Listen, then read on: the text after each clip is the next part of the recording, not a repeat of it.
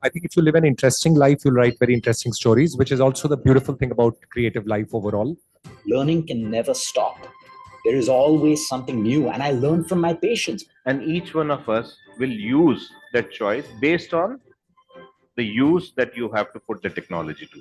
The first film that made me sort of see how a human story and the layers of politics beneath. Panipat का युद्ध पढ़कर आने वाले दरोगा लोग इन्वेस्टिगेशन कर रहे हैं तो उसमें थोड़ा विज्ञान मिश्रित होना चाहिए, ऐसा मेरी अपनी सोच है. A person may have a very enviable lifestyle, externally appear very successful and happy, but no one really knows what's happening within. It is not going to kill the supply chain, it is to empower the supply chain. And I'm happy to announce that we are still very much in the pilot stage and beta testing is going on. We are gradually building up our presence little by little as people get more and more confident. Because of the state of our cities, we have no option but to build smart and resilient cities. Digital India is more for the poor, underprivileged, and the deprived.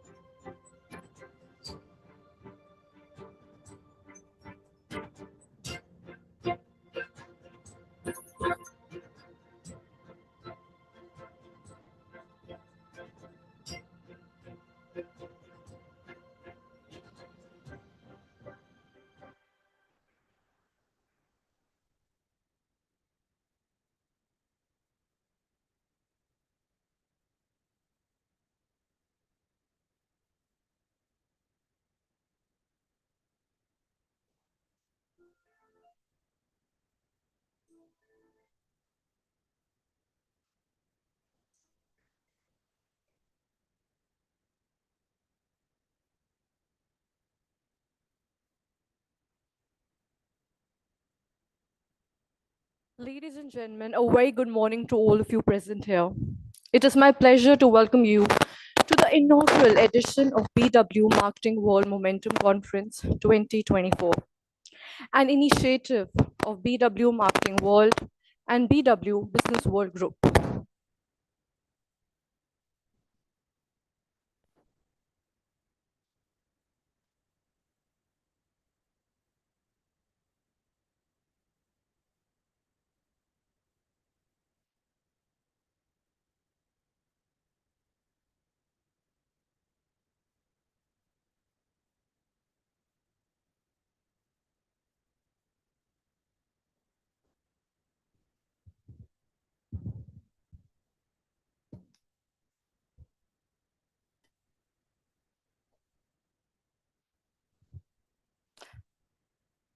A very good morning to all of you. It is my pleasure to welcome you to the inaugural edition of BW Marketing World's Momentum Conference 2024, an initiative of BW Marketing World and BW Businessworld Group. My name is Chandni Sehgal. I'm going to be your host for the day. And I'm very excited to be here today and be part and parcel of this wonderful event here. Before that, however, some requests from our end. As courtesy to our speakers and your fellow delegates, do please turn your phones to the silent mode. If you wish to be part of the conversations on social platforms today, please join in the conversation with the hashtag BW Marketing Momentum. I will repeat, hashtag BW Marketing Momentum. Now that the pleasantries are done, let me set the stage with the brief background. The conference today will serve as a platform for experts to deliberate, decode, and unravel the complexities of modern marketing's next chapter. It will host some of the best minds in artificial intelligence, generative AI, marketing technology, and conversational and influencer marketing, all under one roof. The theme of the Momentum Conference this year, the Great Creative Reset, which will dwell into the evolving aspects of creativity in the marketing realm, where technology and innovation stand tall as its staunch pillars. The summit will be followed by BW Merit Awards 2024, honoring leaders and their exceptional work in building the larger marketing community. Can we have a round of applause for the bright, vibrant minds here present in this room today? It is a thorough delight to welcome one and all to this wonderful event. Thank you so much for taking time from your busy schedules to be part and parcel of today's event. I would now be requesting the team to show our audience a little sneak peek of today's event. Can we please have the AV on the LED screen in front of you? And I would request our venerated guests to please place your eyes onto the LED screen in front of you.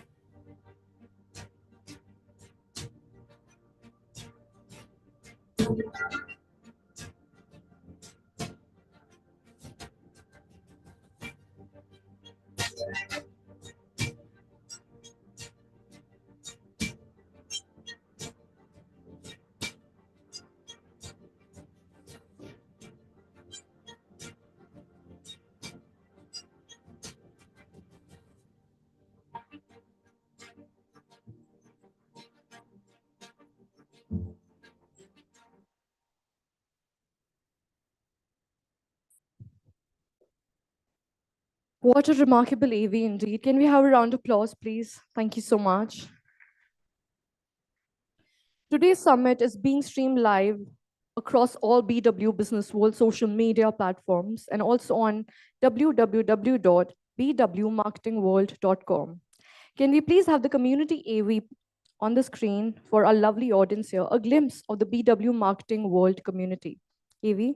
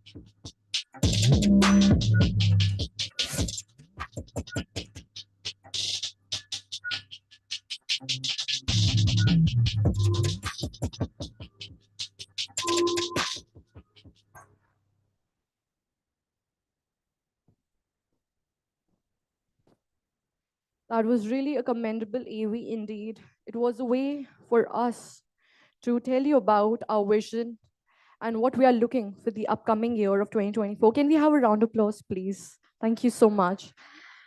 BW Businessworld is led by Dr. Anurag Batra, Chairman and Editor-in-Chief, BW Businessworld, and founder of Exchange for Media Group, the fastest growing business media house in India, with a network across 24 niche business communities and 8 magazines.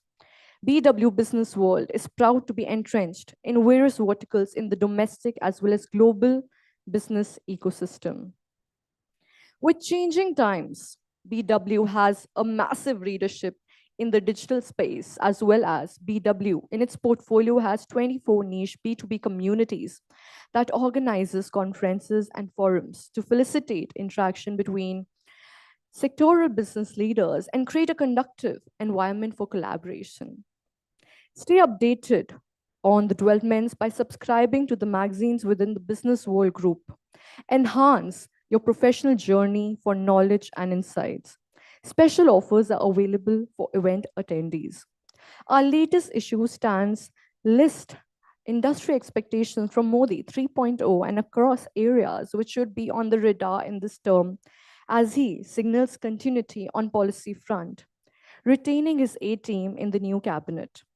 Our upcoming forthright issue hitting the stands this weekend, looking at the summer that was for the consumer durable companies. For more information, please get in touch with Mr. Vinod at the registration counter for sure. I would now be requesting the team to play the proportional of the AV of our issue here on the screen in front of you. I would request our venerated guest one more time to kindly place your eyes onto the LED screen in front of you as we have a very special promotional AV henceforth.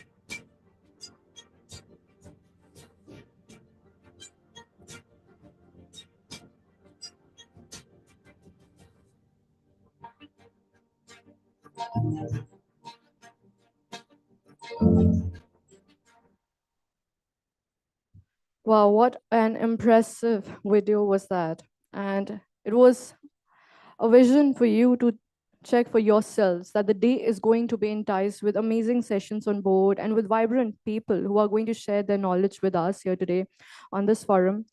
And definitely, it will be a learning curve, a learning experience for one and all. I would also now like to thank our partners for walking hand in hand with us for this summit. I would like to thank our technology partner, Net Value Media, news partner, Bharat Express, strategic partner, Commune Brand Communications, Cash Our Drive, technology partner, Business Management, Tally Solutions Private Limited, news partner, Bharat Express, strategic partner, Cash Our Drive Marketing Private Limited, media barter partner, One Up Trade, and our event partners, Joy Travels Private Limited, Fandom, Beanley Coffee, The Thick Shake Factory, Realty Plus, Exchange for Media, IWM Buzz, Impact.com, and last but not the least, Pitch. I would now be requesting the BW team to play our partner AV on the screen now.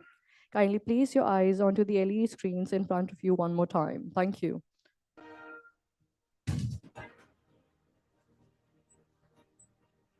Keeping up the integrity of journalism with its strong conviction, Bharat Express continues to elevate your news sense. We define the aspiration of New Bharat, perfectly in line with its motto, Satya, Sahas and Samarpan. Bharat Express News is a fast-paced news delivery platform that has been dedicatedly delivering excellence for the new age Hindi news viewers under the able leadership of Mr. Upendra Rai, CMD and Editor-in-Chief of Bharat Express News Network. Mr. Upendra Rai is a seasoned media personality who has many path-breaking stories related to politics, business, and more to his credit during his 25-year-long career.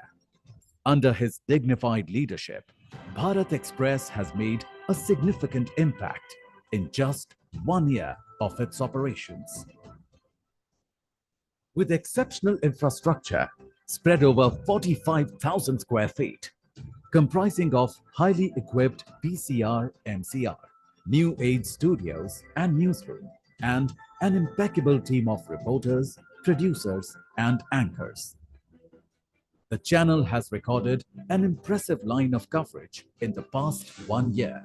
Right from taking up causes of the common man, our anchors do not form opinions and judgment, but deliver facts. First stage media startup, Bharat Express is undoubtedly a name synonymous with delivering quality news, where every member of the group puts in great effort, contributing to our mission of informing, educating, and empowering our audience. We are a new age media startup that is spreading its wings every second, making every step count. Leading advertisers trust us with their brand image because we showcase conviction and truth. Many governments, including Uttar Pradesh's governing system, have praised Bharat Express's fact-based sting operations. Our reach is far-ranging as the channel is available across major DTH platforms and cable operators. In this digital age, Bharat Express too has an expansive reach and presence via its YouTube channels. The network's website is accessible to its reader base in Hindi, English, and Urdu languages. We at Bharat Express believe in hard work and perseverance, backed with strong vision, because consistent hard work always leads to success.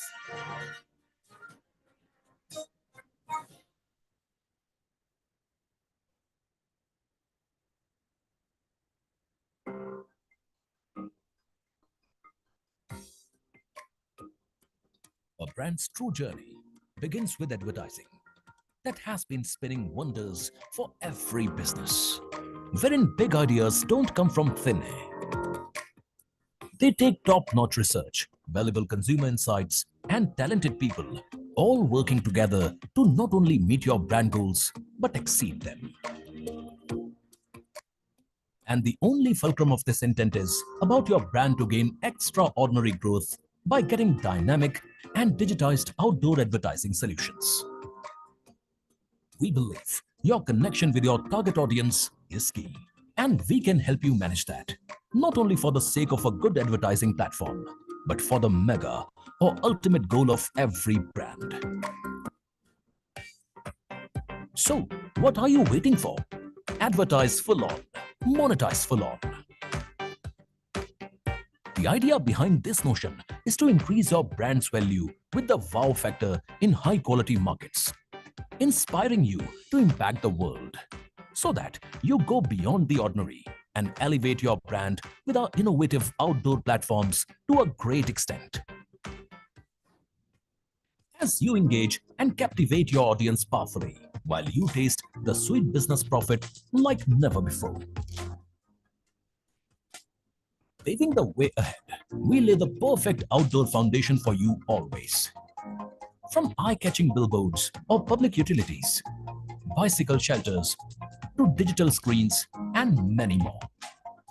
So you gain unparalleled visibility in high-traffic areas, ensuring that your message stands tall and upfront.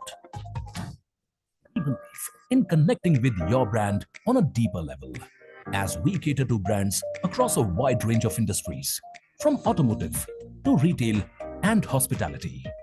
Unstoppable, you see, as we also own great inventories in Delhi, Chandigarh, and the entire Kullu region of Himachal Pradesh. Furthermore, we have established nationwide and worldwide tie-ups plus collaborations for all the major outdoor advertising spaces, so that you can always hit the numbers in a big way. So, are you ready to take your brand to new heights? Step into our world of dynamic outdoor advertising to maximize returns and skyrocket your business. As we simply say, advertise full on, monetize full on.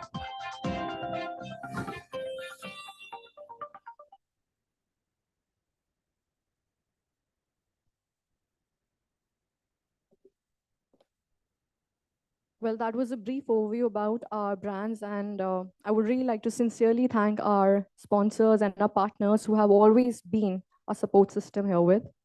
Before we begin, I think it's only fair that we should all raise our hands up in the air and clap together and welcome today with a range of positivity and enthusiasm. I can see so many vibrant young minds here under one roof, and it's only fair that I'll ask you to, just be a few more enthusiastic and energized and pumped up as much as I feel. So a humble request to wonderful people sitting here. Can we have a round of applause for all of you? Because you all are part of the wider term market. We all are marketers here. And as it's said, in the market, we always have to keep working hard, keep innovating and rebuilding ourselves to move forward. Moving forward to one of the most important segments of our event here today. Well, it's now the time to begin this afternoon. And to open today's event, may I call upon stage Mr. Anurag Batra, Chairman and Editor-in-Chief, BW Businessworld, and Founder Exchange for Media, to present his opening comments on this mega launch of BW Momentum Conference 2024.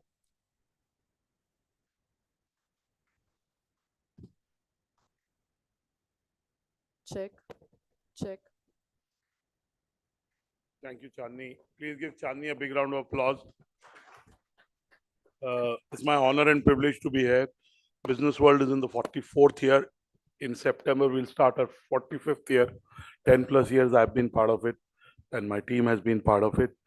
BW Marketing World, we started a couple of years back, but we believe it's Businessworld is of course a magazine, but it's not just a magazine.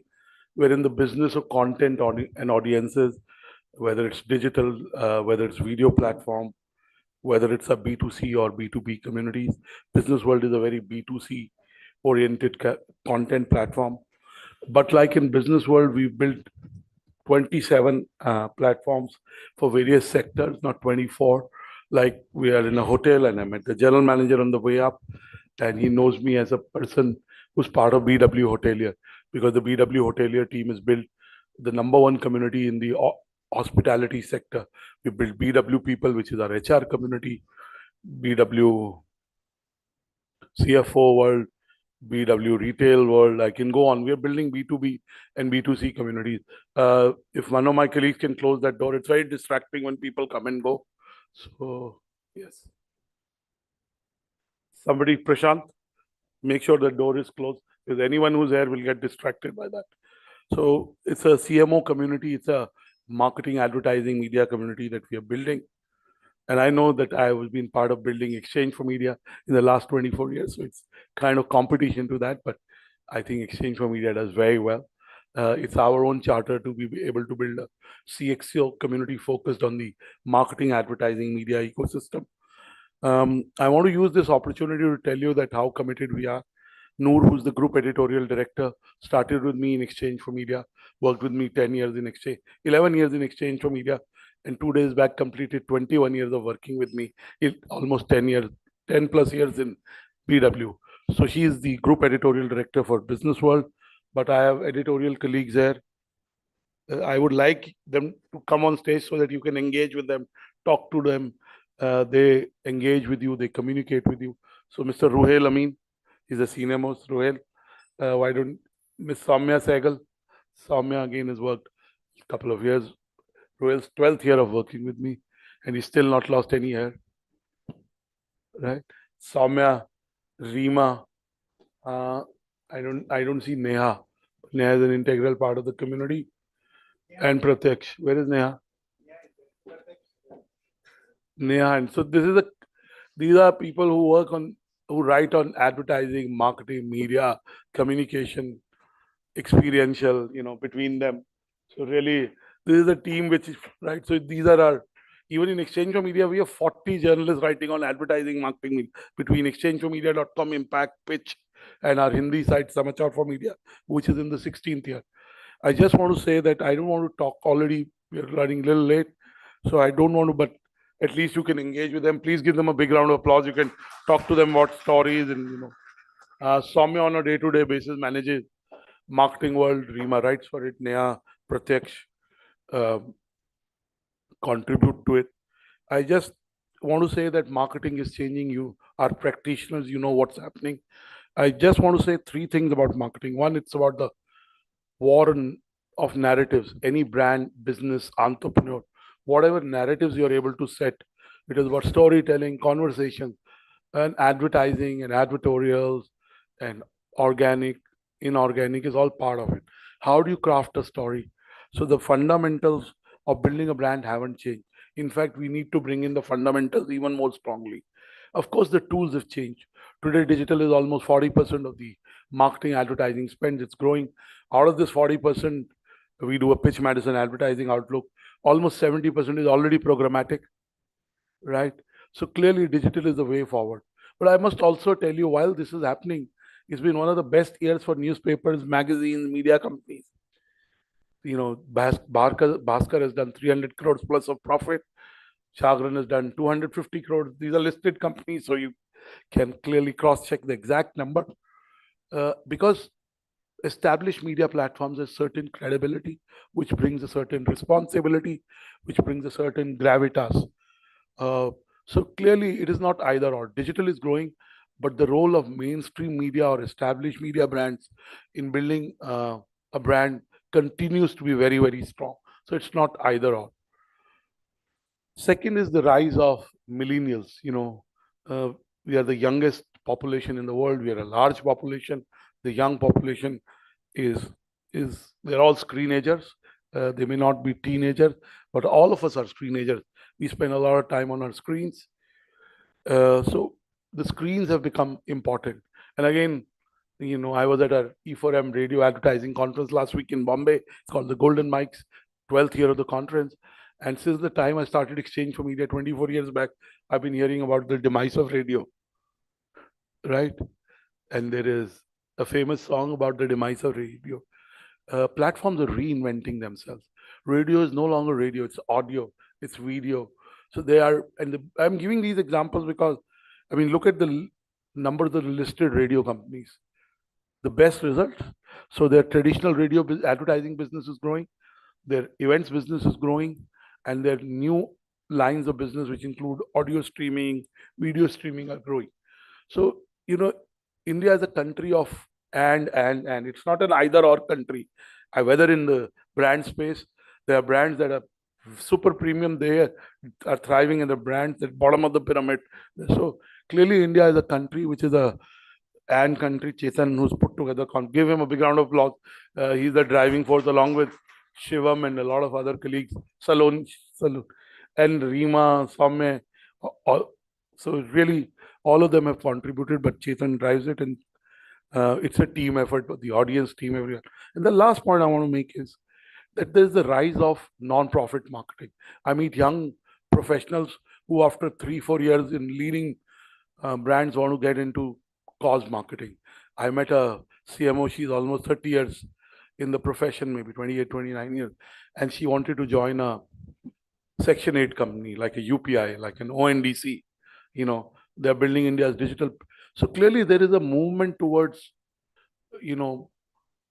cause-based marketing. Sustainability is very important.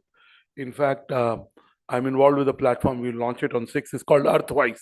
It is about marketing using sustainability as a plank. My daughter and one of my friends, they're collaborating to launch it. So clearly, what I'm trying to tell you that of course, there's a lot of new. The world is changing, but the more the world changes, it stays the same.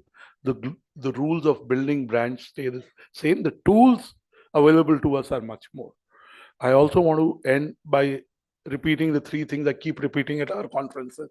One is sleep enough. Don't sleep less than 8 hours. All the work you do, all the money you make, it can't be at your cost.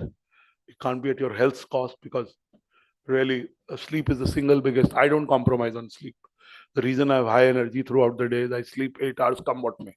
Yesterday I slept a little late. I was in touch with Chetan Ruhel in the night at 12, which is not my normal time to sleep. So I read this book called Why We Sleep by Matthew Walker. You can watch his YouTube. Once you watch it, you'll know how sleep is important. If you sleep well, you're kinder, you eat less, you're fully in the moment, you're mindful. Second is, I already talked about the fact that climate change is for real. Look at the rising temperatures in every part of the world. Look at the disturbing patterns of environment. So clearly you are leaders, you are CXOs, you have marketing roles. So raise the climate consciousness. It will impact us in our lifetime. Forget our children and their children and so on and so forth. And the last thing I want to say is, I'm sure all of you are kind. It's a world where we are very me. Everyone wants to grow, which is okay. As long as you grow through the right means, you do the right thing for the right reason in the right manner, it's fine. There's nothing wrong about ambition or goals. However, I want to talk to you about a young Israeli who in 2013 almost became the youngest Israeli to climb the Mount Everest. He was between the base camp and Mount Everest when he discovered that one of his friends had died on the ascent, and one friend was in dire need of oxygen. So he had 2 choices, either to climb the Mount Everest or to save a life. What do you think he did? Yeah, he did save a life. He came back, he brought his friend back, he had frostbite, his 3 or 4 fingers were amputated, but he saved a life. So he forego a personal goal, which he prepared through for 10 years to be able to save. So while we do our jobs, do contribute to others, be kinder. I know all of us have a role to do, and sometimes you will need to play that role. But be kind. And I'm not talking down to you. I'm sure all of you are very kind. I'm just bringing it top of mind with you. So I wish you luck. This is the first year of momentum. In the evening, we have our awards on marketing called Merit. Like all our Business World initiatives, Merit is curated through a jury process. Leading industry figures were part of the jury. When you see the winners, they're through a jury process. The entries were curated by the entry team and the editorial team, and then the jury has selected the winners. So I wish you a day of learnings, of connectivity. Follow Business World on its WhatsApp channel. Chirodeep and Prashant, you can send a link to all the attendees of following Business World and Marketing World. The conference is live on bwmarketingworld.com. So you can, if you go out in a break, you can follow it on your phone. All the best. I wish you good luck and hope to engage with you offline in bricks. Thank you. God bless you. That was quite commendable indeed. Thank you so much, sir, for sharing with us your insightful knowledge. I would just like to quote something relatable to all the marketers here, that our job as marketers are to understand how the customer wants to buy something and help them do so. So it's very simple. But again, we have to be innovative. And throughout the day, we will have sessions on different topics, which are going to definitely increase your knowledge related to the same. And you will definitely learn a thing or two by the end of it. Before I invite our super speakers today, I would request them to please stay within the time duration. The countdown monitor is going to be right in front of you, which will guide you. And when there will be about a minute on the clock, you will see me right here next to the stage. Apologies for the same in advance, but I'm the designated timekeeper today. So without further ado, I think we should commence forward with the first panel discussion of the day, and it is definitely going to be quite enticing indeed. The first session under our AdTech MarTech track speaks around the power of AdTech in modern marketing. AdTech has significantly reshaped the business landscape, offering powerful tools that transform the advertising sphere and elevate marketing strategies.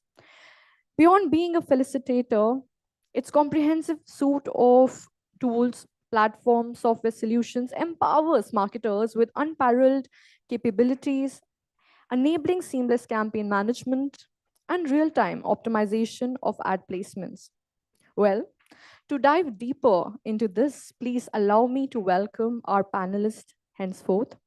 And I would request you all to please welcome them on the stage with a huge round of applause, starting with Tom Stanny, Senior Brand and Category Marketing Manager, Bolt Audio. Can we have a round of applause for him, please? Thank you so much. Akhil Sethi, Head of Digital Marketing, Herman JBL. Welcome, sir.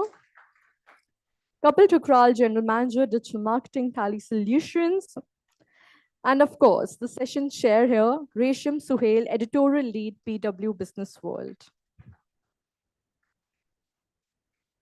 Thank you so much. So much. Thank you. Thank you. Am I audible? Hello? Hello, hello. Hello. Thank you so much.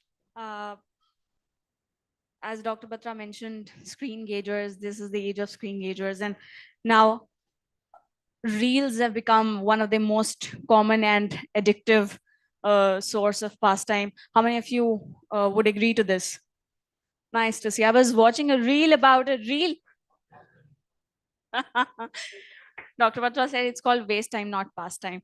I was watching a reel yesterday that was a ranting reel about a reel, because a reel used to be of a 60 second, then it cut short to 30 seconds, then cut short to 15 seconds. Now we are watching a 1 second reel. Very interesting. Now the big question for marketers today is how to keep the customers, the viewers engaged. We will get deeper into this later, but this panel is more about ad tech. We will discuss how in the last decade ad tech has evolved, what potential does it hold. Also, we will discuss how the digital spends are going up, what are you doing specifically with ad tech, and also what do we look forward in next 5 to 10 years, how will ad tech evolve, and how will the whole ecosystem will adapt. Can we start with Tom, and if you can discuss how are you looking at ad tech, and in the last 5 years, how did you see it evolve? A very good morning to one and all, and thank you so much for the question. So when I ventured and when I started my career in marketing, like the way in which marketing was looked was very different, or what we learned during our MBA is also was very different. Like around like a decade back, before the digital era or something. So there was a time when the marketers used to buy billboards, TV time, and radio and everything in bulk, and just shoot an ad like to the world, thinking that the customers and the TG would see it. But it has evolved from the time. For example, I was discussing and explaining to a manager and trainee who has joined recently in my team. I was telling her how to ensure that the ad reaches to your customer TG directly. And this has changed over a period of time as well. For example, earlier, if I used to have a billboard, if I had to spend $100, and if it's reached to 100 people, I could only wish that 20 of the 100 people who see might be my TG. But it has changed drastically right now. If I know I'm spending $100, I will ensure that the 100 people who is my TG will see the same.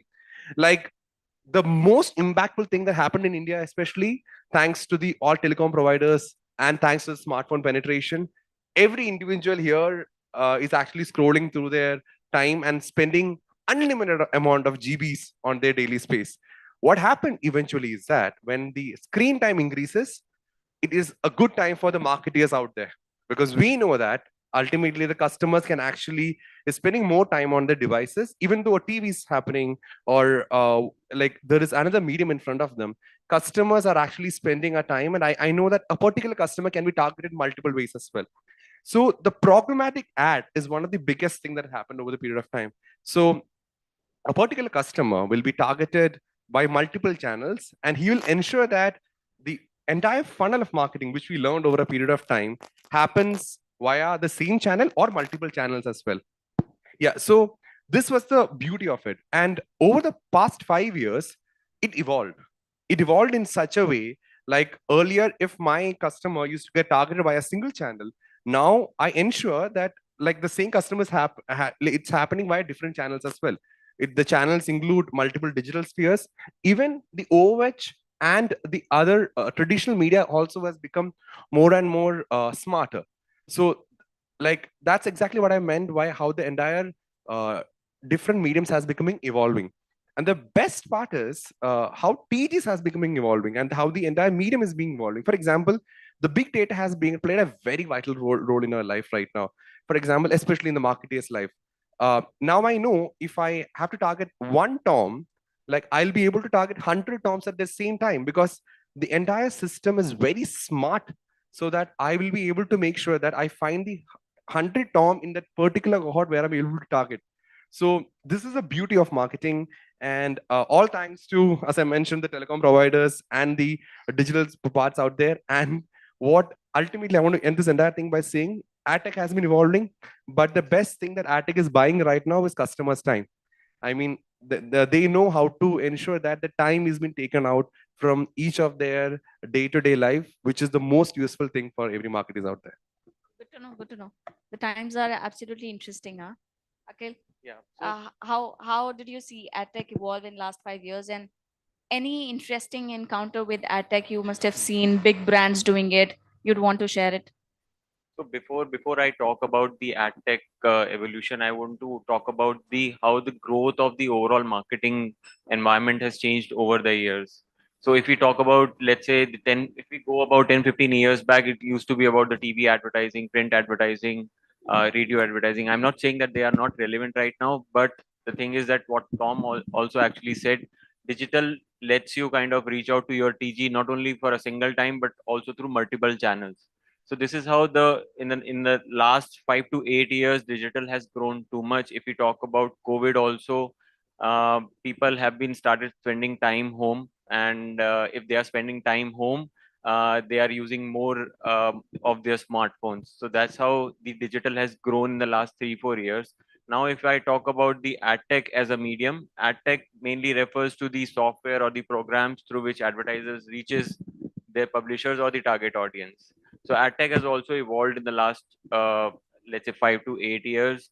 Earlier, what used to happen is that if I am an advertiser, if I have to reach out to a particular target audience, I will reach out to a publisher. Let's say the publisher could be a Times of India, Hindustan Times, or any other publisher for that matter.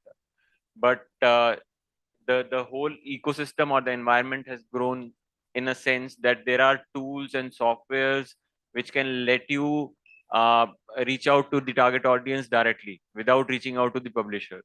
So this is how the ad tech has evolved over the last 5 to 8 years. Now I understand that you invested your time with Nokia as well, huh? And it's been 10 years, 12 years now, but tell us what is something that stands really, really drastically different to you in this whole ecosystem? What has evolved? What is now different? And also your insights on how EdTech has evolved. of all, thanks a lot for inviting me here. I think I concur with both Akhil's and Tom's point on how the inventory has evolved, how the targeting has evolved. It makes makes our life a lot easier when you're planning something. There are two aspects I feel that which I've seen drastically change over the last decade or so. Is that first is that GTMs have become much faster. If you want to plan a campaign, it's much faster. Campaign, obviously, the bang for a buck, which is the campaigns are leaner. So I don't need to target the whole audience. I need to have a cohort target. Okay. So I was saying that the campaigns have definitely become leaner, but the important thing is that when a campaign used to be planned, it used to be planned a week in advance, or 2 weeks in advance, or 3 weeks in advance. If I want to start promoting a new feature or in case a new product, I can go live. I can plan it today. I can go live tomorrow. GTMs are much faster. So it builds velocity into whatever we are doing. I think the second biggest advantage that AdTech offers, and especially AdTech of today, it offers is that as long as Anurag mentioned, the fundamentals are clear. The dependence on human intervention or dependence on a capability of a person executing that media plan has reduced. So it is very less likely that a human error will cause a problem in a campaign execution or a media plan execution, which used to happen a lot. Now a lot of these things are taken care by your DSPs who help you plan the ad tech. So I think in these two frames, while it has evolved in multiple ways, I think in these two ways I have seen how our working has changed in the last 10 years. First is the go-to-market faster, and then human interventions or human capability errors are reduced. Now, Kapil, I directly want to go to DPDP and how data privacy has been a concern when we are seeing the big companies putting it forward and keeping the data privacy as first concern. How are you looking at it? And when we see that third-party cookies being very discouraged, I mean, building your first-hand data, what does it take? Tell us what is your take on this, and how do you see for let's say small or mid-sized companies doing it, because it will take a lot for them to build that good infrastructure, of course. Tell us your take on this, and how will it evolve going forward? What can be some of the challenges when it comes to big companies looking at it as a data privacy concern? Tell us what would be something that we will look forward to.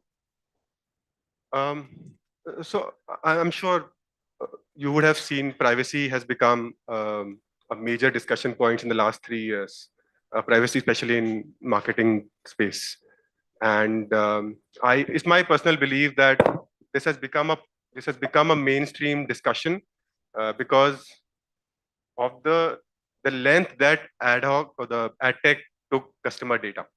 And sorry to use it, but the ads were getting creepier and creepier. The more it had more data than we wanted to share, and the ads were getting more personalized. So I think it was a pushback and a correction driven by consumers. So I think it's the best form of correction. I think the changes were led by Apple in 2021, and now I'm assuming Google will soon announce that it will deprecate the third-party cookies. But the major discussion in the last 3 or 4 years that especially B2B companies have been having is that how do we address that maybe 3 years hence or 4 years hence. In the last 2-3 years, a lot of effort, whether in enterprise space or B2B space, has been going into building first-party data. So reducing dependence on the third-party data brokers or data brokers, which will no longer be able to get your data. So personalization may not be as easy. We will see how the industry evolves. The targeting will not be that easy. So you will not get enough data to target. So your bang of buck will fall. And I think DPDP is an extension of that. Again, I believe it's a consumer driven correction and very, very welcome. And I think it will bring the innovation or the gut of a marketeer back into the space which has been overtaken by machines. So I truly believe that's a good change in the marketing space. Very, very interesting and very important. Akhil, you want to add to it? So I know that what Kapil also mentioned about, but I just want to talk about how the ad tech is helping us to reach out to the right customer at the right time. So for any marketer, it is very important, or the underlying objective is to reach out to a particular target audience at the right time with the right communication. So that whatever is your objective, be it awareness, or it's a mid funnel objective, or a kind of a low funnel objective, which could be conversion also, but every campaign is being set on these objective itself. So what ad tech usually does is that it helps a particular advertiser to kind of mitigate all these risks and then reach out to the TG at the right time for as per the desired kind of objective. Now, Tom, we are seeing the ad spends going up. You would want to put forward a different take on that, but we are seeing mobile ad spends going up, and also most of it remains programmatic, and which clearly shows that digital is the way forward, as Dr. Batra also mentioned. Now, tell me, what are some of the strategies that are in place for you, for your company, and also what are some of the scope that you are focusing highly on edtech? What are some of the strategies you're focusing on? Yeah, so brands have moved into mass spending to smart spending recently. The reason is that there was a time when brands used to splurge money without looking at the ROI, and they don't even literally care. They want to just get the top of mind recall. But ultimately, what has happened over the last 2 to 3 years, especially after the COVID impact, was brands started thinking, should I spend so much money, or should I start spending it smartly? Like, for example, just answering a last question as well, because adding on to this, for example, like, if the brands don't have the right data and to right target, they're literally splurging money. If I reach out to somebody who doesn't even care about my product, I mean, I'm wasting money there, right? So what need to happen there is customers need to be aware how to safeguard their own data. Every platforms in the world where you actually share the data right now, there is actually a section where you can actually completely restrict sharing your data to the brands out there. If each and everyone out there who's aware about this, they can do it if they don't want to see the ads which is relevant for them. So recently, what happened is, taking that point here, brands start actually spending ads which will start giving them ROI. And I've seen certain spends by many brands come to zero because they don't want to spend money there anymore. Because ultimately, especially like, yeah, like you will see, there are brands coming in the major sports like IPL and out there, and you will see, look at the longer run brands, which all brands have been there in the IPL for the last 5 years consistently. It'll be a handful. Rest of them have dropped off. They'll come one season and they'll go off. They'll see that, like, what is the ultimate ROI rather than brand recall that will coming might not be relevant enough. So they start spending wisely. Like, if they have a handful of money, exactly, they'll spend it very stringently, and they'll ensure that the ROI is rightly made. Akhil, you would want to come in and tell us how are you allocating budget, and how are you leveraging edtech? So if I have to talk about our overall marketing budget, most of the marketing budget is being skewed towards the digital side of things, because we are getting, like Tom also mentioned and like Kapil also mentioned earlier, we're getting the right ROI of every money that we are spending on digital platforms. Be it any objective, be it awareness or conversion, we are getting the right kind of ROI from our spends. So if I have to talk about the ad tech tools that we are using, so in terms of the platforms or the publishers also, the major spending is happening on Google, Meta, and Amazon. If we talk about Google as a platform, there is demand generation tool, there is a Performance Max tool that we are using. Performance Max tool is basically nothing but it's a tool which kind of works on the goal that you set, depending on the keyword strategy that is there, and it drives basically the ROI basis the goals. If I talk about the Meta as a platform, there is Advantage Plus Shopping. It kind of works in tandem with the Meta AI itself. So what it does is that you don't have to kind of set a particular set of creatives or the copies. You kind of feed in a kind of an Excel file or a feed itself in the tool, and then basis the audience that is there that you want to target, Meta AI itself decides which kind of communication should be shown to which TG. So it's kind of a personalized or tailored messaging that we are showing to the audience basis the objective that you have set. So yeah. Kapil, your take, and also you work in a very different set where these two guys work, B2C and B2B. They're really different, not that different, but different. How Tell us, how are you allocating budget and how are you looking at leveraging ad tech in your space? B2B organizations in general, even if, so we are one product company, most software companies are. B2B organizations in general, they will have different goals outside of revenue. So while ROS is important, then we have our metrics which are close to our heart, which is CAC and LTV and so on and so forth. When we look at ad tech, we don't look at campaign in isolation. We don't look at ad tech in isolation.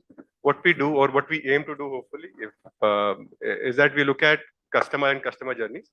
Our MarTech infra is built in a sense that it integrates with multiple tools and signals. And as an intervention, if it requires to advertise to that person, it allows us to advertise to hundreds of cohorts at the same time.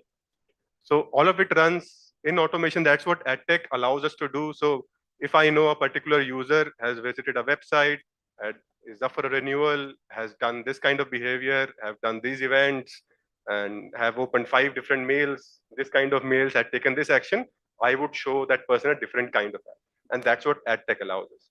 And because it integrates with all the systems, all systems work in unison. And that's how we look at ad tech and martech, and we look at it from a customer journeys lens.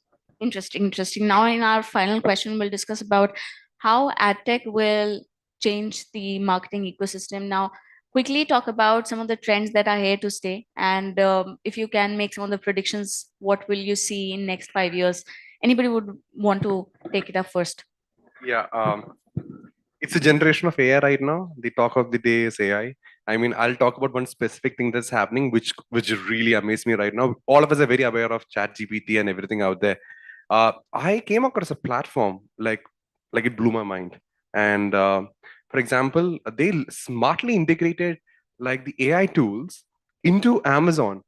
And for example, like every Amazon market is out there, you will get to know. For example, there was an interesting question. You can go in instead of looking at the entire data out there, and instead of understanding or scrolling through every data, I can just go and type what is the like I want to find out the ads with so and so ROAS giving me so and so ROI with minimum spends of XX thousand, and they literally give the answer to me. And this platform was for Amazon specific, I think, and it was called Hector. And they literally were able to see. So this is a generation that I'm talking about. Like AI will be delving in detail into each and every ad platforms, and they will finally deliver and make our life much easier. Like it won't be just in front of targeting customers, but it'll help the overall backend to be much more easier, making the data to be much more precise, and helping the individuals and the marketeers to make their marketing calls in much more evolved way. For example, the data points will be delivered to them on plate, and where the marketers will be able to dissect it much better. Then the human touch could come in, making that AI database and the point to be much more impactful and effective for the world out there. So my point would be, in next 3 to 4 years, the marketeers will ensure that the AI that is going to be there in every ad tech will make the marketing much more effective and efficient. Good to know. So I just want to kind of add on to what Tom said. If in the next 3-4 years, what I am perceiving is that AI will be kind of mixed with the machine learning and also the predictive learning that's there. What it will entail is that as a marketer, will have enhanced customer segmentation. You'll get to know what kind of customer cohorts that you want to target, and also if you know about the interest that then the tool which will be enabled by AI machine learning, what it will do is that it will kind of create the lookalike audiences of those kind of cohorts, and then with the tool itself you will be able to show personalized ads to them. So overall the whole journey would be very personalized, and that will be a kind of a very beneficial to any advertiser for that matter. So I think it's moving the positive direction, the right direction. Kapil, what would you say? Will ads be less creepier now? No, no. So I'll just repeat. I think the reason I think all three of us are saying that, I will also say Chennai is a hot conversation topic, because I think we all three get pitched the same thing by the same agency partners. Uh, the the the risk I see, or not risk and opportunity I see today. We are running campaigns where I only give them a English video of the product, and I tell the tool, okay, tell the DSP that this is what I want to achieve, whether it's leads or revenue, depending on the outcome. Depending on user behavior, DSP today, not in future, today, they are showing the converting in real time that video into Tamil, Kannada, Hindi, any language, and choosing the inventory, whether it's search, discovery, display, demand gen, whatever, of their own, and deciding which is the best inventory, which is the best mode of communication, which is the best copy, and trying to maximize the outcome. That is happening today. So I'm very fearful of me being redundant in 2 years, 3 years, Chennai being the hot topic. What should one do to not be redundant and be very, very relevant to the times? So I think understanding this, and I think sticking to fundamentals, when you're rightly pointed out, I think marketing fundamentals will not change. It hasn't changed for the last 3 decades, 4 decades. You have an audience, you want something to say, and you want certain outcome. The tools, underlying tools might have changed, but I think they will keep on evolving. Good. Thank you, Kapil. Tom, now tell me, has digital completely taken over? What has been your understanding or dissection for allocating spends? I mean, can we really say that digital has completely taken over what has been the traditional forms of marketing, or do I still get to see some of the OOHs happening, newspapers happening? Because clearly I'm somebody who writes for magazine, and I would never want it to die, and it will never. But what is your take? How are you looking at it? And what is your strategy and understanding when it comes to dissection and allocating budgets? Resham, I'm going to say something controversial right now. I hope it won't get controversial. Like, we'll get something interesting for headlines. If the brands say they're digital first, then they have very limited budget to spend outside of digital. That is the reason why they're just saying they're digital first. But I think like every mediums are very important. Trust me, like every single medium is very important, because omni-channel and ensuring that every different cohort that actually comes and a different angle need to be very important out there. Because if you run an ad just via digital, like I think there will be an ROI and everything, but the long-term game is not there. The long-term game is you need to ensure that you smartly understand where my customers are there and my spends need to go directly. For example, a jewelry brand, let's consider, like they don't have much budget. They know, like if they don't have much budget and they know that a particular like city or a cohort where their customers are definitely there, or there are 100 marriages going to happen there, exactly there, put up a billboard there. You will see the customers walking and increasing there, because that is one of the best mediums still out there. I mean, digital is the next big thing out there, but newspapers and the traditional media is still very important, very important, because for marketeers, having an omni-channel is very important for there. As everyone has mentioned, the fundamentals are not changed. Like Philip Kotler's book is still very important, but how to look at that book is what has changed. Like you might look at a principle 10 years back in a different way. Right now, you look at completely in a very different outlook. So digital is there, but I think every other medium is very important still important and is relevant. Interesting, Tom. Akhil, I can see you nodding, but any different take to it? No, I completely agree with Tom here. So basically, us as a brand, we kind of reach out to the premium target audience. For us, digital is more important, but yes, we do out of home activities also.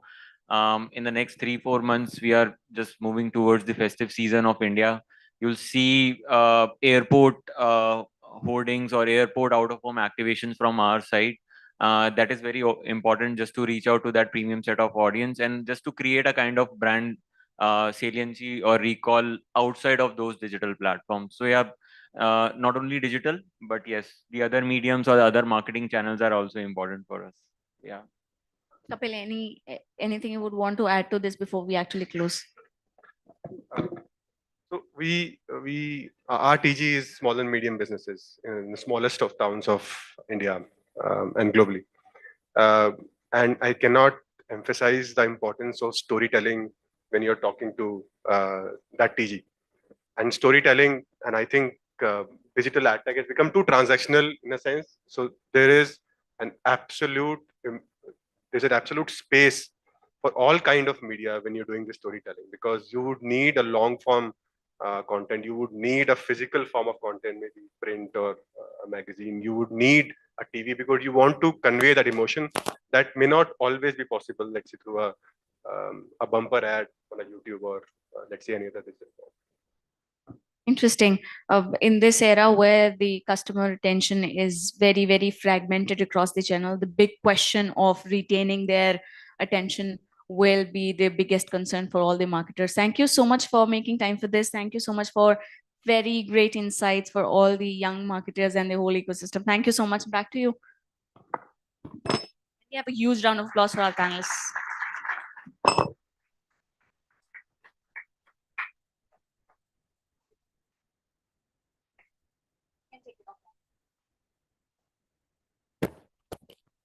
Well, that was quite an interesting session indeed. Can we have a huge round of applause for our panelists and for our chair for diligently curating the session? Thank you so much. Kindly take a seat. Building on this, the next session will speak on how marketers embark on a journey to decode the intricacies of a digital campaign success. In this fast-paced world of digital marketing, understanding the matrix that truly matter is essential for businesses to strive to stay ahead on. The session will dwell into the tools and the key performance indicators necessary for an in-depth analysis of marketing strategies. And to do the honors, I would now be requesting our panelists henceforth with this. Can we welcome with a huge round of applause Ishwendra Singh, GM Marketing, Pernod Ricard. Let's welcome sir with a huge round of applause, please. I would now be requesting the humble presence of Harshdeep Singh, AVP Marketing, Droom. Let's welcome him as well with a huge round of applause, please. And last but not the least, the session chair, Rohan Tyagi, Product Head, NDTV, to kindly join us in to take the session forward. Let's welcome him as well.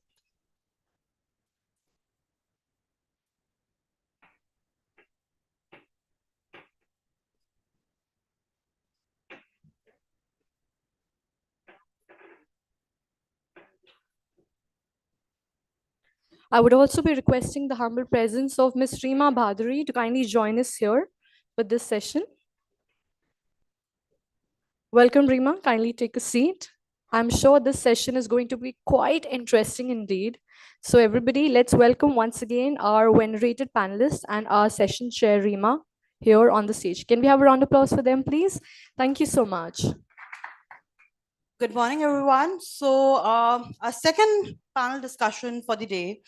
And as our theme says, unraveling the next chapter of modern marketing, we have modern people, modern marketers, modern leaders in our panel today. So firstly, when we talk about the digital campaigns, we have seen traditional media has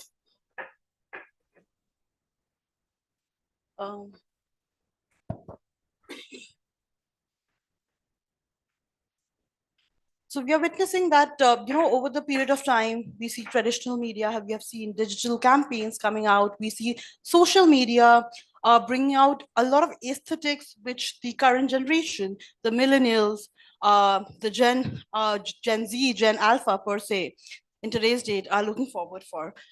So our topic for the panel discussion is success of digital campaigns, decoding the right metrics. So before I begin with my flow of questions, I would again like everyone to give a good round of applause for our dear panelists. Good for him. Okay, so Rohan, if I start with you, since we are talking about modern marketing, since we are talking about the changing dynamics, the success of digital campaigns, decoding the right metrics, how have you seen digital marketing campaigns evolving over the years? If I may just start with that. Hi. So one trend that I can mention or I would like to mention is content and influencer marketing, which we have seen evolve a lot over the last couple of years, right? Which is driving higher efficiencies for brands and product, both for performance lead generation conversions and building brand and communication. And it's becoming a larger pie of the digital marketing spends. So I think that's one trend I've seen evolved a lot over the last couple of years. Okay. Mr. Ishwinder, if I ask you on this, that what are some trends that you are witnessing in India or globally of the digital marketing that we have seen over the years and has overcome this time? So I'll go back literally 20 years or where when digital marketing really started in the country, we were all about click-through banners, and if you remember, there used to be websites. Okay? That was all digital marketing was all about. And if you see the range of movement from there to where we are today, where we are talking about literally AI-led personalization. Okay, we're talking about picking up social media and evolving with social media. As Rohan talked about the role of influencers. The world has really, really changed. I think the only trend you can be sure about in the digital world that change, the next cusp of change is right there. It's in the corner. So I can give you an example of, but there's certain brands in the country which have done a very good job of that momentum. In my category, I'm proud to say that Royal Stag's done a fabulous job. Okay, where even in the World Cup campaign, which we just let go of towards the end of it with the victory for the Indian cricket team, what we've really seen is we've seen a great example of deepfake net AI personalization, where the consumer could put himself into the same campaign as Rohit Sharma, Surya Kumar Yadav, and Jasprit Bumrah. Now, starting from what was static push level comms to consumers now engaging with brands. So that evolution has been massive. Be it Amul, be it Zomato, with its witty content and some great work out there. Even brands like Nike, which have done a fabulous job of, through the Dream Crazy campaign. And another one which I really love as a campaign and which has really created an ecosystem are two brands, if I might put out there, Shot on an iPhone by Apple. I think it's an amazing campaign. And if all of you must get a look at that. So forget what just Apple's put out there, but the ecosystem of reels, of communication, of content which has been created. And on the other side, there's Imperial Blue, again, one of our brands, okay? A fabulous work on picking up Men Will Be Men as a campaign. But the ecosystem, now marketing is no longer just in our hands. There is an ecosystem of content creators, influencers, who basically give life to your communication, to your brand values far greater than what you can. So from controlled push-based comms to democratized marketing, I think that's been the evolution of digital over the last 20 years. That's lovely. So Harshdeep, Rohan touched upon the story, the influencer marketing, the content. Ishwinder touched upon the AI personalization. Any other trend that you're looking forward for in the modern marketing? Yep. So as I mentioned, like 20 years ago, it was just like website and banners. I remember the first ad that I saw was like promising me some $1 million. I'm still awaiting those. But how it has evolved in these 20 years is how the consumer behavior has also kind of changed over these years. Now, when we started out, it was like long form content, blogs, longish videos. Now the attention span of consumers has gone very less, and we are supposed to kind of create content or market towards this audience, which is like if it's something not interesting to them, they'll probably swipe you out in like 1 second. So the challenge that I see for marketers is how in that 1 to 4 seconds is how you can communicate your message, and that's how we are also trying to create our messaging in those ways in which you can communicate that message as well and have that attention span of people as well. Social media probably around 7 8 years was just about connecting with friends. Now it's about showcasing how well curated your lifestyle is. So that's how it's kind of changing. And as marketers, we have those challenges every year. Something new comes up, and it's how you kind of evolve with the audience, how you kind of adapt to that. So that's been a change that I have seen in probably like from last 5 years. Interesting. So while we are on social media as well, we have covered various aspects of how digital campaigns, digital marketing has evolved over the years. Now, when we put out, in the earlier years when we used to measure traditional media, there were different metrics that we used to use. When we talk about digital marketing campaigns, when we talk about social media, when we talk about the shots, attention span that people have in today's date, what are the key metrics that you use to measure the campaigns? Like, Ishwandar, if I start with you on this. Um, I'm just going to say something. Me and Rohan were discussing outside. I think there are just too many metrics right now. All right. And it really depends upon what is your brand, at which life stage it is at, and what is the objective of the communication which you're putting out there. The minute you start looking at it from that lens, you will realize that either you're building brand awareness if you're a new brand, or you're building up something called brand stature if you're a leadership brand. And the most important thing which you're going to look at from, and third is obviously driving consumer loyalty or customer loyalty. But all of this, the fourth area of matrix, and I'm not going to get into individual metrics, and I would leave it for the rest of the panel to talk about it. The fourth area of matrix has got to be cost efficiency. So if you really look at it, these are the four pillars under which all metrics come in. Now, depending upon which industry you're at and what you're really tracking, you could have CTR, VTR, you could have a host of different lens. You could look at follower growth, you could look at likes, dislikes. There are a lot of discussions, but basically what you'll have to do, you'll have to ensure the lens is correct based on the communication objective which you have. But I'll just simplify it for everybody. 4 basic pillars. Are you driving brand awareness? Are you driving brand stature? Are you driving customer loyalty? And at what cost? At what efficiency? Those are the 4 pillars under which all metrics really come in. Understood. Harshdeep, since we are decoding the right metrics, your thoughts on same? Yeah, I think completely agree with Sir here. There are a lot of metrics out there which you can, but it's important how you kind of filter on those and kind of see which ones make sense. So data probably a few years back would be like a dusty old library kind of thing, but right now it's like a fire hose of information. You just hope that you can just turn it off for some time and take a nap, but that's not happening. You could miss out on certain things, but the important thing is to kind of filter out what's kind of important for you. In terms of where you are at your company level, is it like you're just starting out? Then obviously the brand and awareness is the most important thing for you.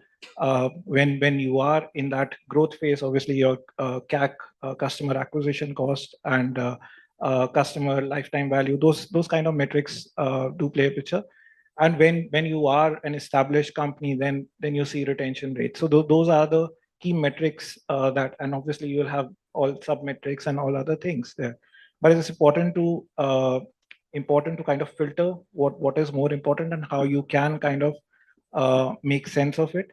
And I think AI is playing a very big role here, where you can take its help to kind of make logical decisions, provided the person itself is smart enough to make those assumptions as well. So, but I think AI is kind of helping a lot here in terms of filtering out what should be more important. So yeah, so that's my take on it. Very well put.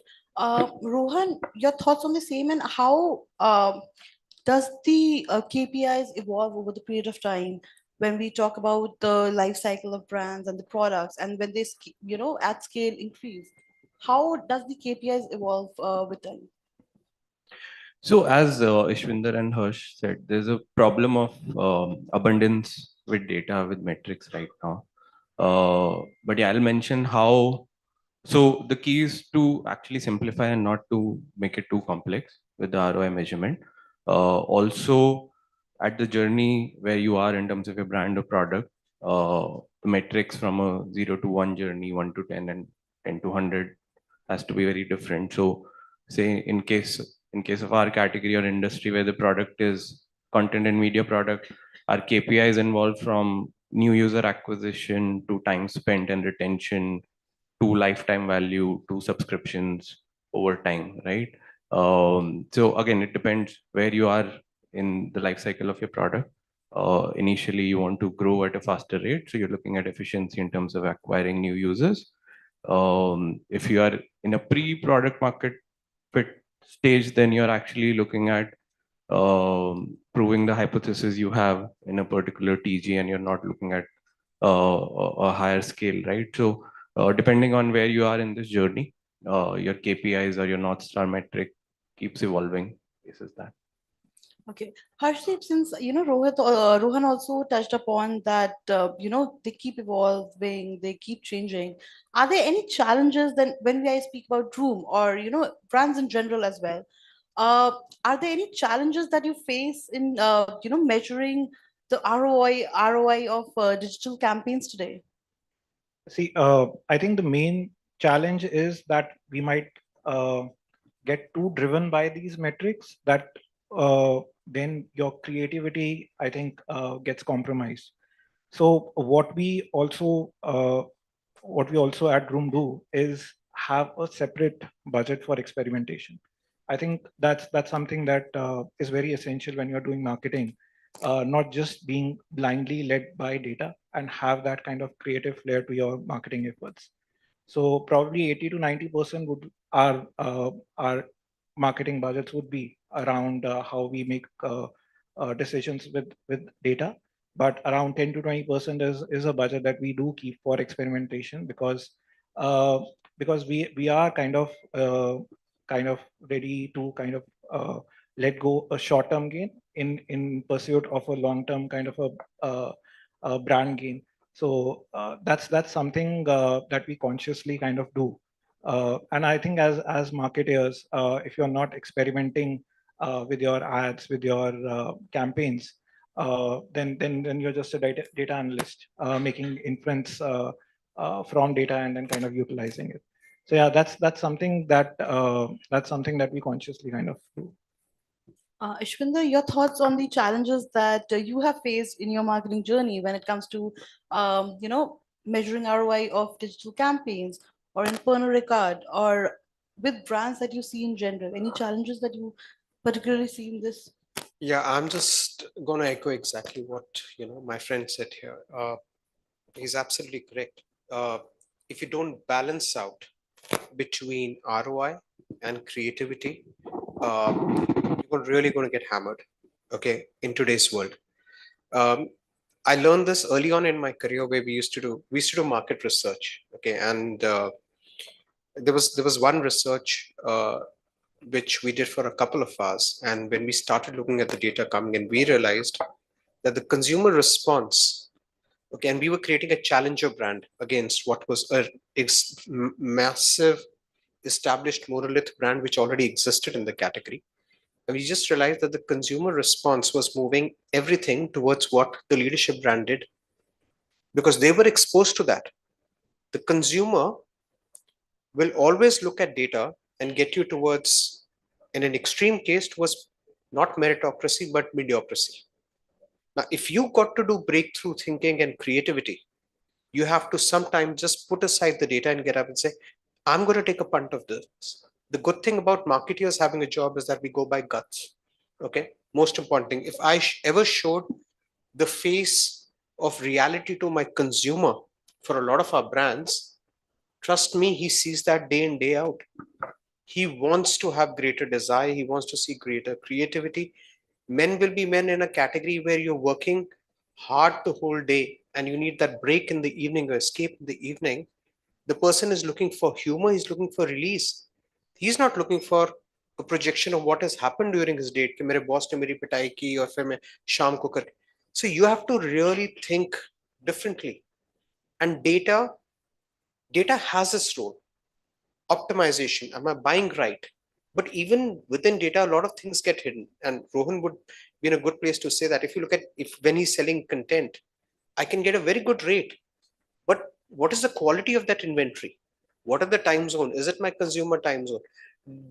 Is it even relevant for my consumer and my consumer persona? Okay.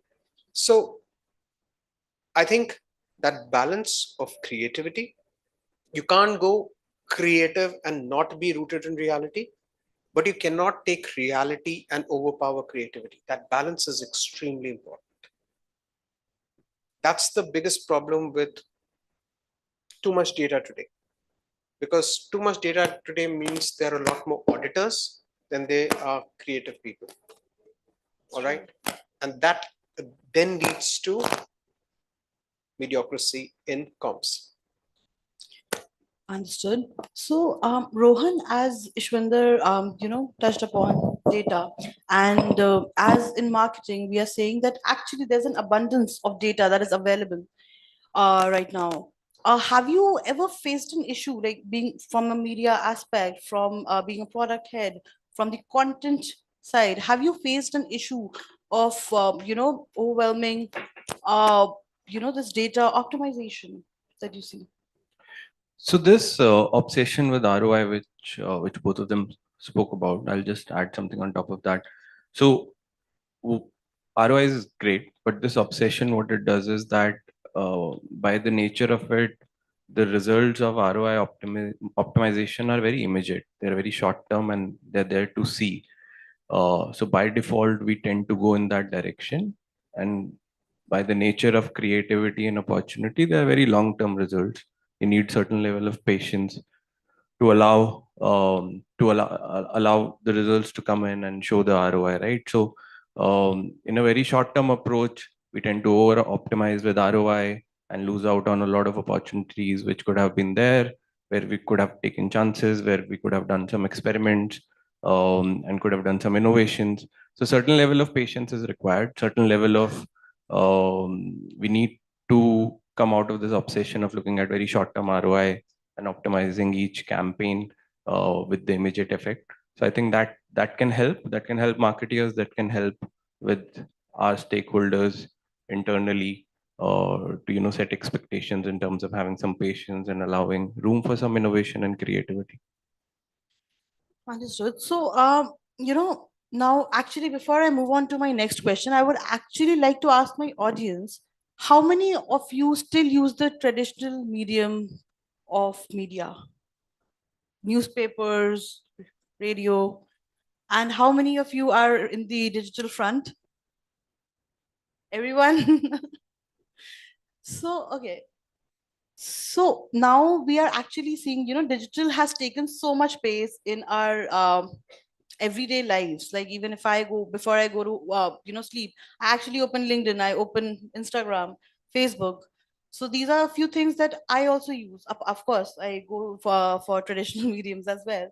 But how do you see the nature of spends, marketing spends changing over the time? Because there was a very heavy impact, and plus they were a little more on the increasing side when we speak about traditional platforms. But when it comes to digital marketing, and as I speak to marketeers, this is one area that I have seen a lot of marketers speaking about, that we are going digital first. How are you seeing this evolution, this change from traditional to digital, and why is it exactly happening? So, Ishwandar, again, if I start with you itself. Okay. Now, there is no one size fit all. And that's what everybody thinks, that there is one size fit all. It is not. Now, depending if your consumer is in a tier 3 market, on a tier 2 market, on a tier 1 market, or a metro, digital penetration is very, very different. What people interact with is very, very different. What is the kind of content they interact with is very, very different. So, depending upon where your consumer is, okay, you will have that ratio of traditional media versus digital media. It also depends upon where the brand is in its life cycle. What is the objective of the brand at that point of time, or the campaign? Now, if it's push comms, all right, and I want to be on cricket, for example, all right, then maybe television is a great unifier if I've got consumers in tier 3, tier 4, I mean, from tier 1 to tier 4 markets, okay?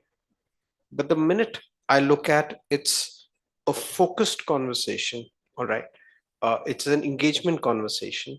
It's a conversation which talks about superiority of to a top end audience. I can geo target a lot more efficiently using digital. My spends would move towards digital. I don't think, and again, it will differ by industries. You would see Zomato spend very differently. You would see us spend very differently. You could potentially see the car segments present, the digital media very, very, the digital spends, but at the end of the day, the reality is that digital is emerging very strongly for the simple reason it's a lot more interactive medium. It's a medium with which you can do a lot more. AI is coming to the fore, machine learning is coming to the fore. Virtual reality conversations are coming on with brands. We can bring experiences alive to consumers, which they only saw on television at a certain point in time. There's hyper personalization happening. Okay. Consumers love putting their face on somebody else who's standing next to Rohit Sharma today. And we've done that very successfully on Royal Stack. We've seen a follower growth really go out of, I mean, it's much, much higher than what we had expected. So, yes, the world will evolve stronger towards digital, but it's not that traditional media is going to die. It's not going to come at that cost. There is a role depending upon what is your campaign and who is it meant for. Arshdeep, your thoughts on the changing dynamics of traditional media and digital media? As Ishwinder said, that it is an extremely emerging sector right now. People are, and I've seen reels on Instagram as well. So, how do you look at it? So, yep, we are a pure play online brand. So we are much more biased towards digital marketing rather than traditional advertising. You could still see a lot of brands kind of doing traditional marketing very heavy, and they have their own reasons to do that. And But if you see, so give an example of Zomato. They are doing outdoor hoardings pretty good. But their virality of these outdoor hoardings happens on social media. So even they need that digital marketing to push their traditional advertising and to get that virality. And yeah, obviously it depends on where you are, where your organization is in the cycle. We also started out with a lot of sponsorships. We sponsored Brody's and Big Boss. We started off from that, and then we moved to heavily kind of advertising on Google, Facebook, performance marketing, and now we have realized the power of content marketing. So majorly our spends are towards digital marketing because our audience is there. That's what we have realized, that wherever your audience is there, right now also probably the online advertising would still be around 50 to 55% of the overall spends. And rest would be traditional advertising, but almost 80% of your audience is on online and spending a lot more time every day on online. So that's what we have realized, where your audience is, where we need to be, and that's why mostly our spends have been, and I have a reason to be more inclined towards that. Lovely, lovely. So, Rohan, NDTV, like similar to BW Business World, we are also everywhere. You're also everywhere. You are also, you have seen that aspect and experienced it with, the traditional, mediums flowing in. You have seen how, the response comes in. Also, you have seen the other side where we are talking about decoding the right metrics for digital campaigns. How do you perceive, how are their spends changing? How are people moving towards more digital? Or do you see that the brands are moving beyond just, Facebook or Google, as we mentioned? How do you look at that concept? So I'll share some points from both perspectives. On digital, there's a much lower threshold required for experimentation, right? So it becomes a go-to medium for brands who want to experiment with communication, experiment with product, A/B testing. You can do it with very, very minimal thresholds, right? Allows you a lot more flexibility there. However, if you're looking at a push messaging at a very, very high scale, where you want to reach out to a certain volume of your users in a very singular communication, we still see those campaigns happening on offline, whether it's TV, print, OH, right? Even digital first products and brand are creating or running those big impact brand campaigns offline, because those are, whether it's cricket, whether it's roadies, Big Boss, print, or even OH, those are the opportunities where you can reach out to a large number of audience with a single communication at once and create certain impact and complement it with your digital media plan, right? However, onus is on organizations like us from a digital media perspective to create these impact properties on digital as well, right? Whether it's in terms of creating big impactful digital IPs, brand solutions. So advertisers start coming to digital as well when they're looking at big impact launches or big impact campaigns, right? So we are also working towards that. I'm sure there are certain options available today in terms of the online media outside just Facebook and Google, where brands can look at reaching out to a larger audience, even delivering a push messaging to a larger reach. But yeah, I think a lot more has to be done if you want to compete with the kind of impact these offline opportunities can create. Got it. Arshdeep, you touched upon, how AI, how, the spends have been more inclined when you talk about room, or when you talk about brands, they are going a little higher because, of course, you can measure the, outcome quickly, quicker, in a quicker manner. Also, digital campaigns have a tangent where you can include inclusivity, where you can showcase inclusivity in a, quicker manner. um, as we all were talking about, the T20 World Cup, which brands went crazy with moment marketing, if I have to per se.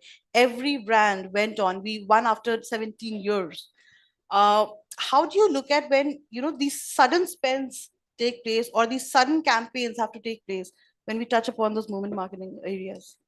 I think one of the things is to be prepared for these kind of things. I think everyone knew India was in the finals and had like team like everyone in probably marketing team were like busy on Fridays and Saturdays to kind of figure out what would be the best way to do. And you also have both the things kind of ready, even if India won or India lost the finals. You have both the things ready with you in case any of the results happen. So you have to be kind of you have to anticipate these kind of things, and you have to be ready. And if you are not doing any of these, then you are being judged more rather than if you are uh, doing it. So uh, there's also like a fear of kind of missing out on these things, because all brands want to kind of participate in this and want to be kind of noticed when something of these kind of happen. And that's when the best kind of creativity also happens, because you also want to stand out of the clutter when everyone else is kind of talking about the same thing, you also want to show your creativity, and that's when the best work happens as well. So I think these moment marketing, these are things where there's a best opportunity to kind of showcase. And Amul is one of the examples which does it really well, acing it. And recently Zomato also is kind of getting into these kind of things. So we look up to kind of these brands for inspiration when it comes to this, and have things ready prior, and expect these things to happen. So yeah. Lovely. Ishwandar, same if I ask you, like with this real-time marketing and digital campaigns coming like crazy, because I am sure like all the brands are in their mindset, as Harshdeep said, that they are prepared that okay, if we win, then we win. In case that is not the case, then we have a sahanubhuti thing where we console ourselves that okay, if not this time, the next time. How does Pernod Ricard, in terms of real-time marketing, woman marketing, looks at it? So, first thing, I agree with him. There's honestly nothing called movement marketing. It's well planned. Okay, you have to create campaigns, you have to get everything in place, etc. Okay. So I'll give you two great examples. We also realized that there would be a certain kind of communication which would be flocked to death by everybody. And we will never have the kind of monies to go and outshout the big players when it comes to conversations like, the choice of a billion people. As you said, okay, we're going to win this. And towards the end, we say, Sahanubhuti. We knew those were the campaigns we would never do. So we did two very different campaigns this time, and we learned that creativity, in fact, had the greatest impact. Number one, the example which I've already spoken about, Royal Stack basically ensured that you could put your face in the middle of a campaign, okay, when you were cheering for Rohit Sharma, and it was like, Ye Cup Hamara Hai. Our grandfather had a generation which was 83, our parents had a generation which was 2007, and this cup is our cup, and you could put your face and you could cheer with Rohit Sharma, with Jasprit Bumrah, and with Surya Kumar Yadav. We've seen great impact of that campaign. On the second side, we created a beautiful film, and it's a very small 10-second film on Imperial Blue, which was basically using the fact that this is potentially going to be Rohit's final World Cup. All right. And this beautiful moment which plays out. I will not call it out because Men Will Be Men commercials are experienced and not spoken about. All right. And it's a beautiful campaign. And from a creativity perspective, both the campaigns have done very well for us. We haven't put strong media weights behind them, but the bottom line is the kind of love we've got is because creativity builds, buys at any point in time. So you have to think different, ensure your campaign is differentiated, and pick up that one hero moment and wish it plays out. Now, had Rohit not done well through the campaign, all right, through the year or through the tournament, we would have potentially, but it worked well for us. Wonderfully put. Rohan, your thoughts, like if I call even brands, say brands or media, they go all out, and sports is, of course, it's an emotion. Cricket is an emotion. So how do you look at women marketing? Because to get out of that clutter, because the moment like the T20 World Cup happened, or even if I take the example of the consecration of Ram Mandir, a lot of brands, I think not a lot, I think all the brands got together, okay, we are going to do this, we are going to do this. How does this real-time marketing impact your decision when you make the plans? So we are in business of real time, right? So there are some of the main value propositions for our brand and our products to the user is, one is providing real time content and news. Second is providing them what they want, whether it's personalization or other qualitative aspects, right? These are our main two values, being on time and providing higher quality and personalized content. And a lot of our business is actually dependent on these two factors. So we try and optimize this, and trying to build a very high level of expertise in house, whether it's building the technology systems, content systems, and optimizing them. Just to give you an example, in case of sports, as you said, if you're using the NDTV app, or if you were using the NDTV app during the finals match, we try and ensure you're receiving the push notifications and the updates within milliseconds, like not even seconds. So we have to optimize that delivery time. On top of that, we have to optimize this real-time delivery of content with personalization. We're trying to personalize with certain level of automation, certain level of editorial input and editorial discretion.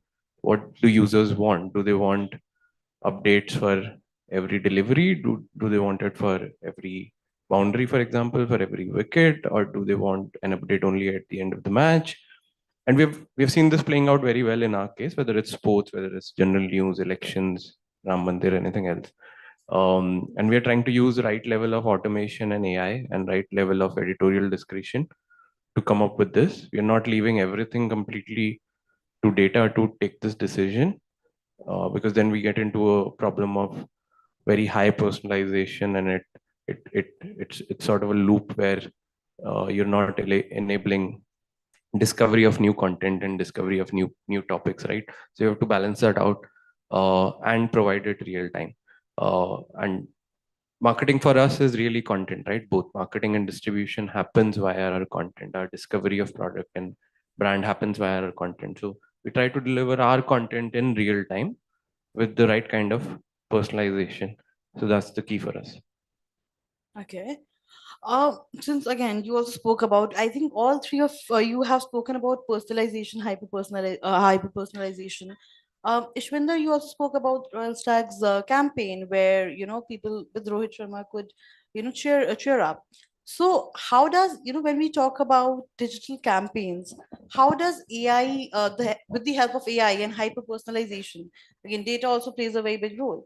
How does, and you give an example of Zomato as well, as a matter of fact, how does this help build digital campaigns and bring that innovation out? Because naturally a lot of consumers today are not wanting the same thing. Gone are the days when jingles were very catchy. I mean, they still are, but earlier that used to be the paradigm. Now it's not. They want something completely out of the box.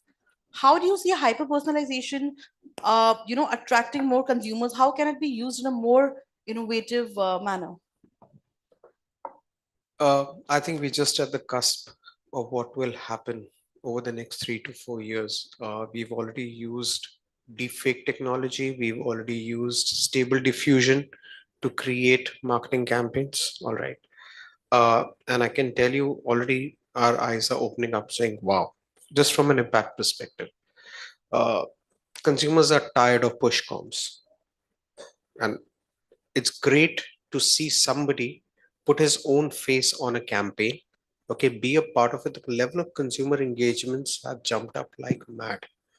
Our follower growth has jumped up because what people are doing is they are no longer being passive accumulators of what we send out to them, but now they are engaging with us. All right, they are becoming a part and parcel of the brand ecosystem, and be it in our events, okay, be it in our comms, be it in our World Cup campaigns, or be it even on our normal campaigns. Now we have an AI leg to almost everything we go do out there. I think the big difference is consumer is a lot more involved because he sees himself out there as a part of the comms. He sees himself with the brand. He sees himself with the star. And that's the big difference. Okay. People are tired of looking at a film star, all right, saying something to them, and they know they'll see the film star in 10 campaigns. Okay. But the minute you go through AI, it's very, very different. And this is just the start. Trust me, 2 years down the line, we will be looking back here and saying, you know what the hell has happened in 2 years? Because the more an AI softwares on a daily basis are are creating quicker content, and it's just going to take off. It's going to take off. So the bottom line is, the difference is the engagement level of consumers. That's the big difference, and that's what will lead to brands. Look, in real time, you will come to know whether the consumers like your campaign, dislike your campaign. Okay. uh, you don't have to wait for a com to play out for 2 years and then you say no, that campaign wasn't great. You get real time feedback. That's a huge enabler for marketing campaigns efficiency and creativity. Okay, so before I move on to my questions, anyone in the audience has any questions for our panelists? Anything on digital marketing campaigns? Yeah.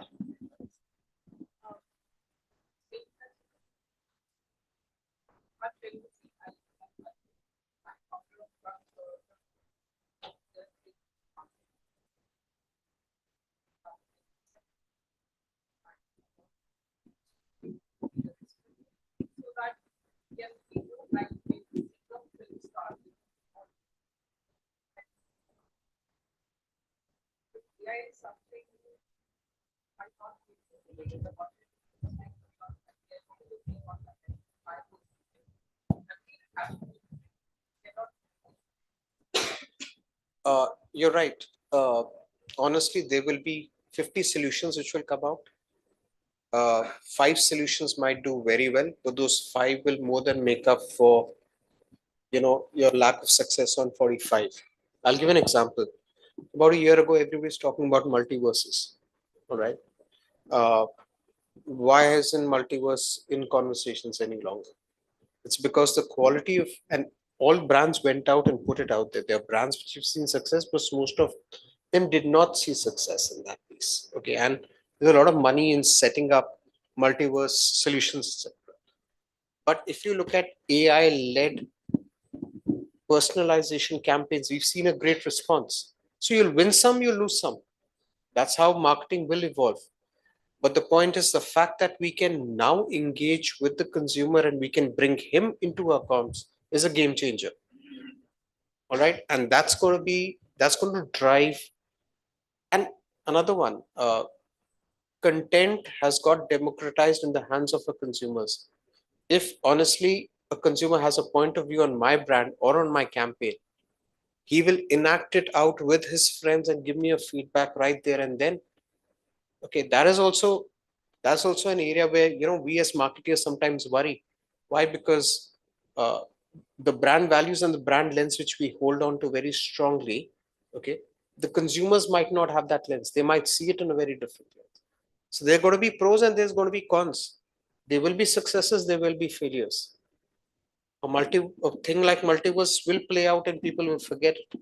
But on the other hand, real moment marketing or hyper personalization will boom. And over the next 2 years, you might get another 10 solutions which will come out there. So I hope, ma'am, your question is clear. Lovely. So our time is up. So thank you so much, dear panelists, for giving your time, sharing your time. Please, if I could request everyone to give a big round of applause. Thank you, Chandni. You can take over now. What a session indeed. Well, the success of any digital campaign depends on just one thing, that reaching the right audience is very crucial to the success of a digital marketing campaign. And we have to make sure that you understand your target audience and what interests them, what are their needs and requirements. Can we have a round of applause once again for our panelists and for our chair? Thank you so much for diligently curating the session. We now land on to the second track of our segment on the topic digital commerce track. Very evidently, conversational commerce has become more popular as shoppers look for new ways, to engage with their different brands. And the brand looks for ways to develop more personal relationship with their customers. Our next set of panelists will be speaking around why must conversational commerce matter for brands in 2024. And to do the honors, I would now be requesting the humble presence of our panelists now. Let's welcome Roger Tooley, Vice President Marketing, VLCC Group. Welcome. Next, I would request the humble presence of Ketan Bhatia, Group Brand Director, Good Glam Group. And of course, the moderator for this session, Ruhail Amin, Senior Editor, BW Businessworld. Let's welcome our panelists as well as our moderator for the session with a round of applause, please. And I'm pretty sure it's going to be quite an interesting session indeed. Do feel liberated and have a wonderful time here with us. Thank you so much.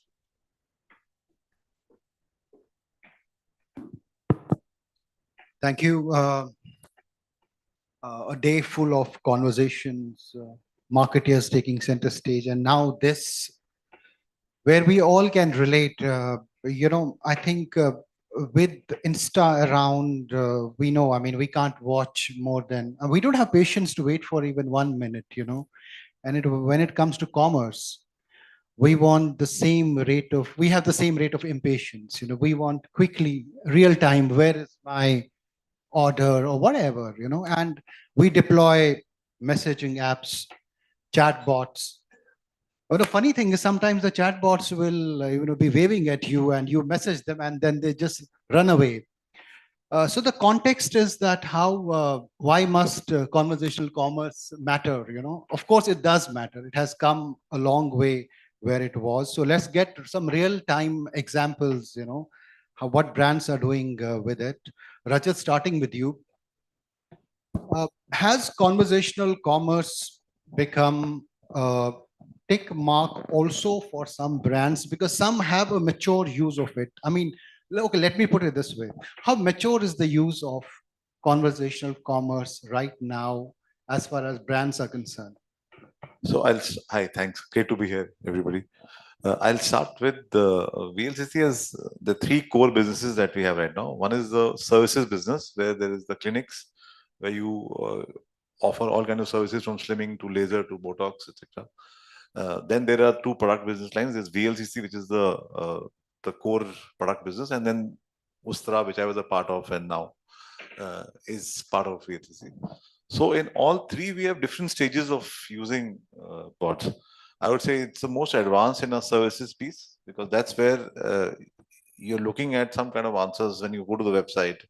You want to understand what is the service that is right for you, what are the pros and cons. So we use that a lot more in our services piece. In the product, there are some challenges that we're facing right now. We've incorporated the bots, but like you said, it's the tech or the usage is not so advanced right now, so there are a lot of hiccups, and you don't want a bad customer experience. Like for us, a big challenge with the bots or using the bots is how do you get the vernacular guy or the guy in a smaller town to start buying. This may be his first experience to buy. Can we make it easier for him using a bot? I think we are facing a challenge there, because at least in the regional languages or in that interface is not so well developed. But like I said, in the services business, we are seeing good traction, good results with using bots. Ketan, your thoughts on at what stage are we when we look at the use of conversational commerce as a tool to reach out to customers, answer their queries? At what stage? Are we in the top gear already? So first up, thank you for having me here, Rohil. And my answer is I don't think we are in top gear. Look, I think the idea of conversational commerce is not new. I mean, think about it, almost all of our mothers would have shopped at neighborhood Kirana stores and would have almost always had a favorite Kirana store that they wanted to go to. And most times that was because there was an engaging conversation that was happening with the shopkeeper, where the shopkeeper was also responding to what input you were giving to them, many times in terms of stocking products, etc. We moved, very, very quickly to a world where e-commerce or digital commerce is happening, and that interface, where the conversation was happening, in a sense, has gone away. I think brands are trying today. You have CRM activity happening. We see the nascent activity happening on WhatsApp today, where brands are trying to talk to consumers. But I don't think it's mature enough yet. I think it's very much still baby steps that brands are taking. At Good Glam Group, we are also trying in that journey. For example, on our feminine hygiene brand Sirona, we run what is called a period tracker on WhatsApp, where we offer both knowledge and solutions, both in terms of education as well as products through a conversational WhatsApp medium. But we've also seen, that as we've kind of moved forward with that journey, it's not been easy.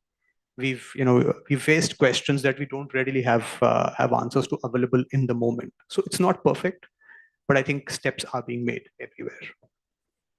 Rajat, when it comes to the use of these services, is the native bot more important, or is it like a WhatsApp, platform? What really works for brands where customers find it easier to find answers, get real-time updates? Which one is easier? So we use both. WhatsApp actually is like Ketan mentioned, is far more evolved because of the entire learning that they have. But even on a website, we are seeing some fantastic usage to the point where it makes it easier for us to close the deal, right? So a typical customer coming to the VLC service center will spend excess of 20,000 for a session or for a program. So for them, it's very important that they are very sure of what they're going to, what they're getting into.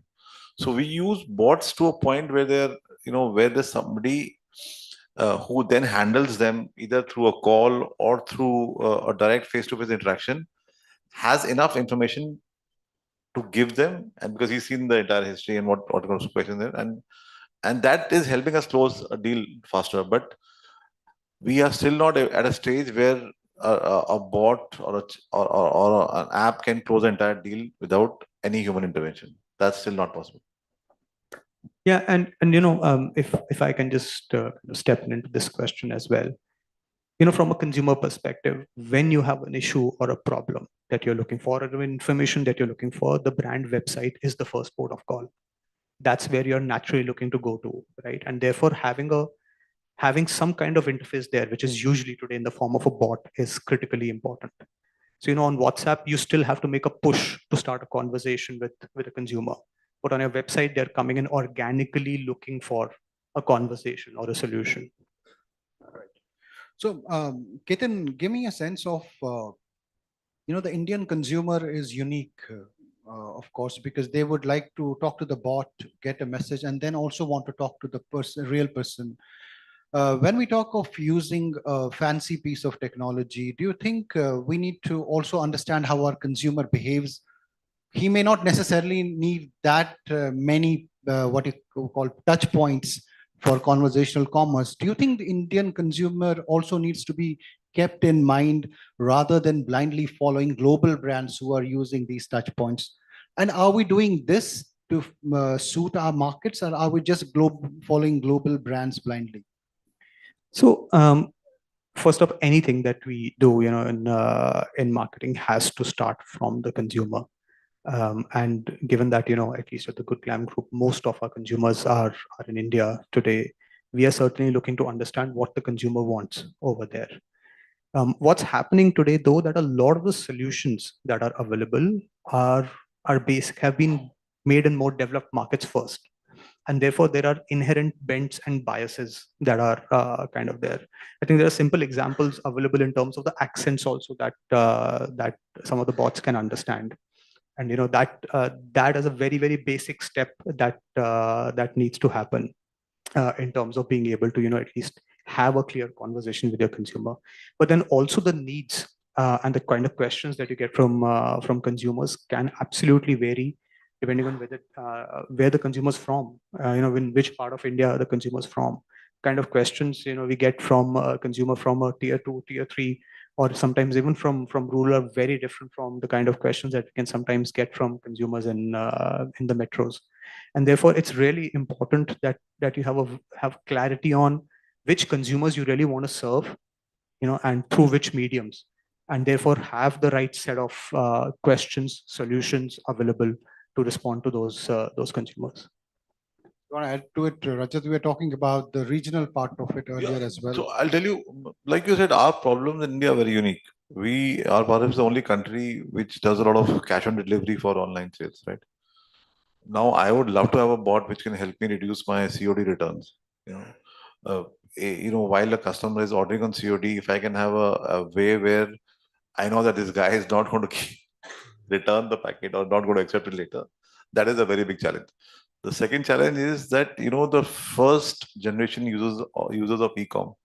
For instance, we've sold from a website, and then when we've called up those guys, or if they have called us and said, "हमने तो Facebook से खरीदा था," so they don't even realize that from Facebook you clicked on a link, you went to a website, you made the entire purchase. They think that Facebook से खरीद के हमने दे दिया. This is how these guys are. So while as a brand we are saying we have done a very cool thing that we've got them to on the website, the guy on the string said, "मैं तो Facebook से खरीद रहा हूँ." So it's fascinating because what you throw at the customer and what he perceives is entirely different. So we've had a case where we were running an offer where we had a beard oil which is very popular, and उसके साथ हमने एक साबुन free दिया. So one guy called us from Barber and said कि साबुन लगाने से दाढ़ी आएगी क्या? So half communication. So I'm saying that if bots can help us solve these things, it'll be really, really beneficial. So we have a wish list of things that we want. Like we want bots to reduce our dependence on performance marketing. Right now, a lot of traffic to your website is driven through performance marketing. Like this is like a constant problem. So if there's a guy comes on our site and we are able to fully satisfy him with all his queries, and he doesn't, and we can make a sale, then I'd love to have bots everywhere. But like you said, at what stage the customer is, at what life cycle of his as a brand, ours, that's very important. So we can't completely replicate what an Amazon is doing, or what somebody is doing, what H&M is doing in the US, because those guys are really evolved customers and very evolved use cases. Ketan, do you have any examples, any anecdotes that have made it clear that there's a gap between what brand is trying to say and what the customer is understanding, and which has led to some improvement at the back end? Yeah, so a fairly recent example, we were giving out gift cards to consumers for future purchases at the Good Clam Group. And we were giving out e-gift cards, which were basically going on the consumer's email and on WhatsApp as well. And, so the orders started going out, we ran the campaign, the orders started going out, and then we started getting a multitude of customer service calls. Customers saying, "Where is my gift card?" They were expecting a physical gift card to happen, over there. And we didn't anticipate it. We thought we were clear in terms of saying that you will get a code on WhatsApp, but we clearly were not clear enough. And then when the calls started coming in, we very quickly realized that something has to shift. And therefore, even within the comms that we were giving out, it very clearly became e-gift card, expect a code, and then a follow-up message started happening on WhatsApp the moment the order happened, that along with delivery, your code will arrive over here. So stuff like that, is something that you learn in the moment, and hopefully you don't repeat that in the future. Great, Rajat. Sales and revenue. If we talk about conversational commerce, what percentage of sales and revenue are being generated through these means as compared to the mainstream e-commerce methods? Yeah, in your case, it's too insignificant right now, because it's like I said, we're not closing any deals through the conversational commerce. It's taking it to a point where either there's a human intervention or there's a call. So it's coming to that. So I won't be able to comment and give you exact breakdown, but like I said, right now it's not significant. Yeah, and I would say the same. It's not significant at this point in time, largely because I don't think there's enough confidence as of yet in the ability of the bot or the flow that you've created to be able to fully satisfy what the consumer is looking for. I think when that happens, and when the markers of that start to happen, sort of more investments will start getting pushed behind making sure we can start those conversations, and that's when we'll really see a lot more revenue contribution come out of it. A lot of digital marketing experts in the room, a lot of students, some of them, understanding this trade. Rajat, every thing has a playbook to it. Every new technology has a playbook to it. What is the right way to use conversational commerce from your standpoint? What are the best ways that you can deploy it for maximum effectivity? So I think one is that be very, very sure of what the intent is. Just putting up like you yourself were talking about. I think you mentioned that you raise a query and then the next answer was this session is over. So it's very, very important that we understand what is the objective of that entire bot. The more specific we are, the more results we'll get. The other very important thing is that you need to completely design the entire flow. So I would suggest always do a A/B testing. You try two different outcomes and try two different routes, and then close on the simpler to understand. It has to be completely idiot proof. You have to test it on the most guy who's never probably used a bot or who's probably going to buy for the first time. Make it that basic, because the guy who's super smart is in any case going to figure out a way to buy. Right? So this, for us in India, I would say it's a bigger use case for people who are going to buy online for the first time. And for me to make that experience the simplest is the challenge, right? So that is what we're looking at, and that's how we test it. We try to get people who never bought online to come and try going through the website, getting stuck, and then looking at what kind of questions they raise. So like Ketan mentioned, it's all consumer centric. You start with the consumer, you understand what he wants, where will be his problem be, and then try to answer that. There's no other way to do it. Ketan? Yeah, look, I think for me, it boils down to three things. Number one, it has to be hyper personalized. It doesn't just have to feel that way, it has to be hyper personalized, because that is a 1:1 conversation.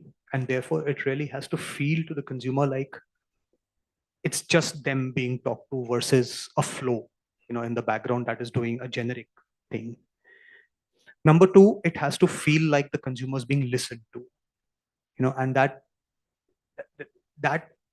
necessarily means that you need to have intelligent enough answers, even if you're using technology over there, where it feels like the question has been, correctly understood at the bare minimum, even if you don't really have an answer to it, right? And number three, it has to feel as human as possible, because at the end of the day, when the consumer is coming for a conversation, the very basic of a conversation is that you're talking to someone who's responding, and therefore that someone has to feel like not a machine at the end of it. So I would boil it down to these three factors for conversational commerce to really be kind of reach that level where we're all very confident about how we're working. Yes, this is right. I think it should feel like a human conversation, not like you're spending 15 minutes and they keep telling you, have we solved your query? How many of you have, of course, all of you have used this, but how many of you have faced an issue while talking to a bot? Any example? Can you say what really happened so that we may, kind of explain it? Yeah. Can we get a mic to this gentleman here?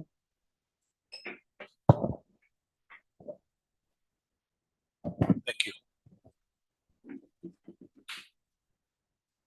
See, whenever you are using a bot, many a times the questions we are asking are not really in their data bank.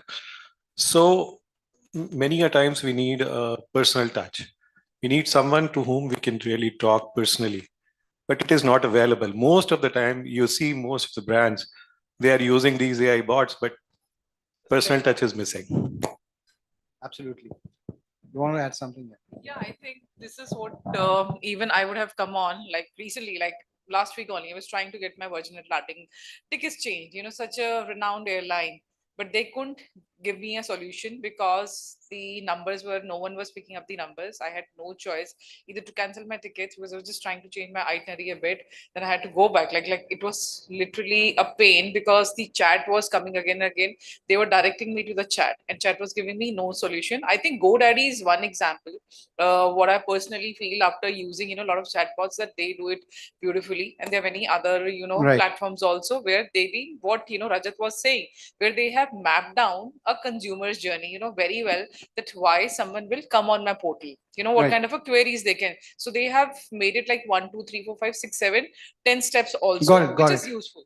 So my question. So, is there a gap in the use of technology, in the evolution of technology, or is there a gap in the way brands are using this technology which is available that this leading to these kind of Two. One is the sheer economics of it, right? You have to also see whether it is. Yeah, it's the आवाज आ रही है ना आवाज? It's the sheer economics of it, right? You need to see whether it is worth investing so much in a tech where so little people are going to use it. So that could be one. But what happens in tech is there is a struggle to a point, and then suddenly it reaches a tipping point when everybody gets access, and it becomes, because of the shared learning, because of the multiple use cases, the problems start getting solved. And we have seen it in multiple cases, even in website UI, ordering. Initially I remember when e-com started, there used to be like maybe 8 or 9 steps to buy. Right now most guys close it in 4 steps. You pick up, add to cart. If your address is already on the website, then it's just a 3-step process, and you move away. So that's evolved. I'm sure that even there are multiple people, very smart people, working to make it simpler. Because at least in India, the really big challenge is what we call, and what we love to call, Bharat.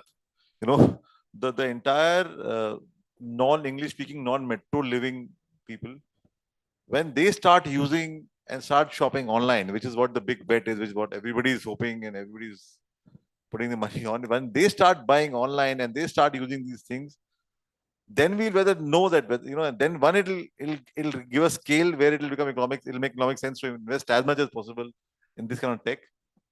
Secondly, you will get all kind of use cases. It's like India is multiple languages. Like I was just reading, Google is also now offering translation in Tulu language, which is a very, very small part of Indians speak Tulu. So like those guys are doing it, we'll have to implement it at some point and see. And my case is, whoever does it first is going to have a very, very big pie and a big upside. you want to explain this, where the gap lies, that consumers are facing this kind of experience? Is it in the deployment of technology or the lack of technology that we use? So I would say it's a bit of both. But the technology, exactly like Rajat said, is going to develop over a period of time. But it'll be the brands who are pushing that development who will make it happen. It won't happen on its own. It never does, right? It always starts from trying something, learning, and then kind of developing from there.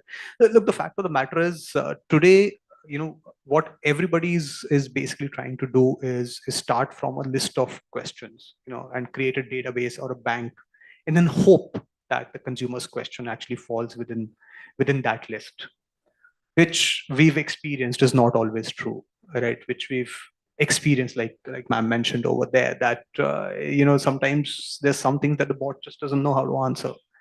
And therefore I truly believe that as AI develops, I think that solution will come because learning will happen. Just a quick follow-up question. I mean, how do you decide on the pool of questions? By the way, what is the feedback to that, developing that? Yeah, so it comes from one, an understanding of the user journeys on your own website that you see, because you know where the users are visiting, what pages they are coming to.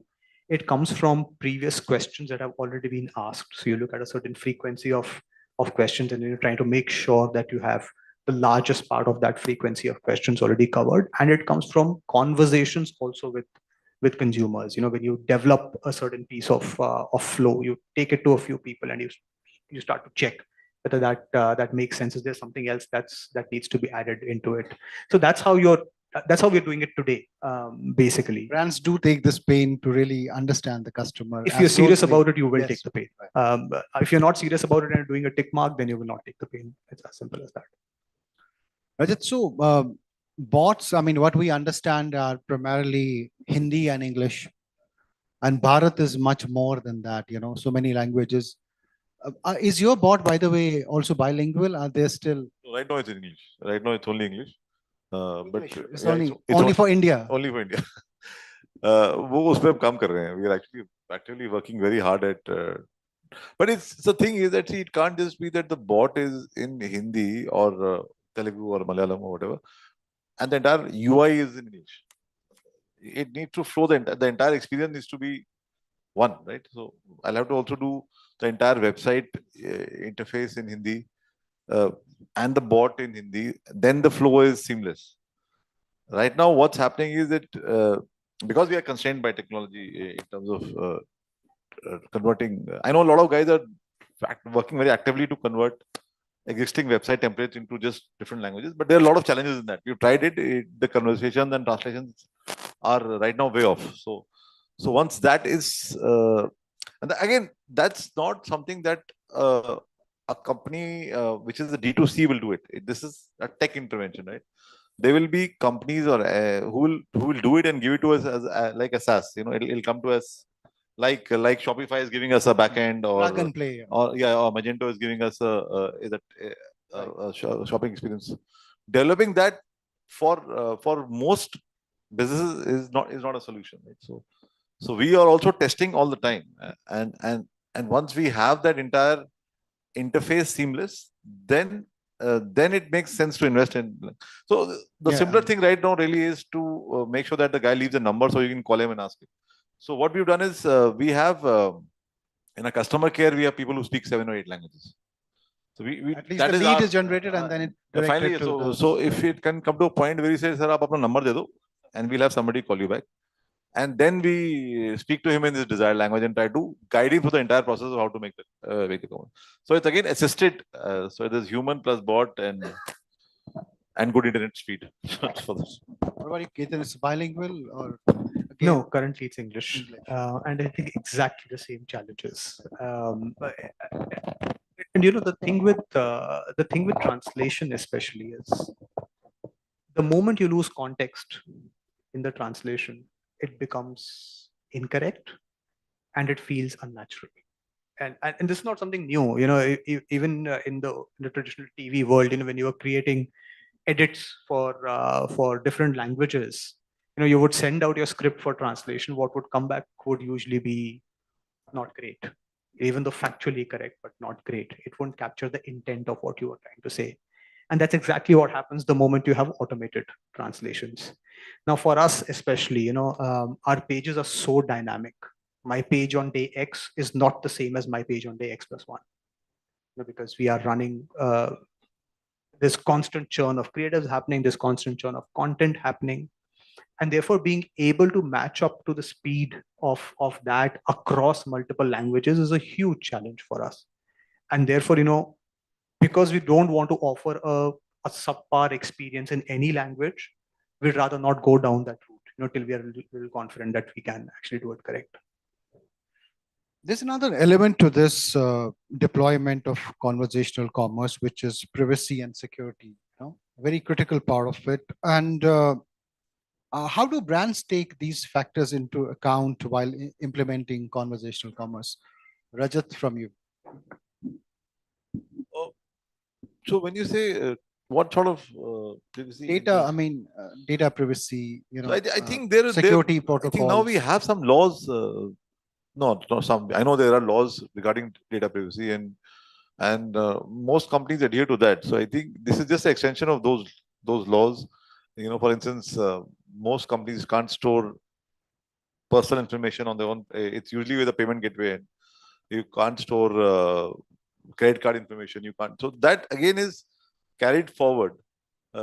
And lately, I think we've become a little more very concerned about this, and we are very active. Like for instance, we also do audits to make sure that customer data is not on anybody's desktop or is not shared.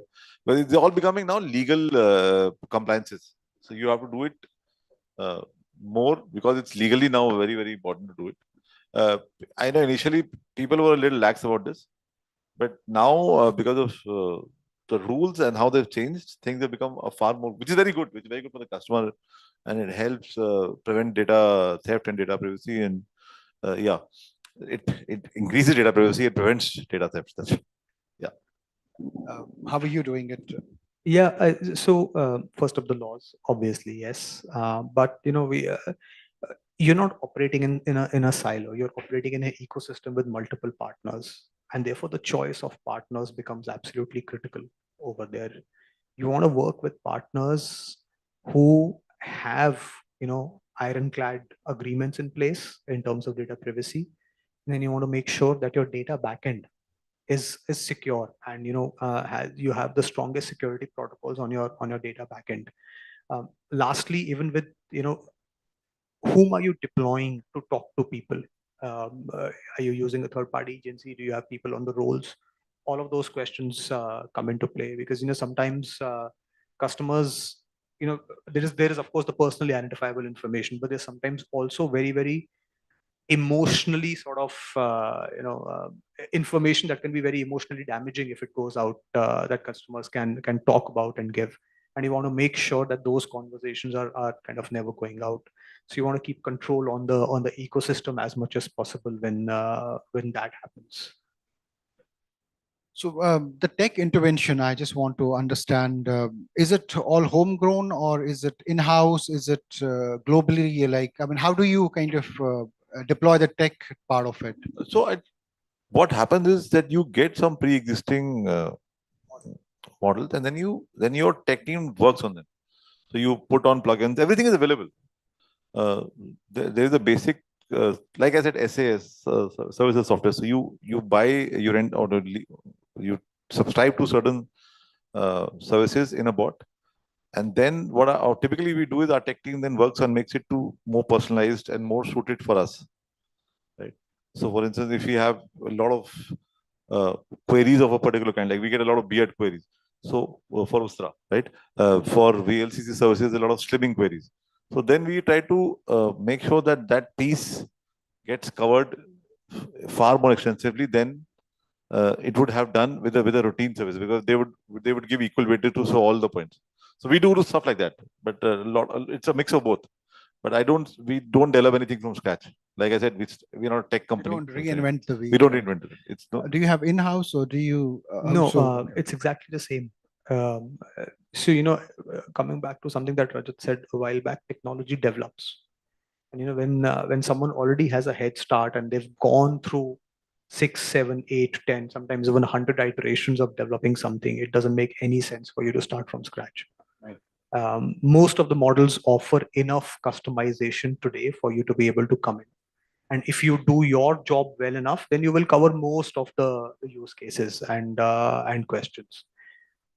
The question is, when do you get to a point where you're confident that you're covering enough so that it's not a subpar experience and it doesn't become an experience which turns a consumer off.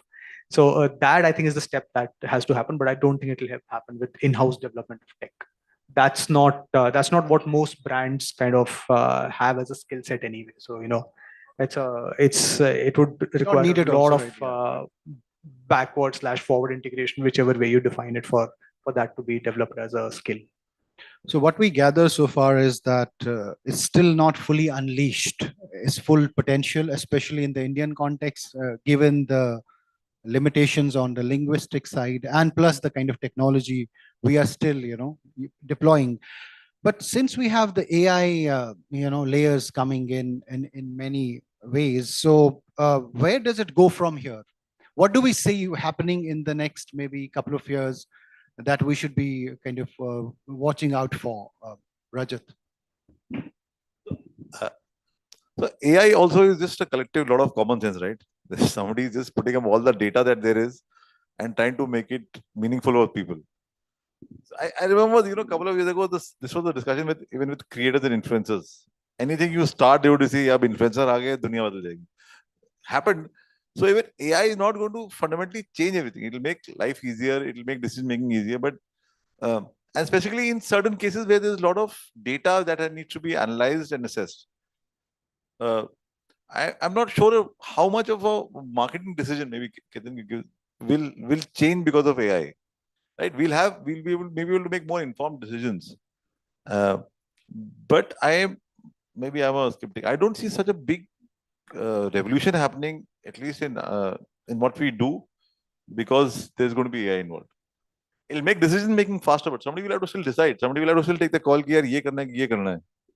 AI can't do that for you. It can just give you everything that there is. Final decision, to I hope hum hi karenge.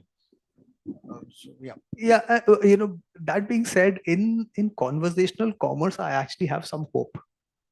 One of the things that I was saying earlier was that you wanted to feel human, right? You wanted to feel like it's listened, and you wanted to learn, therefore, and start to kind of also cover cases which the humans haven't thought of. Because as humans, whenever we are when you're talking about the process of also generating your flow or questions, there will always be something that gets missed out. And therefore, if you have a piece of technology that can learn on the fly and add it to its data set, right? So that the next conversation after that, there is a response available. Or if not a response available, there's a flag to say, this question we don't have an answer to in our data set. And that can be plugged in quickly. I think that's going to make the pace of conversational commerce bots and the naturalness of the bots, the humanness of the bots in a sense, become a lot better.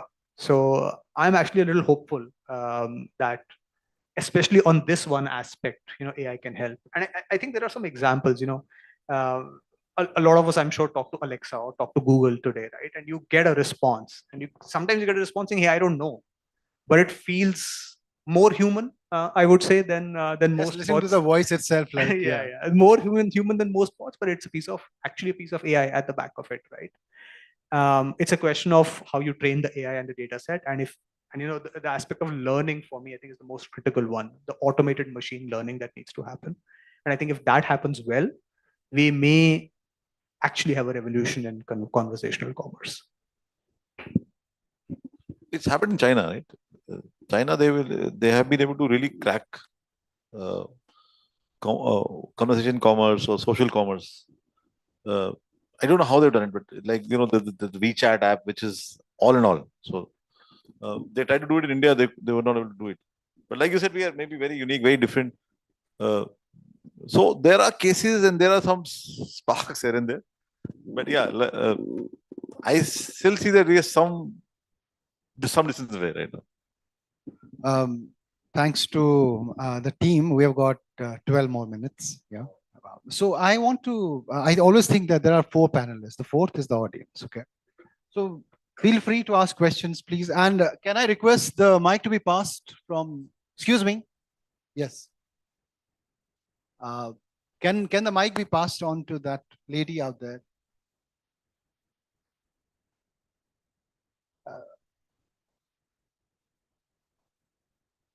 We can take more questions. Anyone else after that? Okay, I'll identify. 1, 2, 3. All right, good. The lady there, can you raise your hand? Yeah. Excuse me, can you help? Excuse me, can you come here? Can you help with that mic? After that, you can go there.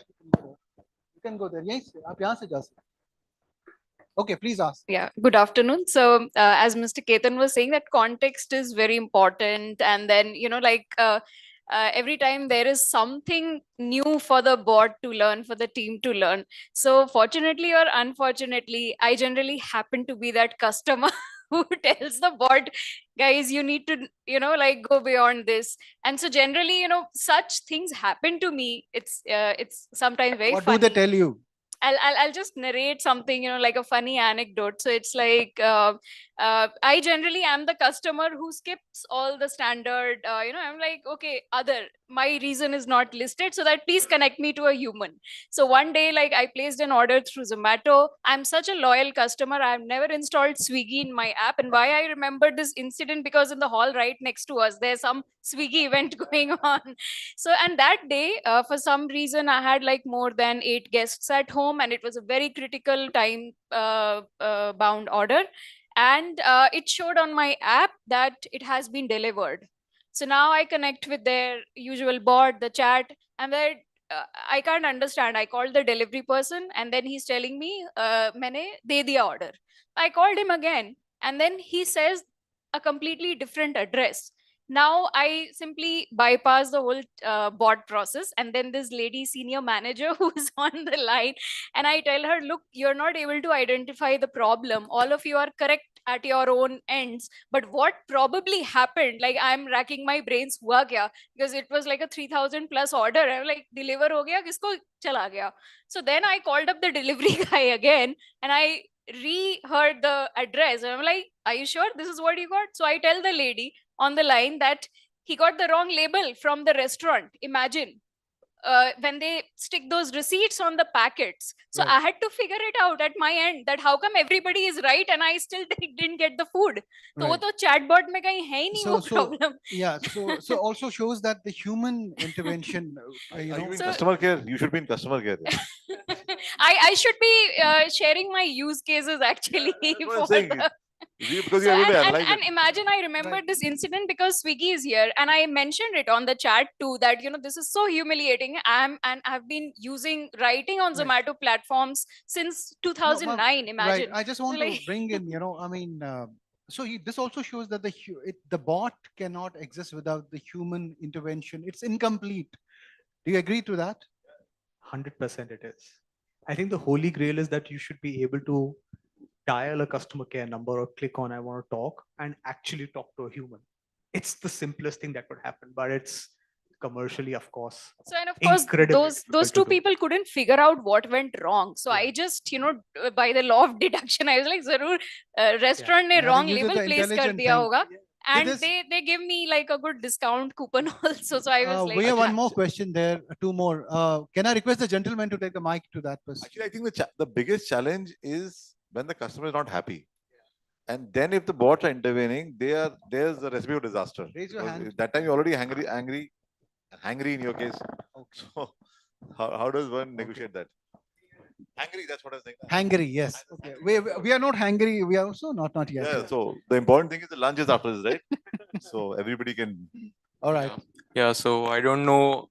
I don't think so. It's the right time to ask this question because I'm the guy who is linked with a company who makes these chatbots. So I'm very Wonderful. sorry Yes, for we that. should catch you then. Yeah, I'm sorry. So I was linked with this company called Sprinkler, which, as you just mentioned, they provide this software as a service, so like for the chatbots and all. But I've noticed that a lot of these chatbots are towards the customer experience and the customer, post sale services part of the value chain. But I want to ask, as a brand owner, how do you feel about these chatbots not playing that integral part in the marketing side? I just saw this campaign from Nika where they were trying to tell that the products which they are selling are customized towards your own skin type and all. So I don't know what my skin type etc is, but my friends do know. So from a marketing perspective, how does a brand plan on that? So I think this becomes very easy if you are a regular user on a website, right? If you've been coming to the website regularly and you log in, so we know your purchase history, we know what you've bought, we know what kind of, and then suggestions can be far simpler. But typically, imagine a scenario where you're a regular user, and right now you're there to buy a gift for somebody, right? So you're not buying for yourself. Again, that's a situation where the bot is suggesting you things based on your history, but right now you're looking for something totally different. I think because the very nature of marketing or purchasing is so dynamic and is so different every time, that it's very difficult to get the entire flow and possible answers. So like you said, post sales, registration, customer complaint, these are slightly more standardized, and you will have like 5 cases, or in our case like others. So those are the ones which stick. Maybe because it's so dynamic and so many different variables at play that it's difficult to do it for the. But we're trying in the services piece. We are trying. We're trying to guess if a person is browsing at a certain area, like if you're spending more time on laser or Botox, is that what she's looking at, or is it just a general you're browsing and seeing what is possible. So I say, hey, but Right. yeah, You it's wanna not add? easy.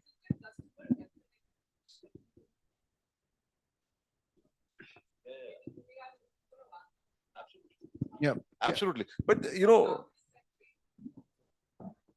correct. But in a lot of cases, if you're a regular buyer, we understand that every 6 months you buy one shampoo, not every 6 months, every 2 months. Yeah, if the need is changing, then yeah. Sorry, so I want to bring in Ketan here. You want to? Yeah, thank you for bringing that up. By the way, we want it to be. There's no doubt about it. I think Rajat was also saying, today we want to reduce our dependence on performance marketing, right? We all do. It's natural. We want it to be more than just customer service, and we want it to be leading to both the start of the commerce journey as well as the education/content journey, right? We want it to be part of both the use cases. It's a question of today it not working well enough. It's not that the experimentation is not there. The experimentation is there. I was talking about the Sirona period tracker. The period tracker does both these jobs, right? But we see challenges. We see challenges in terms of the completion rates of the journey. We see challenges in terms of people dropping off after 1 or 2 or 3 months of being on the period tracker, even though literally every period we're sending a reminder, right? Because for most people they are like fairly regulated. So we are sending those reminders. We are sending the notifications, but we are still seeing that there's a drop off happening. So I think it's a question of at some point we'll arrive at a place where we feel confident that now we can really start pushing this out and making this bigger. We have a final question and then we close the session. The lady out there, yeah. Yeah. So my question Can you is, also, which company and your name? Yeah. so okay, I'm Sweetie. I'm the growth manager at Savarika Rentals. Right. So my basic question, like I have two questions with regards to conversational commerce, right? So first is when humans itself are not equipped with all the edge cases, not just edge cases, but even basics or even basic problems that a user faces while purchasing something or while making a decision, right? How do you expect bots to evolve? Actually, I expect bots to do better because see the challenge with humans is everyone is different, right? And therefore, let me give an example, right? So we also sell in offline stores, right, where we have beauty advisors who sell product for us to consumers, and with that's actually conversational commerce happening, even though it's happening offline over there. We download the same trainings to every beauty advisor at the same frequency, but the level of pickup and understanding and delivery is very, very different, right? However, with a bot, that should not be the case. And with the bot, as you keep adding more knowledge, as you keep adding more edge cases, you don't expect the previous ones to not be remembered or forgotten. Or, you don't expect that today you have one person over there and tomorrow you'll have someone else and therefore you'll have to train them all over again, right? So I actually expect bots to do better. The biggest challenge will be how do we make them actually feel more human? Even when they don't have an answer, how does the empathy come through? How does the understanding of the fact that the consumer has a problem or needs some information come through? How does the bot come back and say, hey, I don't know this today, but let me come back to you at a later stage in a manner that still makes the user understand that, there is something over here. Right. And I hope the humans will spare the bot for that. But thank you so much for joining us on this conversation. And thank you for all the questions. Wow, what an interactive session was that. Can we have a round of applause for our venerated dignitaries here? Truly said, by integrating conversational commerce channels into everyday conversations, brands can offer recommendation, process transactions, provide customer support in real time using platforms where their customers already spend a significant amount of their time. Moving forward to one of our next sessions indeed here, where we have a panel discussion on the topic, the transformation of digital commerce, understanding consumer behavior and decision making. For brands in the online space, understanding what commerce exactly need, want, wish, and we can help and maximize the sales to the fullest. Having and studying data about consumers can be the most crucial thing that can lead to the success or failure of a brand. Let us learn from the marketers on how they look at the transformation of digital commerce, understand the consumer behavior, and attempt to influence the purchase decisions. So, without further ado, let me invite henceforth our panelists for this session, starting with Madhur Acharya, CBO, Aqualens, and Vice President E-commerce Lenscart. Can we have a round of applause for sir, please? Next, I would like to call upon Shivam Ranjan, Head Marketing Asia Pacific, Motorola Mobility.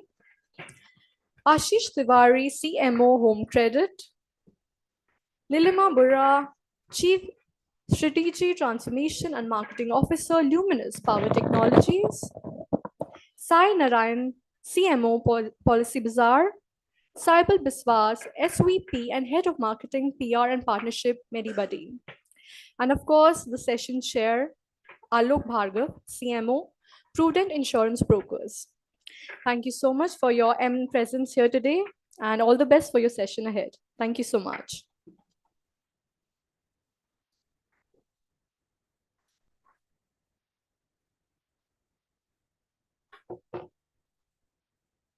Hi, good afternoon, everyone.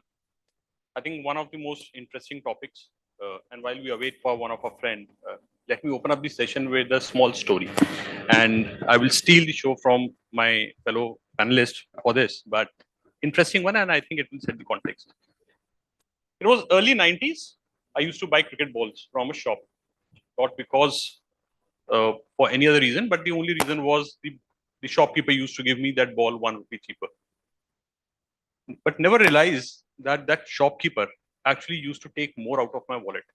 He would offer chewing gums and say the chewing gums, taste sweeter when you play cricket.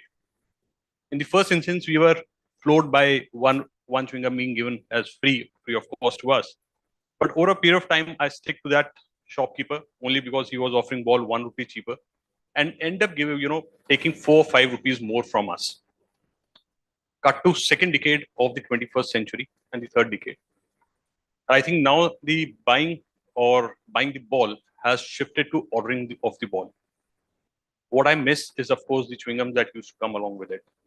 Possibly, I'm saving more bucks right now. But this entire transformation has led to the change in the way we are buying stuff online or offline. Right?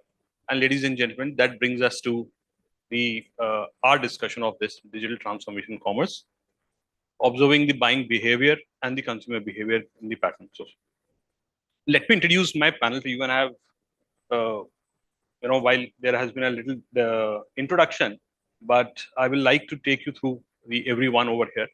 Mr. Madhur Acharya, thank you so much for providing us clear vision as always. Without that, I think half of us would not be able to see the clear pieces. We have, sorry. Yeah, we have Sai Narayan. I think most of us in the insurance segment has a lot to say to him. A big thank you, because he and his organization has been instrumental in educating the consumers on insurance front. Most of the insurance companies would dread to take a route, but Policybazaar took. And every time they were on board, I think the insurance sales had gone for every organization. Thank you so much for that. My friends, Saibal Biswas, I think they are the one who connects the people when, and they are there when the people need them the most, especially when it matters for your health. They are the one who connects you with the doctors, with the facilities and the entire ecosystem. We can't thank them, enough for the work that they do. And, then we have Mr. Shivam. I think you are the one who has led us always with the innovative product, and they have transformed the way we interact with our loved ones. Thank you so much for that, sir. And of course, so far last but not the least, Madam Nilima, because they have been the powerhouse behind all the uninterrupted power that we need to do all this. Yeah.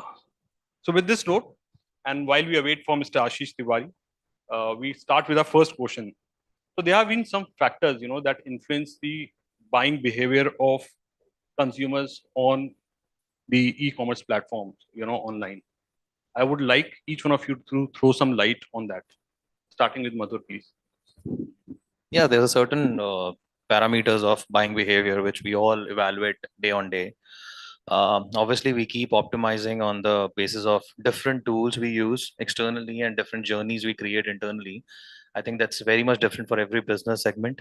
Coming from a Lenskart perspective, it's quite a complicated one because providing something which is around vision, that too with the feature of something which is into some part of healthcare segment. If here and there like goes anything, you're not just providing you the best possible solution for the product. So in that case, building up the technology of AR feature to set your how it's going to look on your face and stuff, to guide you from the basic journey of selecting the best lenses for yourself, and then evaluate that how it's been coming out to be. Like, is it like is your consumer is taking you as a discovery channel or a search engine?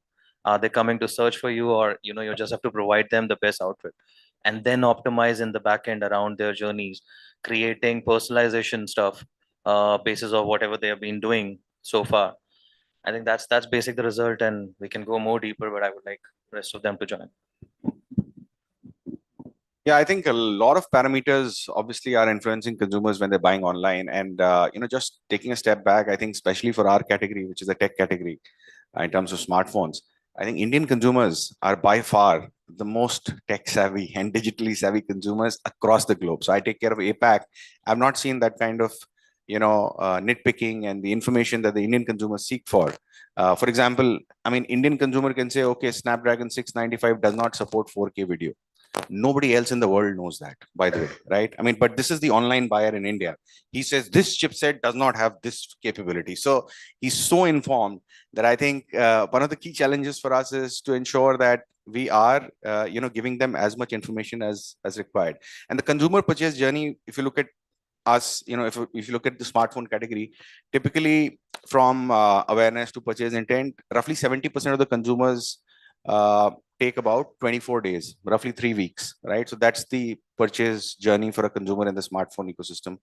And hence, and what we've seen is typically the upper funnel, which is awareness or consideration, that is primarily being driven by external platforms, not directly the e-commerce platform. You will look at videos, influencers, comparisons, reviews, those kind of tools and brand videos, which are driving that awareness, top funnel reach, awareness, and consideration till mid funnel.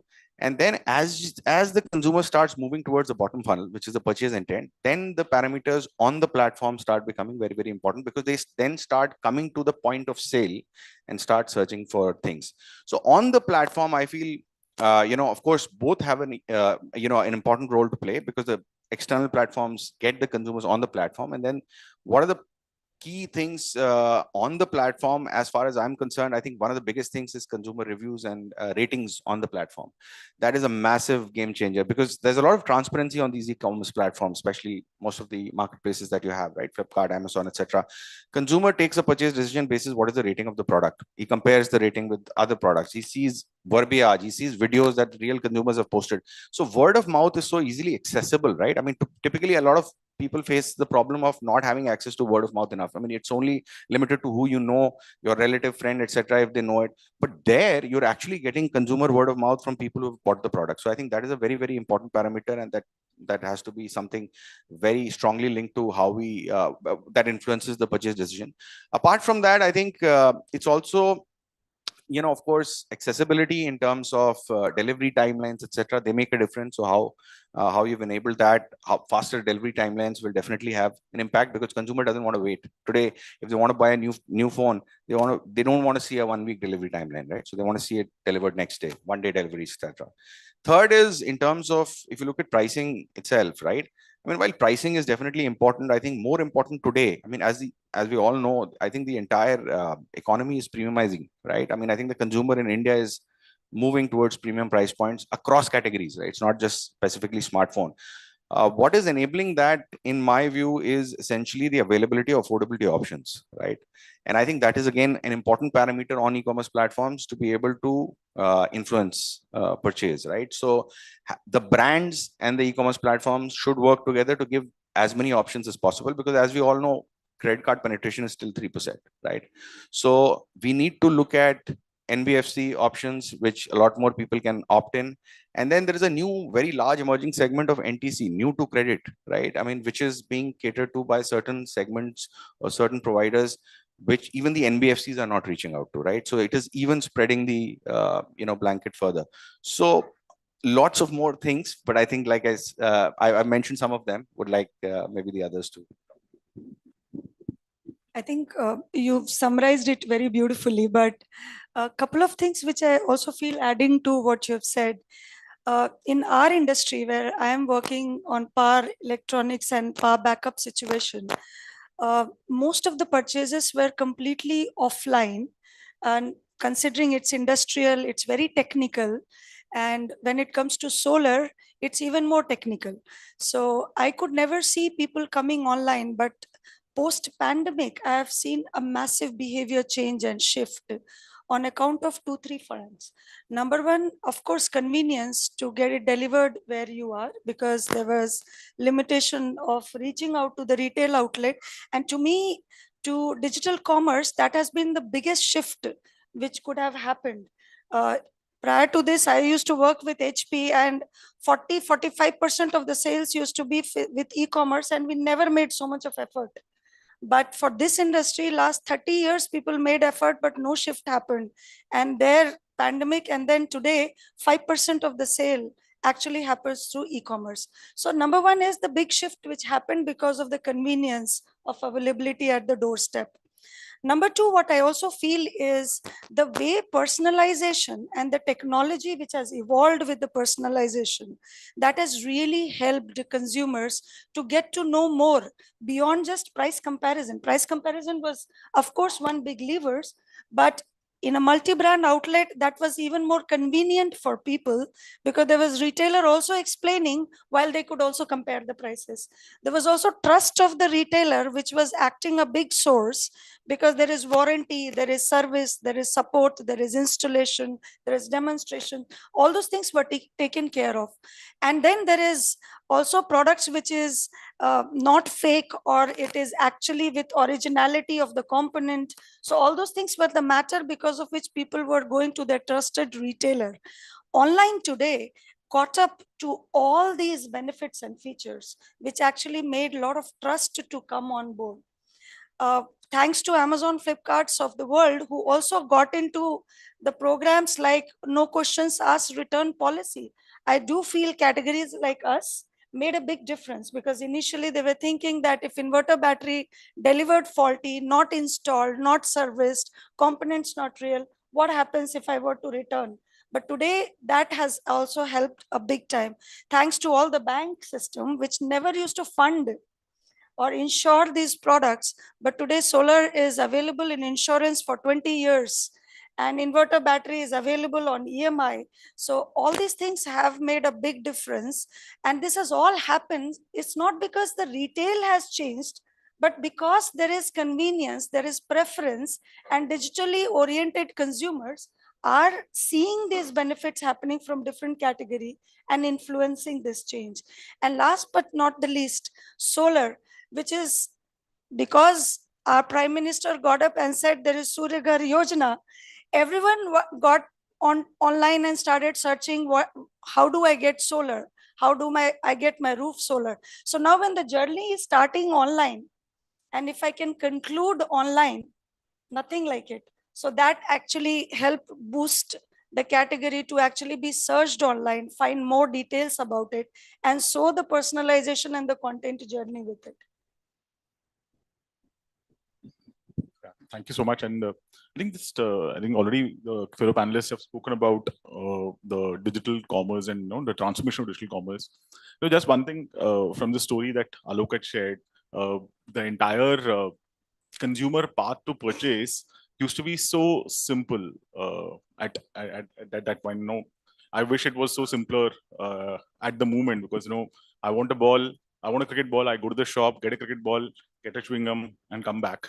But today, if I want a cricket ball, I might go online and try buying a cricket ball, but I might end up watching a video on what happens inside a black hole. So that how complex the entire digital e-commerce ecosystem is. Now on the top of this ever-changing short consumer time mind space, and also the complexity of competition, and also the complexity of the competition coming from other type of video content and other type of content that is available, the attention span is extreme, is reducing day by day. Now on the top of it, we are in a category which is the most boring category, because no one wakes up in the morning thinking about insurance, don't want to think about insurance, because unlike a nice mobile phone that you get a Motorola phone, when you buy an insurance product, you get a PDF. So, and when you open the PDF, no one understands what's inside it. It's like it's like our holy books, Without any which dictionary. without any dictionary. It's like holy books, which everyone knows something is important, but no one understands what exactly it's inside is. So on the top of it, it is a category which was supposed to be only a push category, which is only age. So it was told. I remember when I used to be in an offline organization, I was told that whatever advertising you might be doing, but nothing happens because the agents go and sell. But what Policy did was change that mindset of from a push to a pull. So the first thing that was that we tried to do was back in the days was to try and grab the consumer's attention and try and change the behavior of I don't need to I need, I want to buy offline to I want to buy online, and I want to buy through and through online. So the idea is that today's consumer, going back to the context of how low attention span they have, how can you once they are searching, after that how can you hold their attention, how can you simplify, like absolutely simplify the path to purchase. So path to purchase is also very complicated these days, and or on top of it, everything needs to be attributed. So it's a very complex world, but the only thing the consumer needs today is, can we talk to them in their own language? Can we simplify their path to purchase?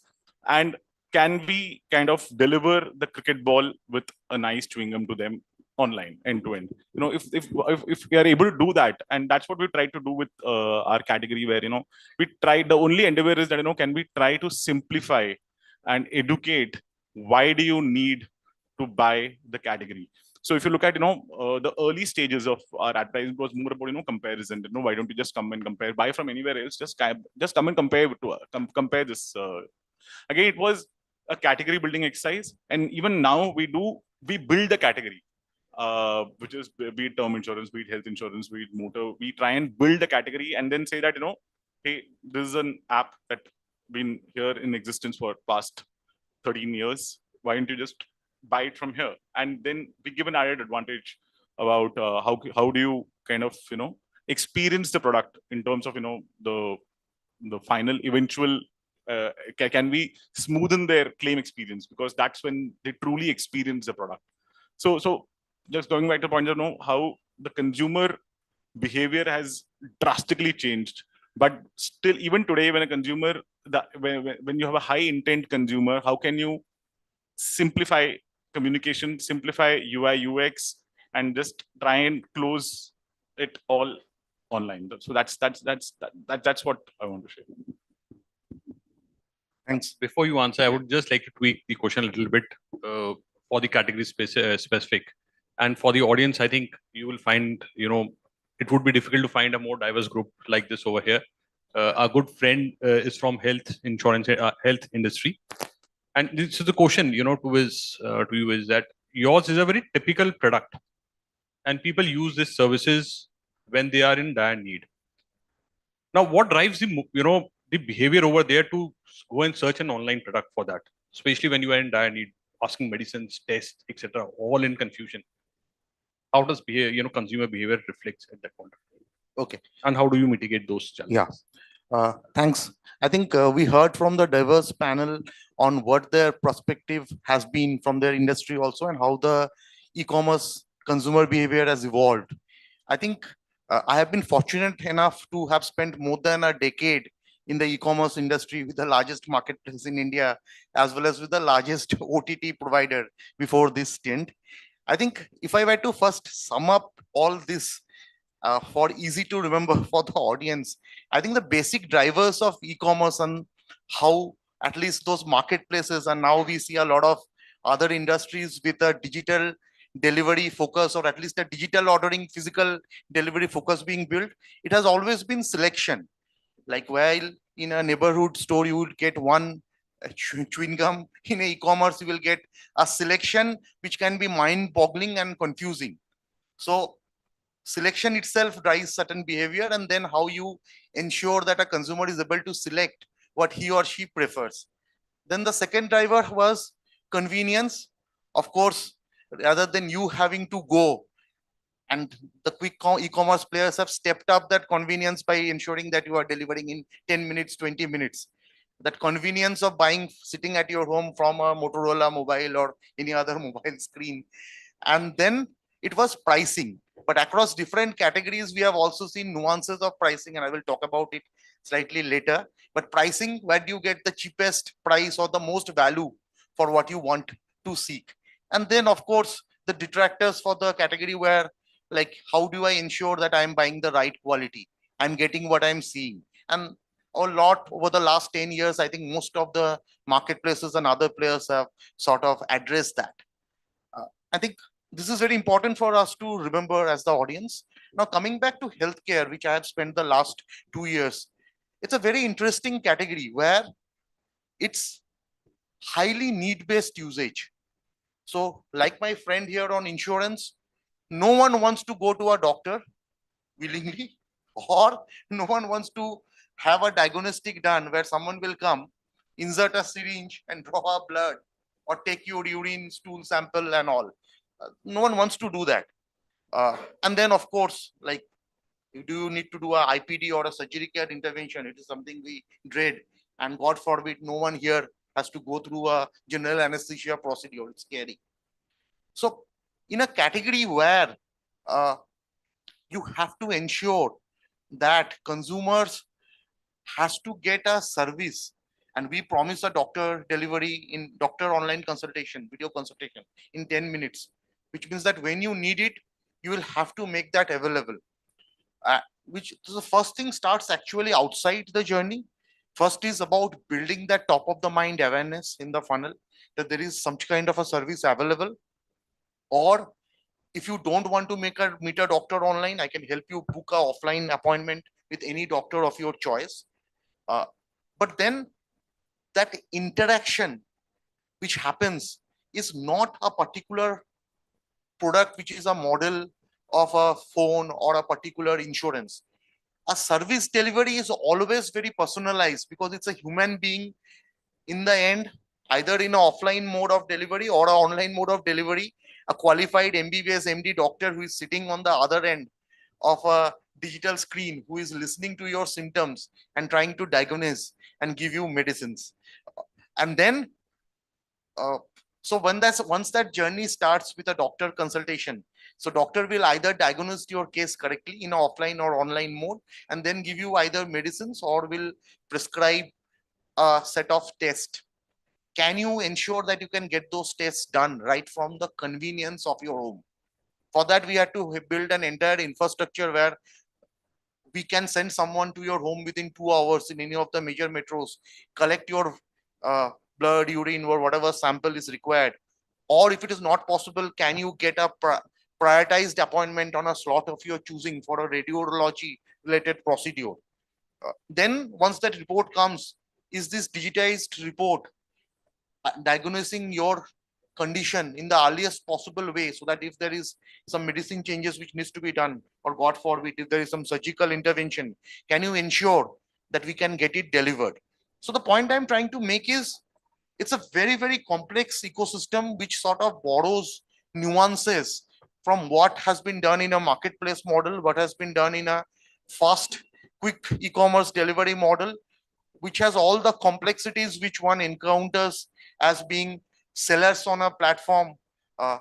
And here you cannot get it wrong, because what is at stake is a human life. So marketplaces may still get away when instead of a cell phone, you get a brick delivered. There have been a lot of instances. But if it is a human life where a wrong diagnostic has been done, like, the implications are much, much greater. I think that's why, as we are building the pieces in this category, we are trying to take learnings of what has worked, how consumers has behaved, and we still need to be a lot cautious, because healthcare is also a regulated sector. A patient information cannot be divulged, but while you would want to give a patient a customized care which he requires, but still you have to ensure that you do it in a way where his health records without his consent cannot be sort of available with the multiple survey providers. So you have to still build those world gateway or world gardens inside, where in spite of being a marketplace, you still have to deliver the person's health without compromising on anything which may be confidential and which he doesn't consent to sharing. So those are the challenges. Thank you so much. Before jumping on to the next question, let me introduce my good friend Ashish Tiwari. He and his company provide shelter to many people. He's CMO at Home Credit. Welcome, Ashish. Thanks, sir. Ashish, we were discussing about the factors that typically influence the buying behavior of consumers on digital platforms. Your thoughts on it? Okay, I think first of all, I'm very, very apologetic. I miscalculated the traffic conditions coming from Gurgaon. I think it can take anything which used to take 45, took me 1 hour 45 minutes. So my bad of being late. I think if you look at the digital commerce, I would, if there's a right word to put it, the word has become phygital. It is neither digital nor physical totally. When you were looking at earlier word, so we as marketers need to understand that there is nothing called as, there is no demarcation exactly which says this is physical, this is digital. I'll give you an example. For example, I started from my office. I booked a cab using an app which was an interaction in a digital world, entered a cab in a physical world, looked onto the maps in a digital world, cursed myself and the traffic in a physical world, kept moving simultaneously both digital and physical, and now I am physically available, paid on a digital world, and so on and so forth. So we are completely yo-yoing at all the points in time, and I think that's what makes this entire commerce business what we are calling as a flat commerce today. I mean, think about it. When you are looking at any product, our friend was telling that you can go and buy 100 candies or get 100 different candies. They need not to be, you don't know where their location is. All you know is a timeline given to you. And I think what has transpired over a period of time is that when you look at 2013-14, when there was couple of e-commerce players, and when Jungly used to be there, the erstwhile versions of Amazon. And when the Amazon started, I remember my days, I used to sell laptops at that point in time. Delivering to some 2,600 pin codes was like we have reached. Any guesses how many pin codes get serviced today? Sorry? Any number? Any number hits your mind? 30,000. Okay. 19. 18. Okay. 19. Okay. Anybody else? Sorry? How many pin codes are there in India? Okay, there are some 28,000 odd pin codes are there, and today delivery happens to almost about 26,800 plus. And if we take all the commerce except some, if we take all the players put together, except some 68 odd pin codes, and these 68 pin codes also include one voting area where the election commission has to travel 4 days on feet. Except those 68 pin codes, everywhere the delivery is available. So what you are essentially doing is you are trying to take the market to the consumer. And I think that has been transformational. What has been transformational is first availability. Second, transformation has become trust. How many of us know that it's in India where you can order replacement and somebody comes at your doorsteps to take it back? Globally, there are something called as boxes. If you want to, and that's the reason, if any one of you have replaced a product on any of the platforms, you would probably read something there. You don't need to print a label, because of globally, if I have ordered say whatever product, I would have to pack it, print the label, then stick it around, go to the wherever that location is, drop it out, and then only it goes. And these are things. So typically any commerce, there are three basic factors of commerce happening: availability, trust, and third is predictability. If I want a gift for some my near and dear ones, if I need a dress, if I need XYZ, any service, I think that has to be available. Now coming back, I mean, I am into a product category. When I was recruited, so I used to be with life insurance, a product category where neither the manufacturer nor the consumer wants to consume the product. Yeah. Nobody, I haven't come across anybody who kind of in the early morning said, God, आज तो मेरी insurance claim करा देना तो बस मजा ही आ जाए. And seriously, I could try finding. And neither I have ever met a manufacturer who have said, as a CMO, I never said, आज तो 300 consumer की insurance claim हो जाए ना तो मजा ही आ जाए. Both of us used to dread the usage of product. So when I was getting interviewed, I was told you have to give out money. And in insurance, one thing which an insurer dreads, अगली बार ये pay करेगा नहीं करेगा. You don't sell a product once. You sell like some 240 times, because of every month a consumer has a choice not to pay the premium. And every time he or she is not paying the premium, he ceases to exist being a consumer. So when somebody said you have to give the money, I said, यार ये तो सबसे easiest business है life में. इसमें क्या करना है? पैसा. I mean, you give me $1 trillion, I can give out like this. Only thing was, I only saw this. They never said that you have to collect. So you only can give to people who can pay back. And that's what I do today. The way, I mean, think about it. I remember the very first loan, and any one of you who is into my age group, probably, okay, I don't see many. I don't see even a couple of them. So if any one of you are there, you would probably remember to get a loan. Stigma, because of nobody. I mean, I'm in a product category whereas the badge value is absolute zero. How many people buy when you buy a new flashy phone, you show the phone? How many of consumers you have heard saying that, oh, I got a loan and hence I bought a phone? So first you have to deal with that. And I think digital commerce does it beautifully. Because of there, you don't need to face somebody. I mean, they say, if you ask, your hand is always like that. Your eyes are always a little low if you ask something from somebody. And digital, this privacy which gets anonymity, I think allows the consumer to do that. And then there is all about journey. The medium is same around. The fundamentals of the medium remain same. And if any businesses you are, I think any business which is able to tick these boxes, and the better they tick, convenience, trust, and predictability, I think that has what has helped the entire industry to erupt. And that is what is driving the consumer decisioning all around. Lovely. I think we have a few takeaways from this, and our friend Ashish, kind of encapsulated that very well. But content, AI usage, ecosystem, the credibility, and I think, of course, the reach does matter in changing the buying behavior.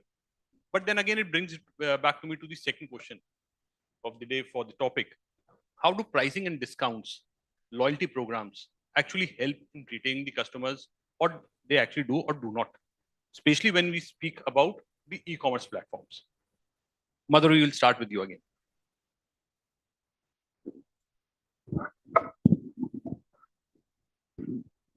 See, after hearing everyone, I have one thing I've figured out very well, that consumers are quite spoiled by the choices, and here the prices comes to play.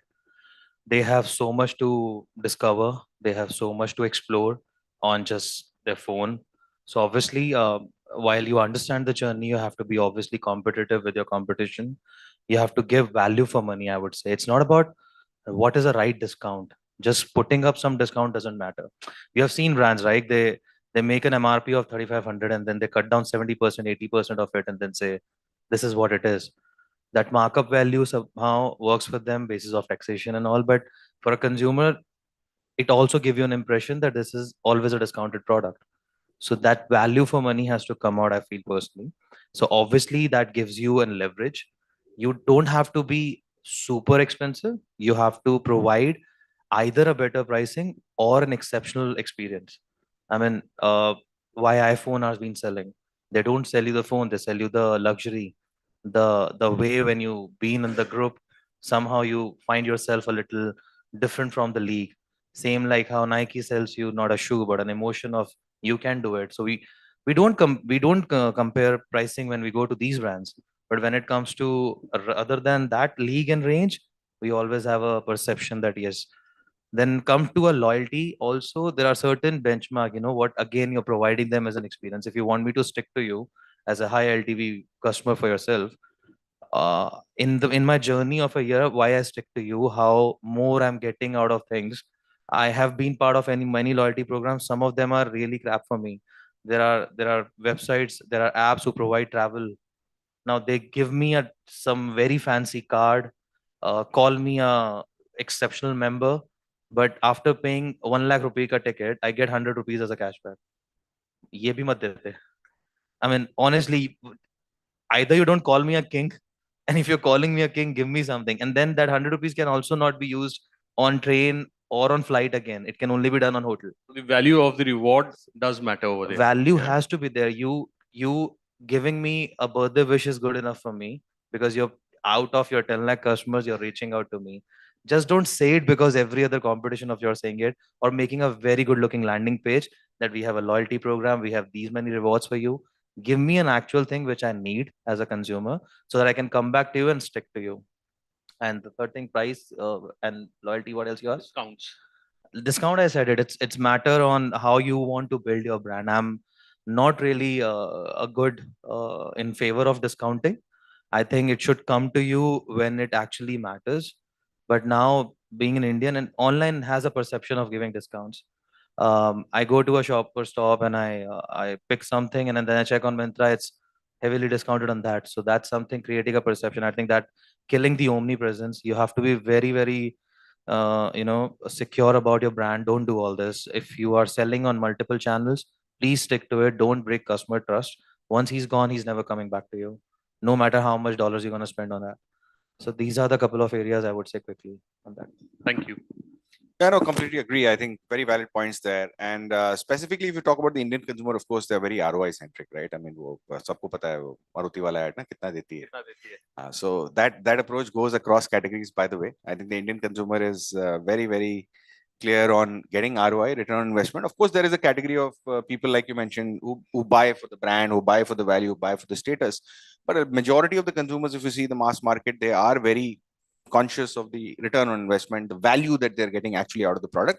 And it is a factor of the pricing, it is a factor of the discounting or the offers that you give them.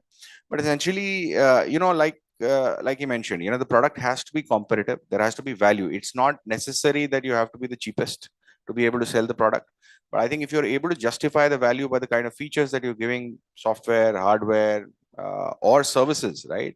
Additional benefits in terms of customer service, in terms of replacements, in terms of warranties, etc. All of that adds up. So if you're able to create enough value for the consumer, I think pricing will follow that and should follow that. And we don't see that that impact happening if you're able to, one, create value and communicate it well. So I think there are two aspects to it. One is, of course, you have to create enough value for the consumer to consider the product. Second is communicate it well enough, because today, at least in our industry, the common behavior is you just look at the hardware first. How many megapixels of camera, how many mAh of battery, how much this, how much that. But at the end of the day, that does not matter. What matters is what is the output, what is it, how is the camera performing, how is the battery performing, what are the software experiences that you're getting, what is the user experience, how long will it last, etc. So I think it's all about, one, creating value with the right product, and then giving that communication to create that perceived value also. And if you're able to do that, I think pricing should be fairly easy, but of course it has to be competitive. The second thing with respect to discounts, I feel it's very right, and especially in the marketplace segment that we are in, right? It is not just about brands deciding to discount the products, but it is the peer pressure of certain events. We all know about Big Billion Days. We all know about Great Indian Shopping Festival, right? So these are marketplace events which have become so massive. They're bigger than some of the festive events that we have in the country. These are events which consumers wait for. By the way, when Big Billion Day and Great Indian Shopping Festival happens in October, the sales go down in September because everybody is waiting. Oh, I'll buy the product in October, right? That gets offset by the low sale in September and then low sale in November. Absolutely. Low sale in September, low in November. So these discounts sometimes are the requirement. And I think how we as brands have worked towards it is that it is part of our life cycle planning. So you have to plan for it right at the time when you launch a product in the industry. You have to think, okay, this will be my launch price, but I will have to go down to the certain price point in this discount period, and hence plan your pricing, plan your margins, plan for it. If you plan for it, I think that's the right approach, and you'll have to ensure that the consumers see that as not being something which is taking off or cheating them, etc. So that has to be carefully planned and executed. So that's Add up one thing to when we have these big billion sale, if the mindset is to acquire new consumer during these sale events, then you're good to go. But build up your inventory in that segment, make your business plan in that logic. But what brand does and what these channels actually force you to do is that BAU mein to discount chalega hi. You have to give it or your sales are dropping. And when you're into big billion, then you compare it by Amazon that, okay, unko to itna diya tha event mein. They map it that too, which called crawling. So we are not just reporting to our management, we are reporting to all these people because to justify them to compete within their business, then our competition. So be smart enough in that. Net, is it a gain for consumers?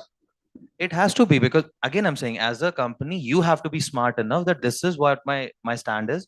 So for me, let's say I have 3 pricing sheet. One is BAU, one is small event, one is big event. I'm not changing it for the entire year. You decide, Amazon or Flipkart, which 3 of this you want right now, which is your small event, which is a big event. Okay. But yours is a very different category. No, it's not about category. As a consumer, I would like to say, all of you as a marketeer, as a business, yes, there is logic. But I don't know whether it is women thing or it is as a consumer. I love discounts. Right?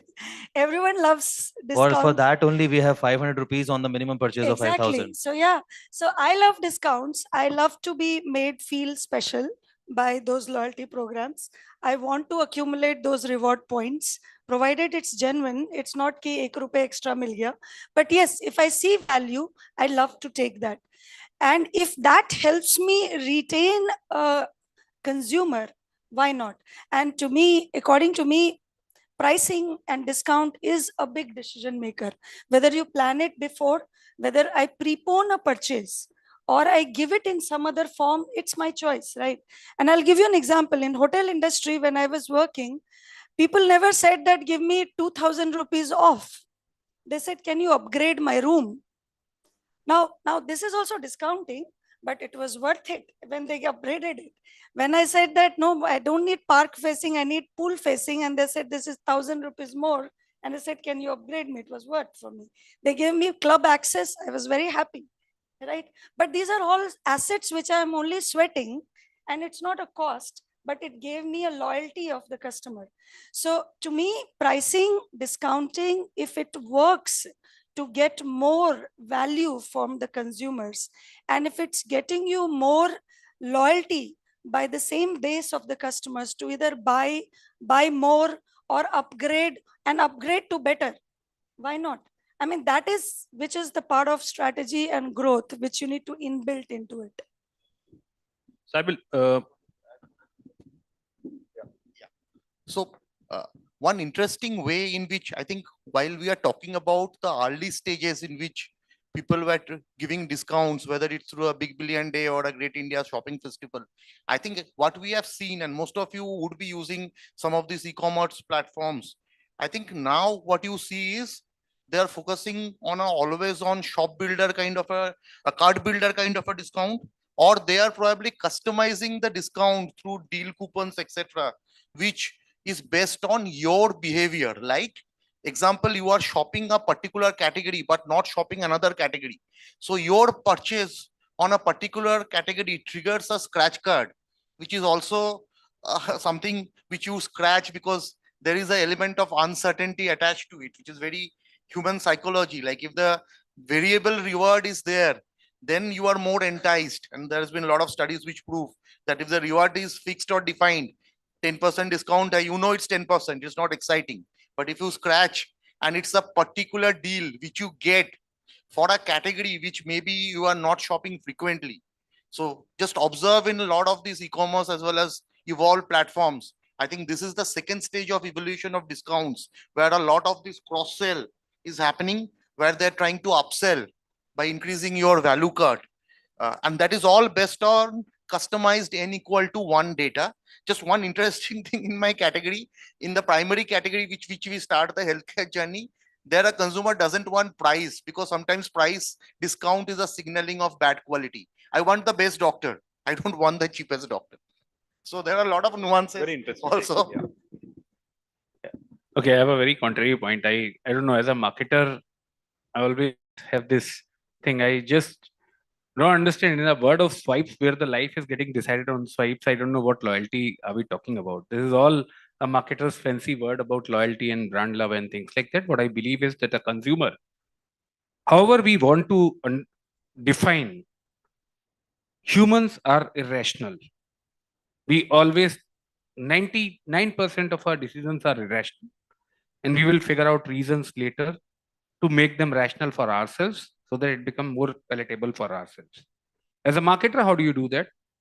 More often than not, whenever you have a discount-led strategy, you are talking about only 1p out of 4p's. The fundamentals, irrespective of which medium you are operating, the fundamentals of marketing remain same. If that not be the case, trust you me, there could have been only one loan company. Because of, at the end of the day, my product differentiation is absolute zero. The money which you get from my company versus to any other company, the color of 500 bucks is exactly same. I don't print them, trust you me. I did tried sheepishly, but wasn't very successful. And that's the reason I had to still work.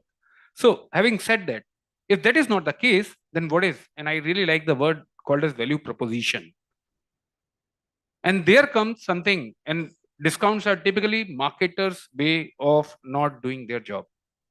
If you are doing your job rightfully, if you are recruiting new trialists, because of, then you believe that these trialists, either you can cross-sell, upsell. I understand you would give them, whenever a guest comes, you will clean up your house. So there's something like putting a nice doormat, a nice house, and keeping them in the drawing room.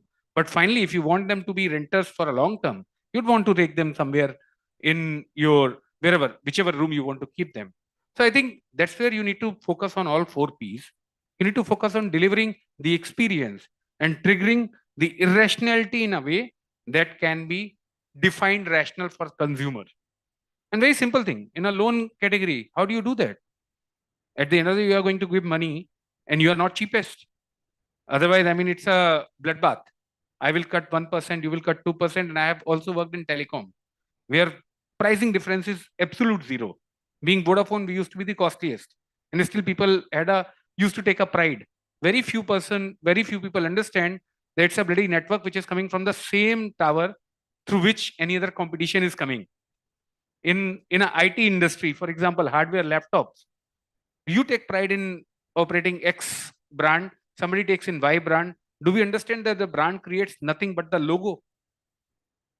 The processor is not made by them, neither the operating system, nor the motherboard, not even battery, not even keyboard. Everything is same, ODMs, 3-4 people making. How do you define that?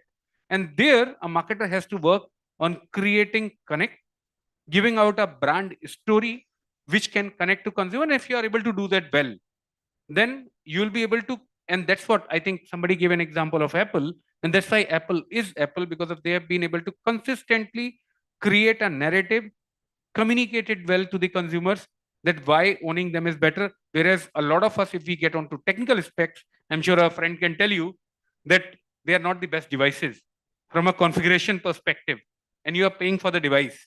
They are not the best operating system, and I can tell you as an engineer on that, but you are paying for that experience. So if you are able to create that narrative, I think then the discounts become very different. Otherwise, and it's not that brands have not done it successfully.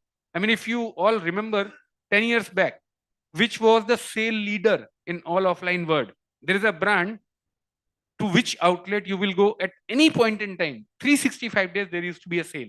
Anybody remembers that brand? Anybody remembers the Cantabile? And there is one Bata. आप कभी भी जाइए, you would always find a banner saying sale or discount up to 30. Do you trust that? Discounting always is the easiest way to erode your brand trust. So please, it's a double-edged sword. Use it to recruit, and then use your marketing funnel to upsell, cross-sell, connect, create narratives, so that you are able to create at least a compelling story for a consumer to interact with you. And just please don't get into loyalty program work because they are nothing but a way of soft discounting or whatever you are wanting to do. You want, and I'm not saying loyalty program does not work. They work because of you kind of create funnel and create an operating environment for a consumer in which he has it's a basic game theory. He has some incentives or some losses, and humans move more by the losses than by gains. So if your loyalty program has losses dipped into it, which is a game theory, it'll work. I think I will take this storytelling sells more than the discounting. However, so I will take a 30-second quote from you because our time is we are running out of time. But Policy Bazaar has been a disruptive when it comes to pricing and also making sure that people are loyal to it. Right. So I would like to take a 30-second quote on that from you. To be honest, I have nothing new to add. Everyone has covered everything. So I think we can just wrap up the panel. Yeah. Someone has a question, sir. Yes, sir. You have a question? Yeah.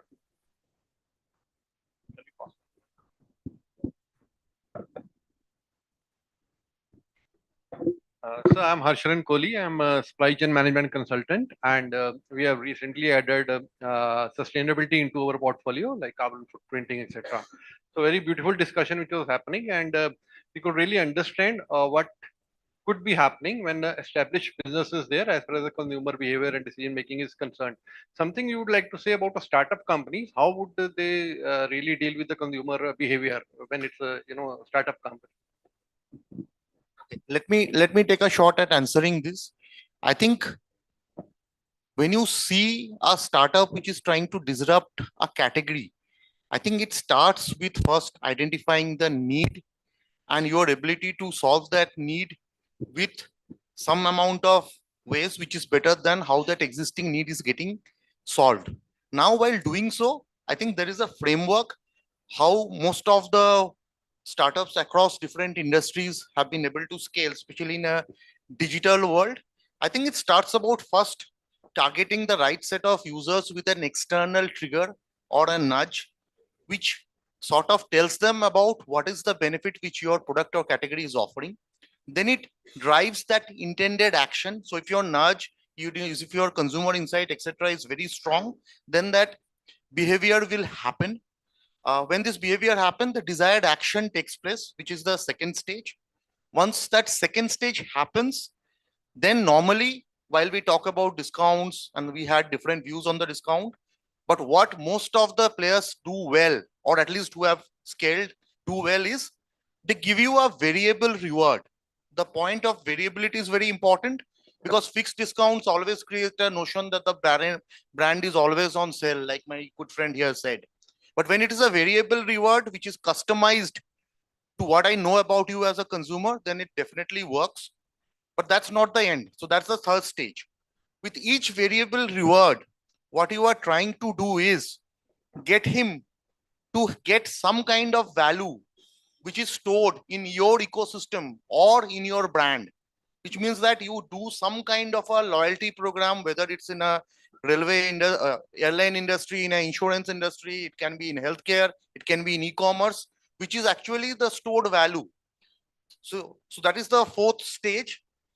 And when you have a stored value, it makes the consumer come and amortize that value in some way through over a period of time. If you get him to execute these 4 stages continuously, then it becomes more of a habit. And that is how the habit change happened in India, from a very offline kind of a shopping to a online. And some of the categories which rode, you see a lot of these D2C players coming up. Everyone executes, maybe who are good executes all the 4 stages, some at least execute 2 or 3 of those 2 stages. But again, I'm reiterating, it starts with an external trigger, it drives an action, it results in some kind of a variable reward which is stored back into your ecosystem, and then it drives that loop again and again so that it becomes a habit. Thank you so much. Would like to thank all the panelists for their valuable time. I think it was a fabulous, interesting session. Thank you so much, everyone. Wow, what a commendable session indeed. Thank you to our panelists as well as the chair for the session for diligently curating such an interesting session. When we talk about digital transformation, it is not just a trend or a buzz phrase. It is an evolution of how business is conducted in the digital age, and we all are in that learning phase of trying to capitalize onto it. Moving forward, we will now be taking a break for lunch, and I would request all of you to kindly come back into the hall area post lunch exactly at 3 p.m. There's a lot in store for all of you, and it is going to be quite interesting indeed. So stay put with us. Please be back here sharply at 3 p.m. Thank you so much.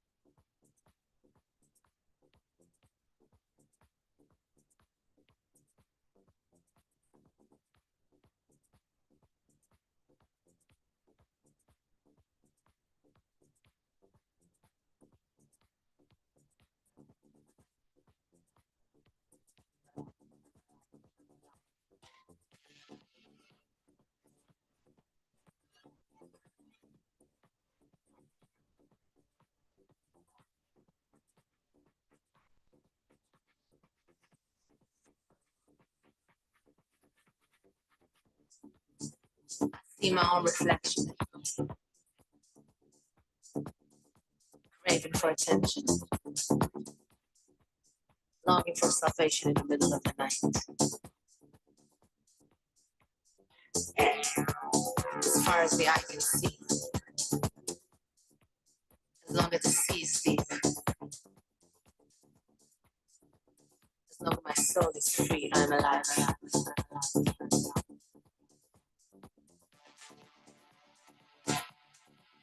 Mind over matter, love over lust, compassion over fear. Love is fire, fire, fire.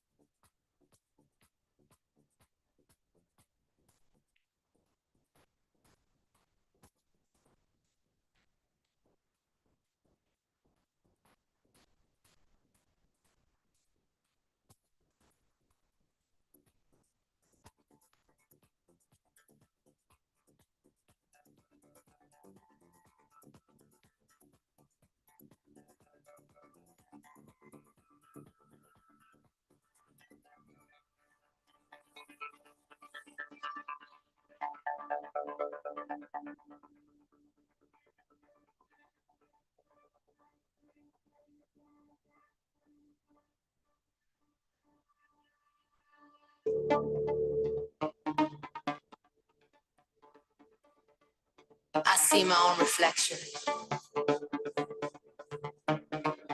craving for attention, longing for salvation in the middle of the night. As far as the eye can see, as long as the sea is deep, as long as my soul is free, I'm alive.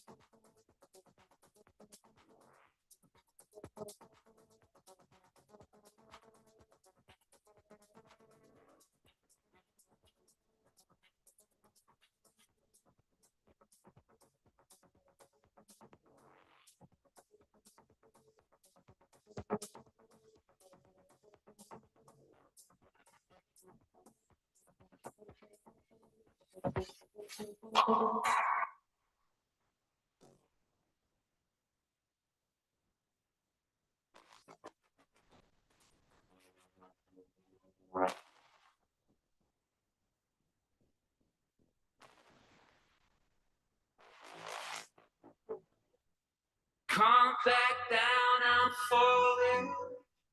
One more shot, I'm falling down. Take my hand, I'm all in. What you say? No, can't stop now, I'm sorry. One more love, I'm in the clouds.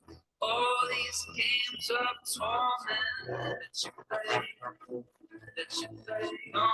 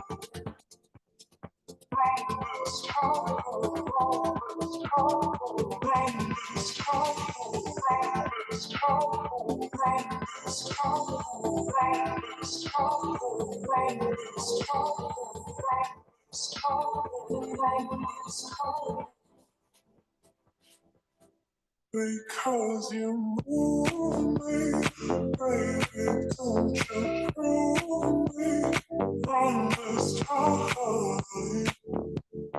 from the start, from the start.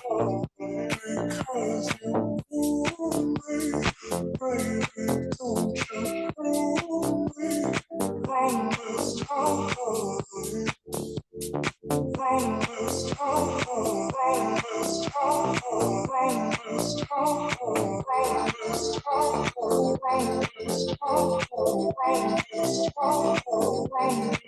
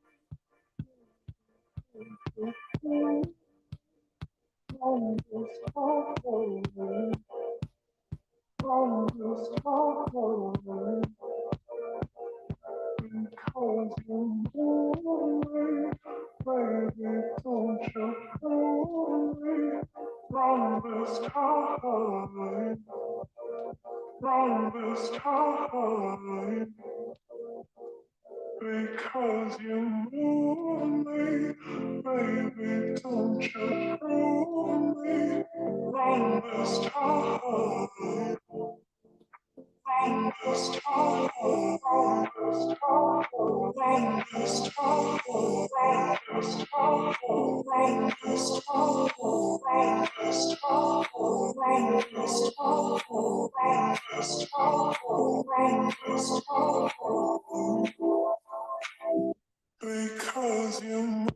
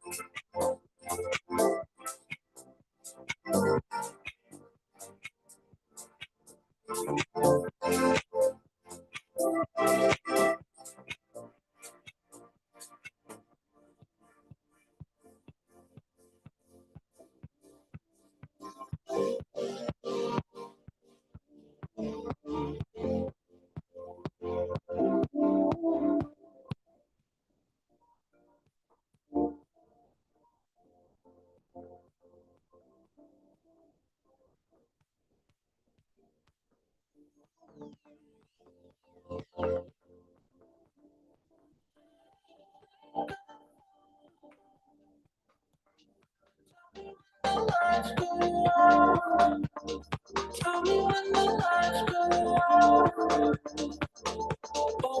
Oh, yeah. It's taking on my body. You take the pressure.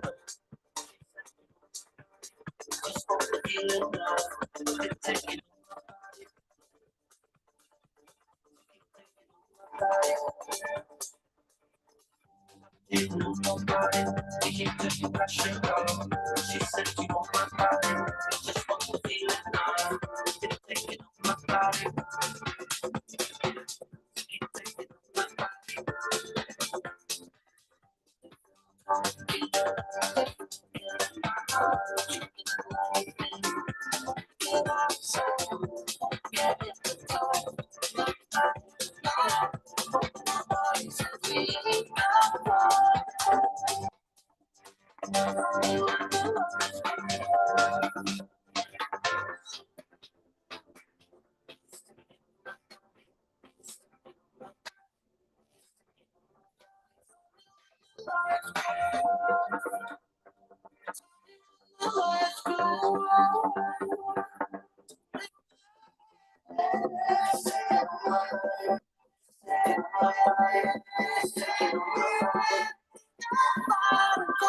It's taking on my body. You take the pressure off. She said you want my body. Just want to feel it love. It's taking on my body. Taking on my body. Taking on my body. You took the pressure off. She said you want my body. Just want to feel it love. It's taking on my body. Keep taking on my body. It's taking on my body. You take the pressure off. She said you just want to feel it love.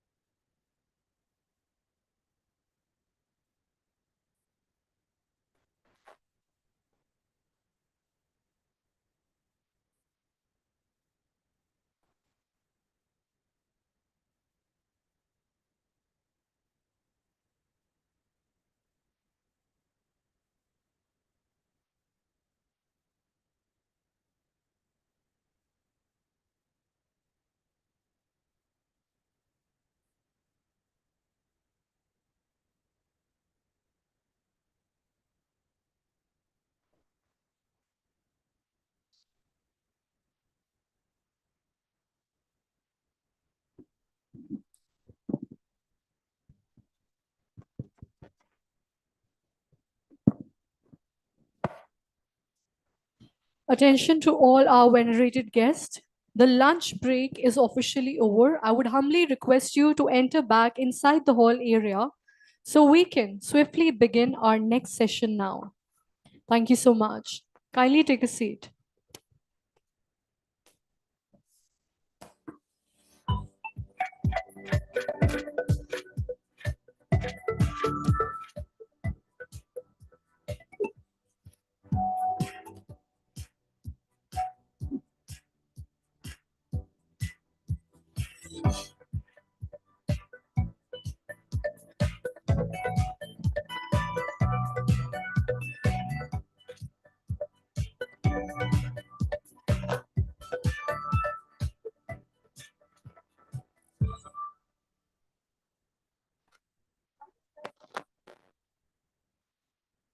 And here we enter the third track of the day, influencer marketing. Social media influencers can be valuable marketing tools that boost brand visibility, SEO, and more. Their attention and feedback can also improve a brand's authority and strengthen its reputation. However, thankfully, using the right influencer is the crucial way to avoid any reputational damage. Let us speak with our industry experts on how they navigate the complexities of this powerful tool in today's time. So without further ado, let's welcome our panelists for this session now. Let's welcome Kunal Sharma, AVP Marketing, Modern Trade and E-Commerce, KRBL. Welcome. Next, I would like to welcome Nikki Mehra Madan, Fashion Influencer, to kindly join us here. Next we have is Nisha Khatri, Head of Marketing, Libas. Vikramjeet Pyana, Head of Marketing, Bajaj Allianz General Insurance. And last but not the least, the session chair, Soumya Sehgal, Senior Editorial Lead, BW Marketing World.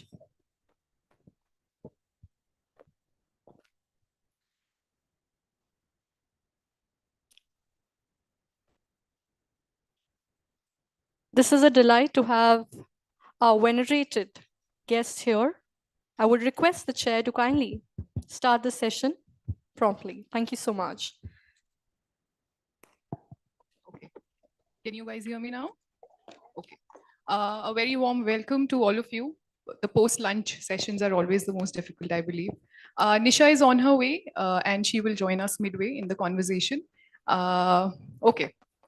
So today we are going to talk about the jugalbandi between influencers and brands and how they work together to contribute to each other's growth stories.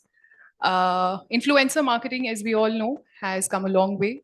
It has moved beyond the realm of merely being an improvement in modern marketing towards being a very crucial and significant part of the overall marketing plans. In fact, I was going through one of the reports that said that 75% of marketers consider influencer marketing as a big part of their marketing plans.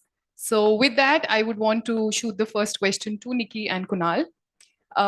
So the space of celebrityhood, as we all know in the entertainment world or the ad world, was primarily dominated by actors and musicians. Now we see the needle shifting towards influencers. Can you throw some light on this, and how do you see this evolution, panning out, and how has it really evolved in the past few years? So I think taking off from what you just mentioned, I think some of us were traditional marketers over years, going back to those days where we are so used to making television commercials. And the moment you used to think of a television commercial, you needed to, you started by thinking of the A-listers and the Bollywood and cricket, which goes across India, right? From there to today, I mean, we've traveled a journey. I think, and frankly, with it's actually the viewers or the people consuming content who have made marketers move the needle, right? So there's been a paradigm shift in how we look at marketing and how we look at influencers, right? In fact, I mean, we were having a quick conversation before the panel started, and in fact, COVID did a great service to the whole community by getting a large scale influencer content adoption, right? So today, I mean, earlier when I used to look at pan India celebrities to carry a message, today there is the capability that has been given to marketers to be able to target different audiences with different kind of messages by the same brand, right? And I think that's the immense potential that influencers bring, and that's really opened up marketers' eyes to what influencers can do for the brand. Sure. Nikki, can you give us a perspective from the influencer, side? Yeah, I think there were multiple factors at play, which definitely, have caused this gradual shift. I think firstly, definitely, just the onset of Instagram and other social media platforms, and like he said, after COVID, the fact that everyone spent so much more time on these platforms that brands and agencies and the marketing teams realized that there was a considerable shift from your conventional TV ads to now the digital space. Then I just think that the reason where we guys came into play was that even on social media, brands understand now that the conversions that say an influencer can bring versus a celebrity will be different. And in this case, the former bringing them higher conversions. And that is because the key factor at play here is that, a celebrity is a very aspirational figure to the audience. And they understand that when they're talking about a brand, then it is, an ad. Whereas we are not celebrities, but more like pseudo celebrities in the sense that we're like them, but we have the aspirational value. And I feel that kind of makes us very relatable and puts us in a very unique position where if we tell them to buy something, it has more of an impact than their favorite celebrity that they've seen on screen all their lives. So I just think because of these factors, I think everyone slowly realized that there was a much needed shift in the approach in which digital marketing was being done. And I think that's happening now. Nisha, hi, welcome. That's okay. We'll blame the Delhi traffic. That's fine. Okay, Vikram. So my next question is for you. As we were speaking backstage, so for the industry that you deal with, for you, your employees are your biggest influencers or the biggest ambassadors, so to say. Can you throw light on this, and how often does an influencer marketing campaign work for you? Okay. Thank you. Hi guys, my name is Vikramjeet Dhyana and I head marketing for Bajaj Allianz General. In our company, we're very, very clear that our employees are the ambassadors, and nothing against influencers or people who represent their own body of work. But because insurance is a very unique product, it's when you buy insurance, you're not getting a tangible piece or a watch or a cell phone, right? When you buy insurance, we say, we will be there when something wrong happens to you. So it's a promise that you're selling. And that's why for us, we've realized that our employees are the flag bearers of the brand. Because when they are selling insurance, the end consumer knows that if God forbid something happens, is office mein 4 employees who will be there for me and if I need something, right? Versus if we take a face, approaching that face will be impossible for Aam Janta, right? They won't be writing to them कि हमें claim दिलाई है. So in our company, we're very, very clear that employees, so if you happen to visit our page, all reels are all in-house and you'll see employees in them. All films that you see are employees. All music used in the film is done by employees, because we've realized that when they make content for your brand, especially a brand like Bajaj Allianz General and a commodity like insurance, the product is a lot more honest because they are actually creating products and selling those. So we've seen solid engagement on those activities where we've made reels or films. We've got a lot of appreciation because we tag them, so the world knows that these are the employees and not people who've been asked to do an activity for the brand, right? So I think that's worked really, really well for us. Having said that, we had this CSR campaign where we tied up with Rani Rampal, who's the hockey captain. We sponsored hockey kits and the entire ecosystem for 500 young girls in Delhi. So it's not that we don't use influencers, but on a day-to-day basis, if we have to, even for bigger campaigns, it's our employees. We've got employees who've got followers upwards of 50,000. My MD has some 7 lakh followers on LinkedIn, which is kind of impossible. A big chunk of them have 50,000, 60,000, 70,000, because we are encouraging them to really get active. And when they write something, the kind of influence that we get in terms of understanding the product, because it's also a complex product. General insurance is not very, very simple, right? There's a lot of ifs and buts, do's and don'ts, inclusions, exclusions. So when you really know the subject is when you can truly embrace it and sell it. So that's how we look at influencer in terms of selling insurance. Sure, fair enough. Okay, so Nisha and Kunal, my next question is actually for you. How do you really evaluate and invest in an influencer collaboration? What are some of the top checkpoints that you have whenever you are, leveraging this part of the marketing effort? Sure. I think to answer that question, I mean, every brand has certain objectives when they are getting into influencer or looking at influencer as a medium. There are certain brands which look at the bottom of the funnel, which is essentially more driving consideration and conversions, right? There are certain brands, for example, I come from the FMCG space, so obviously a higher penetrated kind of a category. Influencers have a very different role to play. There, the role is more in terms of driving certain elements for the brand, right? Certain imagery elements amongst consumers, and hence the selection of influencers then becomes important, either from a category perspective or the values that you want to drive as a brand, right? So let me talk about the brand that I work on, which is India Gate Basmati, right? And if you look at it, there are certain elements that we have identified that we talk about, right? We talk about inspiration as one element that we would want to own up, and we talk about nostalgia as the second element that we want to talk about, and the third element is humanity, which is about food wastage in India. Now, when I look at these values, and when we go about selecting the right mix of influencers who can deliver this kind of message, the selection becomes extremely important of the influencers. Once we devise that and once we do that, then it's also important to continuously monitor brand metrics in terms of whether certain imagery parameters of the brand are moving on those particular things, right? And that's what we consistently do. Because see, for a brand, until and unless we are consistent in what we are doing, it becomes difficult for us to see results on the brand.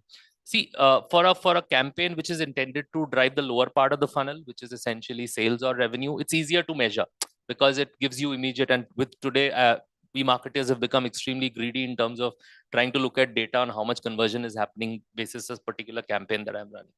But when you look at an objective like a brand metric, then you have to be more patient as a marketer. You need to consistently work towards it and work with the right curated influencer set of people to be able to drive those metrics. So that's Okay.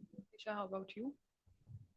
Hi, Soumya. Hi, everyone. And hi, everyone. I'm really sorry. I just got stuck in Delhi traffic with Delhi rain. So figure.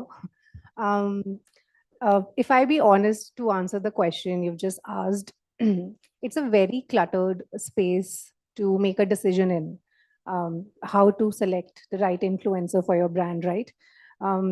Especially in an environment where narrative is more important than facts. So when that is a reality, then who's the loudest? Who's the most convincing? So as a brand, how do you not get swayed in that noise and then make a decision? I think that's a constant struggle as a brand. At least at Libas, we continuously, ask ourselves. Secondly, of course, there are all the metrics which Kunal just pointed out. All your engagement and etc. etc. While that is super super important eventually to justify the ROI. But for us at Libas, we have a very simple process we follow. We don't work with influencers. We promote our product. We promote our collections. So when we do that mass backward, it's very actually it becomes the process becomes quite easy for us to then identify the correct set of influencers. So it's when whatever we plan internally, we are planning around a campaign. We are planning around, okay, what is it spring summer? Are we doing a celeb launch? Are we doing a collection launch or a new product launch? Or if there is a change of season, are we talking about a flagship sale? So when that is at the center of the conversation, then the choice of influencer becomes very easy, because then we have to make sure that the right flavor is served. We also don't nothing against big influencers like Nikki. We also most of the times can't afford them every day. But we try to ensure that we work with influencers or even OTT celebrities, which are trending, who are trending. And we rather like to spend money in that cohort more because it serves a certain flavor to India. And then we combine our collection, etc., around it. So yeah, that's majorly how we plan it. Okay, I'm taking the liberty of asking you, how much do you spare for the influencer marketing campaigns out of your monthly marketing budget? You didn't tell me you want to ask me this. Great question. If I have to be technically correct, then I think of my social media marketing spends, 60% of my spends go on influencers. But again, like I said, like we don't work with influencers in a way where we want to work with influencers. That's the agenda. We are promoting our collection and products, and we are a fast fashion brand. So for us, rotation is the key. So when we have to do that, we have to ensure that how are we serving it? And by default, consumer wants to consume content through influencers. We also have started doing this really interesting thing, which has worked really amazing for us. The CTR is close to 5x more than the BAU CTR, which is, so say we have launched a new collection. So instead of doing a catalog shoot only, of course, we need to do that because marketplaces have their, restrictions, etc. So there is your regular catalog shoot, but then we also work with influencers to replace the first image on the website and on marketplaces, because it seems more real. People can relate more. Okay, how will it look on me? And then our influencers are not like picture perfect influencers. They are regular people, but of course they have a certain following. We work with micro influencers a lot, because engagement rate there is 6x more than your top tier influencers. We do work with top tier influencers as well for special campaigns. So yeah, so that has worked really well for us. So again, product is the hero, and then we work with influencers to promote it. So Nikki, my next question is for you. As we understand that marketing needs change depending on the market needs, right? How do you, who's one of the leading influencers in the industry, how do you keep yourself abreast with the changing changes in the ecosystem? And how do you as an influencer really zero down on one brand collaboration? What are your checkpoints? See, to kind of adapt to the system for us, we really just focus on content, because our love language is content. That's how brands understand what we talk about. That's how they, get to know, like he also mentioned, what our page stands for. So, right now the attention span is so small that honestly, this is an everyday challenge, so it does not come in phases. It's an everyday thing for a creator to kind of constantly evolve when it comes to what's happening in the market. In terms of the brands, obviously we all have our categories, and that depends on what our audiences have been interested in all this while, depending on the content that they've consumed from us. And obviously there's data which kind of tells us, okay, this is what they're more interested in, etc. So we as creators usually try to work with brands that align with what our audience is interested in, because then that's just a win-win.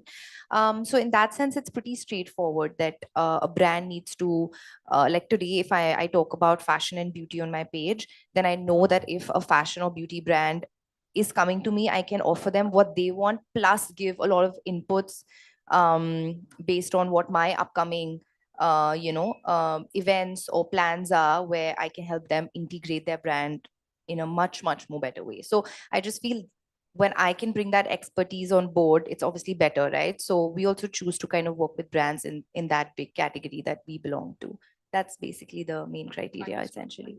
So Vikram and Nisha, help me understand what are some of the crucial metrics that you gauge whenever you are, leveraging an influencer marketing campaign. I mean, like I mentioned, like your usual engagement metrics, which is your, I think most importantly, which has changed the game for us is selecting an influencer, the shares and saves algorithm. I think that how Instagram actually works the best You now. leverage AI and data as We do. We use AI very strongly to assess if, of course, the follower base is correct. If the influencer has worked in the category we operate in, it's also very important for us, right? Like I can't be working with an influencer because there are so many now, even on the micro level. Somebody who creates content for, say, like a Shein or an Urbanic, or somebody say, for like a Freakins, which are all very cool brands, but it doesn't serve the purpose for my brand. So our scouting process and evaluation process is very strict. Of course, then we are more lenient when we work with influencers. We give them absolute liberty, because I think I learned it the hard way after failing couple of campaigns that nobody knows their audience base better than the influencers. You're paying them a certain, money, a certain amount of money. Trust them to do what they know best. But we are very strict with the scouting and evaluation process. So we ensure firstly that the category is served with the content they do, and also is the influencer really honest with their audience base. I think authenticity and empathy and kindness and relatability are key themes, even if you read any of the major research reports and findings by all the major platforms, right? So we ensure that the influencer is speaking to its audience, be it about the pay they generate through the content they do, be it about their own insecurities or their own struggles. So when we find that right balance, I think we make our choice there. Sure. Vikram and Kunal, would you want to throw light on the data and AI part of it? I think Yeah, just a little bit about the first part first, where even though we don't use a lot of influencers, like I said, but whenever I come to these conferences, I like it because I see a lot of people who can be, because whoever I meet is predominantly underinsured, no matter how much they feel they have insurance, but whoever I meet is predominantly underinsured. And I say that with a lot of confidence because I know that, right? So our marketing predominantly focuses on educating people, because even today, a lot of us feel that we've got our particular amount of insurance covers, but it's still less, because a lot of people don't understand the value and the power that an insurance can give you, especially a general insurance, and the range of insurance. So from a pet dog to a pet cat to cyber to home, of course, health and motor, most of you would know, but the others, a lot of people tend to ignore. I somehow feel cyber is the most important. So we spend a lot of time educating people about insurances.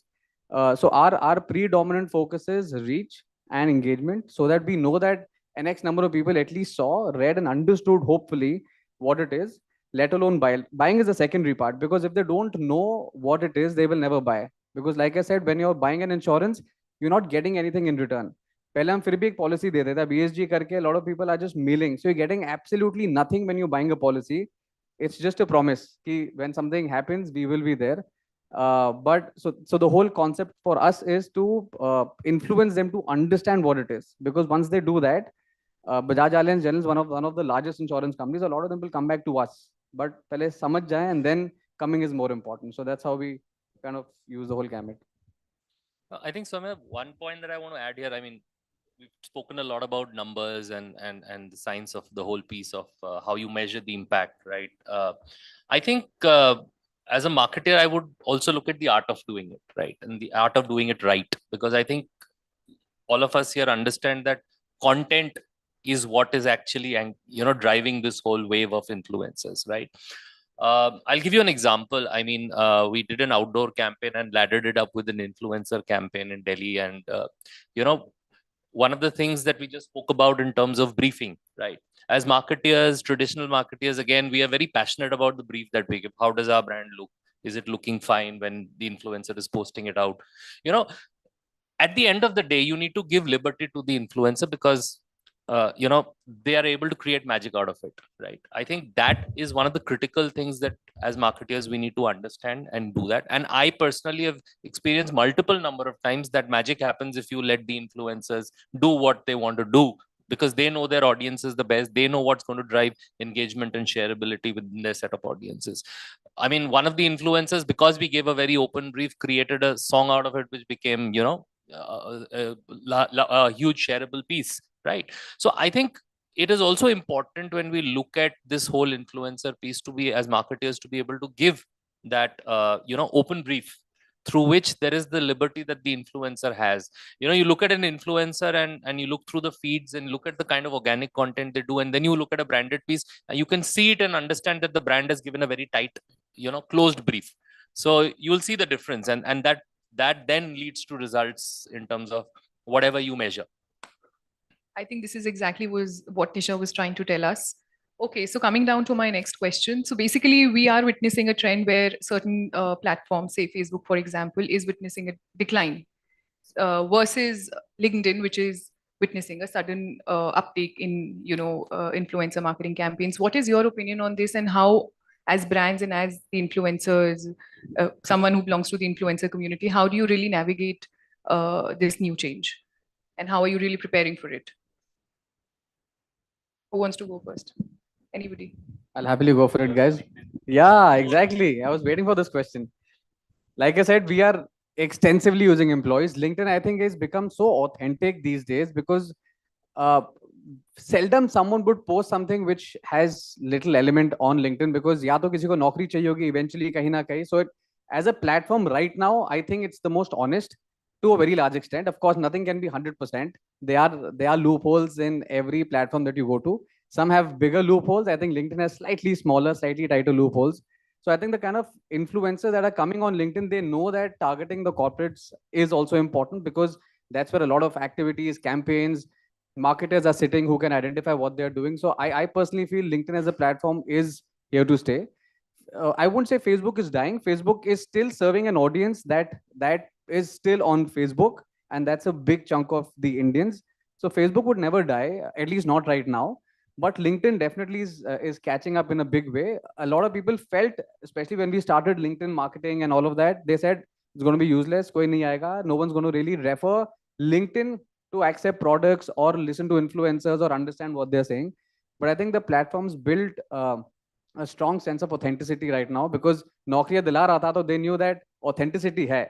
This was the only thing that was left, and people have started using it, and I think it's doing wonders.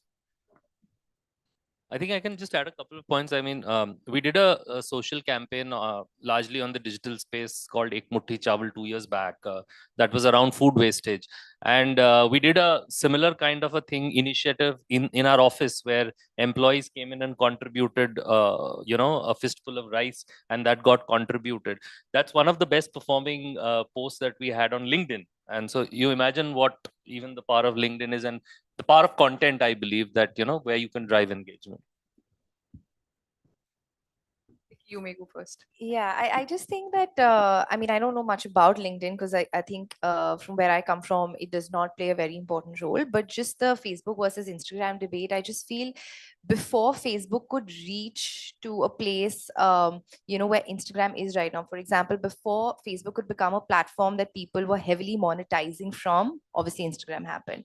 And now I think Instagram is a platform around which, like we were discussing, before the panel also, you now have it's a structured industry. You have a lot of agencies, a lot of key stakeholders. And I think more than just a platform where you're sharing content, like for example, Facebook this is now a very money-making platform and a business in itself, both for Instagram as well, because we have these meetings with Meta also quite often. So for them also, they understand that this is now a full-on business platform. So I think it's not going anywhere because it has an industry around it now. So sure. Nisha, what are your thoughts?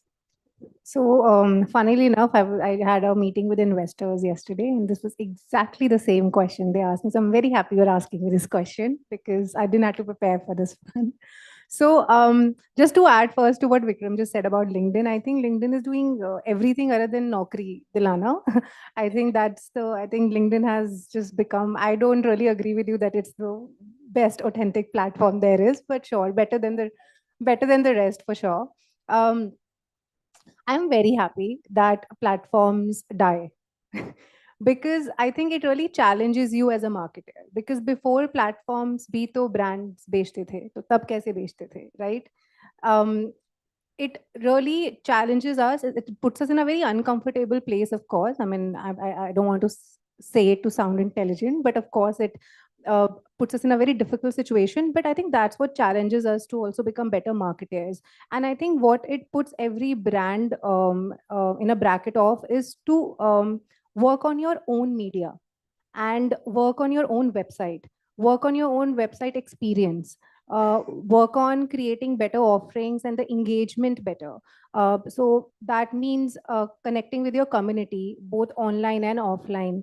Create experiences on your website itself, right? With catalog videos where you can directly purchase off the website, invest in tech, create ticketed experiences, maybe, work with influencers through affiliate networks on your website, which is, of course, social commerce is a big conversation as well. Create and build your emailer list. So I think that's WhatsApp communication is so huge, right? So we have a flagship called Purple Day Sale, and it's just coming towards the end of July. And we are working so much on creating and gamifying experiences with customers through WhatsApp. So of course, there's WhatsApp marketing, which is a more expensive conversation. But on regular WhatsApp communication with our customers as well, what we have started doing is we have started creating office videos. So I agree with Vikram on that we also use our employees as influencers, because also they don't have the burden of having a certain number of followers, looking a certain way, having the perfect outfit, right? Having a perfect background. So just by the virtue of volume, you create a lot of noise there. So I think that's an interesting way to work around changing platforms, because TikTok also died, right? It gave platform to so many people, so many influencers, especially from tier 2, tier 3. The amount of money they were making just within 3 months of the platform booming in India was immense. But it died away. So what really stays is content, understanding of content, understanding the consumer, understanding India, and not only India 1 and India 2, but India 3 and India 4. So I think that's what we all need to do as well. Yeah, I think majorly that's what we believe in. I think Facebook hasn't really died again. I think it's a community-based platform now. So you need to work with niche audience, niche influencers, talk about issues which really matter to people as well. Again, if one platform dies, there are other 2 platforms which are, I was just reading on the way here that Coup has finished their operations in India. And Coup was such a strong platform, right? When the entire Twitter thing was happening during COVID, just in 4 years. So there are other platforms. So start small, experiment, be an early experimenter on the other platforms, start with pilot campaigns. So before spending too much, and see what works for you. So yeah. Sure, fair enough. Taking cue from your answer, let's speak around social commerce a bit. As marketeers, do you really feel that influencers are able to drive sales for your brand? Okay, sure. Whoever wants to go for it. And are there any challenges that you see? The reason I was so enthusiastic to take that one is because I worked in my last job, I worked with Publicis Group, and I was hired I was specially hired because they wanted me to set up the vertical of influencer affiliate marketing, popularly known as social commerce. So, and it was for Amazon. And this is the biggest affiliate network which India has ever seen. It was for 25 to 3,000 influencers in just 1 year. The challenge Amazon had was that they wanted to build better traction in the personal care and fashion as a segment.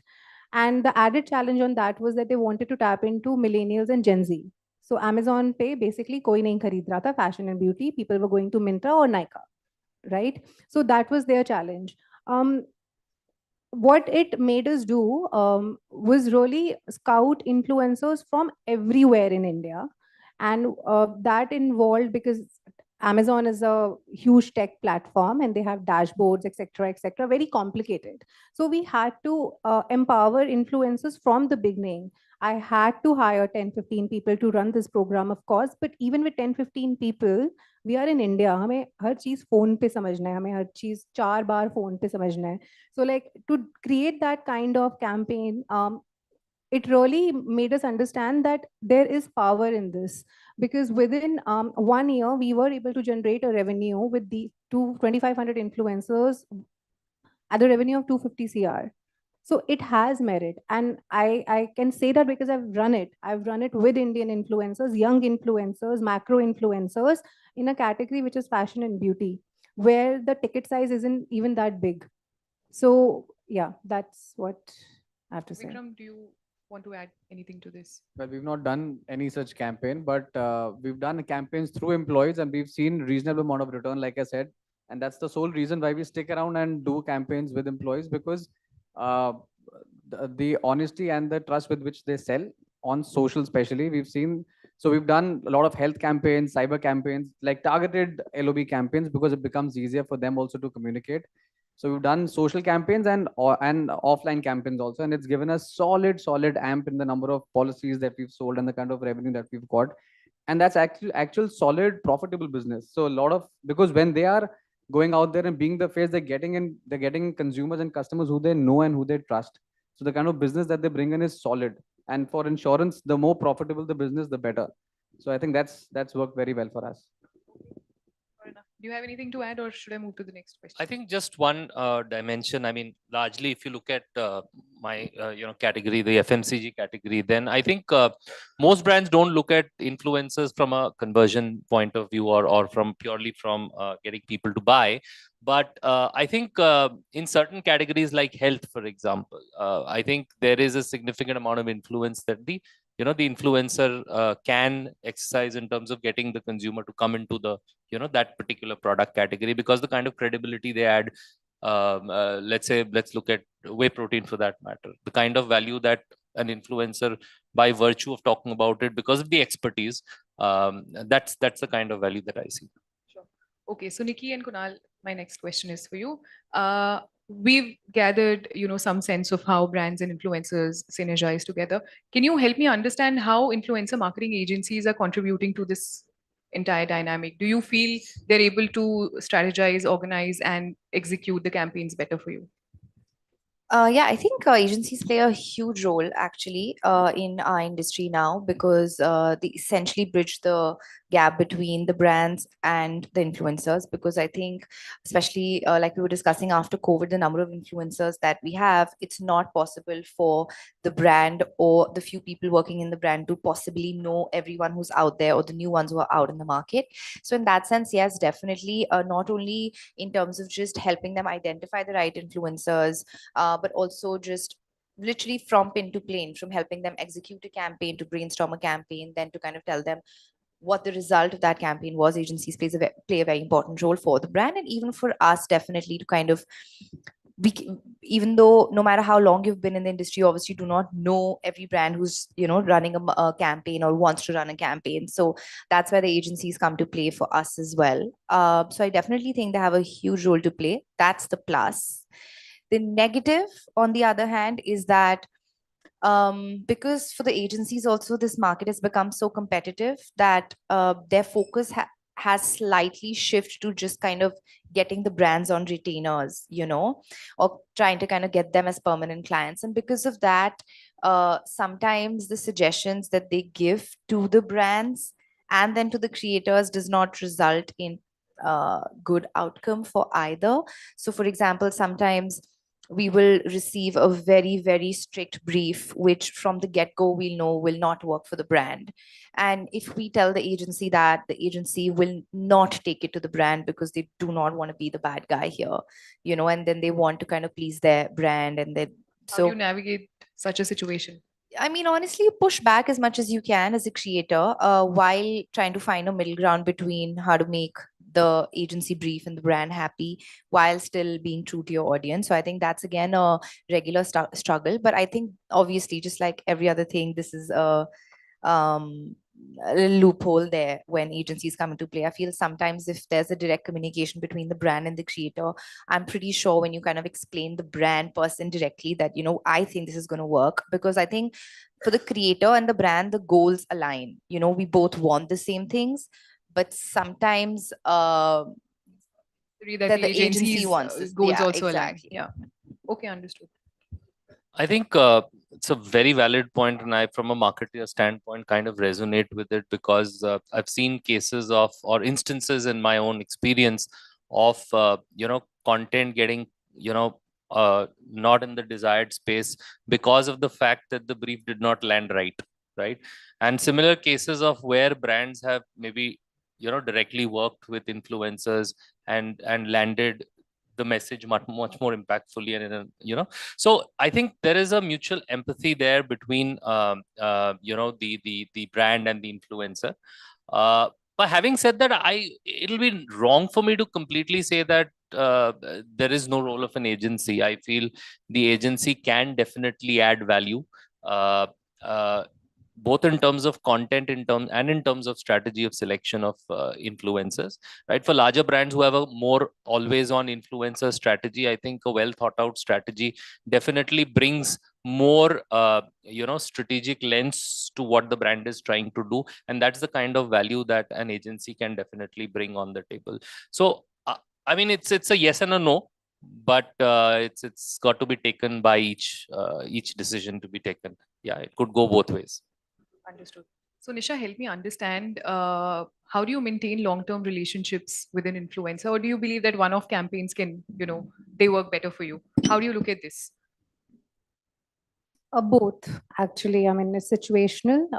But just to add to what Nikki just said, that's actually true. And, it just gives me so much perspective just by listening to you, because yesterday itself, I rejected an influencer collaboration, and we were trying to reach her from a very long time, and et cetera, et cetera. We explained the mood board, et cetera. But her request was that she doesn't want the brand logo. So we have a mandate that we have a brand logo at the end of the reel as the end slate. And she said that she doesn't want, and I immediately said no. It's the reflex in me. It's that, I don't know, that I was being too anal about it. I want my brand logo, right? Like as a marketer, you just have that. And I just immediately said no. And thanks. I think I'm going to reach out to her again and maybe, or reopen that conversation. You have some perspective. No, on I this. definitely do. Yeah. So to answer your question, so both, I think one-off conversations, especially when the budget is too high, and also if we evaluate and we see that the metrics weren't that great, we don't do every brand campaign for conversion as well. Certain campaigns are for just branding. So we just did one with Sanjida Sheikh. We have a sub brand called Libas Art, which is a more premium offering of the brand, where the ASP begins only from 8,000. So we worked with her because we also wanted to tap into the Hira Mandi clout, and the campaign did perform really well for us. So we were just trying to reopen the conversation for future collaborations, but of course the commercials sometimes don't justify. And when you are reopening a conversation because of the metrics, then the ROI has to make sense, right? In that case, no. But otherwise, every influencer we work with, we definitely strike a deal for 2 to 3 collaborations, so that not only just for a better monetary conversation, but also we want to build that recall also on the website. And also we don't see influencers as influencers. We see them, we also want to work with them in a brand advocacy standard, where they work enough and their promotion of the brand should look so authentic, because their audience can also see the brand so many times on their feed that the engagement and the collaborations looks authentic. Okay, fair enough. In the interest of time, I'll have to come down to my last question. So each of you, your 2 cents on how brands and influencers can synergize better and, perhaps deliver better results in the coming years. Nisha, you can go first. That's fine. I think in collaboration lies the win-win situation. I think me as a marketer and both influencers, we are both working in this creator economy. We all are educating ourselves on what's better. Eventually, the influencer is also making content after a certain time. When they are just creating their base, they also want to create content for the brand.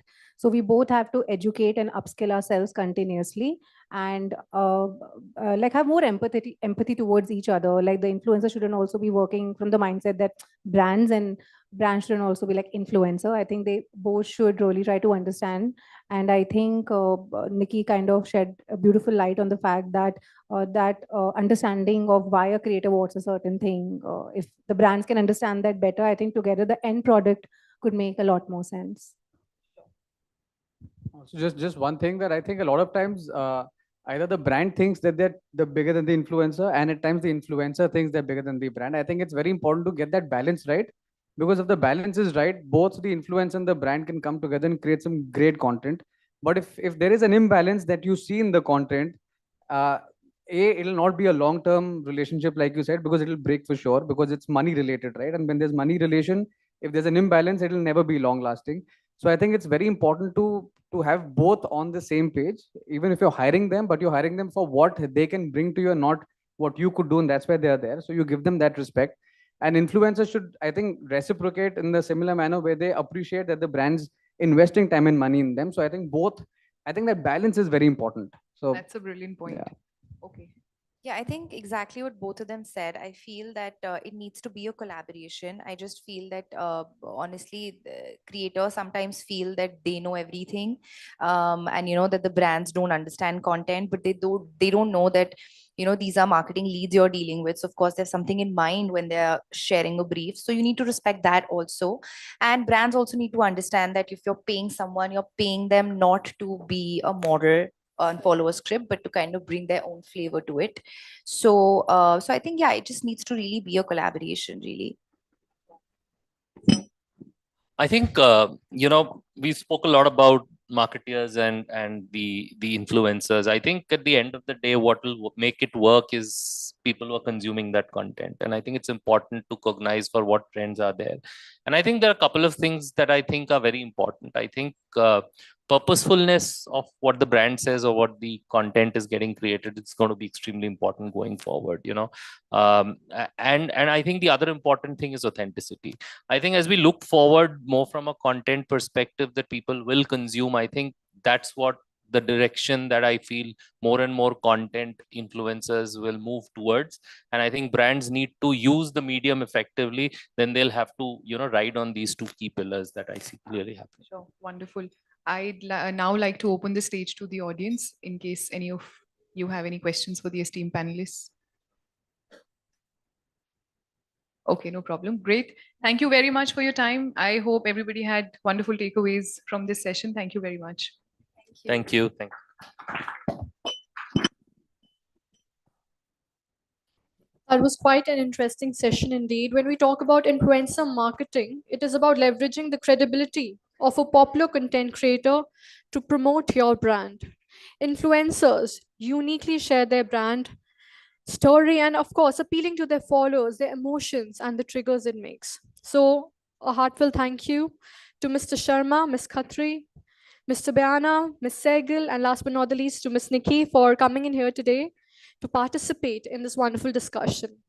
Before we proceed forward, I would like to thank our partners for their immense support in the success of today's event. Agency partner, Net Value Media, news partner, Bharat Express, strategic partner, Commune Brand Communications, Cashier Drive, Technology partner, Business Management, Tally Solutions Private Limited, News partner, Bharat Express, Meetup Barter partner, One Up Trade, Event partners, Joy Travels Private Limited, Fandrums, the Beanley Coffee, the Thick Shake Factory, Realty Plus, and Exchange for Media, IWM Buzz, and Impact.com, and last but not the least, Pitch. Moving on to the next segment of our event, which is going to be another panel discussion on quite an interesting topic this afternoon is artificial intelligence. Well, artificial intelligence is not merely a trendy buzzfeed in the business world. Its potential benefits are vast and varied, from boosting efficiency and precision to elevating customer experience and driving revenue growth. AI's integration into the business landscape has been quite remarkable indeed. Let us invite our esteemed speakers to understand how businesses are using AI for their growth. So let's welcome our panelists now with a round of applause, please. Uni Radhakrishnan, CEO, Digitas India. Mayuri Saikia, Director of Marketing, Consumer and Small Business, Dell Technologies India. Samir Saxena, Director Marketing, Group Lee Grant India. Somesh Surana, Head Digital Business Group and Marketing, HDFC Ergo General Insurance.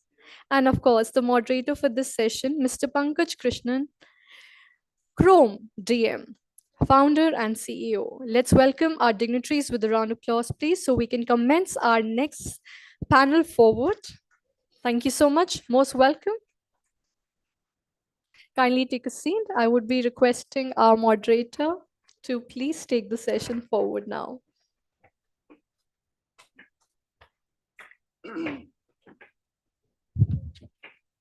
Hi, and good evening, everyone. I believe tea is after the session, right? So, hi, Uni. We met Samir and Somesh. Good to see you guys. So, I belong to the generation of the world of HI, human intelligence. AI is relatively new. Very interesting. A lot of things happening in AI, and the use of AI for bettering media, bettering businesses, bettering spends, and to optimize stuff. I ran through an experience yesterday for my daughter's passport. So she had to renew her passport, but the signatures that I had on the form, it had just had Pankaj, whereas on my passport it has Pankaj Krishna. So for that, it got delayed by almost 15 days and multiple rounds to the passport office because there were two different names, Pankaj and Pankaj Krishna. But if you apply common logic, I think they should have cleared it. So probably AI could be used more to simplify life in areas such as what I witnessed yesterday, as against only getting people to write chat, to write script. So suddenly everyone started writing very well nowadays, the mails and all you get, right? So they're very lengthy, and you can obviously make out because they're all bullet points. So that's the use of AI, which really is not the best in my view. I come from the media domain, so I'll talk more about the use of AI for bettering media evaluation, media buys, media plans. And since all of you are marketing guys, feel free to comment on that. So to set the context, media buying, planning, execution, everything comes with on the back of some kind of a currency. You have some kind of a measurement, only you would know best from the background that you are from. But every time there is a currency, there is a scope for counterfeit, right? So if you've got a $100 bill, that's probably the most counterfeited bill or a big note. Same thing holds for any media measurement tool or currency, whether it's television or radio or print or digital. In digital, you've got bots and you've got other means to inflate the numbers. In television, obviously, it's a panel, which is conventional media, print, ABC, multiple other platforms. So what is the take? I'd leave this open to all of you on your views on the take on the use of AI and technology. And doesn't have to be AI, it could be HI, everything. But how do you use technology and data to better your marketing initiatives, right? So since we met first, Uni, I'll start with you, right? just asked us such a broad question that, how will you use AI for marketing? So, I mean, I'll give a broad answer then. So the way we look at it is that how AI can impact the work we do, right? And the second part is how we work. So basically, broadly, how use AI for how we work, and use AI for the work we do. So using AI for how we work is, essentially the kind of whatever tools is available in the market, the kind of data and models that is available. So there again, between creative and media, there could be different options. Like on media, for instance, currently a large amount of AI is happening on with the large media or large big tech firms, like whether it is Google or Facebook or Amazon, because they are the one who is sitting on a large amount of data, right? So when at some point when marketers have when they build their own large pools of data, obviously that started getting reflected on, right? On the creative side, it is basically you create campaign ideas. Like recently we did some work for Oreo, which basically people could ask questions and then the answers would come by Farhan Akhtar. So that was built on AI model where it could, based on the questions asked, answers are sort of created on the fly. But even then we had to do a bit of human check to ensure that there are no four-letter words and those kind of thing, right?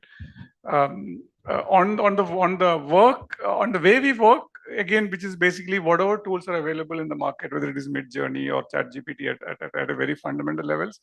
So using those two tools to improve your efficiency. So that's the broad answer I can give. Yeah. So again, so what I was specifying, so to put a number, if you go back a decade, right, it was zero, practically zero AI, or 2 decades, right? Vis-a-vis now, the efforts that go it in terms of efforts, time, money put together. So out of 100, you will have like still like 10% is now on AI in your business, everything put together, at a very broad number. No, overall in the business, it could be very less. Yeah. But if you look at whether the Googles and Metas of the world, if you look at their campaign optimization, significantly It's hugely, it's very high. It will be, yeah, it will be. So, see, it's not that it is new. Like even 6-7 years back, machine learning and predictive intelligence was already there. Yeah. That's getting better and better today. You'll be using a lot of AI on your way to the airport with Google Maps on the potholes on the way, right? So Samir, Legrand, that's a favorite brand that I've used as we were chatting earlier. So broadly on a 0 to 100, AI, what level of AI has penetrated your business in your marketing decisions? And you could cite some examples? Yes. So to start with, at this point, I would still rate HI on a higher pedestal than AI. High. When you started the whole conversation. Yeah. We would be different because we are in a B2B company. So almost 80% of our business is B2B. And our business is complex. We go do business on data centers and we do business with electricians. So it's a wide canvas. So how we don't look AI as a big project or a big tool which lands on the marketing desk. We are defining it by business clusters, and there are other aspects which we call it enablers, which helps the business. So business cluster may be a direct interface with the customers, B2B customers, and enablers would be various points which bring in efficiency, CX, etc., like that. What we look at, one important point on the success before I get into the metrics, is the maturity of the team and the tools available in the market. Right. It has the maturity of the team. Okay. How to handle that in the ecosystem within the company. It needs to go at the same path. And since we are B2B, we collaborate a lot with the customers, where again the maturity of the customers depend, because there's a direct collaboration. Just to answer a question, suppose this is a hotel and there's a configurator which wants to calculate the energy efficiency of power with Taj Group, and we work quite a lot with the Taj Group. So we have AI tools how to understand the consumption patterns of a particular hotel. It might get specific to the number of rooms, to the number of lobbies, to the number of restaurants, but then it becomes equally important that the client, or in this case Taj, maturity system to understand our configurator is at the same level.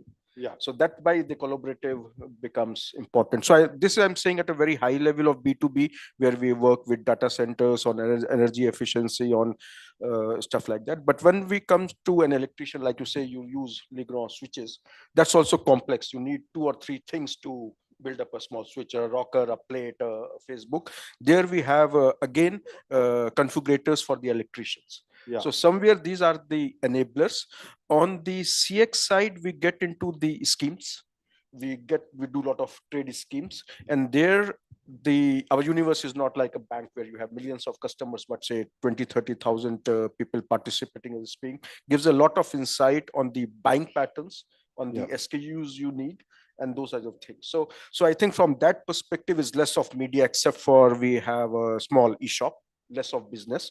So maybe 1% or 2% from a media perspective, but lot of tools and means. And one is predictive maintenance. We have a UPS business. So UPS goes into a controlled environment where we can understand the products within warranty, outside warranty, and then you develop tools on the AI side as to how you do the predictive maintenance. So different aspects, but I think these are small projects will bring efficiencies from internal perspective and a lot of CX and touch points from a customer perspective. Yes. What you've listed is more on the technology side. It's less on artificial intelligence, I would believe.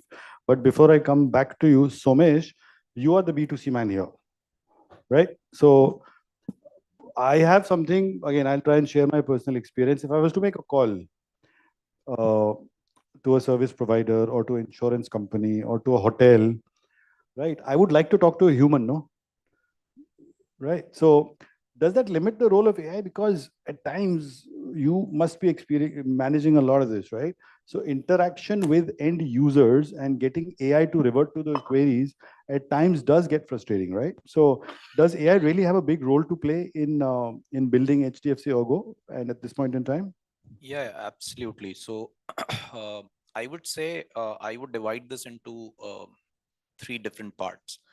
One, you asked about how do we kind of make sure from a marketing strategy perspective, marketing initiatives perspective, do we really use AI? We do 2 kind of marketing. I also wear a hat of managing the digital business for HDFC Ergo. When I do that, we completely rely on getting traffic and leads through digital marketing and the initiatives that we drive on the digital world, which is largely performance. If I look at that, 90 to 95% of our campaigns are AI driven there already. And like Oni was saying, because obviously the ecosystem, which is the Google, the Meta, all of them also have reached to a level where most of the campaigns now we are running on absolutely AI based. It took us a while. We were the ones who always used to be the first ones to do any kind of beta or experiment with Google. For example, when two-wheeler insurance, when it was in beta for them to work on predictive AI, we were the first ones to do it. And we saw that there was a jump of 48% in conversion rates, what it used to be earlier with AI. So these are obviously some use cases where we've been using, and 90-95% of most of our campaigns now on the performance side is absolutely AI. On the other side, where I wear the marketing hat and I talk about brand, I talk about awareness, I talk about consideration.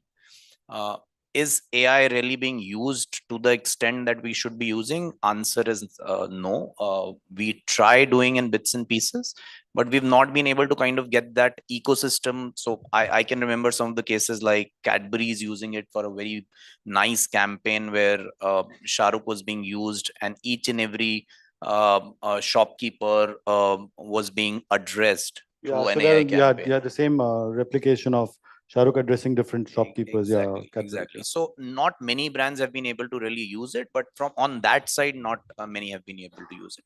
Your question was, are we able to kind of do it on the other streams? And absolutely, other than marketing, AI is very important for HDFC Ergo.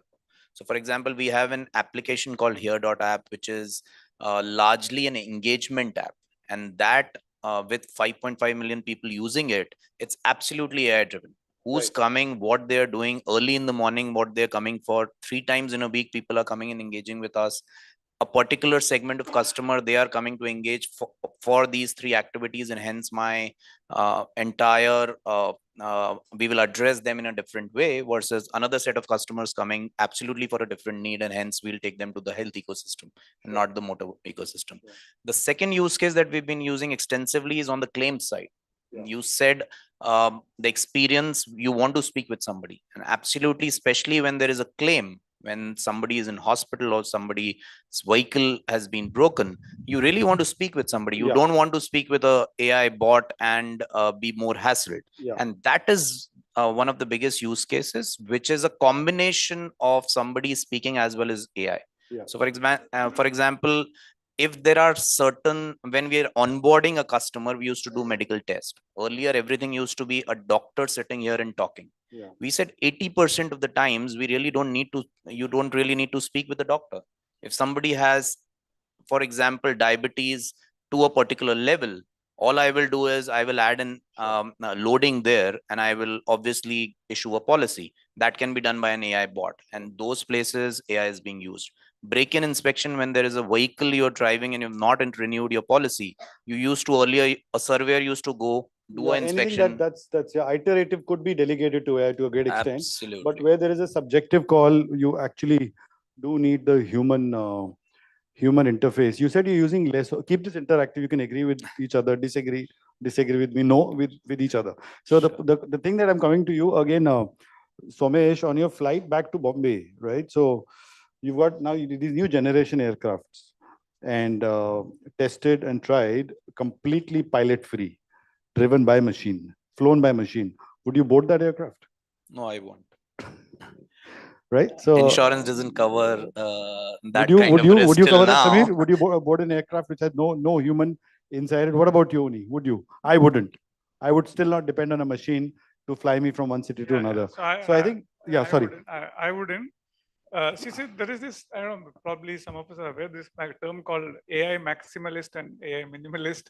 So, and earlier when blockchain was there, like there was this blockchain maximalist, like people used to think like everything, it was like it was a solution which was looking for a problem kind of thing, right? So, I am not an AI maximalist. I am probably somewhere in the middle, or maybe close on the other side of the middle. Right? Yeah, I think that's also got to do with the fact that I don't know what's a better term to use, the age bracket. Is what the synonymous for age bracket? We don't know. We come from a different set. We've done a lot of things. If you look at the people who are starting out now, they would be more on AI. So my son, who's now 9, but by the time he was 3 or 4, he went up to the screen and started trying to scroll, and he said the thing doesn't work.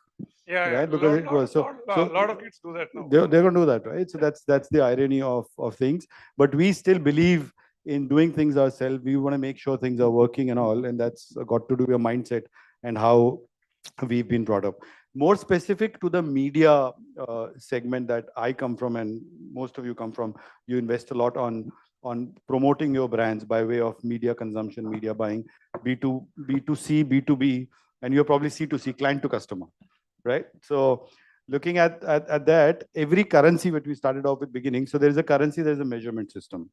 And wherever there is a measurement system, whether it's television or print or digital, there is a scope for rigging, right? Which is true, where there is a finite panel of 50,000. In the case of television, people can buy, actually, you can induce force viewing by paying off cable operators to run a particular channel, right? So that means that a channel that you invest on would do good on the ratings panel, but in reality it won't. In digital, there are bots, right? So do you feel when you spend money, Somesh, right? When you spend a lot of money. So at that time, do you feel there's a need for a parallel validation? Right. So again, now AI is something which the topic is, but I've got some data that my team is pulled out here. So if you look at television consumption broadly, and it's a no-brainer, the ratings data might tell you otherwise, but if you look at actual consumption, 12 to 6 p.m., which is afternoon to 6 p.m., is a hugely female skewed time band. It's obvious as well. And that comes from all the data that is generated through applications. And 8 to 10 p.m. is a male dominated time band. But the currency would tell you otherwise. Now, would you go with the currency or would you do parallel checks? This is one simple example. I've got tons of data. So if I run out of questions, I'm going to start throwing them at you. Right? Somesh, yours. No, so we definitely do parallel check, and you're absolutely right. The moment anything, any medium, I mean, it's not about TV or radio or any specific medium, digital. Somebody or the other is sitting there and trying to kind of manipulate that and earn out of it. But there are tools available. There is a way to check it, and absolutely for us there is one thing which is very clear: we are absolutely ROI driven. If anything which is not giving me business, we completely don't rely on any kind of research, any kind of data, because You're accountable for every money you spend in terms exactly of converting to sales? Yes. So for the digital business, it's absolutely P&L driven, account driven.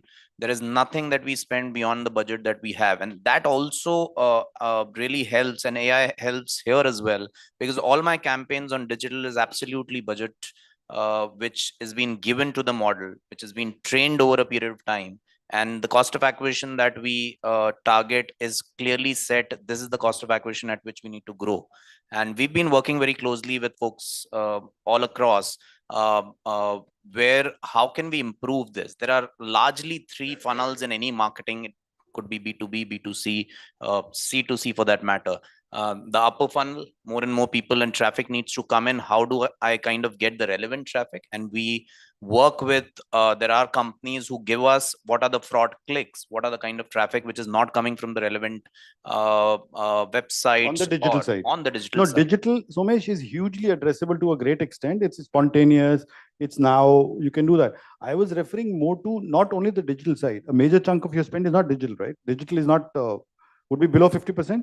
No, for us, it would be more than 50%. But yes, if you ask me only marketing spend, which I don't look at really the business contribution to that or a return on investment on that, yes, you're right, it will not be more than 50%. On the offline side, you're right to an extent. Yes, there is a challenge, but there are proxies that we also have, which clearly tells us whether the numbers which has been given are correct or not. So, for example, in case of radio, and radio we use extensively, there clearly is a research pre and post which we do in eval, which we do in all of these markets, and which clearly gives us so we are one of the lead insurers in Tamil Nadu and Pondicherry, and we extensively did BTL radio and some of the above the line communication as well, advertising as well, and our pre-awareness scores and post-awareness scores clearly give us some kind of indication that yes, this is work, this is not work. So I think yes, offline there is a challenge. I don't know what others do, but we also face that challenge. Yeah, in the Samir, offline. same question to you as well. If you remember the question, because quite a while. Yeah, So- you remember the question? Okay. At least I know the answer, but I think it's really relevant to the question. Okay, Two things which comes differently is, like you said, we do a lot of offline, which is totally integrated to online. Yeah. So be it electrician meet, be it road shows, those type of time. For there, it becomes very difficult because you invest something on an offline activity, be it a paper or a local hoarding and stuff like that. But on the same offline activity, when we translate it into digital, it types of becomes for e-shop it's clearly ROI, but for this time is still a trend. How much are you investing to get sales? But it's clearly not as robust as what we do on e-shop, where the funnel lead generation and cost of the acquisition is very, very clear. Here I would still say AI doesn't give us good insights. It doesn't give us an insight. The second point where the AI doesn't give good insight is new product launches. So when we do a new target audience, you can get from AI, but the product usage, the type of products, a simple thing like color, what color of switches, if we go by the AI, won't work at all. It's going to be influenced by the electricians, or it's wherever there's an emotive thing coming in a purchasing by decision, it doesn't work. So product launches, we still struggle. Combination where we combine the offline with digital to increase the awareness, Insta, Facebook, whatever, we don't see a much value coming of this. I think it's still limited on performance marketing, whatever we little do on e-shops, Google Analytics, those are the areas. But I think on the CX side, on the service part, we see a value in AI. We clearly see a value in AI because you have installation base running for 10 years. And if the products communicate, if the products talk, the after the service side is really if we can use the technology, and then machine learning comes into play. You and I will connect digitally, and AI will help you, let you know where to pass the discount when I build my next. Yes, we do place. analyze Yeah. the profitability of the customers and their trends. Yeah, A very lovely. interesting thing which comes from AI, again, I don't think it's coming from a marketing perspective, but understanding the customer, again, B2B perspective. If 5G, so we supply to the towers, and if we have the data on the locations of the towers, it helps us optimize the service, and we can really pitch into the tower manufacturing that we can optimize your servicing costs. Completely. That's all tech, all tech play. Absolutely. Uni, what about you? I'll probably throw these numbers at you only since you come from the data side. The need for AI and technology for a parallel check on every bit of dollar or rupee that you spend. See, honestly, I don't know what would that parallel. So I'll give you some examples. Would be because I'll just complete. So, like what both of them said, at the end of the day, it's finally going to be very ROI focused. So, like every brand will have an A to S ratio, and so people will experiment with different channels, but there will be benchmarks which is sort of arrived at, and then it'll be based on that. And this, to me, it's not so much of AI. Even before AI, I think people would, a very data-driven, data-led approach has been there in digital marketing. Probably like the case of HDFC, they said AI systems are today optimizing to look at which consumer segment should I go behind and which is the one is likely to get converted closure. So it's all at the ROI focus. Now, when it comes to television and offline, I honestly don't know what would be that parallel system at this point of time, because I don't have much of hands-on experience on that. So that's what I was coming to. No, but please continue with you only. The point that I'm making is, so there's some research that was recently done in terms of media consumption habits, right? So as marketers, we are using currencies of individual vehicles to decide on advertising spends, whether it's television or radio or newspapers. But many a times, if you were to do a survey or if you were to use AI, and which is a simple SDK installed on a mobile phone, on a connected TV, to tell you the consumption of content. So for example, if you look at GECs, general entertainment channels, current trends would have a plus colors and a Z, which are mostly legacy brands, as the highest consumption, which might differ from the data that you get from your ratings agencies. When it comes to newspapers, again, so this is, you can like, it's the Dainik Bhaskar, Jagar and Hindustan, along with numbers which might differ from the circulation numbers that go. Now, a lot of this is manually done. A lot of it is technically collected. So I've got data for platforms. So you got Disney plus Hotstar doing almost 111 million, followed with Jio Cinema. And a lot of that is got to do with cricket, right? So these numbers keep changing, and they're all generated by AI, by technology installed on phones and installed on connected TVs, right? So do you see that playing a good role in your decision making outside of the established currencies, was my question. See, again, it's going to be very panel based. I mean, I don't know the solution clearly. So there is no. So So on the panel based, good point. I just want to speak on that. On as far as panel is concerned, ideal case scenario, you want a census based data for anything, right? Yeah. And you get that from the big gamma, right? Google, Amazon, Apple, and Meta. Unfortunately, as far as data is concerned, so whether you consume content on a certain device or a certain brand, everyone has their own tech play and everyone has access to their own data. But the census data will never come out till all of them come together. So the only way to take this forward is to have a marriage of panel and some kind of census. YouTube is a great census-based data. It's in the public domain. It does get rigged with bots and people do buy YouTube views, but it's a marriage of panel and census. Having said that, I'm not saying that the panel data is fully accurate. It is an indicator, right? So do you use that for business growth for your clients, or do you intend to use that? At this point, I don't use any of those panel. Like I said, because we do from creative media technology to CRM, and media is one part of the business which I look at. Because it is largely digital and connected TV is still very sort of less. So at this point of time, I don't use. But to your point, when there's a measurement system, whether a brand HDFC Ergo wants to decide whether should I spend between Z5 or Hotstar, and if it is a e-shop kind of thing, they will have a direct correlation. But otherwise, if it's a brand awareness campaign, then they might want to, or even FMCG brand might want to look at those panel data. Sure. So, Somesh, it's a very directional, is what I would assume. I think it's correctly raised a B2C example. So, would you look at parallel means to gauge optimal consumer usage or media usage at this point in time? We will. Answer is whether we will completely rely on that. The answer is no.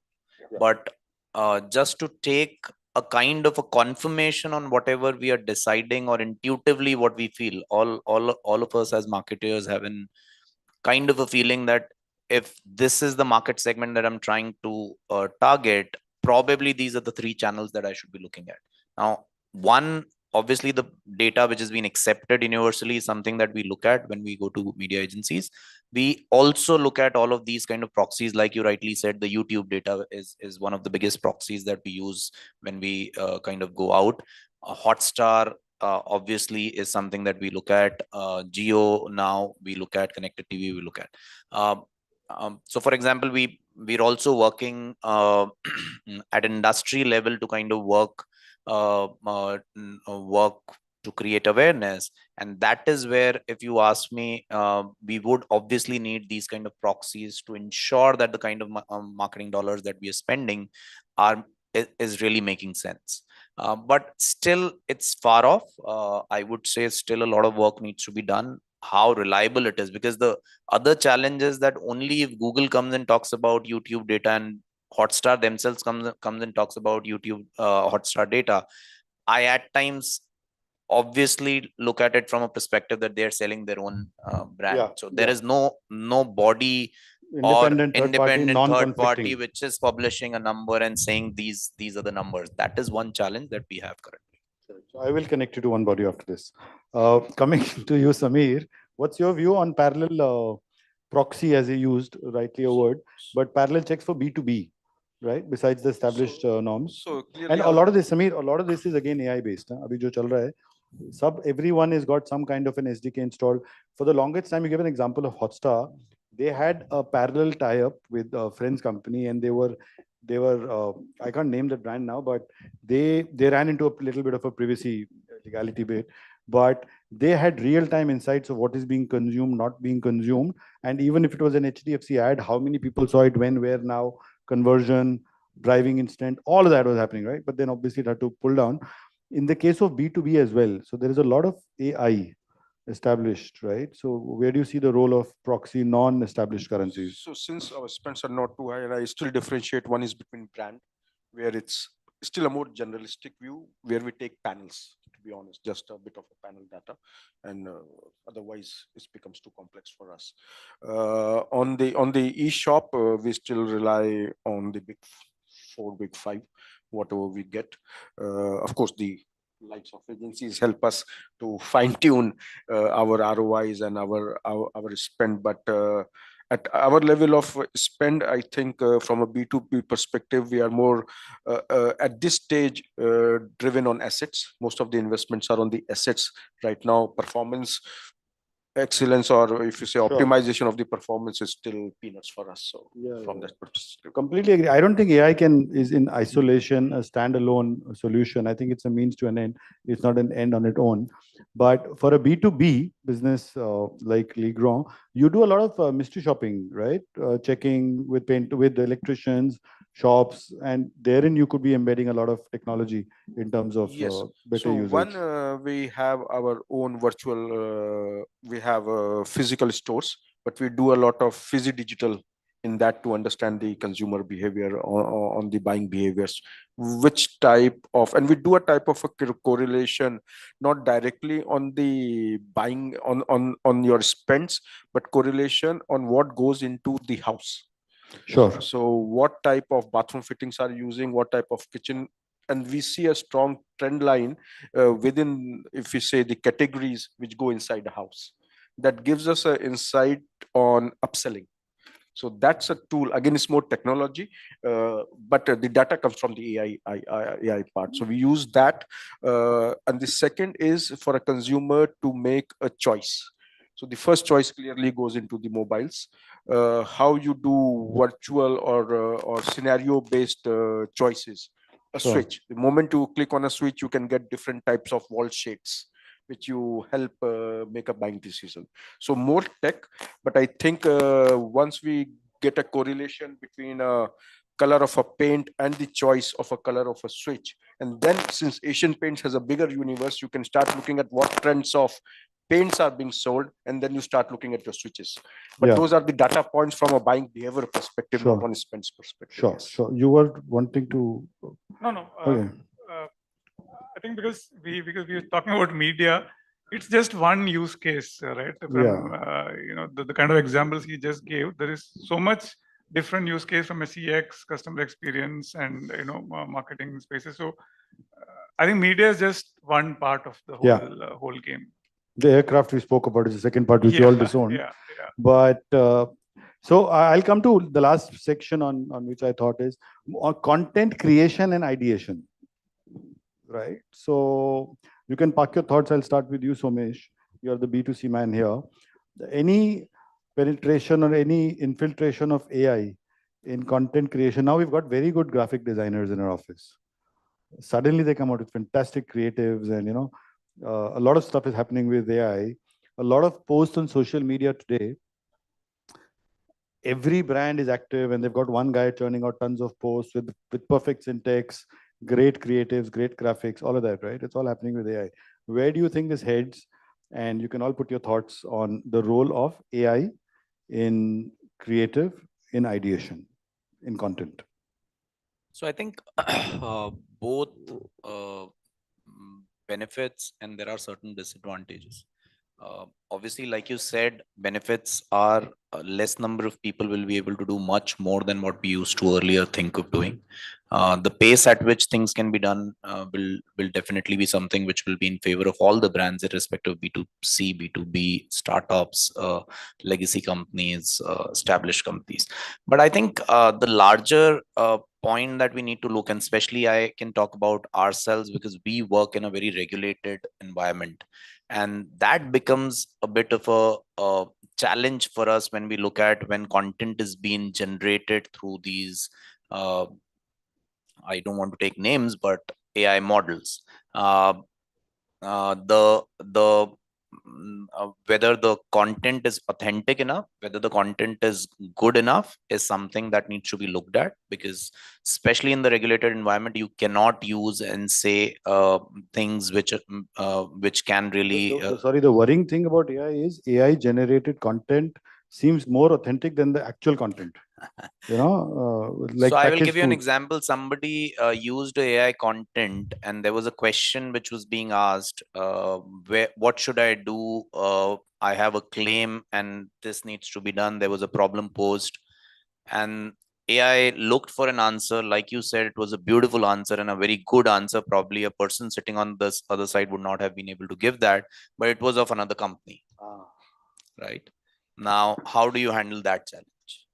So while these are good, like I said, you will still need people who check it. AI should look for answers of claim related questions from my database, which needs to be trained. And there is a lot of training and machine learning needs to go behind this. Likewise, the other challenge is cost. I think while most of us can say, okay, all of these things are good, when you need to write one or two pieces of content, it's free of cost and hence you can write it. The moment you need to generate it for a brand on a regular basis, like you said, we were doing 10 posts, we start doing 20 posts a day. Obviously, your cost will go for a toss. Yeah. So, and then the return on investment on these kind of things. So, transparency, authenticity, cost, this remains a challenge. Absolutely. Which is a very big challenge when it comes to content. And besides these three, Somesh, as you rightly said, दूसरा challenge होता है clutter. People are churning out. It's a factory now. That's a scary thing. I was discussing with somebody, and we are thinking to kind of be out of one of the social media platforms, because whether it is making sense for us or not to stay there anymore. Yeah. Is it relevant enough now to be on that platform is the question that everybody is asking, because the kind of post, the kind of audience you look on those kind of platforms, is it really making sense for us? Sure. So you're absolutely right. I mean, clutter, the mind space of a consumer is this much only. Since morning till now, I will get so many messages. I will be exposed to so many things. What is going to get registered is also getting difficult for brands. Absolutely. The bane of clutter, killing us. What's your view, Samir? Only you want to speak first? So we'll wrap up with the role of the same question, the same thing, the use of No, AI. I think he put it correctly, and the context for us is similar. Efficiency comes in, but the sensitivity is not there. I think now today, like you said, you can make out even how well it is done. The creative part and the sensitivity part, which comes into being, is not. We find it. We are not a really B2C guy, but I experimented just as a case study on doing something humorous, and we took at AI. The sensitivity of humor really didn't come out. They were just. It didn't come out? Okay. It didn't come out. It didn't come out. Somewhere I think your HI or your creativity still stands on, because once you have to have enough data for a certain type of humor, then the AI will come. But if you're looking at the perspective of a humor from a very specific angle, at least Doesn't I was come not out. too convinced that you are getting the right. Maybe old-fashioned still, but No, I completely agree with you. I a few completely agree with you. sensitivities, the content doesn't come. But like you said, 80% you have to churn out. It comes. You get It's a rat race. It's a rat race about constantly posting and trying to get more traction. You agree with that, Uni? Yeah, so the fact is that actually on content, yes, obviously a whole lot of developments are happening on that space. Like Adobe Firefly has, AI integrated in many of those tools. So I think that will continue, but I think we still have there are problems of copyright issues are not sorted out. The kind of fairness it gives those creatives are probably not. It will still look a bit of synthetic. Right, so I don't think brands will stay. I mean, maybe people might play around with a little bit of social media post, fun and things like that. Then even on people are still using. So there was some research done some time back. It says maybe 12 to 15% of usage on AI is largely to people, trying to get a better email crafted and drafted and those kind of things. So I at this point of time, I still don't think it is. No, the worrying thing is that because someone is trying to get the better email crafted, but whom is addressing to that bugger is also getting the same email crafted. Yeah, correct. So it is two machines talking to each other, The, right? So the role of human similar- is practically gone for a toss. Similar category brands, two copywriters sitting in two different agencies trying to do this is a huge risk of HDFC or Go Copy is becoming similar to this thing, right? So that problem continues. What I'm reminded is that I think the larger point is that like someone said in the past that like big data always comes from the past. Yes. Right. It's not necessarily it is sort of able to really create the future, right? So therefore, I think all of us are. I don't think anyone has a very we know what exactly is going to happen tomorrow. We all are probably keeping our eyes and ears open, learning and experimenting and going right. Just to take an example from outside marketing, there are enough examples on globally different governments or city councils run using AI to predict algorithms to predict let's say school dropouts or crime rate increasing in a particular area, and it starts predicting and and that says that okay, this particular family based on various parameters it is saying that this is likely to be a criminal in this house, and that then they start harassing that family, meaning you put a counselor there, they have to report to counselor, but there's no science behind it. basically I think it's practically creating havoc. it's harassment. I would believe it's Yeah, depending so- on technology to decide your future Correct. So behavior. there are many cases from European cities, where AI is being used to I'm do glad this. it's not happened in India because otherwise we'd have had no politicians. They would have been arrested as kids only. Yes, this thing is that I think we just have to, keep our eyes and ears open because technology changes so fast. experiment, cautiously and then move forward. I don't think we'll have a definitive answer at this point. Yes, completely. Samir, you want to add the Just on a point? lighter side, why it becomes a zero net sum game is we in HR do a AI resume sorter.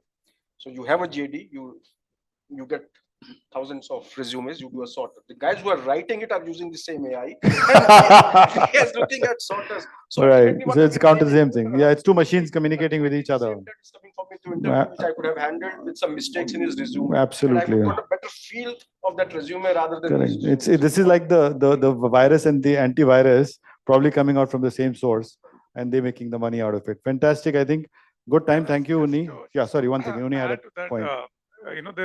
there are AI agents. Like now you can have AI agents on your phone, which means me and him talking, but my AI agent will be talking to his AI agent. Correct. That's a possible reality, right? That is a reality. There Yeah. already machines. I'd read that. I'd like to retire before that happens. So, but I don't think AI is a replacement to think. It's just a tool which should be moderately used. And that says time's up. I was saying thumbs up. So I was wondering what the brand is because it's got a red on a white. Having said that, thank you, Uni. Thank you, Samir. Thank you, Somesh. Thank you, everyone. One thing we all unanimously agree is the fact that if you have to fly down, that aircraft better have a pilot. Yeah. Thank you, guys. Thank you. Such an interesting session indeed. Can we have a round of applause for our venerated panelists as well as for the chair for diligently curating the session on artificial intelligence? Thank you so much.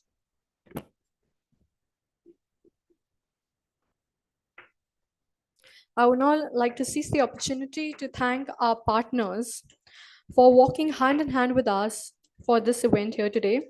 Thank you to our agency partner, Net Value Media, news partner, Bharat Express, strategic partner, Commune Brand Communications, Cash Our Drive, technology partner, Business Management, Tele Solutions Private Limited, news partner, Bharat Express, media, barter partner, One Up Trade, event partners, Joy Travels Private Limited, Pandrum, Beanley Coffee, The Thick Shake Factory, Realty Plus, Exchange for Media, IW Buzz, Impact.com, and last but not the least, Pitch.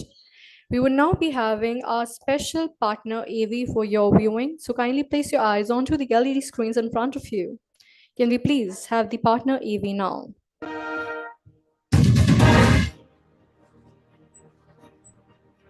Keeping up the integrity of journalism with its strong conviction, Bharat Express continues to elevate your news sense. We define the aspiration of New Bharat, perfectly in line with its motto, Satya, Sahas and Samarpan. Bharat Express News is a fast-paced news delivery platform that has been dedicatedly delivering excellence for the new age Hindi news viewers under the able leadership of Mr. Upendra Rai, CMD and Editor-in-Chief of Bharat Express News Network. Mr. Upendra Rai is a seasoned media personality who has many path-breaking stories related to politics, business, and more to his credit during his 25-year-long career. Under his dignified leadership, Bharat Express has made a significant impact in just 1 year of its operations. With exceptional infrastructure spread over 45,000 square feet, comprising of highly equipped PCR, MCR, new age studios and newsroom, and an impeccable team of reporters, producers, and anchors. The channel has recorded an impressive line of coverage in the past 1 year. Right from taking up causes of the common man, our anchors do not form opinions and judgment, but deliver facts. First stage media startup, Bharat Express is undoubtedly a name synonymous with delivering quality news, where every member of the group puts in great effort, contributing to our mission of informing, educating, and empowering our audience. We are a new age media startup that is spreading its wings every second, making every step count. Leading advertisers trust us with their brand image because we showcase conviction and truth. Many governments, including Uttar Pradesh's governing system, have praised Bharat Express's fact-based sting operations. Our reach is far-ranging as the channel is available across major DTH platforms and cable operators. In this digital age, Bharat Express too has an expansive reach and presence via its YouTube channels. The network's website is accessible to its reader base in Hindi, English, and Urdu languages. We at Bharat Express believe in hard work and perseverance, backed with strong vision, because consistent hard work always leads to success.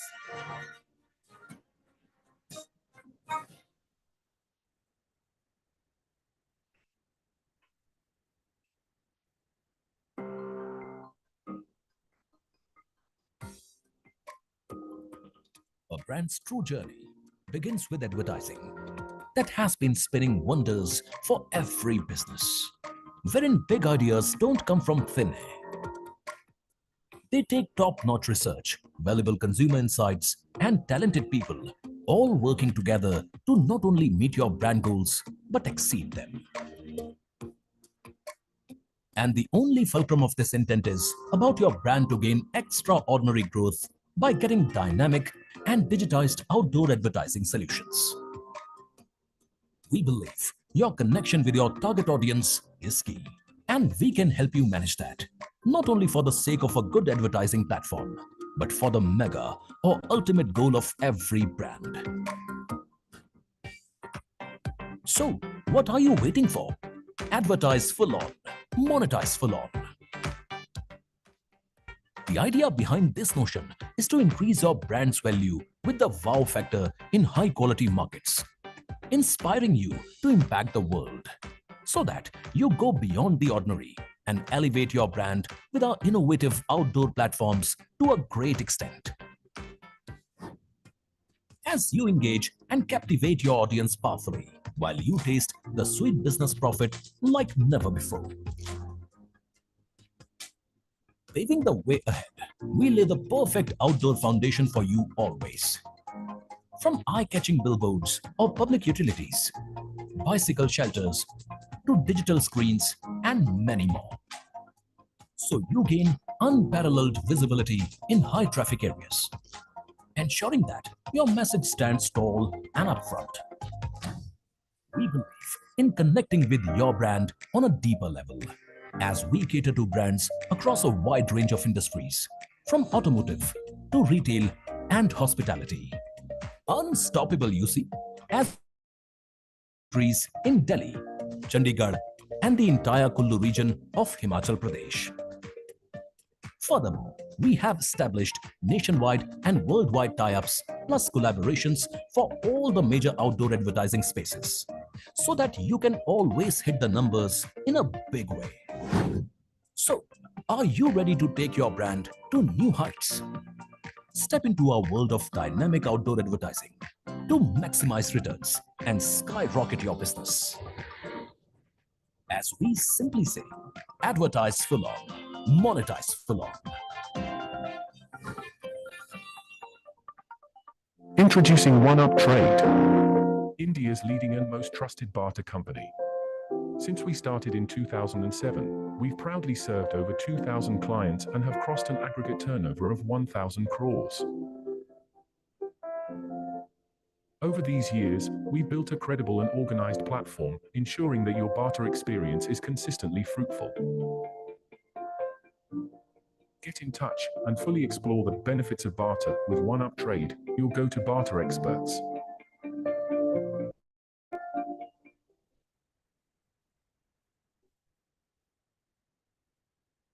We would be now taking a small break of 15 minutes. You can go and help yourself to tea and coffee and do some chai pe charcha and join us back here in this very hall in another 15 minutes, because the next session is going to be really fantastic indeed. Thank you so much.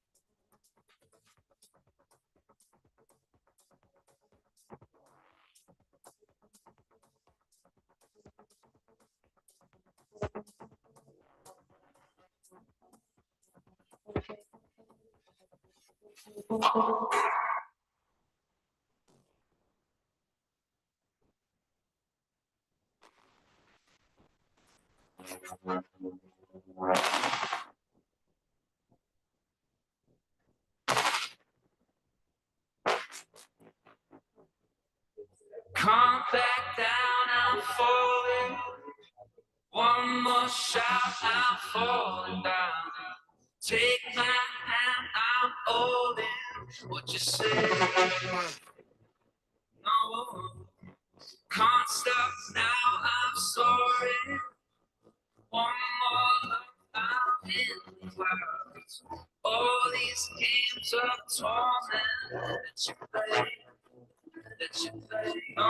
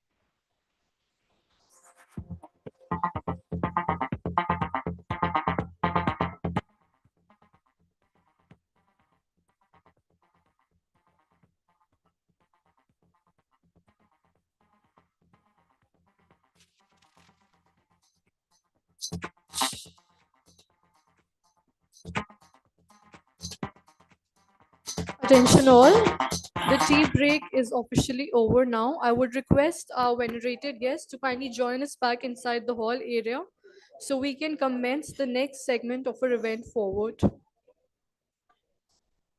Our next panel discussion is going to be quite entertaining indeed. There is a remarkable disagreement about the growth potential of general AI. Though emerging at micro level, evidence shows substantial improvements in firm productivity and worker performance. The macroeconomic efforts can be very uncertain. Our next set of speakers will help us navigate the promises and perils of generative AI and why it must or must not matter in 2024. So without further ado, I would now be requesting the humble presence of a panelist here on stage. Let's welcome them with a round of applause, please. Vipin Yadav, Director, Marketing, Hisense. Welcome, sir. Next, I would like to call upon Sarvesh Tiwari, Chairman, Public Relations Society and founder, PR Professionals. And of course, the moderator for this session, Ms. Reema Bhaduri, Editorial Lead, BW Businessworld, to kindly join us here and kickstart this wonderful session. Thank you so much.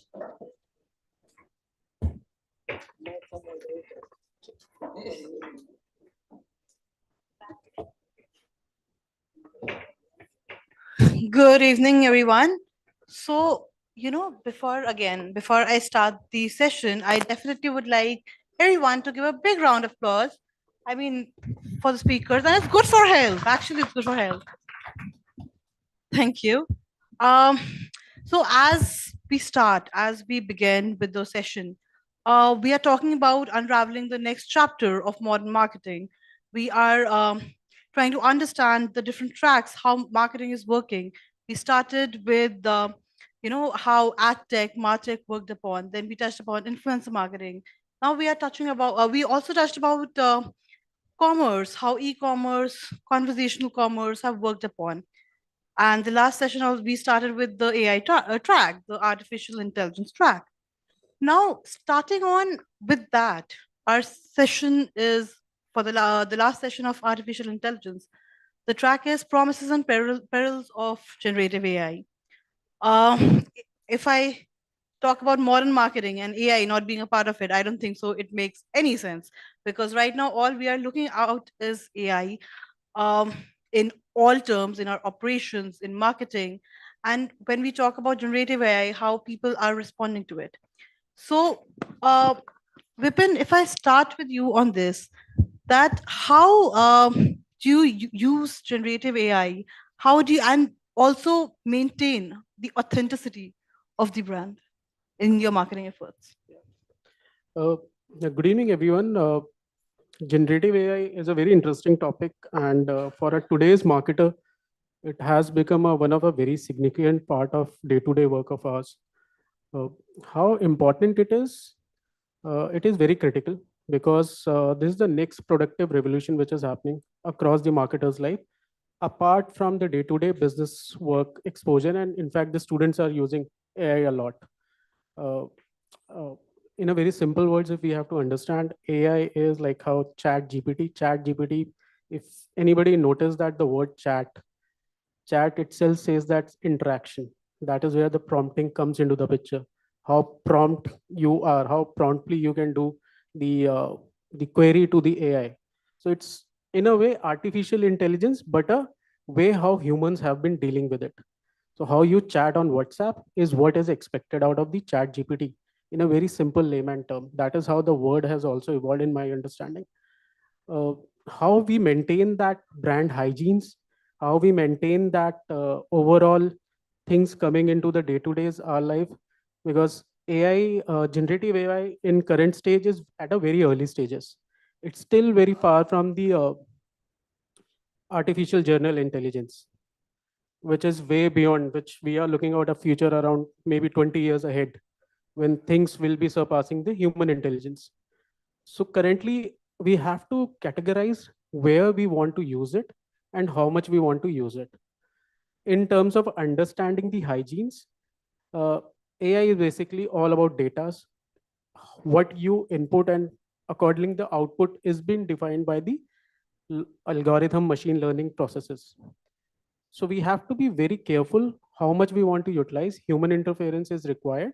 There are tools which is used on a day-to-day basis, but yes, we can't avoid the human interference at this stage because it's too early for AI to give that sort of an output. One of the simple examples which come across to my mind immediately is what happened to the Google Gemini when it got launched. So it got a big backlash because of the cultural nuances which were missing out of it. That is where the scope and the gap is in current stage. But it's a ever evolving tool or a new art of marketing which is coming up. So simply we have to maintain our tonality. We have to guide and program what sort of a creative has been used for a brand since long. Specific tools allow us to feed in the brand tonality based creatives. Based on that machine learning, the output can be defined, which reduces the human involvement over a period of time. Another thing which is important for us is how quickly and how fundamentally we can review the system over a period of time. What I have learned from our practices recently is that at least in a 15 days, we should review the data and the output, at least for half a day, to understand what sort of an outputs are coming. So that's how it is being evolving. Very well said. Naturally, as we all, I mean, we are seeing that generative AI has actually, exceptionally well worked, and it's still in the very beginning process.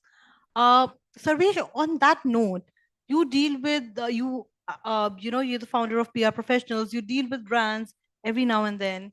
You deal with the marketeers as well. So when we look onto the other aspect of it, how do you look at AI or AI generated content? How do you balance the efficiency between the AI generated content and also maintain authenticity of the brands? Because I'm naturally there will be approvals afterwards. How do you look onto that? देखो सबसे पहले तो मैं आपको बताऊं कि मैं ही moderator था, अब मैं सवालों के जवाब दे रहा हूं। लेकिन ये शिफ्ट जो है ये शायद एआई नहीं कर सकता था, ये आदमी कर सकता था। और कितना भी एआई एक सीमा से ऊपर चले जाए, ये सब काम पॉसिबल नहीं। I was stuck in a jam at a Chini for 45 minutes at one place. I thought that AI is going to help me. I attempted twice. Google जो मैप होता है 35 मिनट दिखाया, 35 मिनट के बाद भी 35 ही minute दिखा रहा था, तो मैं असेस नहीं कर पा रहा था। What I mean to say, but at the same time, there's a famous proverb which I will definitely like to tell you, that yesterday is history, tomorrow is history, and today is present. इसीलिए present कहते हैं, because you have to enjoy that. So you have to live in the present, and the present is that generative AI is something which is not to be missed. Authenticity की जहां तक बात है, कभी भी कोई भी टूल, कोई भी वेपन, मैं इसको वेपन इसलिए कहता हूं क्योंकि फोन जब स्मार्टफोन, जब कोई भी चीज ज्यादा स्मार्ट हो जाता है तो खतरनाक हो जाता है। तो you become more responsible, and when this responsibility factor comes, you have to design and decide on certain factors. You have to keep a lot of things in mind.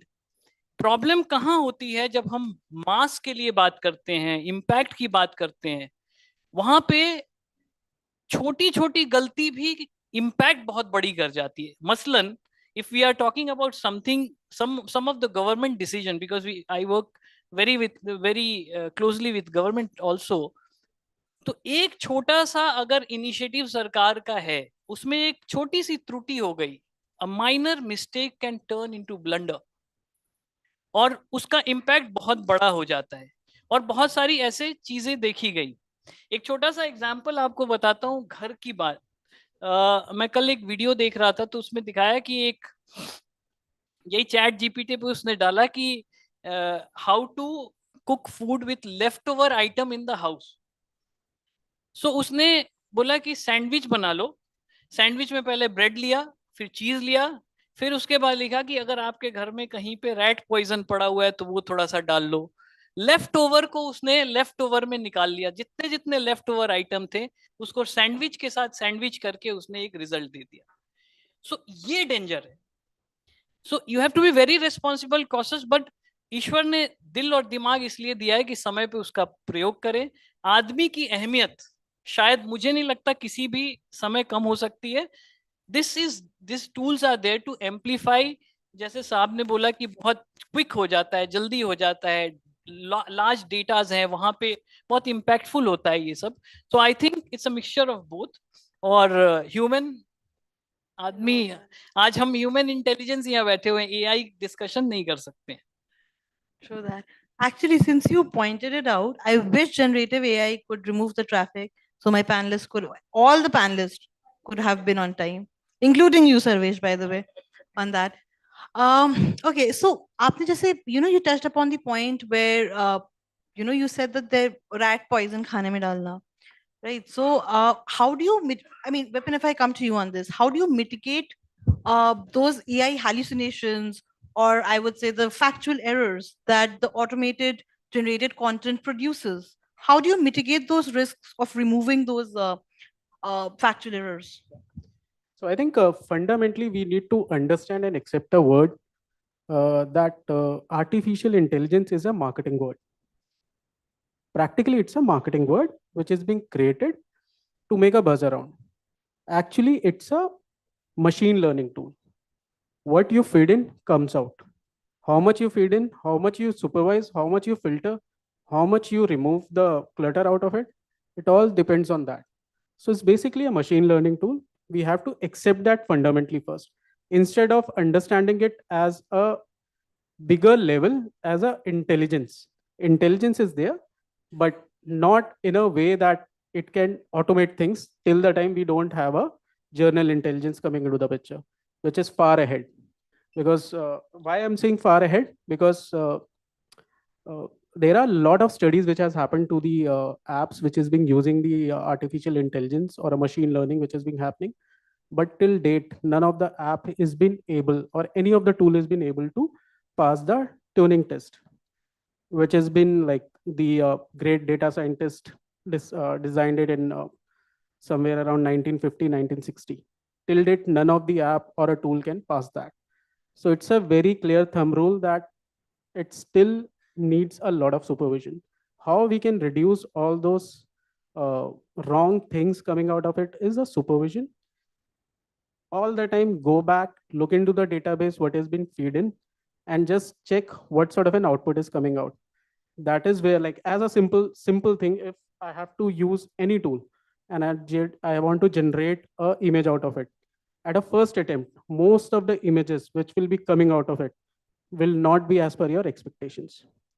Simple prompting, maybe mid journey, if we try to use here also, just give a simple act like a designer, make a kid playing in a football field. Look out the outcome. You will see a very differentiated outcome which is coming out. So that's where you have to reprompt it. So why this is happening? Because the backend data is not sufficient enough to decide that. It's a very quick pace which is happening. Every hour, every 24 hours, the results are being improving, but still the best thing to do is go back, look into the database which has been fed in. Principally, I believe in it's a feed in, feed out system. What you feed in, based on that, the outcomes come. Understood. Sarvesh, similarly, when, since we are on generative AI, how do you avoid or how do you plan to enhance the availability? Just say it's a time where you need instant responses. So how do you those factual errors, like someone is asking something that, okay, I want this service, but instead maybe generative AI is not unable to understand. How do you mitigate those risks? How do you plan to avoid them or enhance them in a better way so that it's more convenient for the first party as well as the second party without any factual errors? देखो आप जैसा विपिन जी ने बोला कि what is generative AI, जो आपने feed किया है, somebody has feeded something and out of that you are getting out results, आपकी सोच समझ और डिजायर के हिसाब से वो रिजल्ट देता है.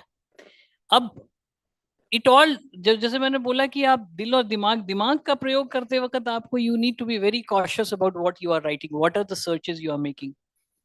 भारत जैसे देश में मेरे को तो बहुत ज्यादा फियर अभी भी नहीं लग रहा है, बहुत इनिशियल स्टेज में. आज बिलीव करो आप, भारत की आधी से ज्यादा जनता आज भी गूगल सर्च करना नहीं जानती है. वो इंस्टाग्राम यूज करना जानती है बट गूगल पे सर्च करना नहीं जानती. तो ये दिस इज अ फैक्ट. और वो क्या, जैसे मेटावर्स और क्या क्या चीजें, बहुत सारी चीजें आई. कोई मुझे आज कह रहा था कि जॉब्स खत्म हो जाएंगे. मैंने कहा कि पहले तो ये चैट जीपीटी आएगा, फिर इसको ह्यूमनाइज करने के लिए एक आ चुका है, फिर उसको ह्यूमनाइज को चेक करने के लिए एक आएगा. तो ये 3-4 लोग बैठे रहेंगे एक चैट जीपीटी को ही चेक करने के लिए, and final result will be after some time. ये ना एग्रेसिव मार्केटिंग की तरफ ये लेके जाएगा, विच इज वेरी बैड. मतलब मेरा फियर जो है, आज की डेट में भी हम सब किस चीज से परेशान है? हमारे फोन में जो टू टू करके जो घंटी बजती है, और जब हम उसको खोलते हैं तो कोई ना कोई एक मैसेज या कुछ ना कुछ एक ऑटोमेटेड चीज आई होती है. आप इमेजिन करो कि जब ये generative AI, it has become so simple. दिन भर में मेरे यहाँ बच्चे, एक बच्चा है मेरे यहाँ जो नया नया ज्वाइन किया है, वो 7-8 आर्टिकल लिख के ले आता है एवरी डे, जो जिंदगी में एक आर्टिकल नहीं लिख सकता था. अब वो क्या करेगा, उस आर्टिकल को अपने सोशल मीडिया पे डालेगा, 50 जगह डालेगा. मतलब आप सब के लिए एक प्रॉब्लम आने वाला है, बहुत बड़ा प्रॉब्लम आने वाला है. हाँ, life is become definitely easy, but उसके साथ साथ कुछ लेके आता है. So I feel that question which you have asked कि आप कैसे इंश्योर करोगे कि ये ठीक है कि नहीं है, करेक्ट है कि नहीं है, वो इंश्योर आपके सवाल करेंगे. आप क्या पूछ रहे हो, किस तरीके से पूछ रहे हो, आपकी ट्रेनिंग जरूरी है. I feel that sensitisation, awareness, ये सब जो वर्ड्स हैं, इनका सही में मतलब समझना पड़ेगा और इसका इस्तेमाल करना पड़ेगा, तभी जाके इन चीजों को सही से हम इस्तेमाल कर सकते हैं. Just to add to what Sarvesh ji has just said, कि prompting as an industry has evolved a lot because of this. There are prompt engineers which are coming up. New good profession. How long it can sustain? It's a question mark. IT as a industry has been into this phases of new thing coming up, then fading out, new thing coming up, then fading out, new thing coming up. So it's more of a buzzword right now, what is happening. But एक बहुत interesting चीज सर्वेश जी ने बोली कि आपको subject पता होना चाहिए, आपको प्रॉम्प्ट क्या करना है. आपको जब तक सब्जेक्ट ही नहीं पता तो आप प्रॉम्प्ट क्या करोगे. Very simple. If I go on Chat GPT and type act like a panelist for a discussion on generative AI, जो फर्स्ट आउटपुट आएगा, और अगर हम तीनों ने वो किया है एज एन एक्सरसाइज, तीनों के इनपुट सेम ही होंगे. ठीक है, आपको सब्जेक्ट ही नहीं पता कि what is relevant. So human intelligence कहीं नहीं जाने वाली, आपको सब्जेक्ट पता होना होगा. Danger is that kids these days might try to use a shortcut. That is where the parenting will come into the picture. As a marketer, new chaps coming into our system, my team or anybody's team, very sharp chap, okay, you need to make a script. Simple example. Sir, morning में दे दूंगा, कोई बात नहीं. What he will do, he or she will do, early morning will come, type कि okay, make a script on a TVC, 30-seconder, television ad with feature on Dolby Atmos and Dolby Vision. ठीक है, with 4K and whatever XYZ. The script will come out. But if you are a experienced leader, you'll make it out. It's a generated script. So that's where it's far, like, I'm not saying it's far behind, but there's a lot of improvement which is required. On day-to-day basis, we come to know about all these things which is happening. A lot of people write articles like जैसे आपने बताया, आपको भी पता लग जाता होगा. Honored to be, आप जहाँ लिखा हो honored to be on the stage, वो सब वहीं से आता है. अच्छा, मैंने अपने लिंक्डइन पे कुछ डाला तो 3 CEOs और MDs ने exact word by word same चीज लिख के मुझे रिप्लाई दिया. तो मैंने तीनों को भेजा कि आप खुद कर रहे हो कि बच्चे कर रहे हैं. तो बोला क्या, मैंने कहा चैट जीपीटी. हाँ सही बोला उन्होंने, एग्जैक्ट सेम. सो पर्सनालिटी किलिंग भी है ये. अगर आप क्या, हम कैजुअल हो जाते हैं, हम जब आदत खराब हो जाती है ना तो क्या होता है, आजकल के बच्चे हमारे टेलीफोन नंबर याद करना भूल गए. हमें क्या है, हमारे 10 लोगों के मामा बुआ चाचा सबके नंबर याद होते थे बचपन में, बिकॉज हम डिपेंडेंट हो गए इसी मशीन के ऊपर कि क्या जाता है, 1 सेकंड डालेंगे रिजल्ट आ जाएगा. So there are practical issues which we are facing.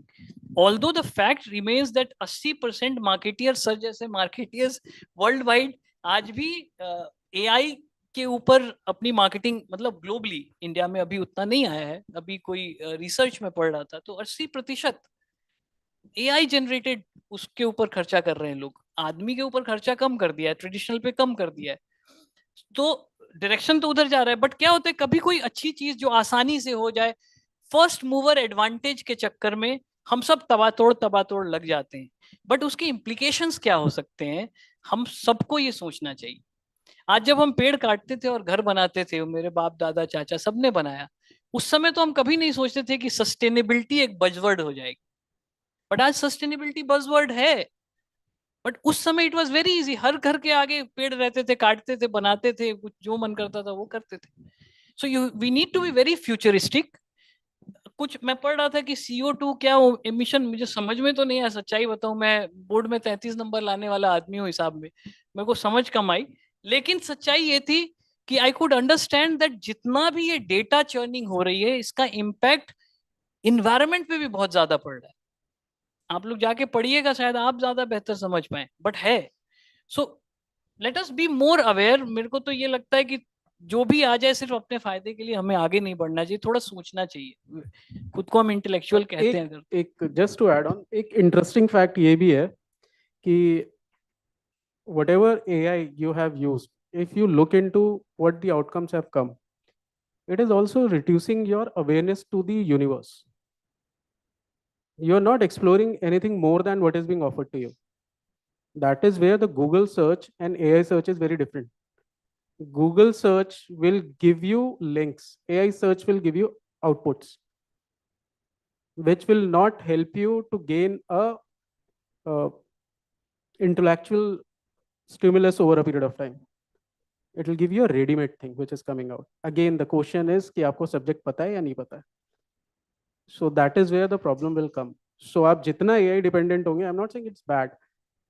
For me, what I understand it, you have to be selective where you want to improve your efficiency by utilizing AI tool.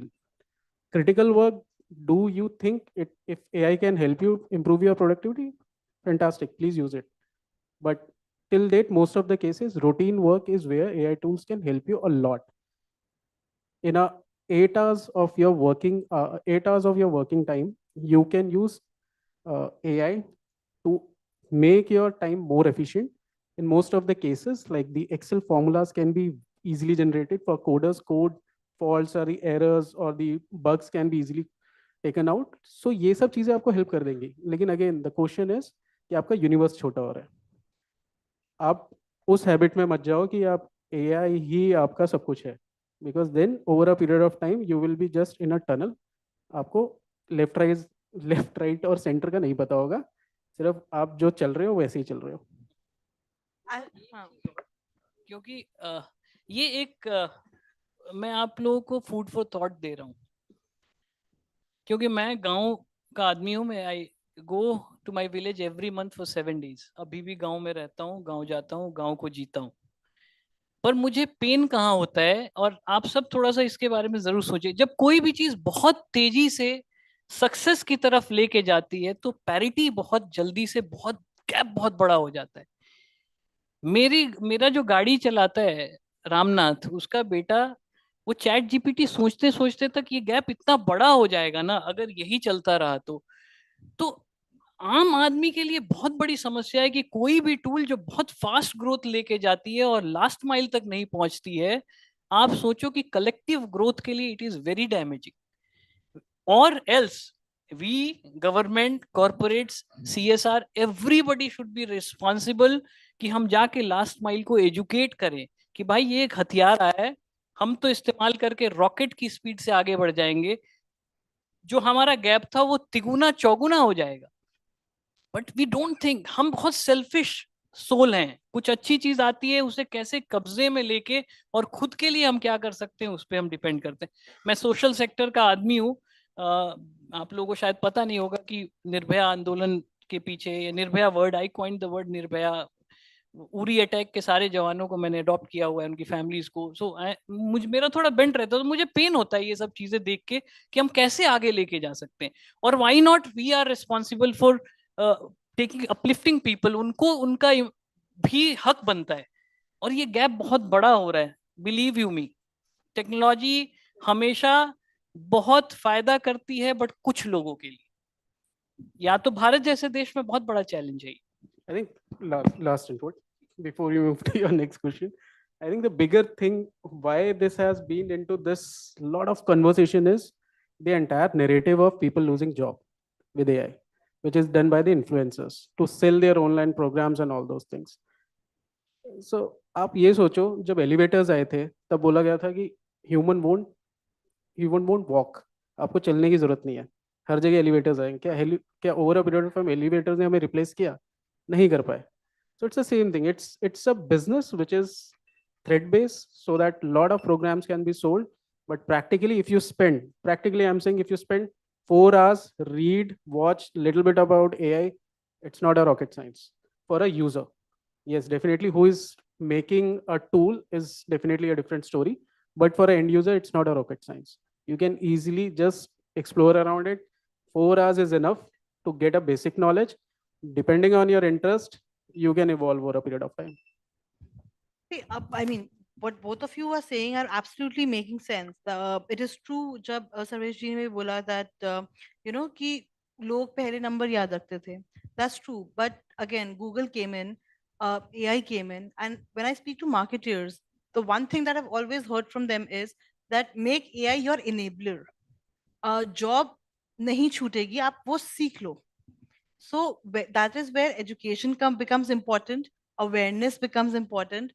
आपने जैसे बोला कि Instagram लोग use करना जानते हैं, but wherein on Instagram also the user face is continuously changing, the interface is continuously changing. I think yesterday it changed again on my phone and I was like, okay, this is new. So I think people, modern people, and when I say modern people, I mean the youth, I mean Gen Alpha, Gen Z, millennials. They come from a time where they want to be, attached to technology, even when they are not aware of it. I don't think so any Gen Alpha, rather, I used to go out and play, but they, are on their tabs and they're watching cartoons. So that is where, when we come again through generative AI into it, if they press onto something, when we are asking, like, we love to shop. I love to shop. I am a complete shopaholic. So when I am asking, some website that, okay, this is what I'm looking for. आपने बोला कि human efforts भी, ऐसे कैसे होगा? But instead of humans, common people answering all that questions, no matter may we wait that, okay, we want to talk to an assistant if we have a complaint, wherein there is generative AI there also, where they say, they come in and say that, okay, what is your problem? What do you need? So isn't that much more easier? रात के 2 बजे इंसान क्यों काम करेगा if generative AI is becoming of help? So on those lines, when we talk about how does it help, how do you see the balance of human creativity and also putting generative AI together? Don't you think it's a better enhancement of the product that you're bringing in the market? So कुछ चीजें सच होती हैं तो ये सच है. So we all are accepting that. We cannot deny that. आप अच्छा मानो बुरा मानो जो मानो, generative AI is reality, and you have, if you want to grow, if you want to be in pace with, in tandem with others, you have to be with it. और हम तो क्या ना, क्या बहुत सारी, मैं कहता हूँ पत्रकारों का काम होता है सरकार के 2-4 काम जो गलतियां होती है उसको ढूंढ के निकालना और फिर बताना, क्योंकि आज पत्रकारिता खैर बदल गई है. ठीक उसी तरीके से we all need to be cautious about the problems. अच्छी चीजें शायद आप आराम से पता कर सकते हो, आप गूगल सर्च करके पता कर सकते हो, 50 चीजें पता कर सकते हो. जनरेटिव एआई आज से तो है नहीं. अब गूगल ट्रांसलेट 2006 में आया, सीरी 2011 में आया, तब से चल रहा है ये सारा चीज. उससे बहुत पहले से 20 साल हो गए गूगल ट्रांसलेट को आए हुए. आप सोचो, आप लैंग्वेज, सैकड़ों लैंग्वेज में आप ट्रांसलेशन उस समय से कर रहे हो. सो ये है बहुत पुरानी चीजें, और जनरेटिव एआई के इम्पैक्ट को कोई डिनाई नहीं कर सकता. It is need of the hour. वो when you are in London, कुछ ऐसे कुछ है, लिव लाइक, क्या कहते हैं उसको, पेरिस वेरिस कुछ कहते हैं, रोम, लिव लाइक रोमन्स. सो वो तो मैंडेटरी है, वो होना ही होना है. बट मेरा कहना ये है कि हम एक एस्पेक्ट को भूल जाते हैं. आदमी, इंसान, human mind is of the same shape and size since the stone age. हम कहाँ रहते थे? पेड़ों पे रहते थे, क्या करते थे? बट वही माइंड, वही शेप साइज का माइंड आज रॉकेट बनाता है, आज क्या क्या करता है. You just understand the capacity of the mind. और उसी माइंड ने एआई भी बनाया. पर वही माइंड अगर कॉशियस नहीं होगा, अगर कॉन्शियस नहीं होगा, तो वो बहुत डेंजरस हो सकता है. आज मैं अगर सर्च, मेरे को कुछ गलती करना है कि नेगेटिव कुछ बात करनी है, how to destroy something, and destroy शब्द से याद आया, ये जनरेटिव एआई या फिर आजकल जितनी भी मार्केटिंग के भी टूल्स आ रहे हैं, सबसे बड़ी समस्या ये है कि इसका उपयोग अपने बेनिफिट से ज्यादा गोइंग फॉरवर्ड अगर दूसरे को डैमेज करने के लिए आ गया, दूसरे के प्रोडक्ट को हिट करने के लिए आ गया, तो सारा सिस्टम स्पॉइल हो जाएगा. हम बार बार आगाह करने की कोशिश कर रहे हैं, हम कह रहे हैं कि अवेयर करो, एजुकेट करो, and that is very important. I feel that we all should concentrate on that. We should educate people. हमारे आसपास के लोगों को भी हमें बताना बहुत जरूरी है. आज देखो, आप कोलंबिया में एक जज ने जनरेटिव एआई से अपना जजमेंट दे दिया. अब वो कितना घातक हो सकता है, क्या फीड किया गया है, क्या नहीं फीड किया गया है. उसने जनरेटिव एआई से क्वेश्चन पूछा कि इन दो लोगों के बीच ये सिचुएशन है, out of this situation what a जज शुड डू. तो आप इमेजिन करो किस लेवल, किसी की जिंदगी और मौत का सवाल हो सकता है, किसी के सिस्टम को खत्म करने का सवाल हो सकता है. So let us be more cautious, but we can not live without generative AI. Understood. Vipin, now as a as a marketer, if I put this question across, I'm sure this is one question you get from every journalist about your budget allocation. So, with the advent of generative AI, has there been an impact on the talent pool, on the budget allocation for talent pool and the tech? See, we need to look this in two aspects. One is a short term, and another is a long term impact.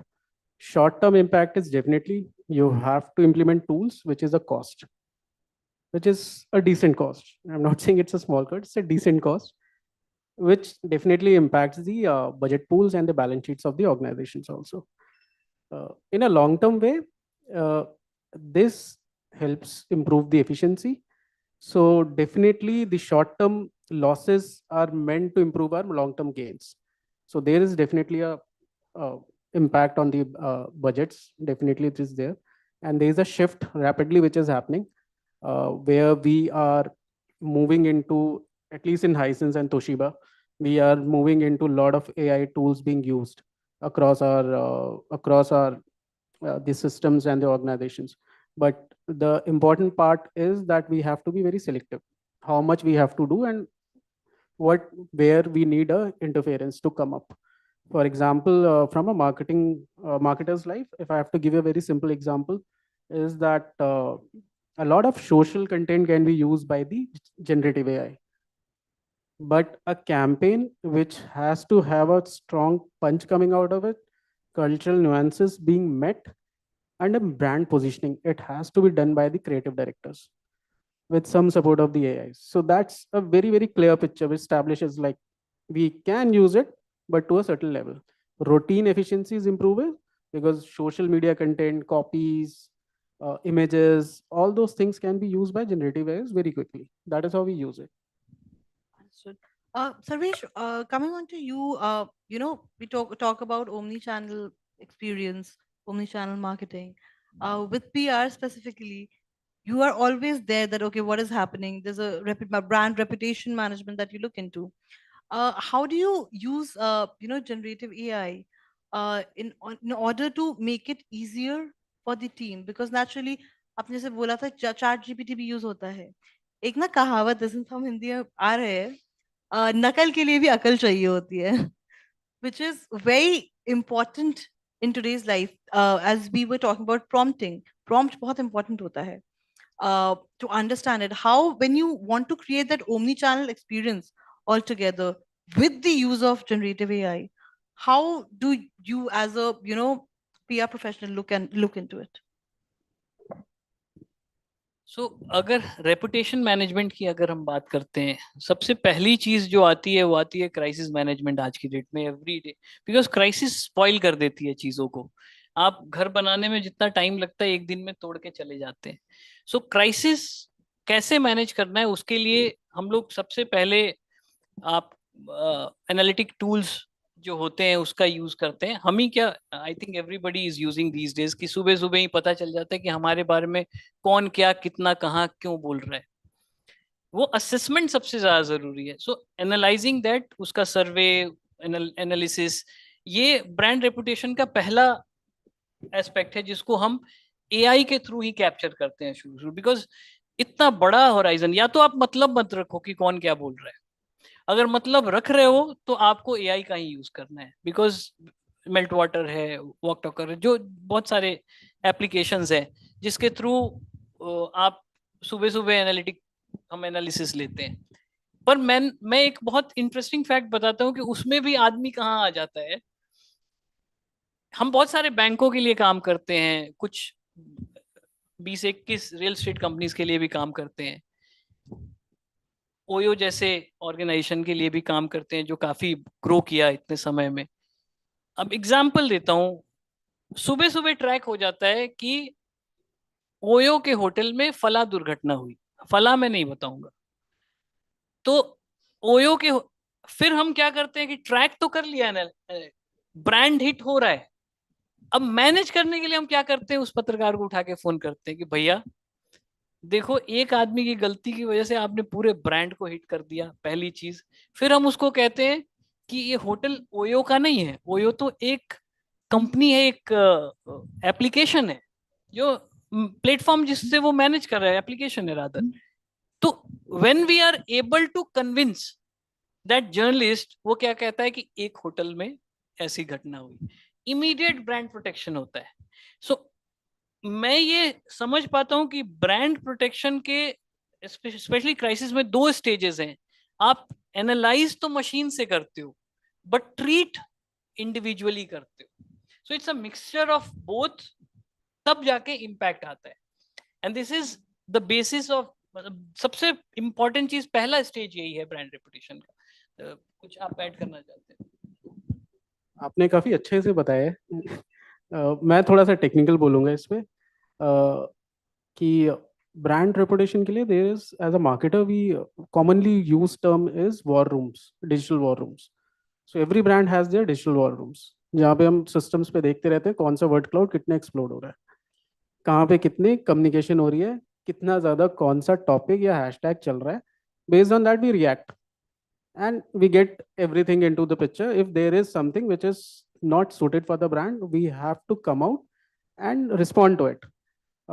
If you don't respond, there are n number of cases in India which has proven that anything where somebody was lazy to respond, brand can get into big losses. There was a noodle brand which got a report from UP. A small report came out, entire fiasco happened. They did not respond to it on time. Their entire top management got reshuffled. They were into deep losses for over a period of 1 year, 1.5, 2 years. So that's where the problem occurs. If you are not alert, you are welcoming a disaster. That's where the war rooms comes into the picture. You might be hearing this lot in media, like war rooms being used by BJP, Congress, and all. It's a normal digital marketer's life part. They are not like big war rooms. There is a particular screen, 1 or 2 screens, where you get a lot of tool-based outputs, and you see the clouds coming out, and then you respond to it. That's the basic hygiene which is being done. Apart from that, in a marketer life, how generative AI can be used is that it also helps in doing a quick A/B testing for which creative will work, which creative won't work for us. So that helps us a lot, because A/B testing is very important for us to understand where to spend, how much to spend, because ultimately it's all ROI driven. It can help you in your CSAT scores also, customer satisfaction scores. Chatbot, interestingly, if I have to tell you that conversational AI industry is going to be somewhere around 40 billion odd USD by 2030. So it's a big industry which is coming out. But like rightly how sir has mentioned that you try to interact, but somewhere you feel agitated around that you are not getting the correct response. Because what we are doing is with generative AI, as a very simple thing, with the example of Zomato or any tool where you get into a chatbot, they expect us that we would know the prompting, that the right answer will come out. But that's not the case. That's where the empathy is lacking from the brands. That's where we as a brand of like Hisense and Toshiba, we work very closely on it, being empathic to the target audience. Somebody who is trying to write, how do you expect them to know the prompt? कि यार मेरा order नहीं पहुंचा है, reason क्या है मुझे ही नहीं पता. So then you ultimately what you are doing, you have a tool, then after tool you are asking an executive to attend you. So it's a duplication of a cost. How many, the important or interesting part is to look into how many queries got resolved over there. But the worst part is your customer experience is getting spoiled. Customer is trying to prompt again and again, okay, with chatbots कि यार मुझे ये चाहिए वो चाहिए, I'm not getting this, my order is delayed, XYZ n number of times. Imagine this being used in healthcare. These days, a lot of insurance companies are also using chatbots for the healthcare. Do you really, I don't know, how can you imagine a healthcare industry using a chatbot for a medical solutions?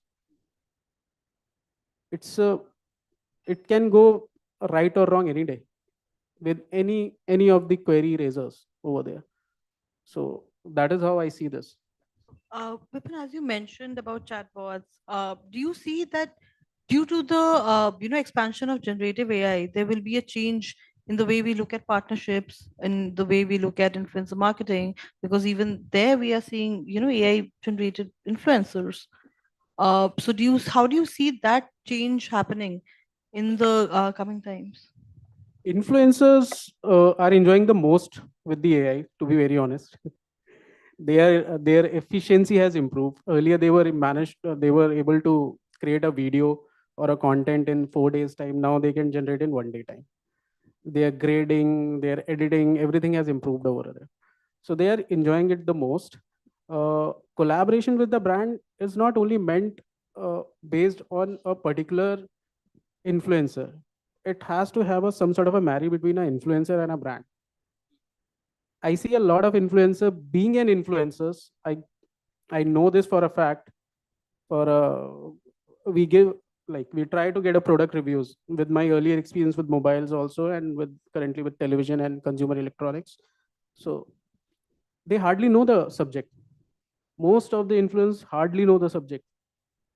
They don't know what is the technical differentiation between two products, but they are they are the expert, because the audience don't know, because there is some sort of a trust between the hero and the audience. So they are new age heroes. But for a brand, at least for me, and how I see this industry should also react, whatever little bit knowledge I have, is that there should be a marry based on 3-4 criteria. First is whether the influencer is authentic enough. Does he or she know the subject? Is the content being creative? Is there a part of entertainment into it? So these are the 4 criteria which I believe is very strong to get a collaboration going. Because on social media, if it is not entertaining and creative, it's not going to fly. So that's how I see this new industry coming up. But definitely, influencer industry is moving like almost 25% or 22% year-on-year growth. It's a huge industry coming up. Huge things are happening. The efficiency and the best users of AI in current time is influencers, in what we see on a day-to-day basis. Got it. Understood. Thank you so much. So before I close the panel, any questions from anyone in the audience? Yes, please. Can we get a mic?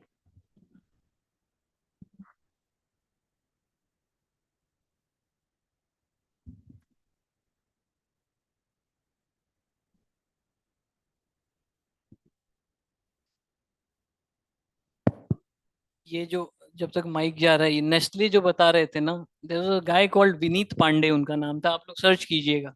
एक छोटा सा food inspector था। Hello. 1000 crore का loss उसने कराया Nestle को। Nestle world की इतनी बड़ी कंपनी है, सारी एआई जानती है, सब कुछ जानती है। एक बेचारा यूपी में बैठा हुआ विनीत पांडे ने 1000 करोड़ से ऊपर का लॉस कराया। आदमी की अहमियत कभी कम नहीं हो सकती। हर आदमी के आसपास विनीत पांडे बैठे हुए हैं, उनको मैनेज करते रहिए, वो अच्छे से चलाएंगे। चलो बेटा आप पूछो। Yes, please go on. Yeah, I just want to check कि don't you think that using AI will help today's youngsters to improve their writing skills? No, I don't think. Now, how come? Like, if you're writing something, you learn from that also. The AI will it will help in improving writing skills. कैसे? Like, I mean, सवाल ही you get to खतरनाक। know new ideas. You can learn from there. Writing तो खत्म ही हो गया। आप thought सोचने की ताकत खत्म हो चुकी है। वो उसके बाद जब आप सोचाएंगे तो अगला पॉइंट फिर उसी से पूछेगा, वो जो वो बताएगा उसके बाद फिर उसी में जाता है वो। और प्रॉब्लम कहाँ होती है? मैम ने एक बीच में सवाल पूछा था कि बच्चे आजकल छोटे छोटे बच्चे खाना खाने के वक्त वो शुरू करते हैं देखना। फिर आपको क्या लगता है कि सबके बच्चे जब बैठते होंगे तो उसी 4-5 कार्टून के बारे में बात करते हो, ये डिमोरलाइज हो जाएगा जब जाएगा तो बेटा। आप रोक भी नहीं सकते अपने बच्चे को, बिकॉज उसकी फ्रेटर्निटी जो है, उसके साथ के बच्चे हैं, वो सारे टेक्नोलॉजी सब डोरेमोन और क्या क्या जो भी बातें करते हैं, तो मजबूरी में आपको वो हथियार अगेन उसको देना पड़ता है अपने बच्चों को। और वो खराब चश्मे देखो ना, आप हर घर में अपने अपने बच्चों को याद करो, मामा भतीजा सबको लिस्ट देखो आप, कितने बच्चों को चश्मे लगे हुए। सो ये सब बड़े डेंजर है जो कि है। एक इंटरेस्टिंग फैक्ट मैं उसके बाद मैं बोलूंगा नहीं, ये वादा है, बिकॉज तानसेन और कानसेन के बीच अगर रिलेशनशिप ना रहे तो स्टेज पे बैठने का फायदा नहीं है।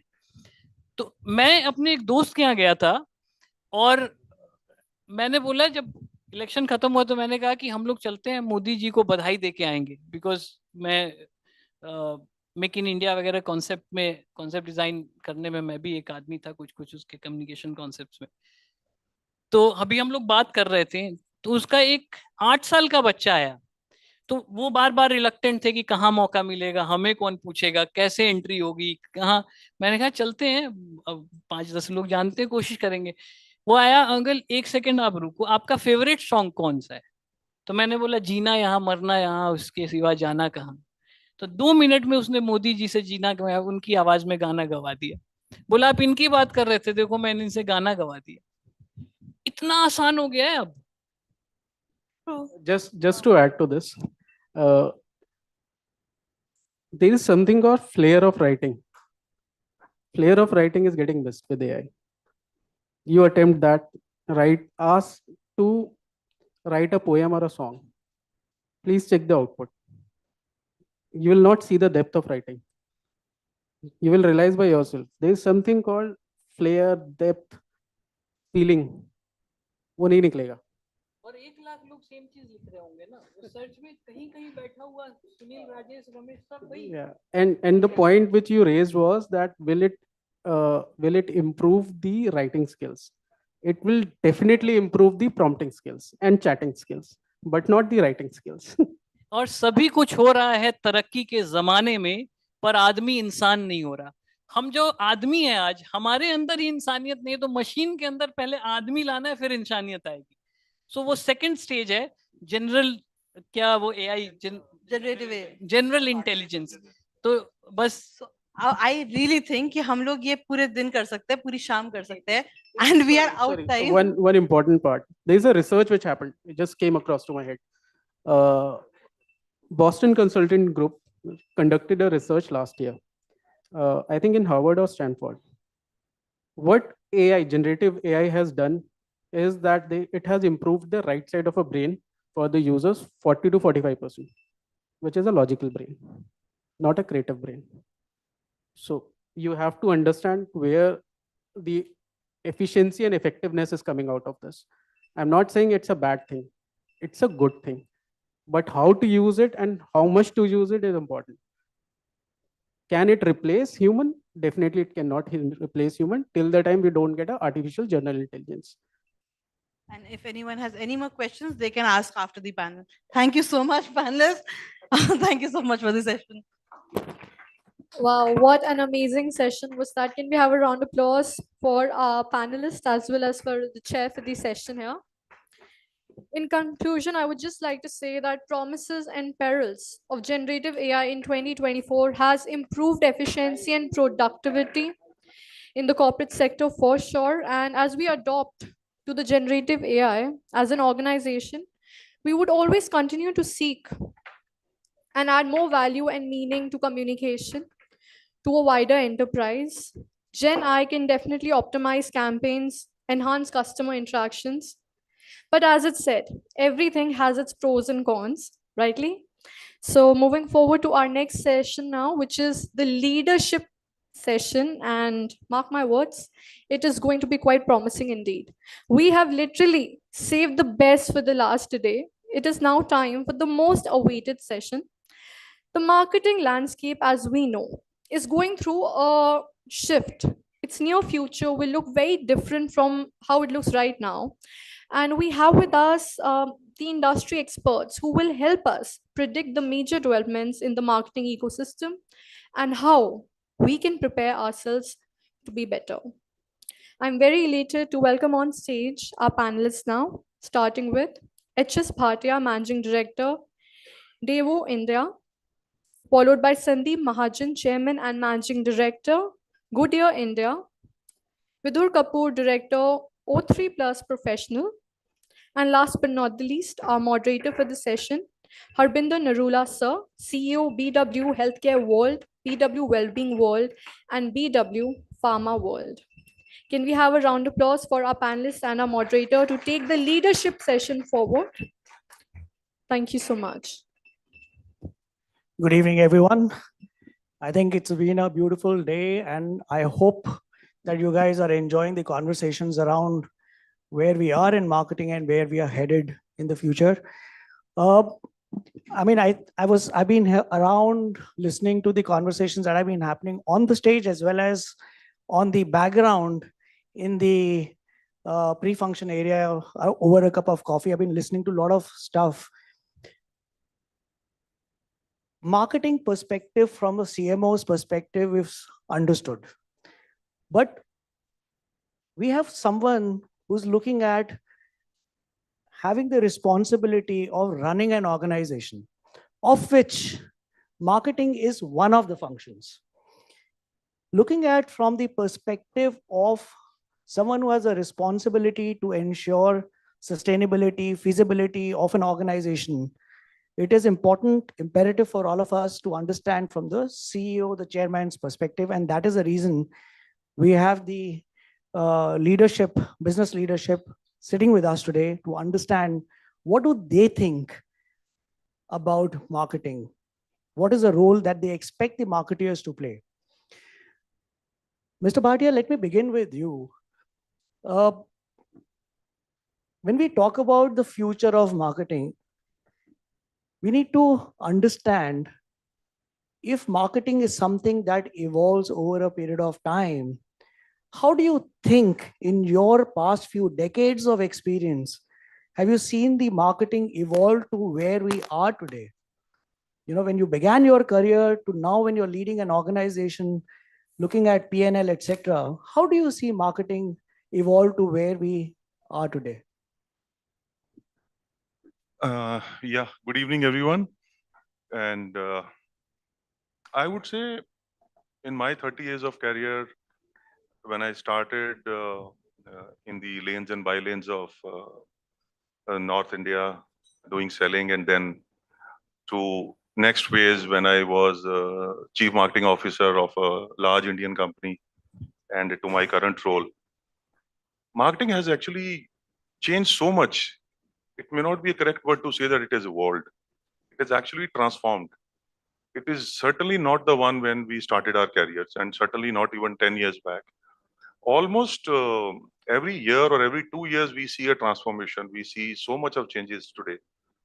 So for example, if you want me to go 20, 30 years back, we cannot even discuss because so much has changed. But if we talk of even 10 years back, when, as I mentioned, I was a CMO of a large company, you know, we had a digital marketing company by the name Hangama, one of the top shots of India. And I still remember the discussions or the deliberations we used to have in our meetings.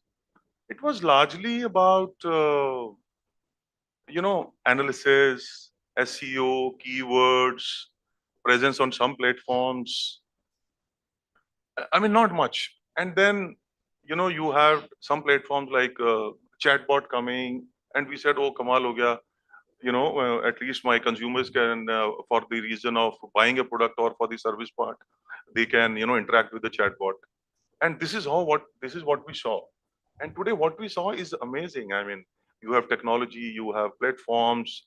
Now we have the, the predictive analytics. We have on the content side, so much of things are happening. You know, earlier, if you see the offline marketing, we used to have the normal stuff like print media or TV or OH or you know, the billboards and stuff like that. And this is my billboard or this is my advertising, and the customer is going and having a look at it and then forming an opinion about a brand or a product or whatever. And today it has totally changed. Now we follow the customer. Wherever is the customer, we follow him.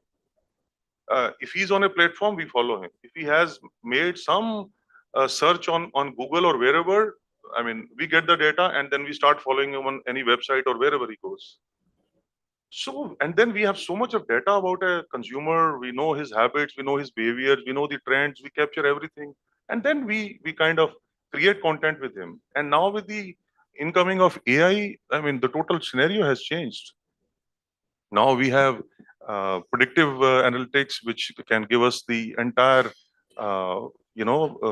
trend and behavior. You can be always ahead of the curve now. So there has been a huge change. I mean, it's very difficult to put it in words, but life has changed for a marketeer today. It's not what you brought out was that you feel that every 2 years things are changing. You also use the word predictive. I mean, I remember a few decades ago, one of the biggest challenge in terms of understanding the metric of success of advertising and the campaigns was कि कितने लोगों ने देखा, कितना response आया, and today we are able to predict as to this is what we want, and then you can create an advertising around it.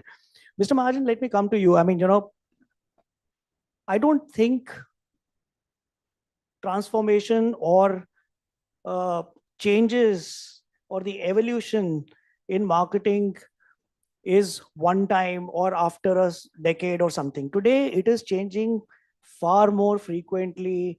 It's a ever evolving process. We've understood the changes that we have seen in the past to where we are today. What are some of the trends that you see are going to define what marketing is going to be in 2025, and why just 2025 and beyond?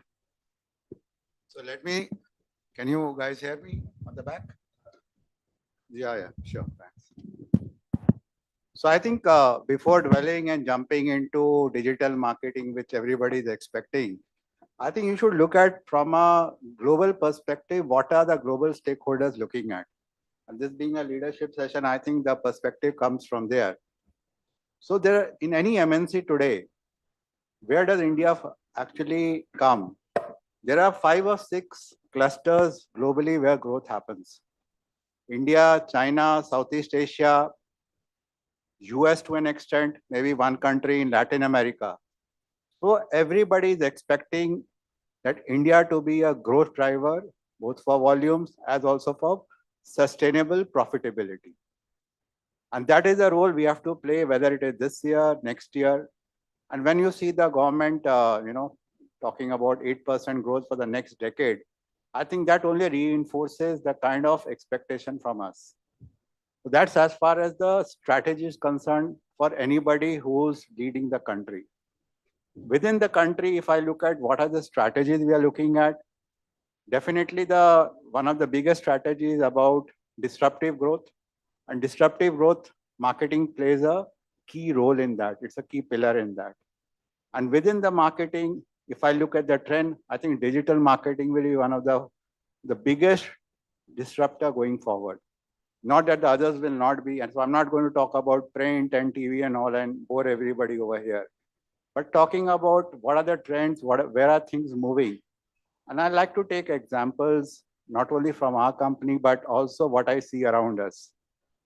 If I look at, for example, the role of AI, machine learning, you find that rapidly we are able to segment the market today.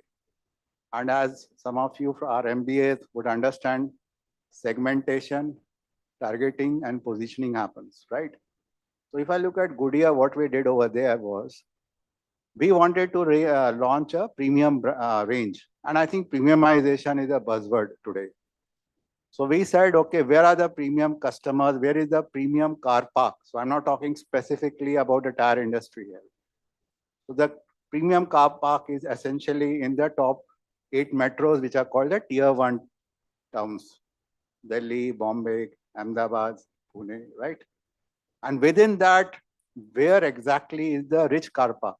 So if you have Defense Colony, you would have GK, you will have parts of Gurgaon, part of Noida. That's, for example, here, if you look at Mumbai, you have the South Mumbai, you have the Bandra, the western side, right? So you map those areas. And then you see where is your footprint.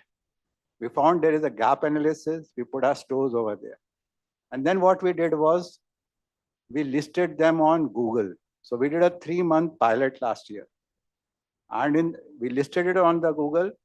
And then anybody who crosses, for example, somebody going from Bandra to Nariman Point, or somebody going from Sundarnagar going to GK, right?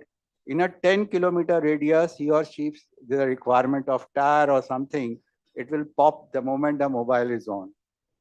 And that is what we call hyper-local marketing. We did it for 3 years. We got all our brand shops in that place. We masked. So I'm going to talk more of what we did. I don't want to talk theory stuff over here. We masked their contact point through our network. Anybody would call, we will get to know who is calling. And we monitored the sellout for 3 months. And that is the proof of the pudding. Finally, all this is good stuff, but if the sales don't happen, it is of no use, right? So in a 3-month pilot, we found our growth has happened at roughly 18%. So it made sense that we should put more money, and that's what we are doing now. So this year and next year, we are going to list 750 brand shops of ours. We have 4,500 touch points in the country. We will take the first 1,000 or so, which are in the big markets, and then continuously leverage our global portfolio through these retail points. That is the power of ML, AI on the ground, targeting the customer and the consumer who's ready to pay for it. Now, for ease of understanding, customer is my retailer. Consumer is he or she who buys the ice cream and he buys an atta, like any of us, right? So that's a consumer. So that was the first one. The second one I want to say is something called conversational AI.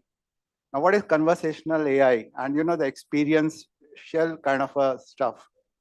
I won't take name of the brand for governance reasons, but it's the latest entrance in e-commerce as far as beauty brands are concerned.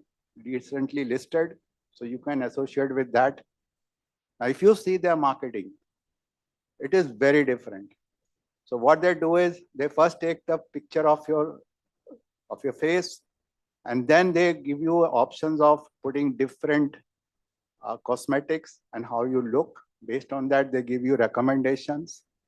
Based on that, they are able to tell you, they have a chatbot. So you can, if you order, you have questions, they will ask. If you have ordered, they'll get, where are you controlled? And they also help you in fraud detection if it happens. So fantastic work done by the company. And I think these are the places where things will make a difference, right? There is another player. It is a global sports retailer. It has got 2,000 outlets globally, of which 200 are in India. You have one in Noida, you have one in Gurgaon. I'm not sure we have in Delhi or not. So there was a big challenge that how do you do mass customization of each store? Because each store has a different confluence. So how do you actually get the TG to be interested? So they bought 55-inch TVs, they bought tablets, they put it all across their stores, and they did localized promotions on the TV. And in a period of 1 year, the footfall went up by 5x. You go to their store, it is always humming. There are no cold zones. If there are retailers here, they'll understand. They're all hot zones over there. And my family also loves to buy. And of course, when I go to Shanghai or I go to Europe, the stores are very much there. So you feel good, contemporary, not very expensive. That's another one. Experiential AI coming up. There is a large automobile come. So I'll give you a hint so that you understand where the group is coming from, right? It's an automobile conglomerate, but it is also into housing. And in Pune recently, they launched a whole project. And the project was done on drones. You focus on the drones, and there's a code which comes over there. You focus your mobile there, and you actually get to see the layout of the township. You get to see how the house is. That's the leveraging of AI. That's where the clutter is not there. And I think that was a fantastic proposal done by them. There's a passenger vehicle, one of your competitors. They said, ride my vehicle in Harry Potter's land. So they gave 3 options. Harry Potter land, which is the Hogwarts. They gave one of Mars, and I think one was Moon or something. So it was a metaverse kind of a thing, extremely engaging. But these things, when I started my career 35 years, maybe 30, 35 years, we never saw all this. We used to have the plain, basic, vanilla, are you in print, are you in TV, are you in radio? Today it's very, very disruptive, very, very different, right? So after that, if I look at, of course, you have the basic stuff which is there, but I will talk more about the influential marketing. It was something which has really picked up. If I look at 25 and 26, Price Waterhouse talks about 3,300 crores business in influential market in 26. That's big. And that's where people are actually putting a lot of money, including people like us. But there is a change in the trend. From big influencers, people are moving to micro influencers and nano influencers. Now, what is the difference between micro and nano? Micro is somebody who has a fan following of 10 to 100K. And nano is somewhere between 1 and 10. Why they're moving? Because the stickability, loyalty, the chance of getting the buy-in is much higher with these people. And I've seen so many, ads today where they're leveraging the influencers, they're putting blogs, and of course, many of the blogs are actually made by ChatGPT. I'm sure everybody is aware of it. So it's an open secret over here. Nobody needs to cross-check. But these influencers are actually able to, one, co-work with the brands. The latest I've heard is influencers are actually launching their brands. I don't know how many of you are aware of that. The world is moving very, very fast in this. And I think these are some of the areas one has to look at. And last is obviously environment and social. Delhi was 51, 52 degrees. So the Gen Alpha, the Gen Z, the guys, they're not going to say that, what about my life? What about my... So there is going to be a lot of advocacy around it, and people who are more greener will obviously, take a kind of a premium on that. So these are some of the trends I see, not only 25, but going beyond. Thank you. Hello. Yeah. Can you guys hear me? Absolutely. So awesome. Mr. Mahajan spoke about, using digital, but he also brought out very unique ways in which companies are using digital media. I remember a decade ago when digital media was just about taking off as a significant percentage of a marketing budget of an organization. People were talking about कि cost कम है and effectiveness ज़्यादा है. ठीक है ना? Today, digital media, if you use it in a way that you have explained, it is not inexpensive. It is costing a lot. But I want to pick your, understanding and knowledge and advice for smaller organizations. जब हम digital media की बात करते हैं, people are using, every small organization is able to do marketing because they have social media available to them. But it is also getting a cluttered space. There's so much of noise there. As a senior, seasoned business leader, what will be your advice to a marketing person of how to break that clutter and create effectiveness at low cost? Yeah, so when we started, it was largely information, and then information was getting translated into communication. That is how it was 10, 15 years back. And today there is a third angle, which is called engagement. So from information to communication, and now, like Mr. Sandeep also mentioned, so many, activities are happening, which are all related to the engagement. How do you engage with the consumer directly? Because of this clutter, as you mentioned, so there is so much of clutter, there's so much of noise, there are so many options in the market, so many platforms, so many ways that you are influencing a consumer. It all comes down to how well you can build your engagement with the consumer. This is point one. Now, when we talk of engagement, you have to consider all the digital touch points, right? So what are the digital touch points that a consumer will start with? Now, this is applicable more for a MSME or for a smaller organization or for a smaller setup. You have to first identify and see what are the digital touch points. And actually, if I was to start, it will start with your SEO. All the SEO and keywords, how do you identify, how do you plan your keywords and SEO because when a consumer is first looking for you on any site, be it Google or anywhere, first you would like to see your brand or your company to be in the top on the first page, rather than be in the subsequent pages. So this is the first point. Once he has seen you there, after that, he will look at some information. And most probably for that information, he will reach your website. So then how engaging is your website?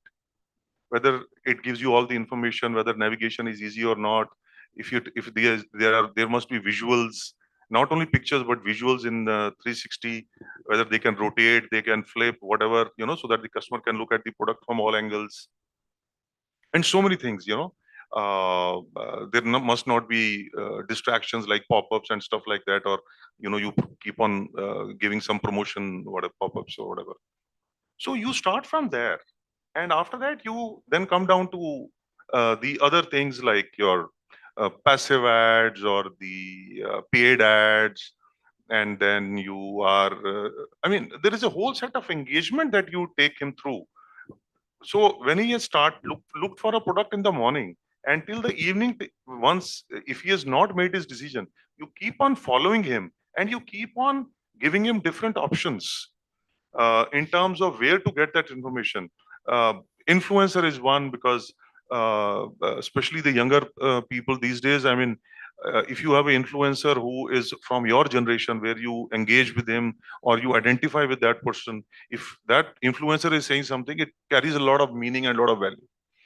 So you have to look at all these digital touch points. If you do a great job on all of these, then the marketing is the most effective. And then it does not matter whether you are talking of a larger organization or for a smaller organization. Budgets are not much on each of these activities. You have to look at what is the result and what is your ROI. So the digital, if you see the analytics part of it, the analytics, if it is effective, it will give you better results, which means your ROI on your ad spends is much better.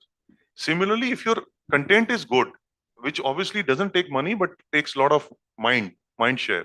If your content is good, then obviously your engagement is better.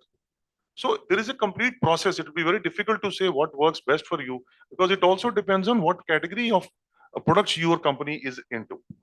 So if you are into beauty products or, for example, garments or bags or something, or even shoes, whether for men or women, your marketing efforts will be different.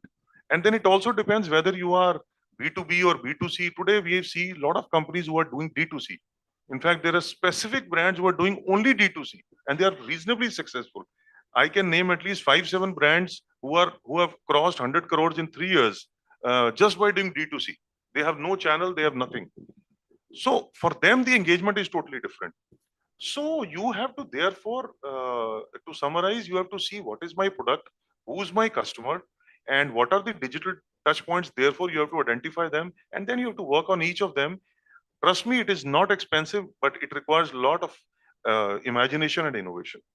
I completely agree with you, especially on the last part. It requires a lot of imagination and innovation. I mean, if you look at, I'd like to add that, when you look at the content marketing, as you mentioned, and the use of influencers, I think my take is that, we are moving towards a very subtle marketing, where I think every CMO, every marketing head has to figure out the art of getting discovered rather than being in the face marketing. So you mentioned about Gen Alpha. What do you think are the strategies that you as a company would be looking at developing to address the Gen Alpha? Because they are the ones who are now getting the purchasing power in their hands. And also, if you look at their behavioral patterns, they're quite distinct from what we have seen in the past. How, as a business leader, do you think that the marketing teams need to address through these strategies? So on a lighter note, the first time I heard about Gen Alpha, I was wondering what the hell is this, So I did some Googling and found out they ran out of, names. So there was some storm somewhere brewing and they put the name Alpha. But essentially, Gen Alpha is somebody who was born after 2010. This is my common understanding. If I have a 8 billion number of people in the planet, 2.2 billion would be Gen Alpha. If I look at India, roughly 25-26% will be Gen Alpha. So that's big. Now, please understand, these are the people who are going to survive 15 to 30% with a higher longevity than what we are going to do, because medication and everything will become better unless they go the other way, which is, I don't want to talk about that side, right? If I look at what these people are, I think, they are more into digital at all times. There was some data that till date from 2010 till today, that is 14 years, 2 years, they have been imprisoned with only the TV and video stuff. So you can imagine, out of the 24 years, after the 14 years, 2 years, they have only been interacting with video. That tells you what kind of people they would be. They are highly opinionated. They are easy to spend money. They are more into, if I look at social causes, environment causes, and that is the kind of a profile we are looking at. So what do I do on this? I think the first thing is on media. If they are consuming media, there was some data that on an average, they're consuming 56 minutes of media every day. That's a hell of a lot, for that kind of a profile. So you and I need to optimize our mobile content and make it so interesting that they are able to, and they come in the radar. First of all, we come in the radar over there. That is the first one. The second one is on the influencer, which we see. Kids are getting influenced by kids. That's very important. So you have kids influencers, whether there is I was seeing some kid influencer in South who became so popular. He has some 46,000 followers, and whatever he or she does, actually, a lot of people start looking at that as a food product. Similarly, there are kids who are actually, there was a brand, one of the largest FMCG companies, as a hand wash. It was actually stroked by the kids to start the behavior of having a liquid hand wash as a routine. So that is one of the ways of looking, how do you want to push your product, where you want to push your product. Content has to be very interesting. As I was talking earlier, it has to be more interactive. You go to a McDonald's, I was talking to the MD of McDonald's. Sorry, I had taken his name because he was there yesterday. You are saying in every store now we have a place where you can scan your mobile, right? And you will get games which you can play, which will be educational, but it will also be engaging. That's what people are, the different companies are trying to work on. Then you have something called social and economic. For example, the largest beverages, one of the largest beverages company, they have this environment theme. What will happen about my 100 years? What will happen about my 70, 80 years? So these are some of the things I think we have to appeal as far as Gen Alpha is concerned. No, absolutely. I couldn't agree more with you. I was in US until about a week ago. And how many of you are aware of this YouTuber called Mr. Beast? He's one of the guys who has millions and millions of subscribers on YouTube. And he launched a brand of water, flavored water called Prime. And it is taken over, the kids by rage. People ask for that particular brand of water. So that's the power of influence and the peer pressure that they have. Sir, I want to bring to you a question which is very close to my heart, because and it is pertinent for you because Devu as an organization is moving towards products and businesses which are more sustainability, environment. They affect the environment, in a positive manner, or they're responsible towards environmental factors. How do you think marketing can be done responsibly, or we could bring in the element of sustainability, environment, responsible when we are choosing how to market our products by way of using technology rather than paper, or moving towards any such marketing strategies? So actually, digital marketing has made this task much easier. So as we become more and more conscious about the environment or renewable energy and stuff like that. You see, today, most of the companies in other than some categories which are 100% तो नहीं बोलना चाहिए, but 80-90% major share is going on digital marketing. But most of the company, today the digital marketing budget is somewhere between 30 to 35% of the total marketing budget. So which means when you are on digital marketing, actually you're not using any paper, you're not using any form of this thing. So the more you go on digital marketing, this question of yours is actually being answered on its own, in a sense, right? Because earlier everything was physical. It was in one or the other physical form. Whether you put up a billboard, whether you print leaflets and posters and stuff like that, whether you bring an advertisement in a newspaper or in a magazine or wherever. So I think the advent of digital marketing has, in a sense, answered this question to an extent to 30 to 35%, as I mentioned. And going forward, as the engagement with the consumers becomes a very key factor in marketing, the importance of offline marketing will continue to go down. It will never be zero, but it will only be a reminder or just for information or communication purpose, but there is no engagement. So in that sense, this is happening by default. I'm not saying it is happening by merit. We are not conscious about it, but it is happening by merit, by default. But more than that, like you mentioned, there are lots of technologies, lot of products which today are being replaced. I mean, a lot of material is getting replaced by because of the conservation and all the other factors.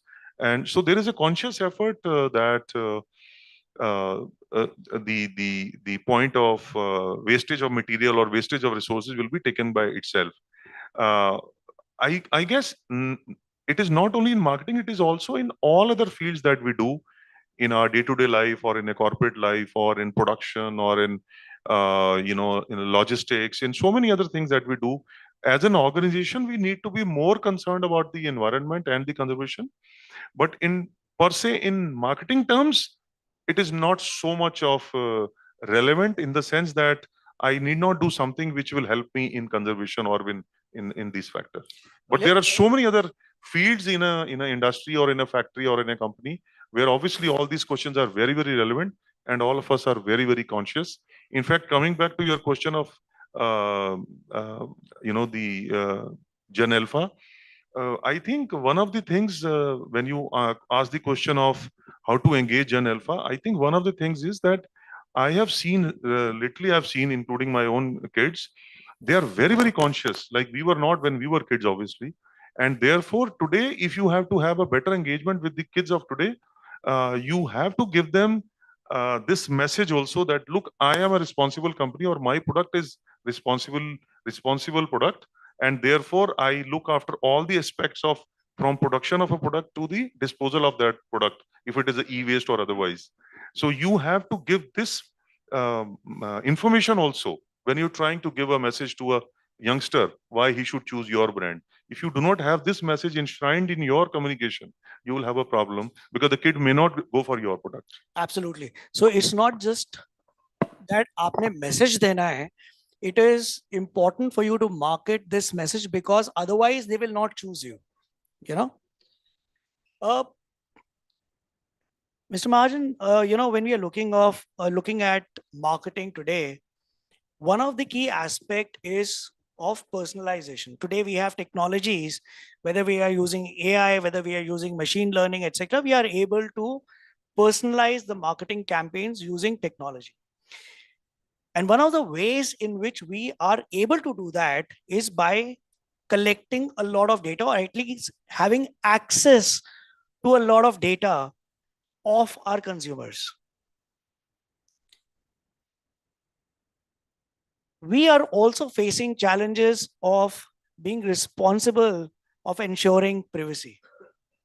How do you, as a business leader, ensure that your marketing teams are able to balance between the need of personalization and ensuring data privacy? So this is almost like a Maslow's hierarchy of hygiene, in the sense that if AI and ML has given us the latitude of getting mass customization and mass data, personal data, there were 3 or 4 data points I'd like to share. There's a wearable watch company, and roughly 76 lakhs of password and logger ID was available in the dark web. 76 lakhs.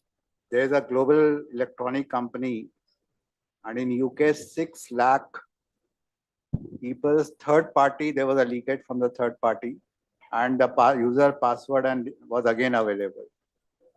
And in 2017, the biggest of them all, there's a food delivery which is the market leader today, one of the market leaders. 1.7 crores worth of password and logger ID was available. So that tells you that while one has the benefit, one also needs to earn the trust. And there are many ways to do it. One is that you actually take whatever data is sufficient rather than taking too much of data. Now, for example, what we do is we have 4,300 dealers, 700-800 of our brand shops. We have got all their birthdays and all their anniversaries. We take a consent letter from them, and we also tell them where we'll use it. So everybody is very clear, and if they're not comfortable, we don't take it. And then we celebrate the birthdays and anniversaries. So you have to be very careful about these things. These are strictures which are required. Government entails now very clearly there are a lot of compliance issues which were not there earlier. We had a server in Singapore. Government said, no, sorry, it has to be. If you have Indian citizens' data, it has to be in India. We had to shift it to India. The government has become extremely vigilant, and I think that's the right thing to do. So that's the second part. Third is encrypting. It's called tokenization, encrypting, masking. So instead of the name, you actually give a token to it. So nobody actually gets to know what is the actual whatever date of birth or password or whatever. So that is one. Then there are so many other ways of, for example, control. If you look at investment firms, there's a research firm and there is an investment firm, right? And there's a very clear wall between the two. Similarly, in marketing organizations, you will have to have clear demarcation who has the personal data, who has the data on which marketing themes are there. So marketing themes don't need personal data. They need trends. They need a campaign, what we need to focus. So you don't need everybody to know everything. That could be the same way as the investment firms are doing when you need to do something around that. So these are some of the ways which I would say would be, we will look at it. The other place where I said one of the is third party. I think the weakest link is that link, because that's where mostly the leakages actually happen. So you need to continuously audit. And there is a e-commerce player who continues, and also you have the other ones which continue educating that please be careful. We don't, you shouldn't be giving more than what is required. So these are some of the steps. Thank you. If I may add a couple more. One would be that when you collect data from anyone, whether it be a customer or a retail partner, we give him a choice of these are the mandatory fields and these are the ones which are not mandatory. So it is the decision of the data giver or the data provider as to how much data he wants to share and what he doesn't want to share, which actually means that in the form itself, when you say this is mandatory, it means it is required to be there. But the other is like flexible, whether he shares or not.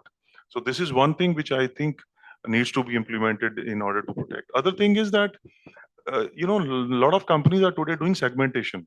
So which means that the data of one individual is not important. What you do is you try to put a common behavior or a common pattern as a group or as a segment, and then you use that data, which means the individual privacy is not revealed, but the behavior or the pattern of that whole group or the segment is shared for the marketing purposes. Got it. As we come to an end, I have one last question, which I'm going to ask both of you. As a CEO, as the chairman of an organization, as a managing director of an organization, we rely a lot on our marketing heads to guide us as to what we should be doing it as an organization.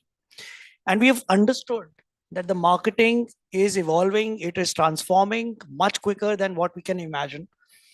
We are now addressing a very different set of consumers than what we have experienced when we were earlier in our career. How do you, what would you keep in mind while selecting or choosing who you would hire as your marketing head going forward? I would look at it as a team rather than a marketing head, you know. So the idea is because the team, the leader is as good as the team. And keeping the role of AI, ML, and which is now across all facets, right? I think I will definitely like to have one or two good talent as far as IT is concerned. Computer science, electronics, but being able to code, that's number one. Young minds, sorry, I don't want to get into ageism and all, but adaptability is more important currently because the speed of change is extremely fast. Have a couple of Gen Z, Gen X, Gen Alpha, because you have different segments and you want to understand what they are. You need psychology people there. Psychology is very big. People don't understand, but that's how you are able to actually understand what is the need and the want and the difference between the two. And then, of course, financial acumen, because finally, Rukda is everything, you know, otherwise, what is the point? So what is the bang for the buck? So that guy has to have, or he or she should have a financial acumen, put the things together, team management, because these will be very different kind of talent pools. And so some HR over there. That would be the kind of team I'll be looking forward to. So first thing is I agree with Sandeep that it is not a role of a marketing head or a CMO per se. Now it is a teamwork where different team members with different skill sets need to sit together, and they must be tech savvy. They must be very quick learners. They must be adaptable to new technologies, because as we discussed in the earlier session, when we started this session, that technology is virtually changing every 2 years. I mean, all the AI tools that we saw 6 months back have been replaced by even more powerful tools today. So the way things are changing, it is your adaptability to technology, and therefore you must be very quick learners. In fact, in my marketing team, when we interview, I mean, I'm talking of the team members, we also ask them how much time do you spend actually on social media. And if somebody says, maybe out of fear or out of trying to impress someone, that no sir, I am not very social media person, actually we don't hire him. So he actually has to be social media. He should be spending at least 1 to 2 hours every day on social media, maybe for his own reasons, if he or she is a newcomer, like we hire newcomers as well. So the skill set today required are very, very different, and they may not be available in one person. But the chief of marketing or the head of marketing is one person who has the understanding where the team is going to be and what are the different skill sets of different team members in my team, so that as a wholesome, you can, take a wholesome approach, and you can bring out a wholesome solution to any marketing challenge that you may face tomorrow. So it's a complete package actually. It's not like one marketing head will do everything today. It's not possible actually. Well, thank you so much, because my take is, my understanding when I hear you in not so many words spoken, is that going forward, I think the marketing people will be a mix of somebody who understands technology and is a master in psychology, understanding the psyche of the consumer. And I think, more than the marketing, I think it's the business leaders who need to be more receptive to change, to listen to what these guys are doing, and as a response to what they hear as a feedback from the market. So thank you so much for taking our time, Mr. Bhatia and Mr. Mahajan. I think this conversation would be insightful for everyone. I don't think, in the interest of time, because we are headed for awards, so I will not open the floor for questions. But I think Mr. Mahajan and Mr. Bhatia are going to be around for some time. So in case somebody wants to meet them, this is a great opportunity, because otherwise they are not easily available, accessible. Sir. So thank you so much for listening to us patiently. Thank you so much for taking our time, sir. Thank you.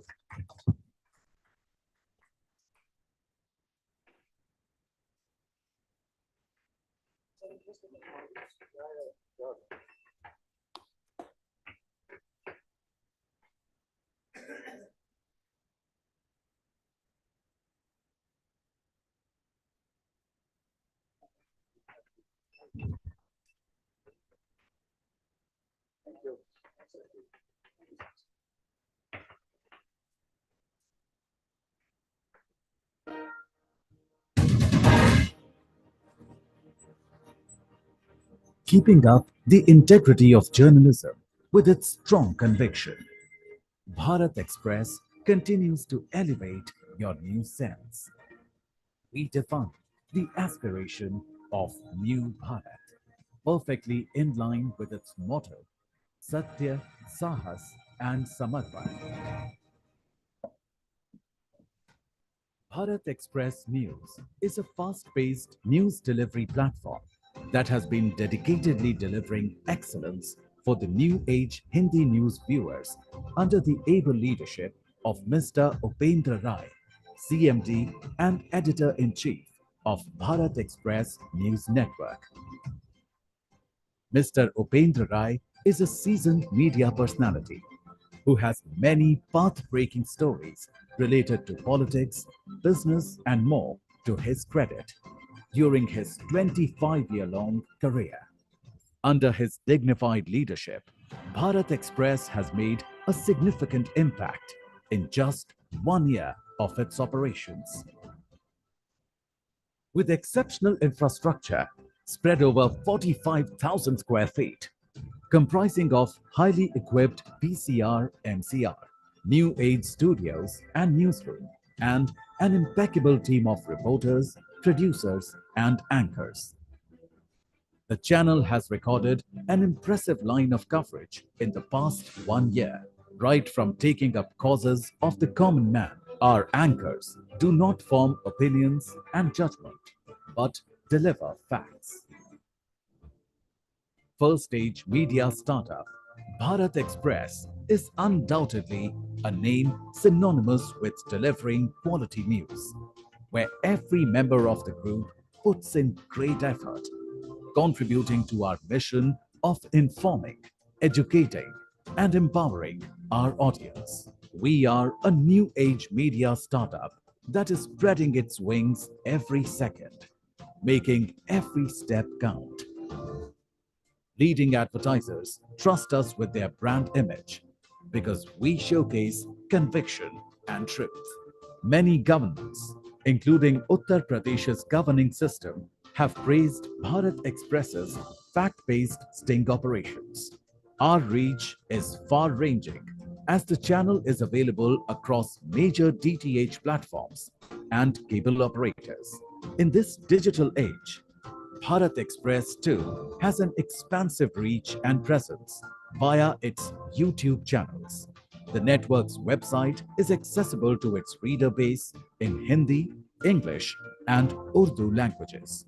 We at Bharat Express believe in hard work and perseverance, backed with strong vision, because consistent hard work always leads to success.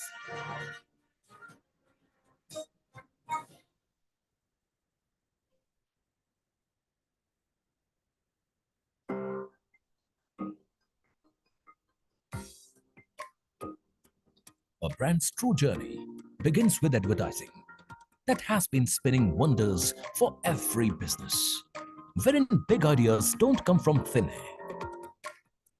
They take top-notch research, valuable consumer insights, and talented people, all working together to not only meet your brand goals, but exceed them.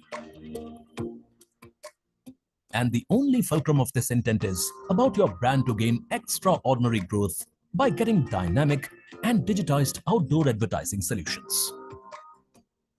We believe your connection with your target audience is key, and we can help you manage that, not only for the sake of a good advertising platform, but for the mega or ultimate goal of every brand.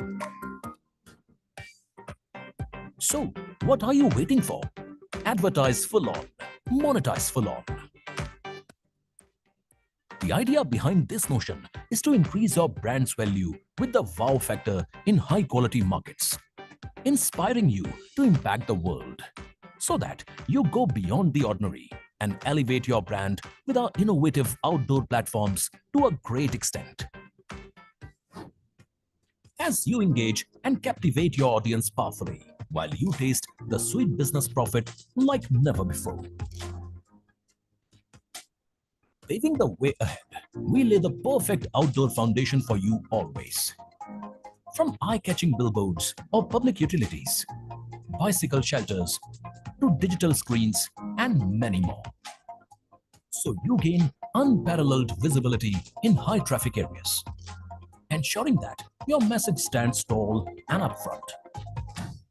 We believe in connecting with your brand on a deeper level, as we cater to brands across a wide range of industries, from automotive to retail and hospitality. Unstoppable, you see, as we also own great inventories in Delhi, Chandigarh, and the entire Kullu region of Himachal Pradesh. Furthermore, we have established nationwide and worldwide tie-ups plus collaborations for all the major outdoor advertising spaces, so that you can always hit the numbers in a big way. So, are you ready to take your brand to new heights? Step into our world of dynamic outdoor advertising to maximize returns and skyrocket your business. As we simply say, advertise for long, monetize for long.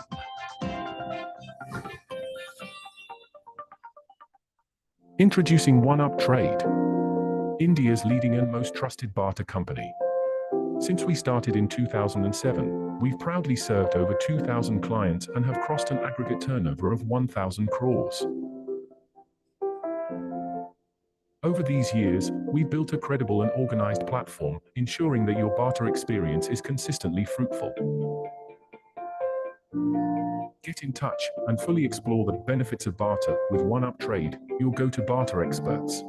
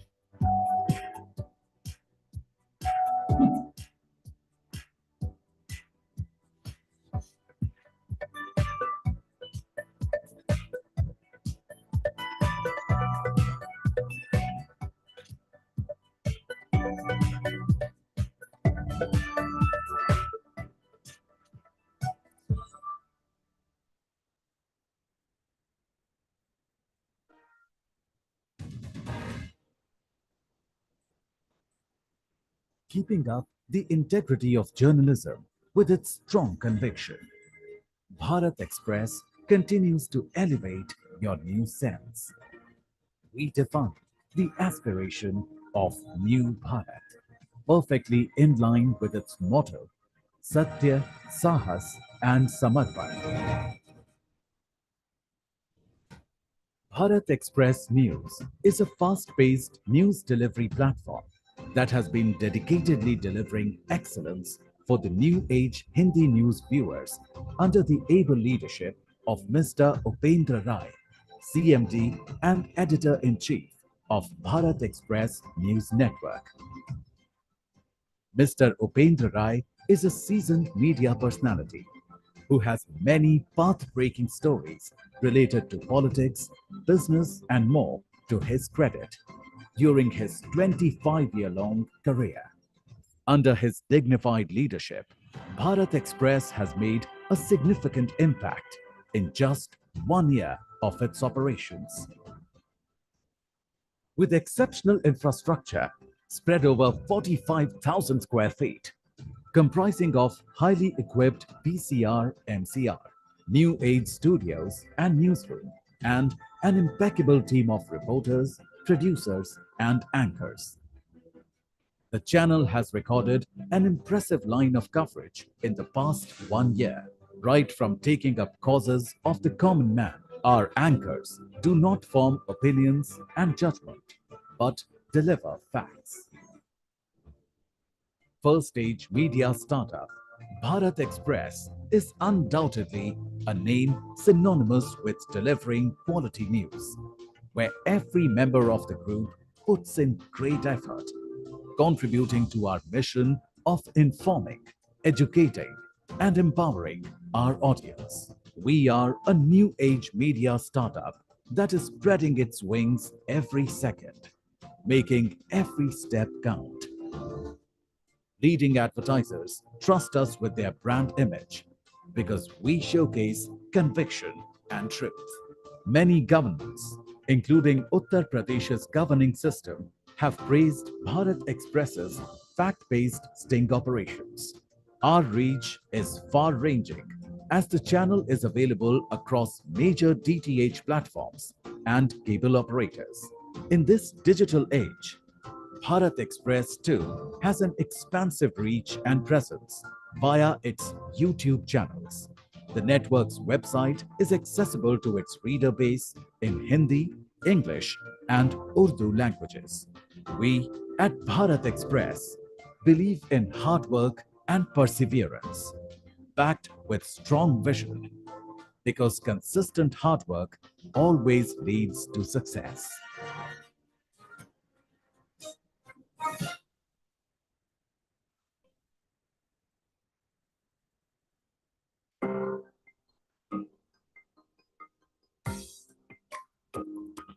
A brand's true journey begins with advertising that has been spinning wonders for every business, wherein big ideas don't come from thin air. They take top-notch research, valuable consumer insights, and talented people, all working together to not only meet your brand goals, but exceed them. And the only fulcrum of this intent is about your brand to gain extraordinary growth by getting dynamic and digitized outdoor advertising solutions. We believe your connection with your target audience is key, and we can help you manage that, not only for the sake of a good advertising platform, but for the mega or ultimate goal of every brand. So, what are you waiting for? Advertise full on, monetize full on. The idea behind this notion is to increase your brand's value with the wow factor in high quality markets, inspiring you to impact the world so that you go beyond the ordinary and elevate your brand with our innovative outdoor platforms to a great extent. As you engage and captivate your audience powerfully, while you taste the sweet business profit like never before. Paving the way ahead, we lay the perfect outdoor foundation for you always. From eye-catching billboards or public utilities, bicycle shelters, to digital screens, and many more. So you gain unparalleled visibility in high-traffic areas, ensuring that your message stands tall and upfront. We believe in connecting with your brand on a deeper level, as we cater to brands across a wide range of industries, from automotive to retail and hospitality. Unstoppable, you see, as we also own great inventories in Delhi, Chandigarh, and the entire Kullu region of Himachal Pradesh. Furthermore, we have established nationwide and worldwide tie-ups plus collaborations for all the major outdoor advertising spaces, so that you can always hit the numbers in a big way. So, are you ready to take your brand to new heights? Step into our world of dynamic outdoor advertising to maximize returns and skyrocket your business. As we simply say, advertise for long, monetize for long. Introducing One-Up Trade, India's leading and most trusted.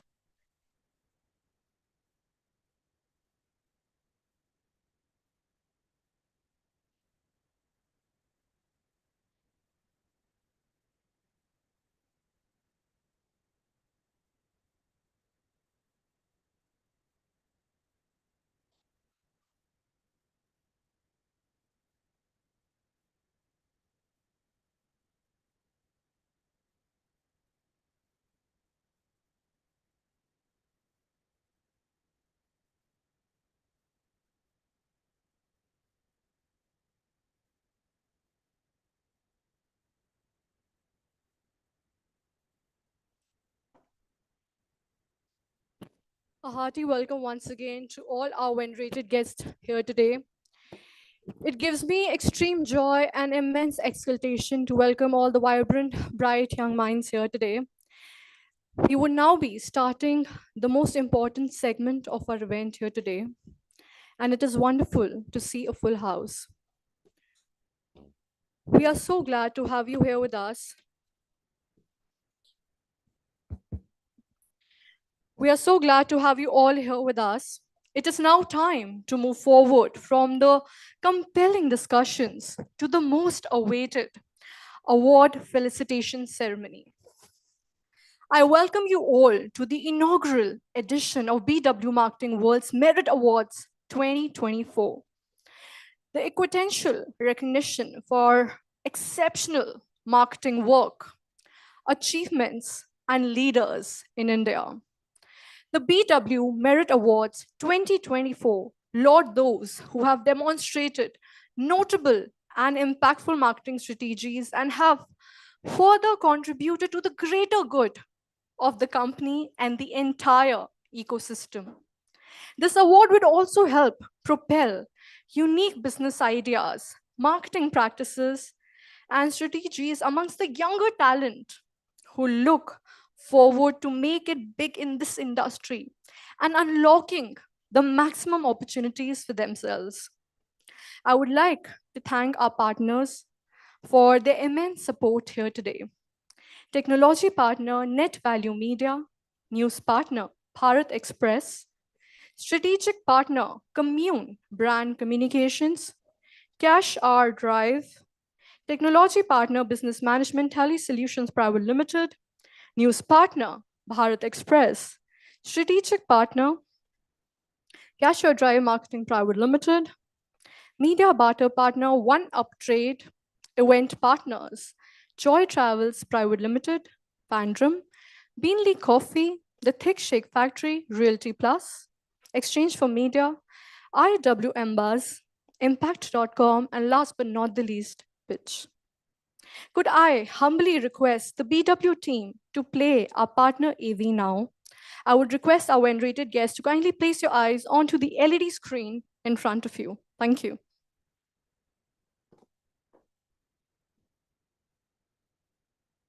Introducing One-Up Trade, India's leading and most trusted barter company. Since we started in 2007, we've proudly served over 2,000 clients and have crossed an aggregate turnover of 1,000 crores.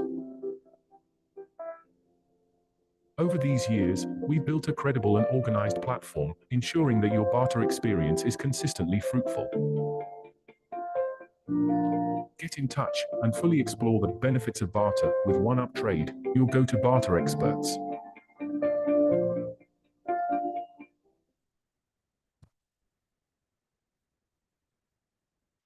Quite a commendable EV indeed. Today's award ceremony is being streamed live across all BW Businessworld platforms, including our social media channels and on www.bwmarketingworld.com. Join in the celebration of the evening by using hashtag BW the Merits. Before we start off with the award ceremony, I would take this moment to thank our jury members for their deliberation and contribution in deciding the winners. I would now request the team to please play the jury away to show us a glimpse of the jury process. Once again, a humble request, kindly place your eyes onto the LED screen in front of you.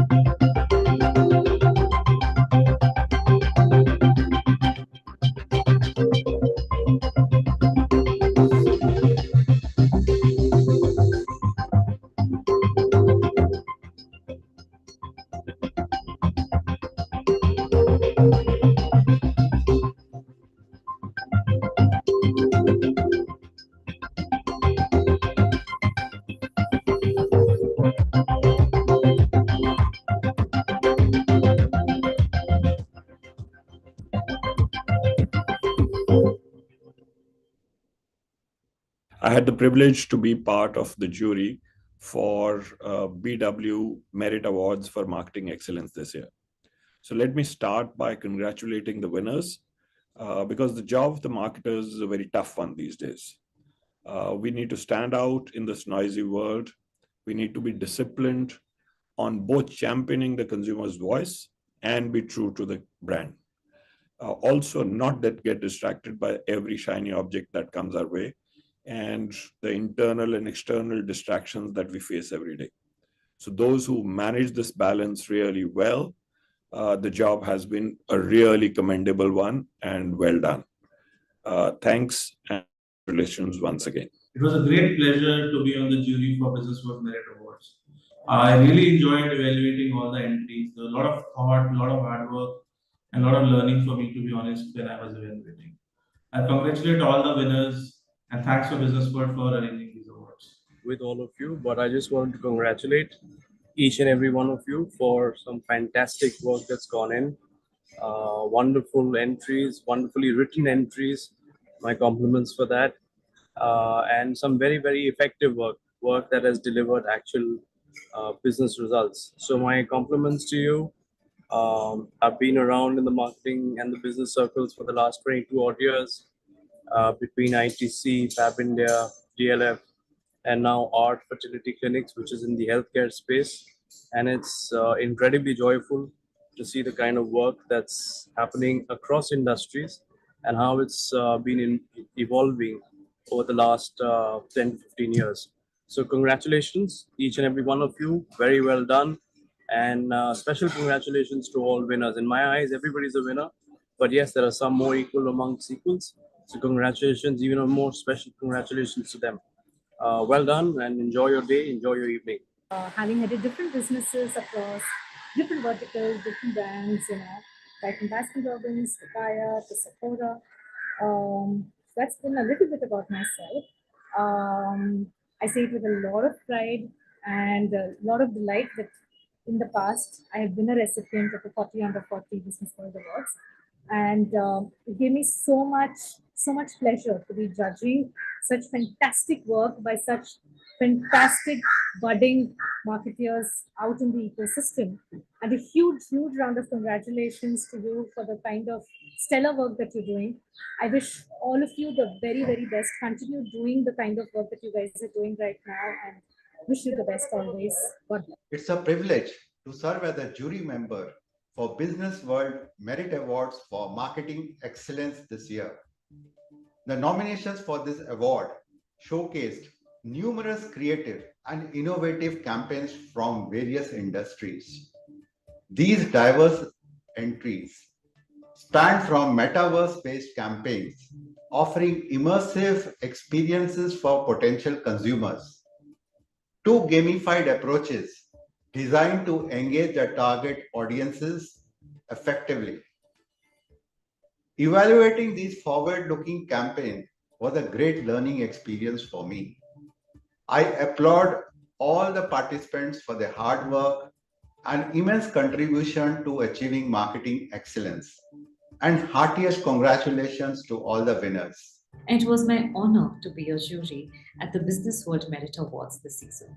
I must say, it was a very, very difficult decision picking the best campaigns this year, with all the brands having unique problems to solve for, and their amazing partners, the agencies who came up with the most innovative and creative solutions. Congratulations to the winners, and keep raising the bar higher. Thank you.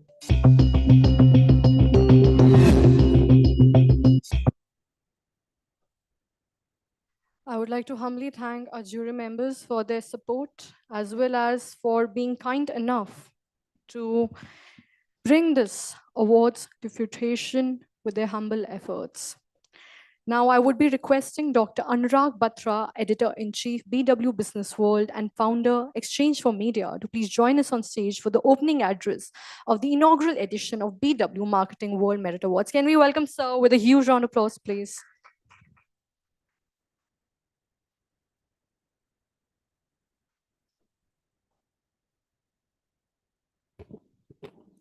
Good evening. It's my honor and privilege to be here. First of all, please give our jury members, some of them are in the room, a big round of applause. Our awards in any domain are about the jury and the jury process. I love physical jury meets. I also like virtual meets, but I like physical jury meets more. That's where the interaction is. Well, please give Chandni a big round of applause. She's been hosting since 10:36 a.m. since the morning. And I was joking with her that she will get the just-in-time MC of the Year award because she was walking in just in at 10:36 when the award event. But I say it jokingly, it's not a serious comment. So, you know, but it's my honor and privilege to welcome you to the first edition of the Merits, which is part of our CXO community for marketing and marketing leaders. Of course, I do have some experience of the marketing, advertising, media community, having founded Exchange for Media 24 years back. I want to utilize this opportunity to acknowledge the presence of Mr. Sandeep Mahajan, who's the CMD of Goodyear. Thank you, Mr. Mahajan, for your time today and for your patronage of the award. Please give Mr. Mahajan a big round of applause. I must tell you, I won't meet you tomorrow, so don't miss me too much. Because I met him at the Exchange for Media IDMA jury meet physically at their loft yesterday. We spent some good time. So I'm just joking with him. And Mr. H.S. Bhatia, who's the MD of Daivu. Thank you, Mr. Bhatia, for your time and for your presence. I also want to acknowledge the presence of Mr. Harbinder Narula, who's my senior most colleague here. He's the CEO of our healthcare, well-being and pharma community. Thank you, Harbinder, for being here.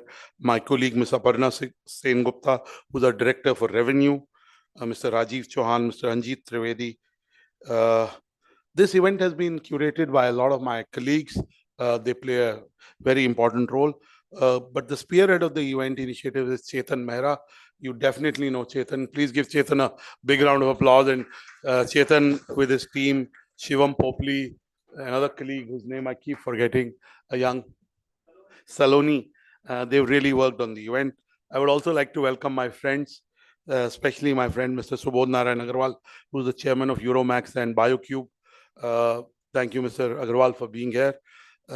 It's my special privilege to welcome Mr. Himanshu Gulati, who is of Indian origin, but is a Norwegian. He's a member of parliament in the Norwegian Assembly, and he happened to be in Delhi today, and I requested him to join the award. So thank you, Mr. Gulati, for being here. Please give Mr. Gulati a big round of applause.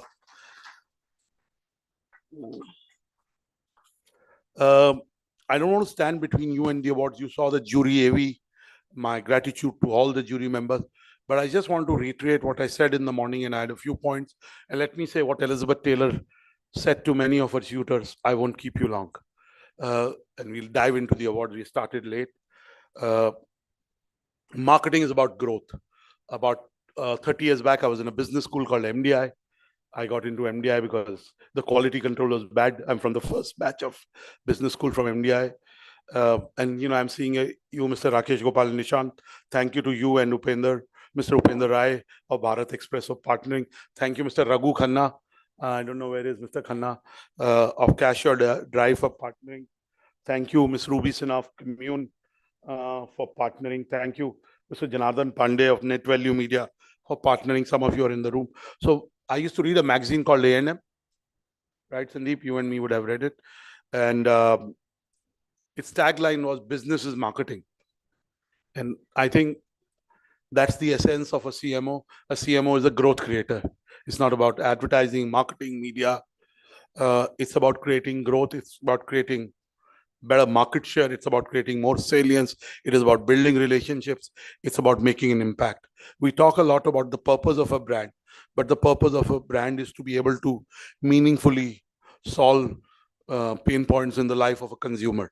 That's the definition. We read it in a marketing class taught by Dr. Singhvi at MDI. And I can only say that that definition hasn't changed.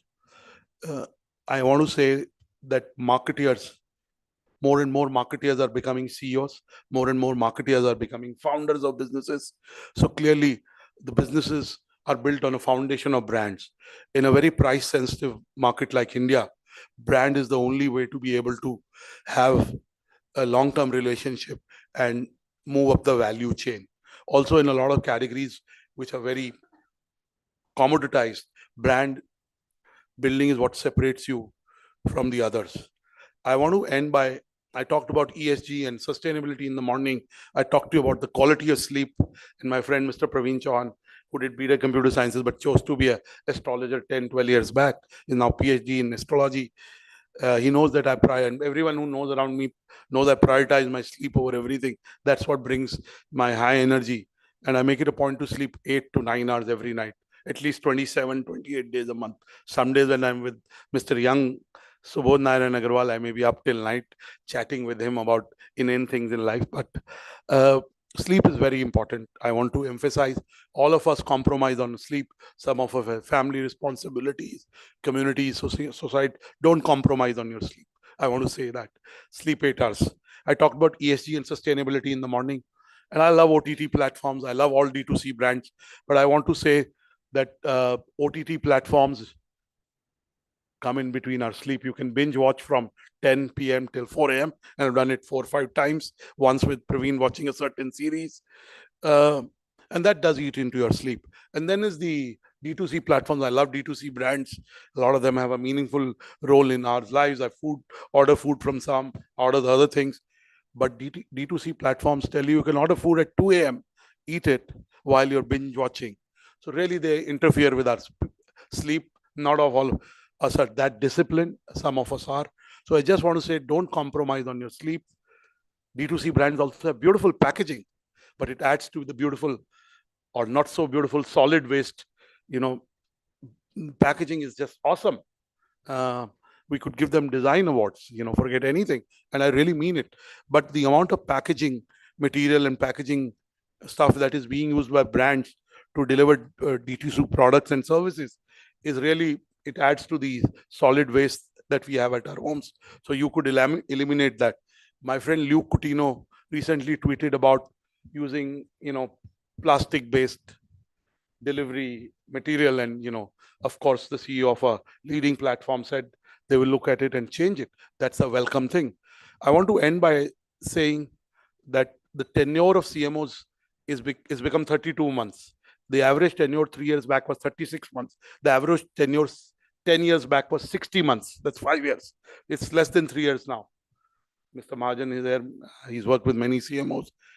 And I said the CMOs are also becoming CEOs. More CMOs are joining boards because brand is the only thing and growth creation is the only thing which builds businesses. So in this room, we have winners. We have participants who were shortlisted to present, and I'm sure most of you are winning. I only want to say that you are future CEOs, your future board members, some of you are future entrepreneurs. So I wish you luck in building businesses in a sustainable, sensitive, planet-friendly manner. We at BW Businessworld 5 years back started ranking India's top 500 companies on sustainability. It's called India's most sustainable companies issue that we bring out and a detailed study. We do it with a domain expert who knows sustainability in a very deep way. So we will keep doing these things as a media company. I must say, awards are a way to discover good work, discover new leaders, and be able to, in some way, publish it to be able to inspire you. So I hope today, through the first edition of Merit Awards, we're able to do justice to this mission of bringing credible work to all of you. I wish you luck. I congratulate all the winners and those who were shortlisted and didn't win. Almost little less than 27% of the award winners, applicants are being awarded today. We did almost 360 plus entries, 250 shortlisted, showed to the jury members. They marked and sent it back, collated, and the winners were decided. In the morning, I introduced you to my colleagues, Soumya, Ruhail, Neha, Pratyaksh, and also my colleague Shruti Arora, who works on the business side and sales side. So the marketing world community is a very important community for us. While we have Exchange for Media, and Exchange for Media is on its own journey, we'll build marketing world to the next level. Your patronage, your involvement, your feedback will be very important in doing that. The only thing I'd say is clapping is very good for heart muscles. If you clap, if you haven't done your yoga, it would help you. Thank you. Applaud the winners that come tonight, and thank you for the lovely energy. Back to you, Chandni. Thank you so much, sir. That was quite the inspiration needed, because I do want our venerated guests here not to be shy when it comes to cheering for the winners here tonight. We have a room full of marketeers here, and it is a delight to have all the vibrant minds under one roof. As it said, the best marketing doesn't feel like marketing, right? So moving forward, I would just like to say that all the winners who are coming in, they need to get down from the stage left side. So keep a note of that for an individual photo. Don't forget that. And additionally, I urge all the winners to stay till the very end for a group photograph with your awards, of course. So that goes without saying. We appreciate your patience. We will now begin announcing the winners of the inaugural edition of BW Marketing World's Merit Awards. Are you ready? Can I hear a yes? The energy is a bit low. I would want more enthusiasm from our lovely guest here today. How's the Josh? Doesn't feel high. Doesn't feel high. The drinks will be open soon. So on those hopes, you can have more energy. So are you ready? Can I hear a yes? Wow, that's the energy I have been looking out for. So without further ado, I would now be requesting the humble presence of our dignitaries to kindly join us here on stage to present the first set of awards, starting with Dr. Anurag Batra, sir, Editor-in-Chief, BW Businessworld and Founder, Exchange for Media. Thank you, sir, for joining us in. Next, I would like to call upon Mr. Subodh Narayan Agarwal, Executive Chairman, Sunwaste Renewable. Most welcome, sir. Please join us in. Mr. Himanshu Gulati, Member of Parliament, Progress Party, former Deputy Minister to the Prime Minister, former Delegate at the UN General Assembly, Member of Nordic Council. A delight to have you here with us. Thank you so much for your humble presence here. So now the moment is here where we would now be calling upon the winners for our first category, which is Best Indian Creative Agency of the Year 2024. Let's see the AV now.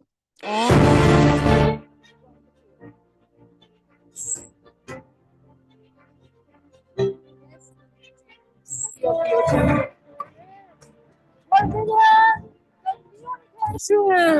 Can we have a huge applause for our winners?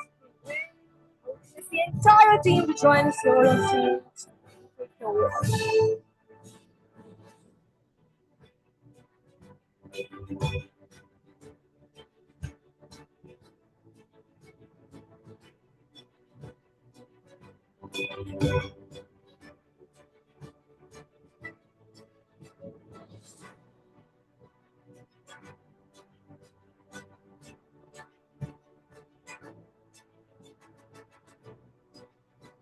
Lots of congratulations to the entire team. Rise and shine indeed. Please accept a small token of appreciation from our end.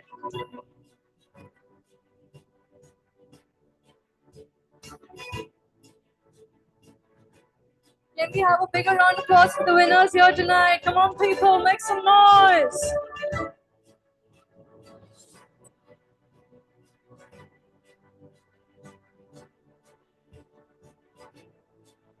Thank you so much. Don't forget to click your individual picture at the left-hand corner of the stage. Moving forward to our next category, which is regional marketing campaign. And let's have the AV on the screen now.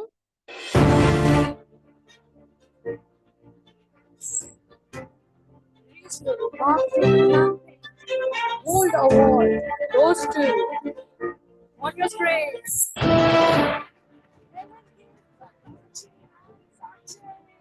Maiden Club, lots of congratulations to the entire team.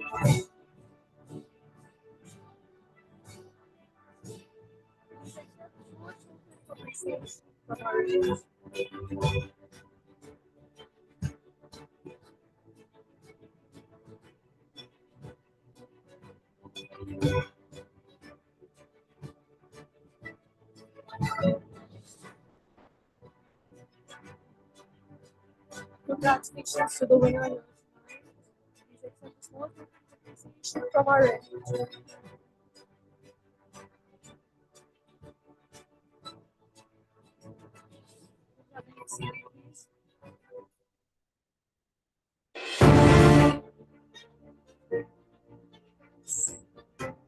For use of content, the bronze prize goes to Magic Woman. Let's bring it to the winners, the entire team of Magic Woman.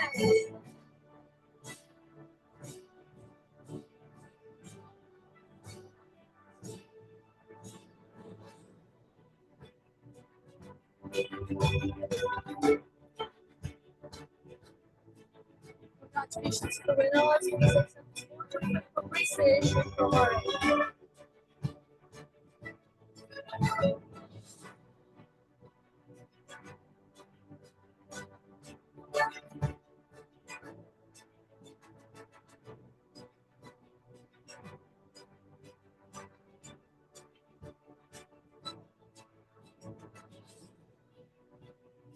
Congratulations once again.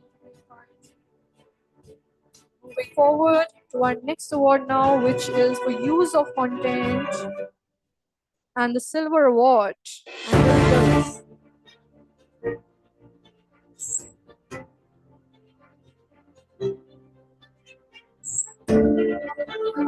And the winner is Cisco Digital and Interactive Consultancy. Reggie.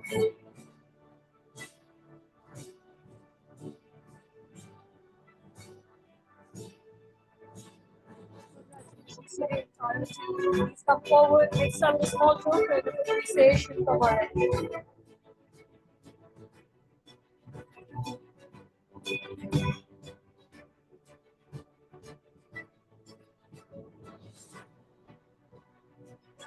Congratulations to all the winners here tonight.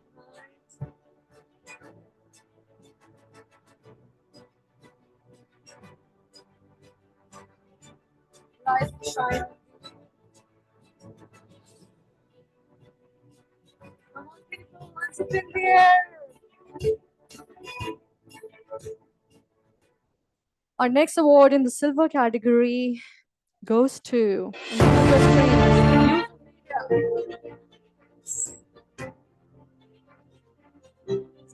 goes to Tata Tea Premier, Russia Media.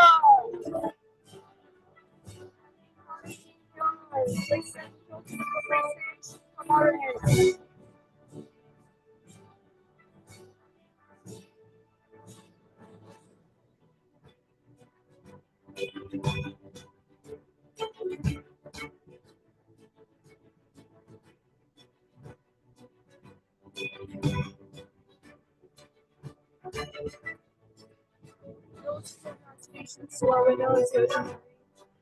Keep rising and keep shining in the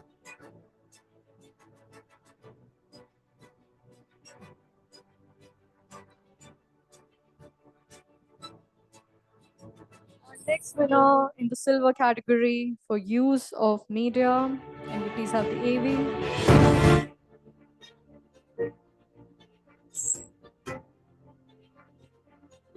What goes to?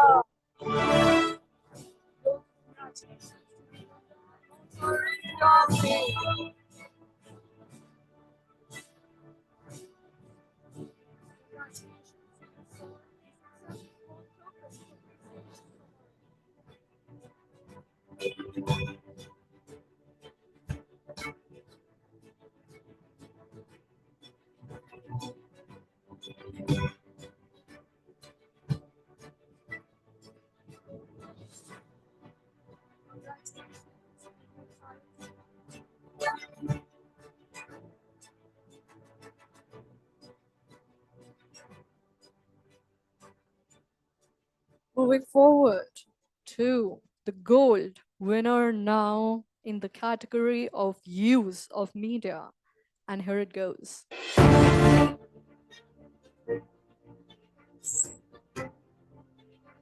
gold winner is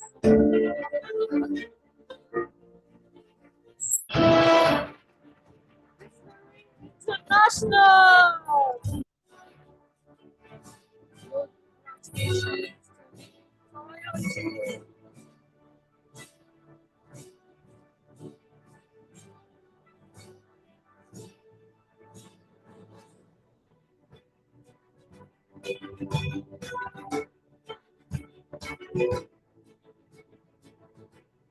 Congratulations, Rise and Shine team. Forward to our next award category now. Our next category is use of digital social media. And the bronze winner is. Can we congratulate?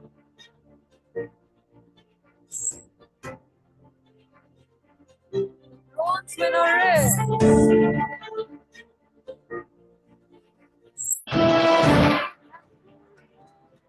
Let's have a huge applause for the entire day.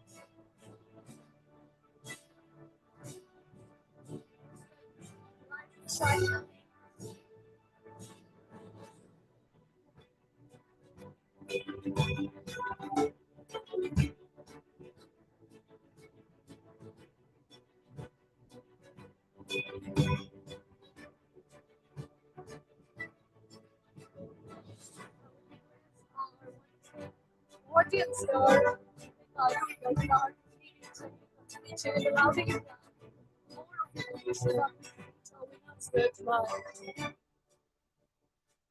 Moving forward to our next category, which is use of digital social media, and the silver winner is.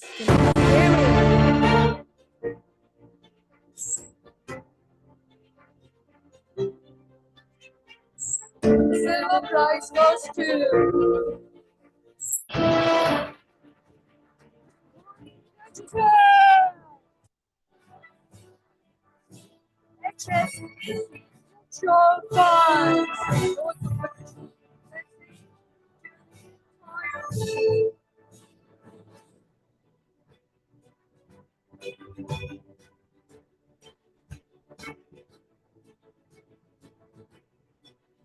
Accept this small token of appreciation.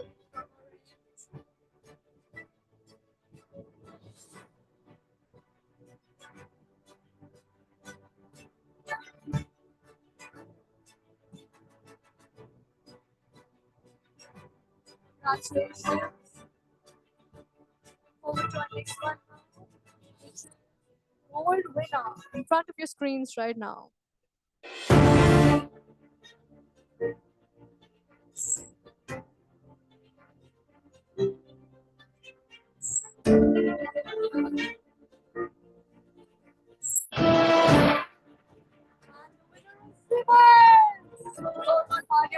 For our gold winner here in the category of social media use of digital. I would request the entire team to please come forward and accept this small token of appreciation from our end.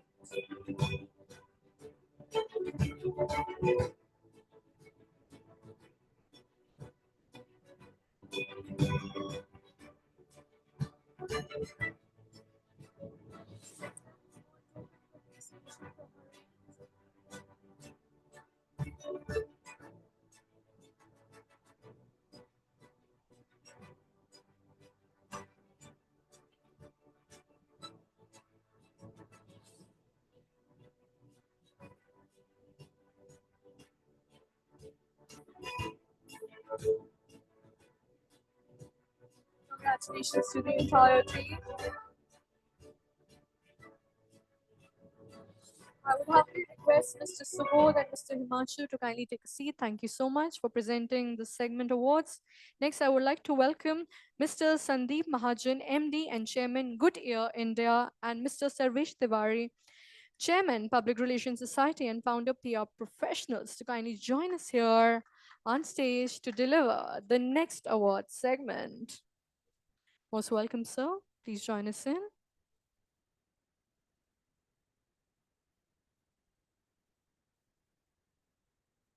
Our next award category is Use of Influencer, and the bronze winner is, can we please have it? Use of Influencer. Bronze winner is Aquaman.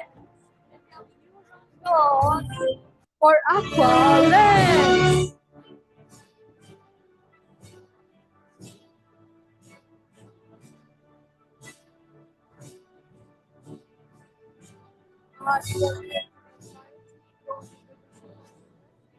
Congratulations.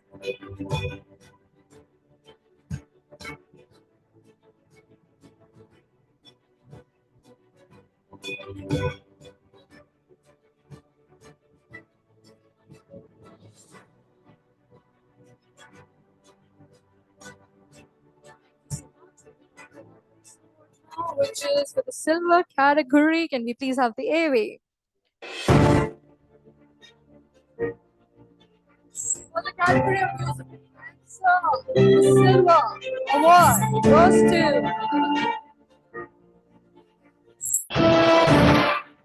congratulations to Royal Medical Pipeline. I have a time for the entire team.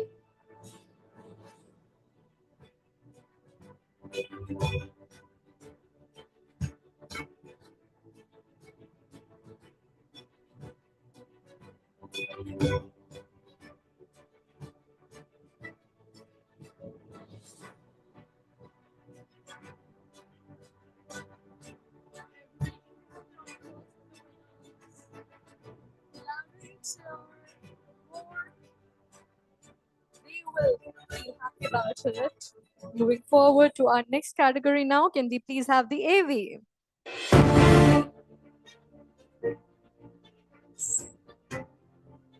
Category of influencer, the gold winner is Bank of India. I prospect young unicorns.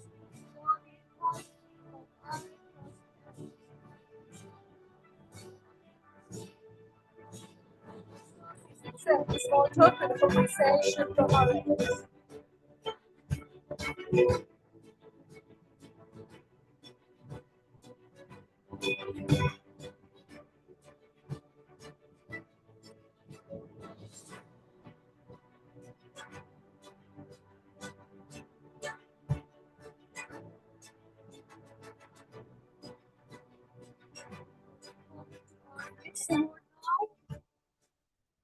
In the category of use of event, can we please have the AV?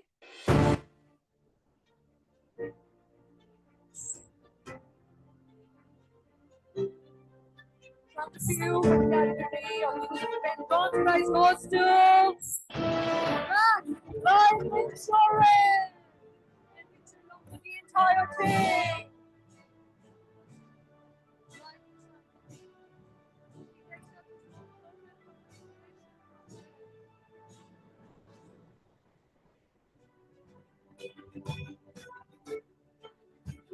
What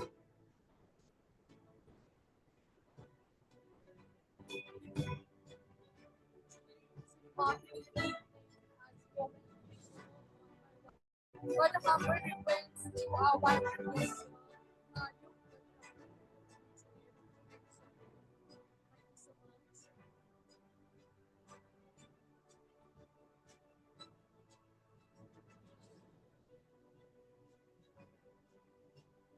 Congratulations to the winners.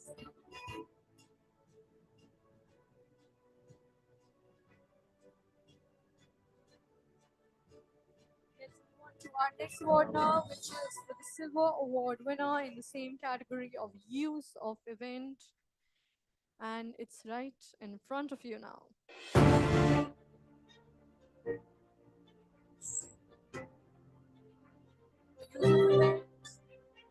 Silver winner is a last place. Last place.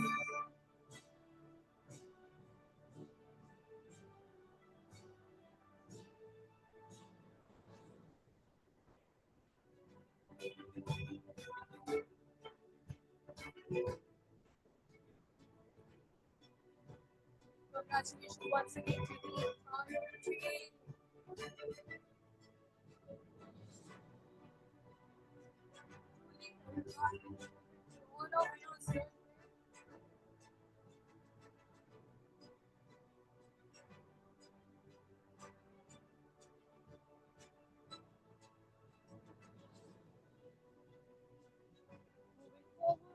To our next award category now.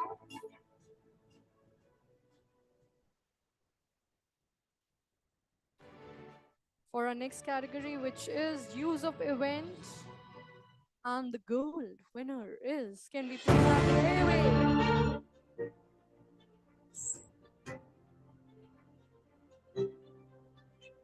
The gold winner is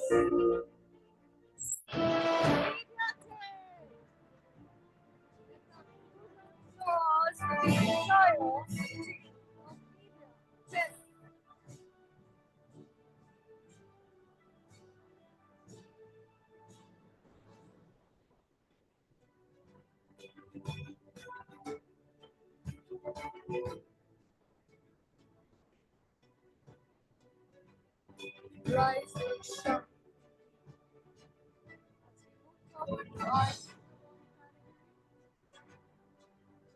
Industry awards the best in sectors now.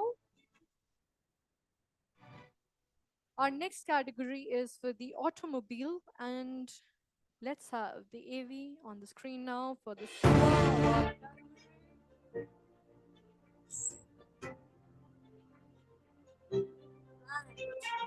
The silver prize goes to Tata Motors. A huge applause for the entire team of Tata Motors.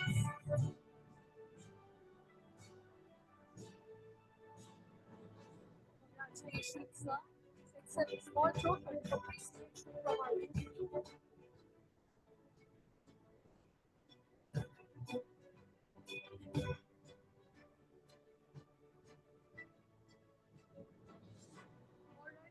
On to our next award category, which is for the gold winner. Let's have the AV now. The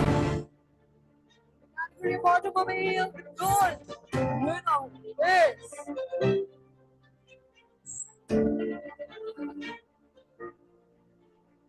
Tata Motors. Then this one's for double command, so can we use round of applause for the winning team one more time?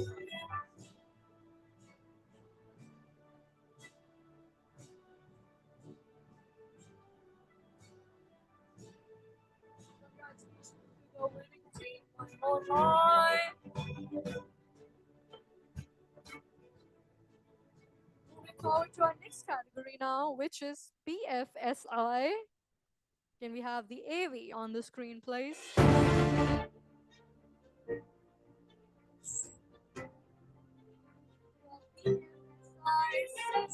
is I trusted.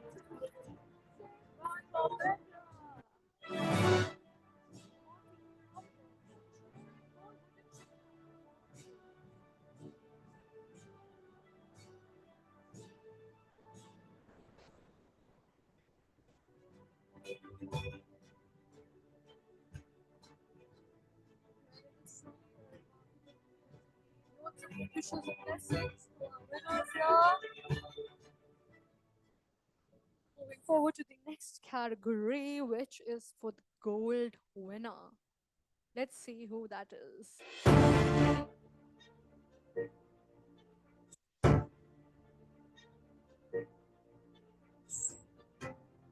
For BFSI, the gold winner is Kotak Mutual Fund. Can you leave applause for Kotak Mutual Funds?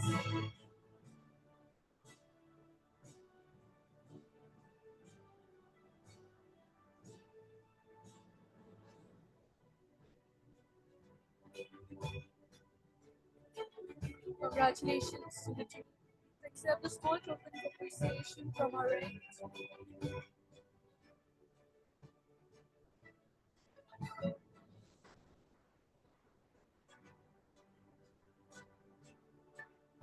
Thank you, Mr. Sandeep and Mr. Sarvesh. Kindly take a seat.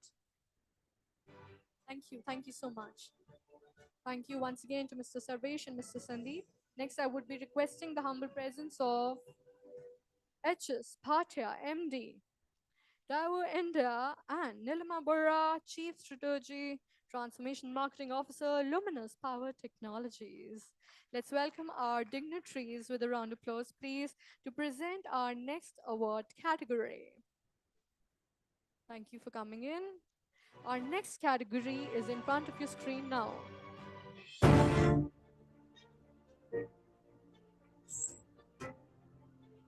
Consumer personal take. The gold prize winner is Razor Pay. For Razor Pay.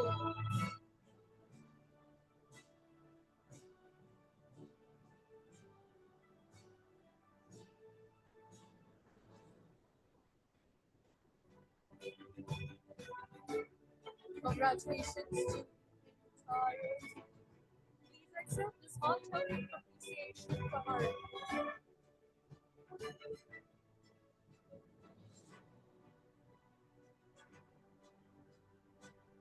Moving forward to our next category now, which is consumer durable. And for the silver winner, we have, let's hear it.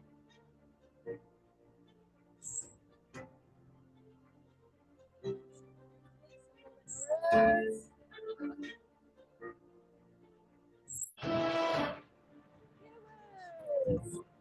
don't know, team Lewis.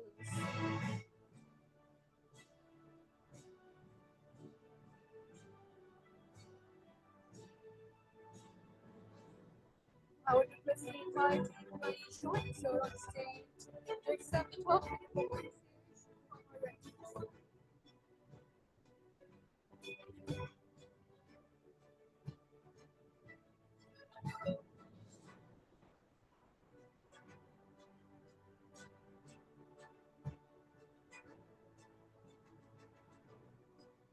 Forward to our next award, which is for the gold winner in the same category, and here it goes.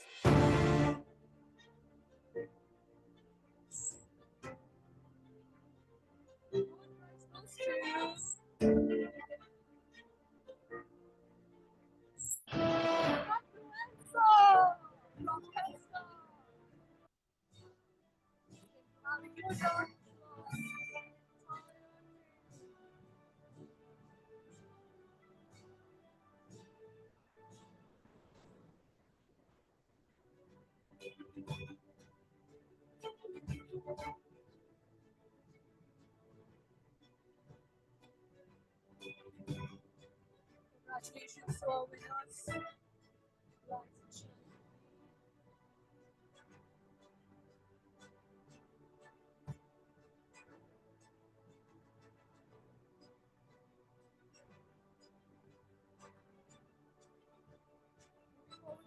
category now, which is education. Can we please have the AV?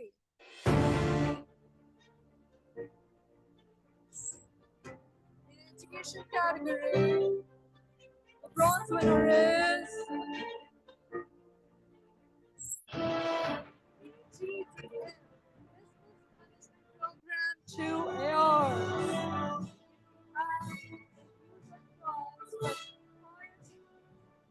BGTM.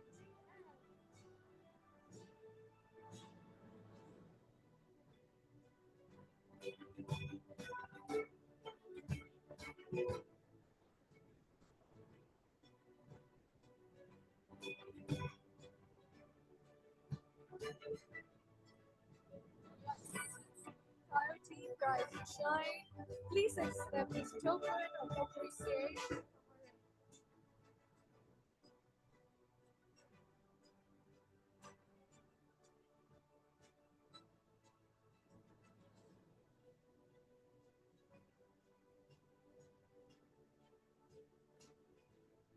Requesting to move forward to our next category now, which is for Enterprise Tech B2B.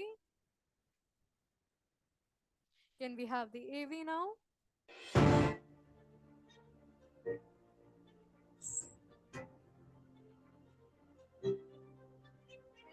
Tech B2B bronze winner is laud and marketing. Have a wonderful entire day.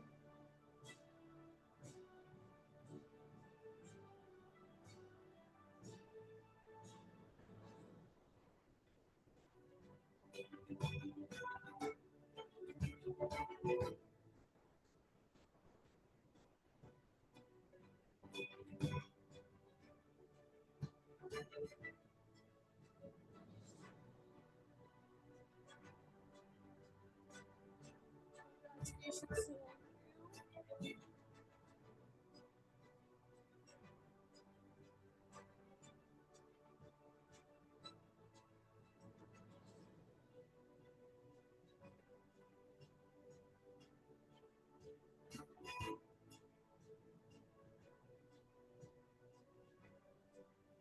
Forward to our next award, which is for the silver category now for Enterprise Tech B2B on your screen right now.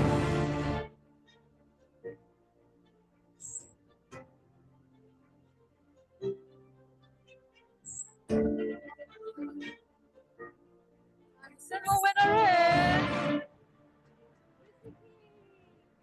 huge on applause for the entire team of Vicky.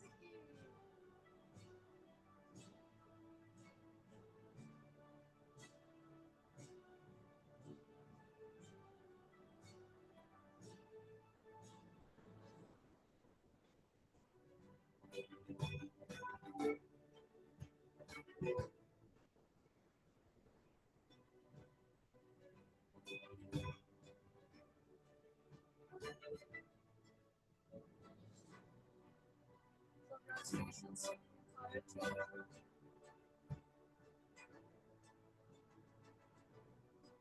Moving forward to our next award, which is again in the silver category for Enterprise Tech B2B. And here it goes. The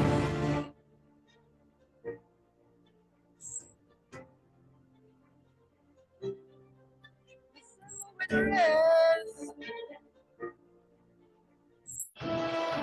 Genesis. For Genesis.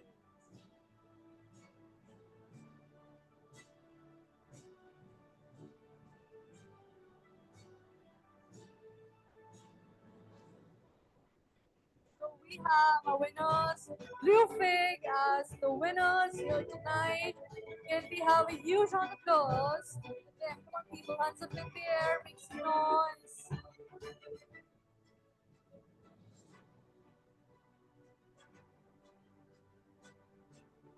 team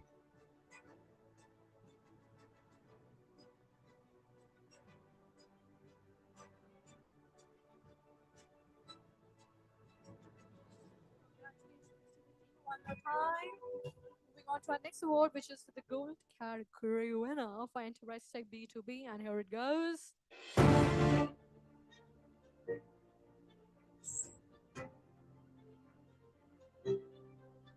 Gold winner is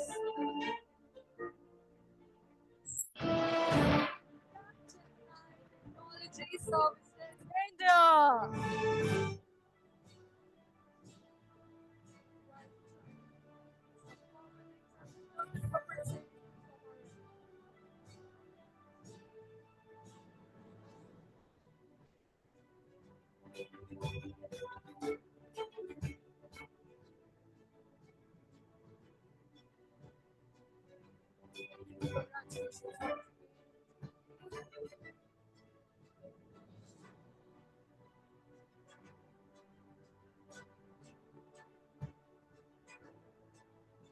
Our next award is for the bronze winner herewith for FMCG food and beverage category, and here it goes.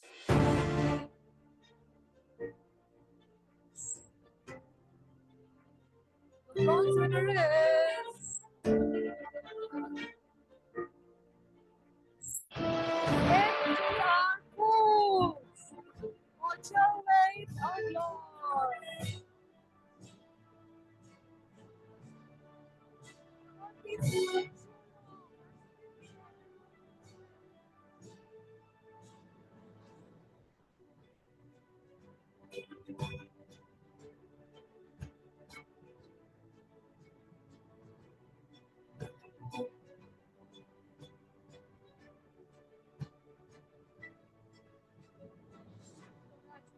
Once again,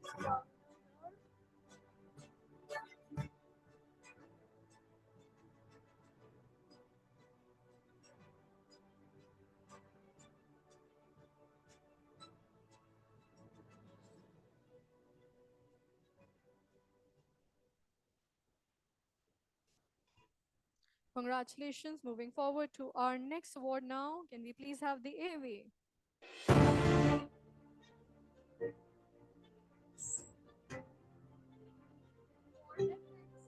Food and beverage. The silver prize winner is White Rivers India Plus.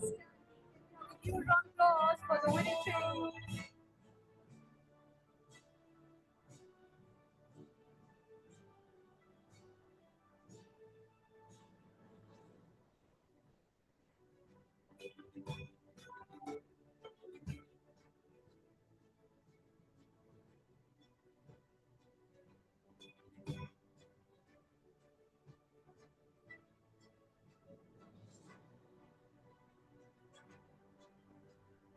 Congratulations to the winners. Can we have a huge round of applause for them, please?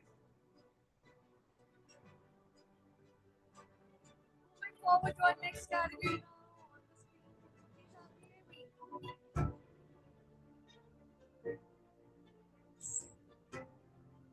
The category of FMCG food and beverage. Silver winner is Patanjali for Million Communications.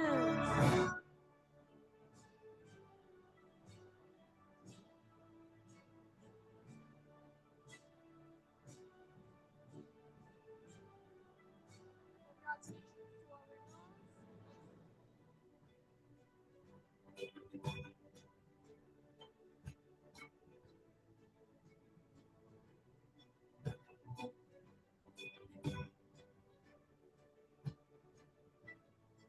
Rise and shine.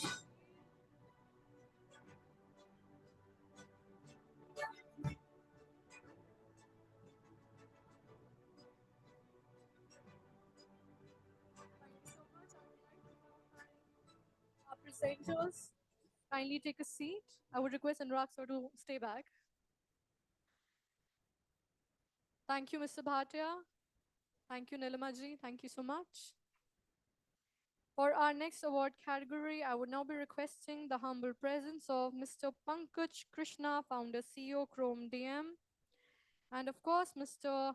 Raghu Khanna, Managing Director, Cashier Drive. Let's welcome our dignitaries with a round of applause, please.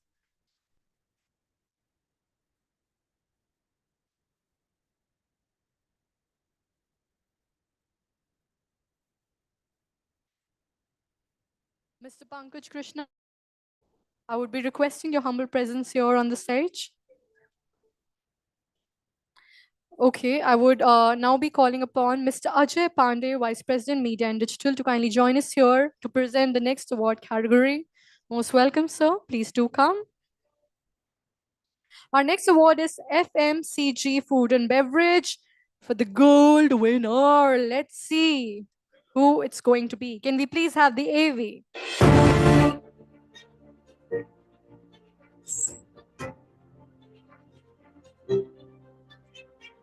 The gold winner is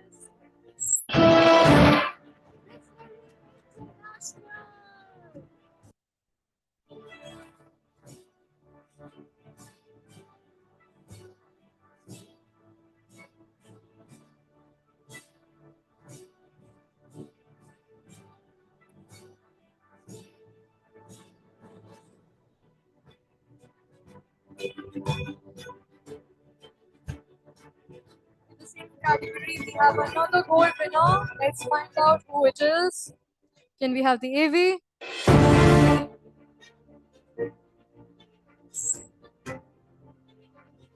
The winner is. Gold winner is. Let's have a huge round of applause for the entire team of Tata Team. Premier.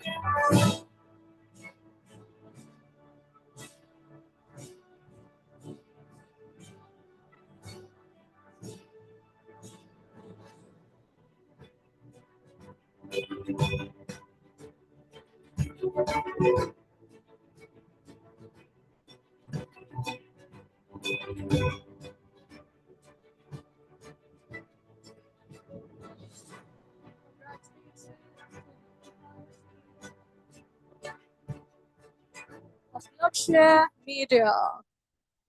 Moving forward to our next category, which is FMCG Personal Care, and the silver award winner is. Let's have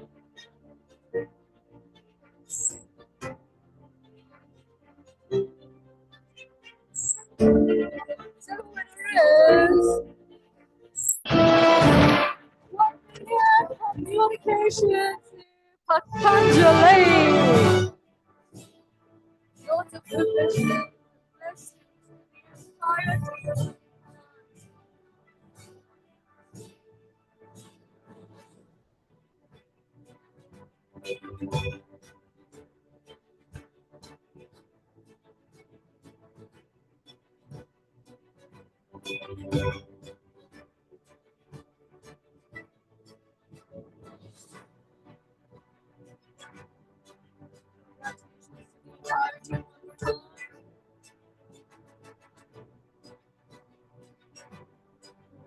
Our next award, which is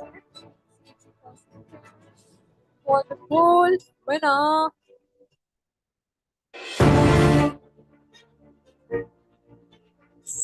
The gold winner is.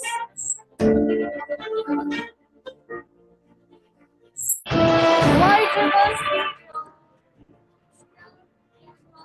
Pharmaceuticals.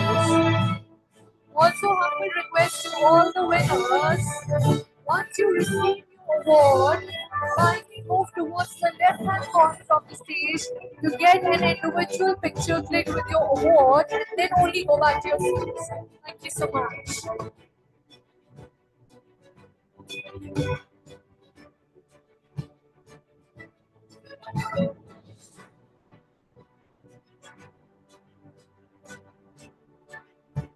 Forward to our next category, which is healthcare, and the award is. Can we have the AV on the screen, please? In healthcare category, the bronze winner is.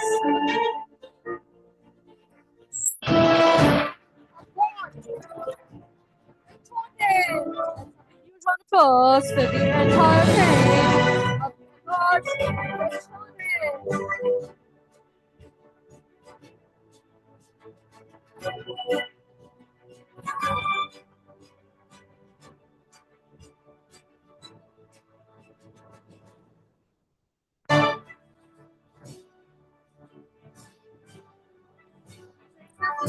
Moving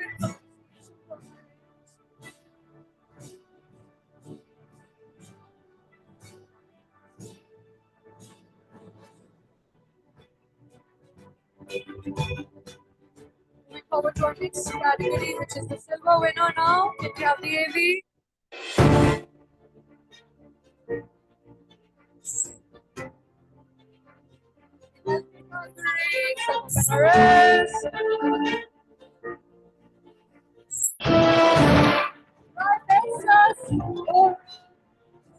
Semaglutide tablets. Course for the entire day.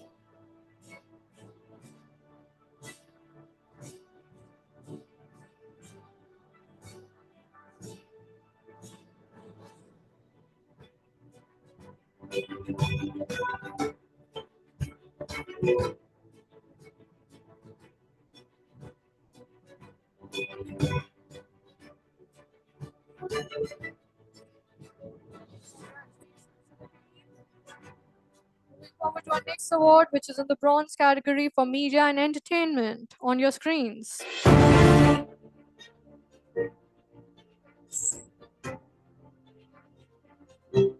Bronze winner is Digital Reflex Networks.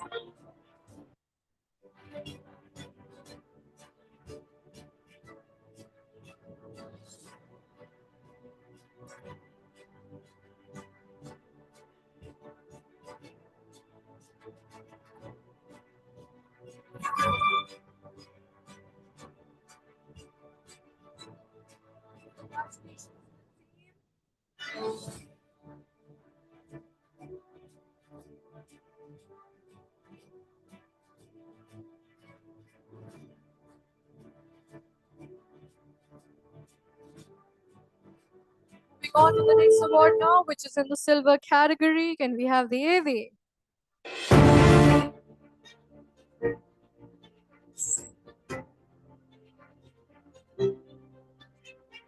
The media and entertainment silver category winner is Alas, we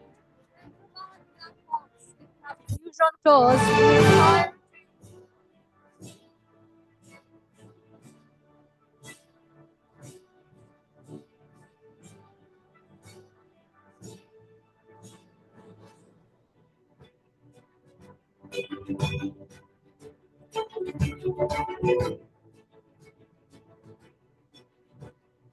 congratulations once again to the entire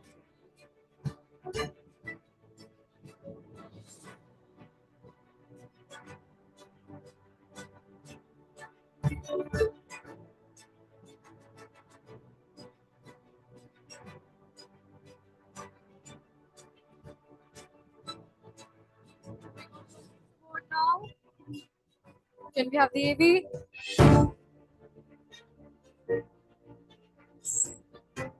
Media and entertainment. The gold winner is Alasli, I think.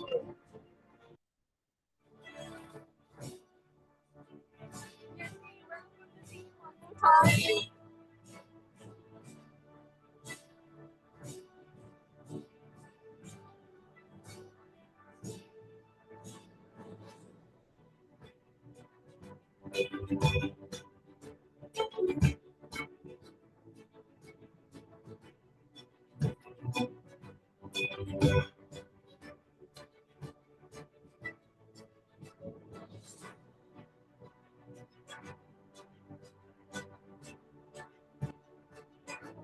Next award now, which is in the category of real estate and construction. Can we have the AV, please?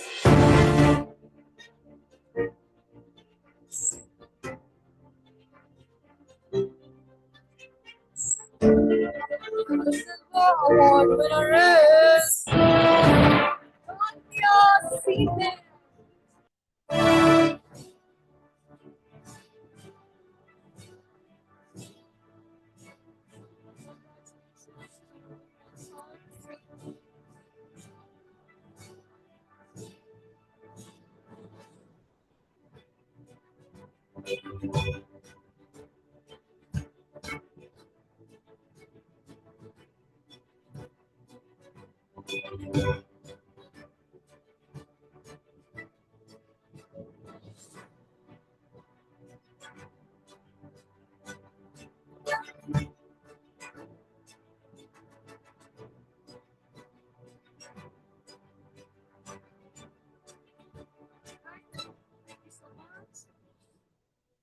I would like to humbly thank Mr. Raghu and Mr. Ajay for presenting. Kindly take a seat. Moving forward, I would request the humble presence of Mr. Sandeep Mahajan, MD and Chairman, Goodyear India, and Mr. Rakesh Goel, CRO Bharat Express, to join us here. So we have Mr. Rakesh Gopal, CRO Bharat Express, here on the stage with us.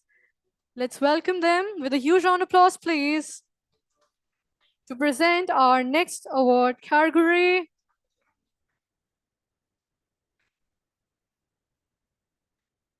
Moving forward, our next category is retail and e-commerce. Can we please have the AV?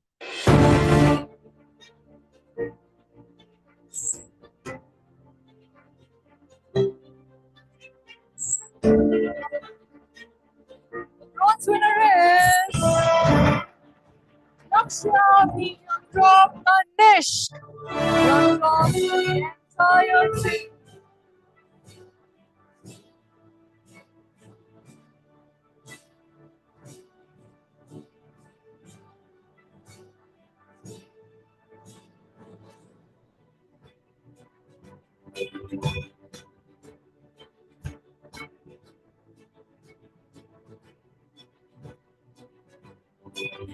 Congratulations to the winner.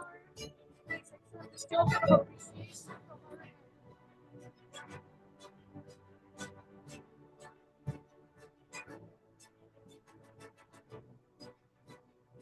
Moving forward to our next category now, which is for the silver award. In the same category, can we please have the AV?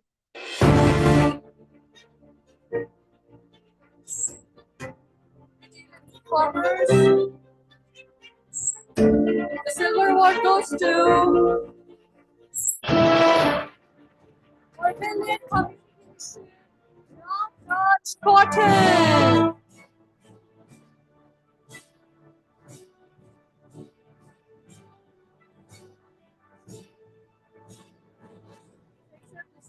Token of appreciation from our end.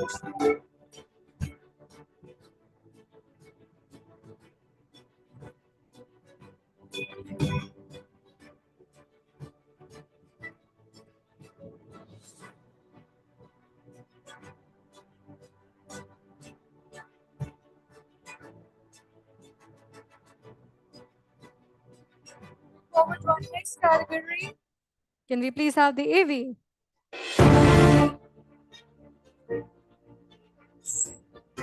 For sports and leisure, the gold winner is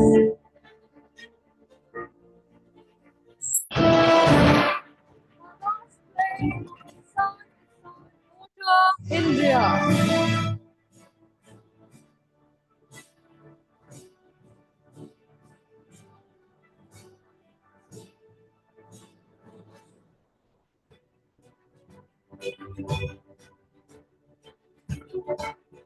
I would request you to kindly join us here on stage. Your token of appreciation from our end.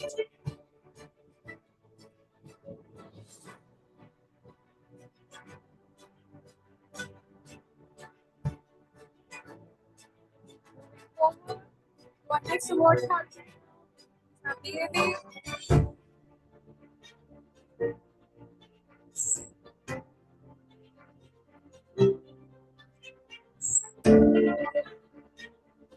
Silver category, the winner is Asian Foundation 197 Communications.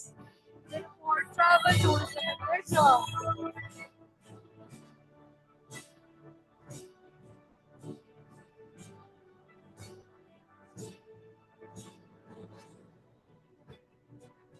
Please accept this token of appreciation from our end.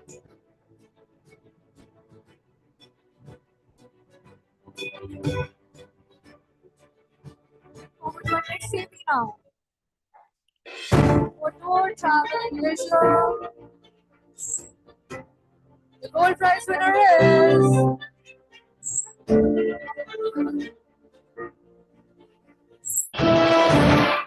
Adani Michelin One Hotels. It's going to be entirely first place.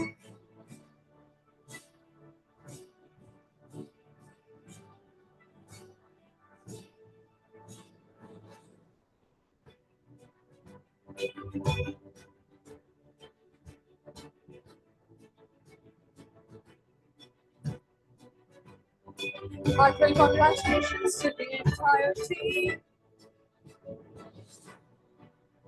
Our next award category is Industry Awards. Best of campaigns.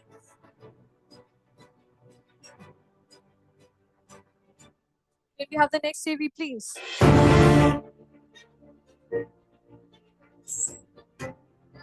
Not for profit. Silver prize winner is I Might Reverse Media Actual Foundation. Congratulations to the entire team.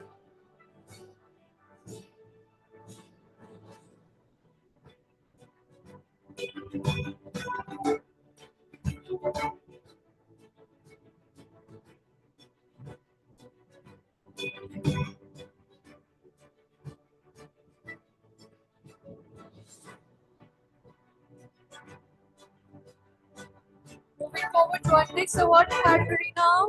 Can we have the AV?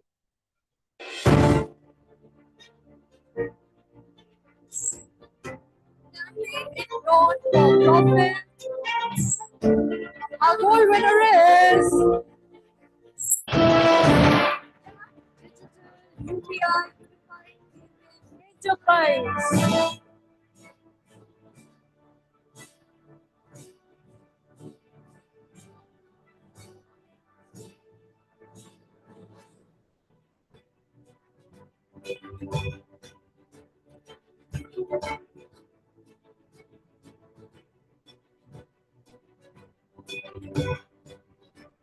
Congratulations to the entire team.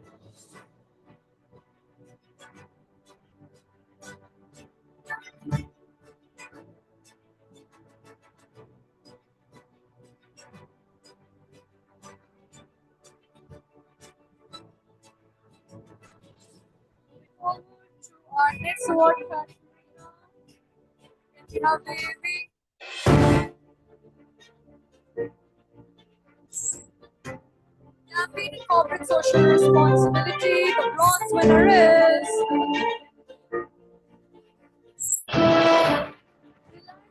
Insurance and Network. Can we have a round of applause, please?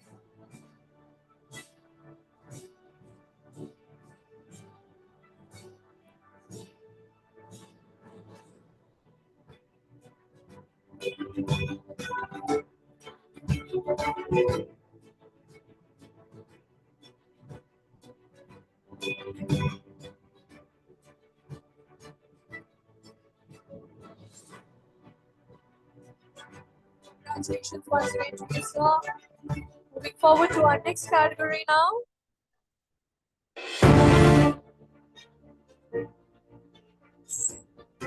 Campaign and Corporate Social Responsibility. The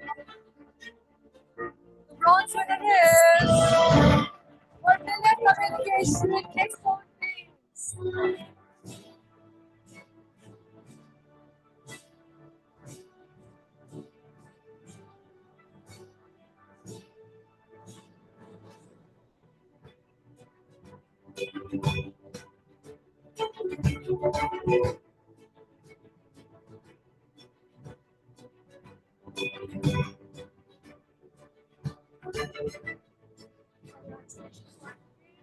To our next award now. Campaign in Corporate Social Responsibility. The silver winner is Luminous Power Technology. Can we have a huge round of applause for the entire team of Business Power Team?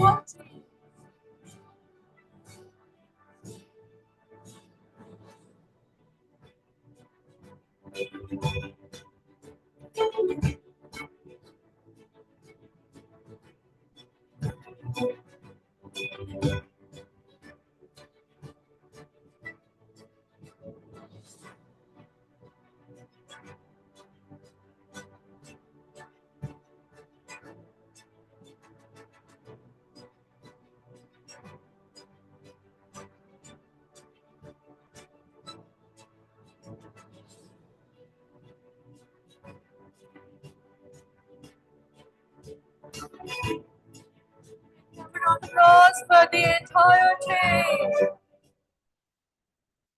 Thank you so much to Mr. Sandeep and Mr. Rakesh. Kindly take a seat. Next, I would be requesting the humble presence of Mr. Harbinder Narula, CEO, BW Healthcare World and BW Wellbeing World, along with Aparna Seen Gupta, ma'am, Group Director Revenue, BW Businessworld, to join us here to present the next award category.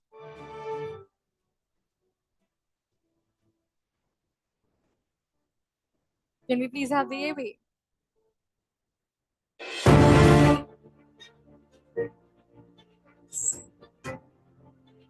Campaign in corporate social responsibility. The gold winner is the Body Shop Value.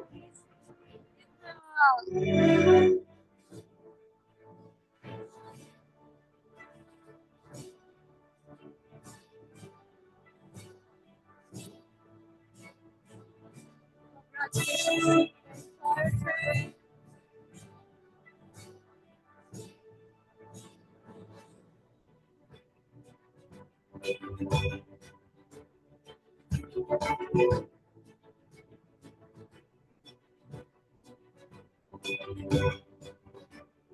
Rise and shine.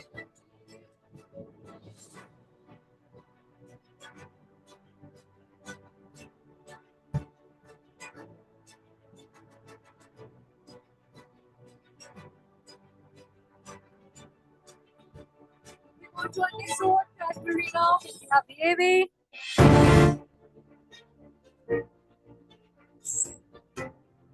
Surrogate marketing campaigns. And the bronze winner is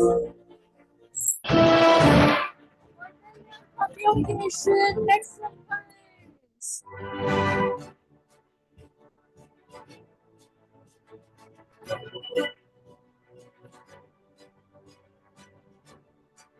Congratulations.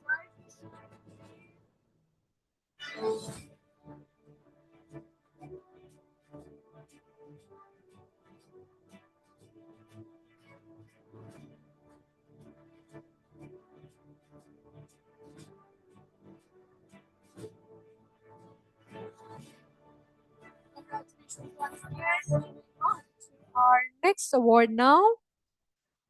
Can we please have the AV?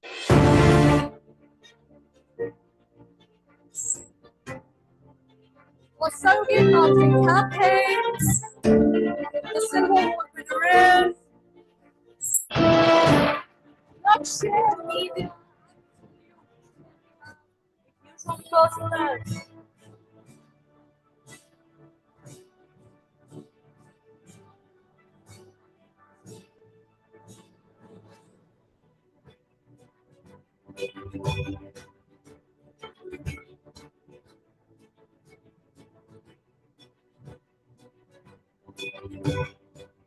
Congratulations once again to the entire team.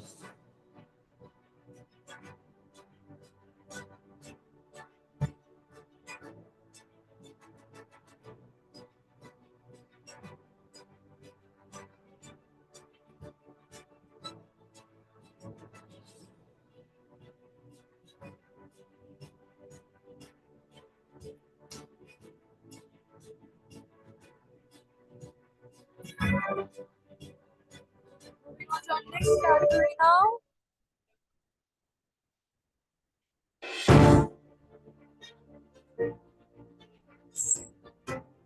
for surrogate marketing campaign. The gold winner is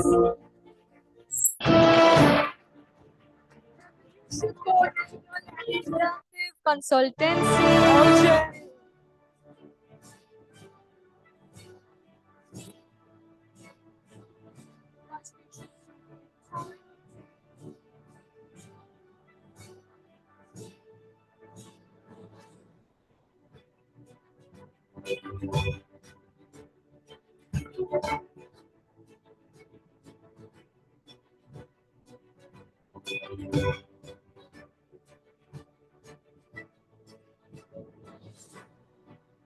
Next up.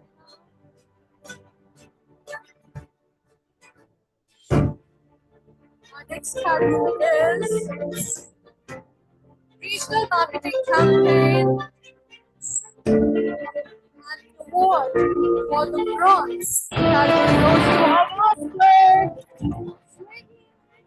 Laud.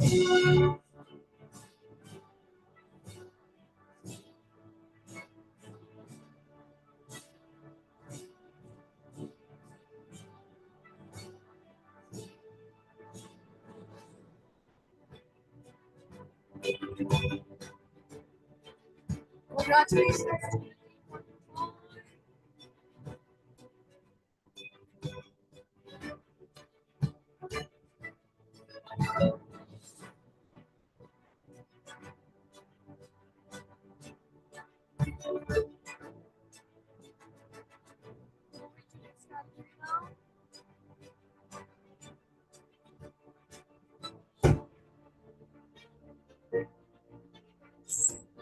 For regional marketing campaign, bronze winner is Very International.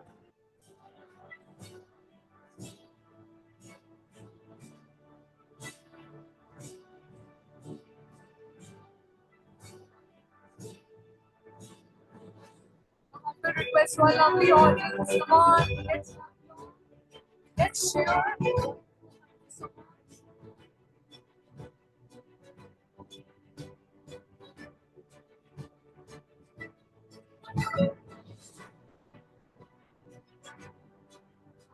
Let's forward to our next award category, which is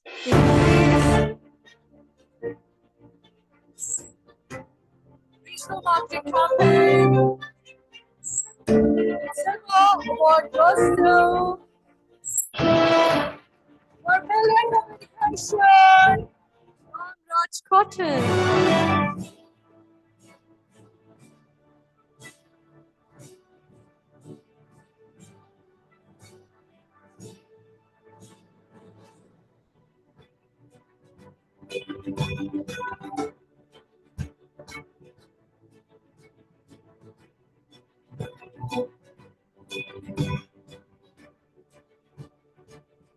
Moving on to our next category now.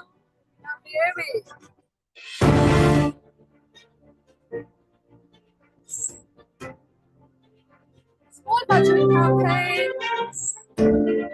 Launch category winner is Adani Adani One Hotel.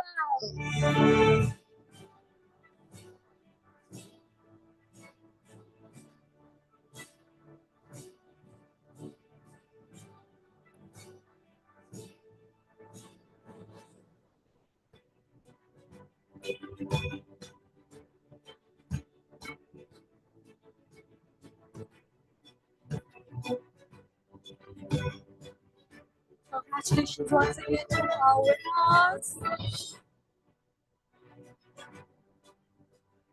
Moving on to our next category now. Can we have the A-Way?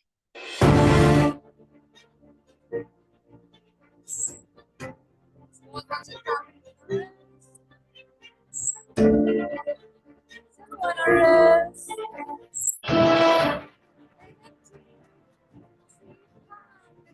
applause for ad factors beyond.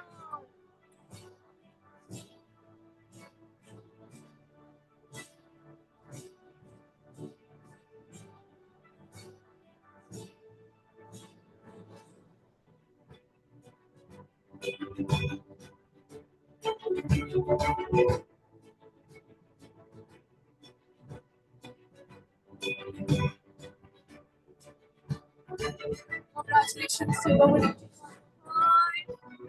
Moving on to our next award now. In the category of tech and legal, silver winner is Mitra Designs. What's your name?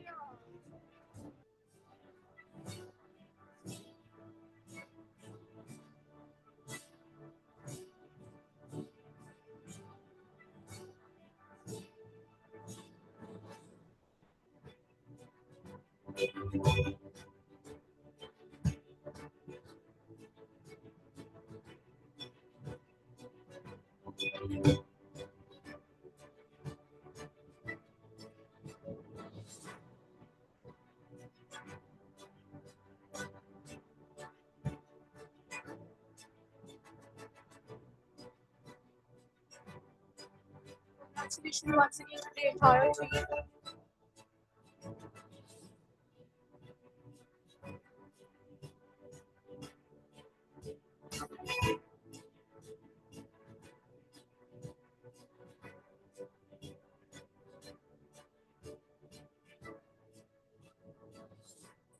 Thank you to Mr. Narula and Ms. Sain Gupta. Kindly take a seat.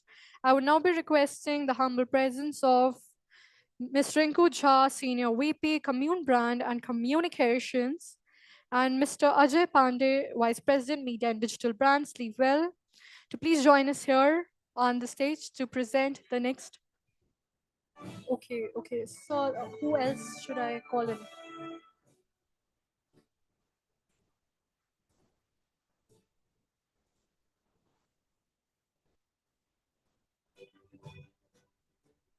All right then. Well, moving on to our next award category now. Can we please have the AV?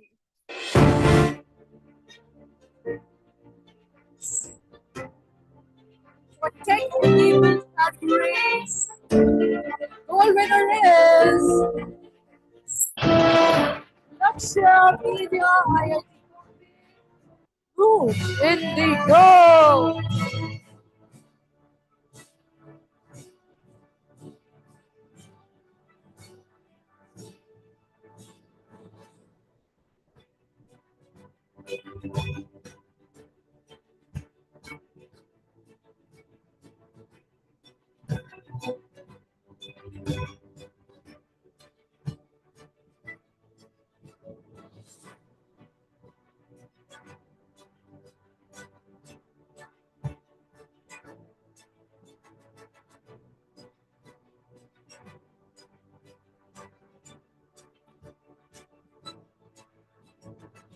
Congratulations to the entire team.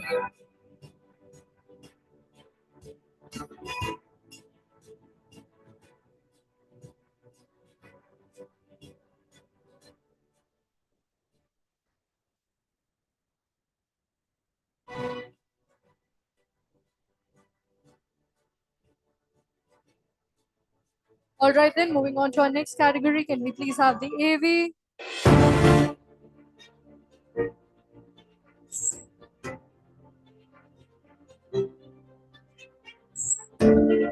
The gold winner is Cat Food.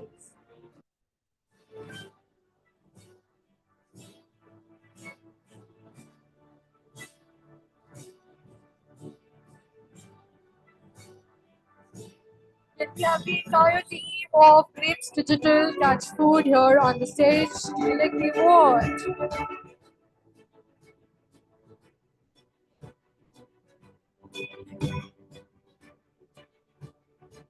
All right then. So before we proceed on to the next award, I would request the humble presence of the lady, Ms. Nilima, one more time here to present the next category of awards. Most welcome, ma'am. Please come. Thank you for your humble presence again.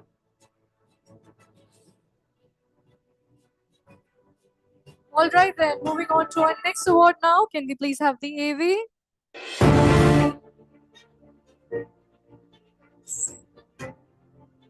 consistent long-running campaign. Silver award goes to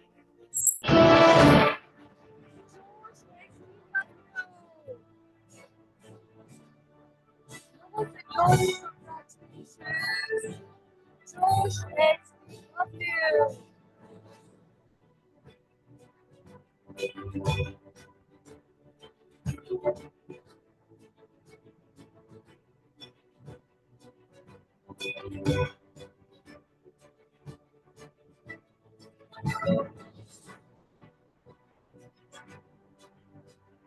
Congratulations to the winner, Raj.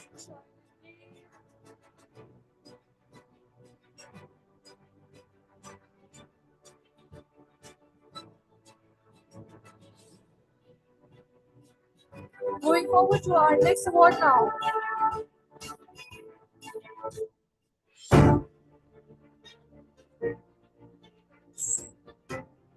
Consistent long-running campaign awards for gold category goes to TCS Global. Applause for TCS Global.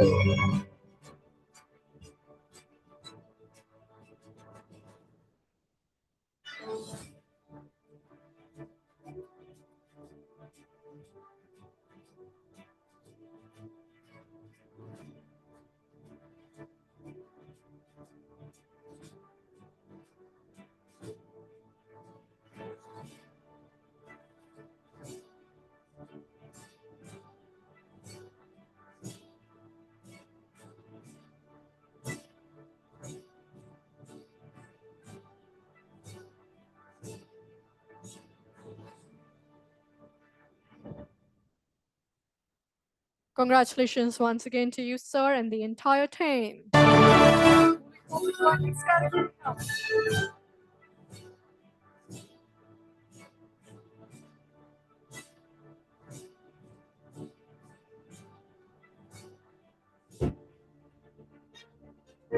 Next awards, we have the best integrated digital campaign category, and the bronze winner is Digital.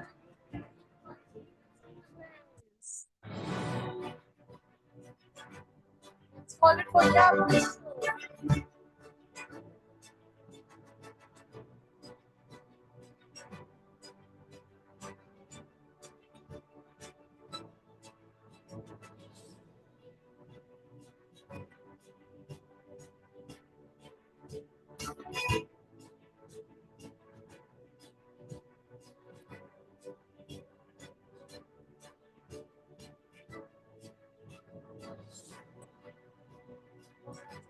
Once again to the entire team.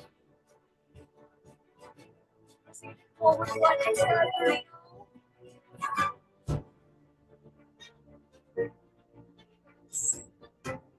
Best integrated digital campaign. Silver category goes to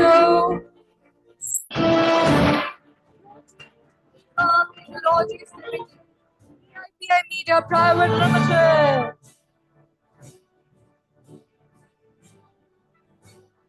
Come on, people, we need more energy.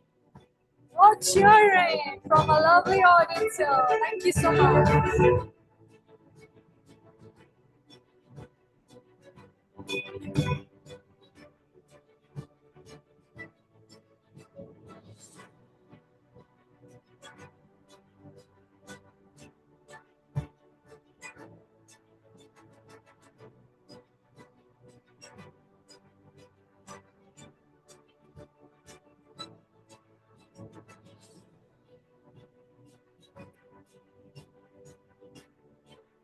Go to the next category now.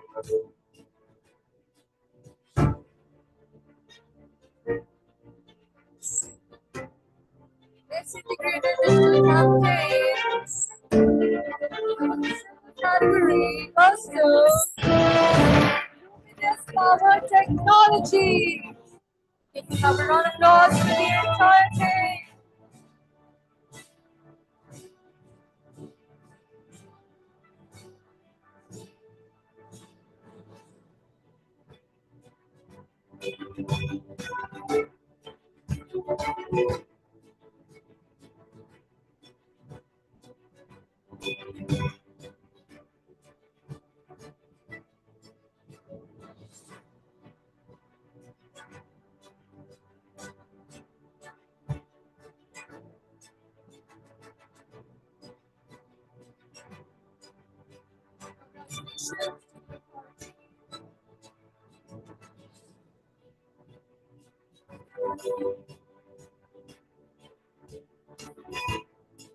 Thank you, Ms. Nilima. Kindly take a seat.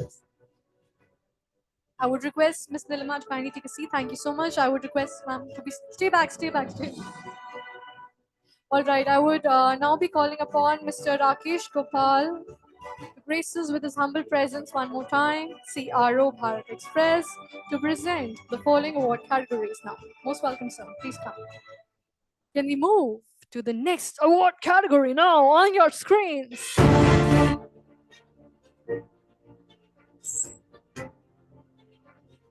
Best SEO Campaign Award for bronze goes to Oswald Financial Services Limited. Single interface.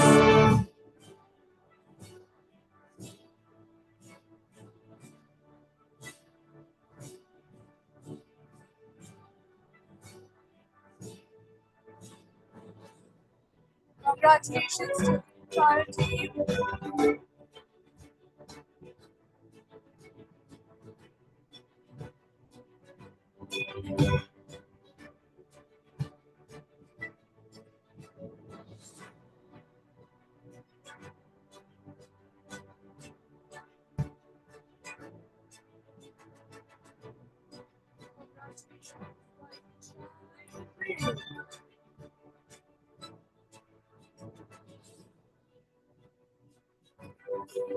The next award category.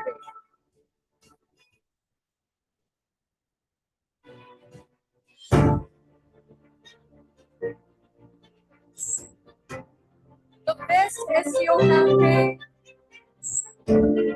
Silver award goes to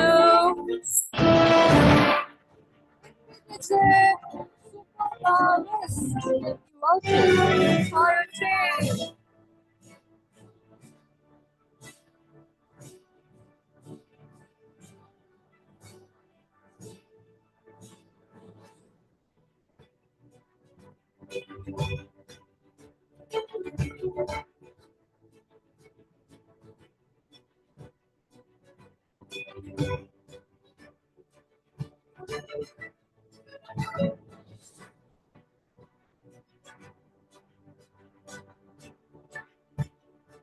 Moving on to the next category now. On your screens.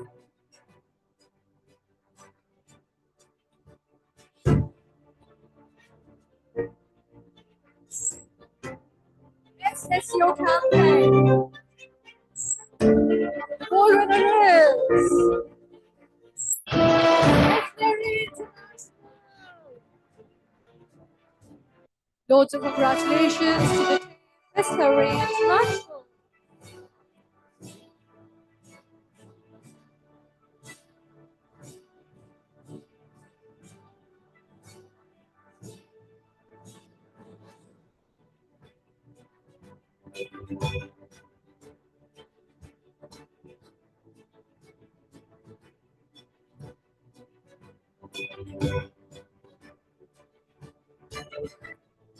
Thank you, Mr. Gopal.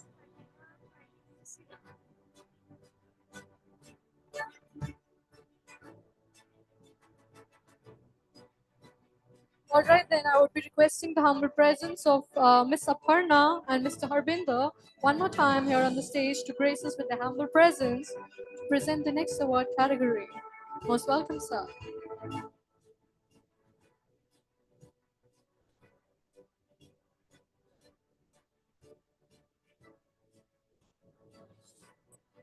I would also be requesting the humble presence of Ms. Aparna Singh Gupta. Moving on to our next award category, can you please have the AV?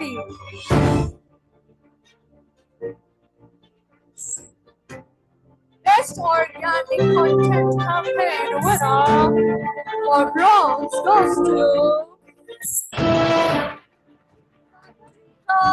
Legends. Congratulations.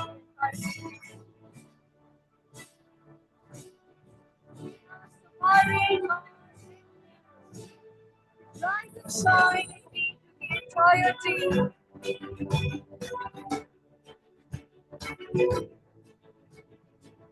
Come on, people, can we have a round of applause for the entire team of Safari Car Legends?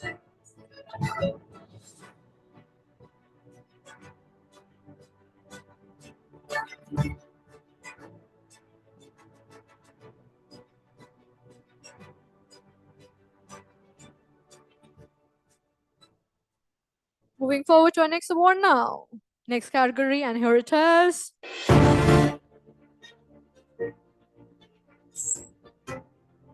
Best Organic Content Campaign winner for bronze category goes to Revolution for Digital Interactive Consultancy, LJ.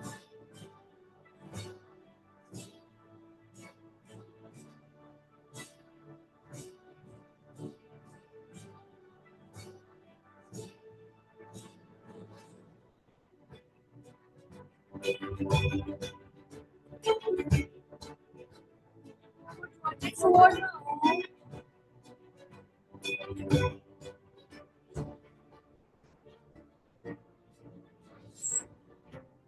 The Best Organic Content Campaign Awards for silver category goes to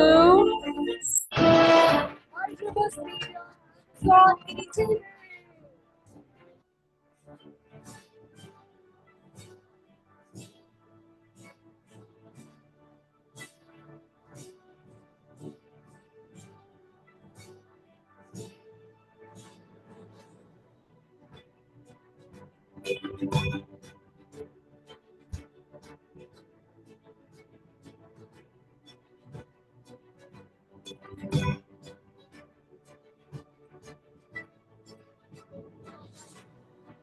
Moving on to our next award now.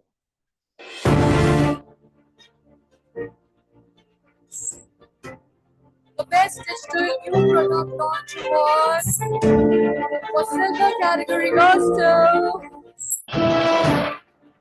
Recipe. Applause for the team of Recipe.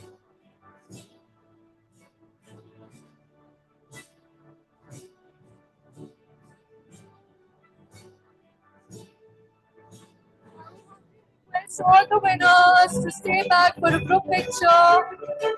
We would really like your humble presence till the very end. Thank you. Proceeding forward to the next category now.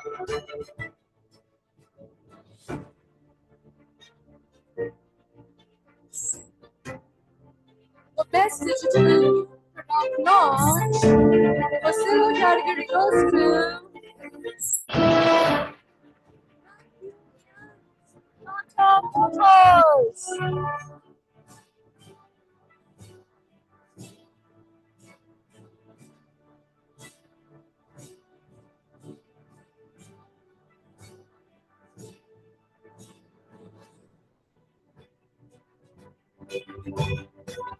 Congratulations to the winner one more time. Moving on to our next category now.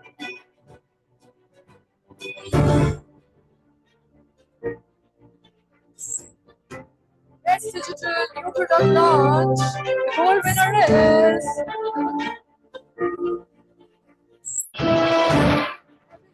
for Digital Interactive Consultancy, LJ.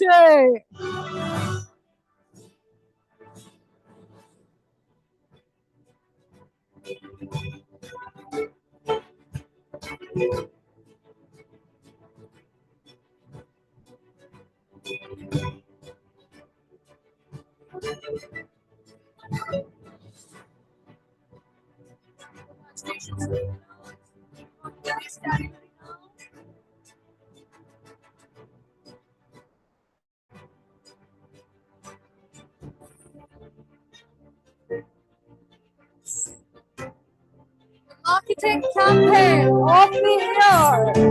Bronze winner is The Belgian waffle company, Fortunes. Congratulations, Victoria team. The Belgian waffle company, Fortunes.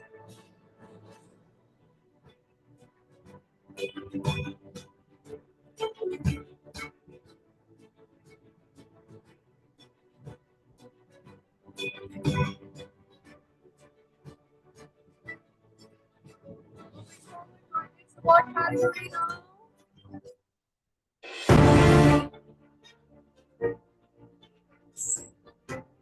Marketing campaign of the year. Silver category winner is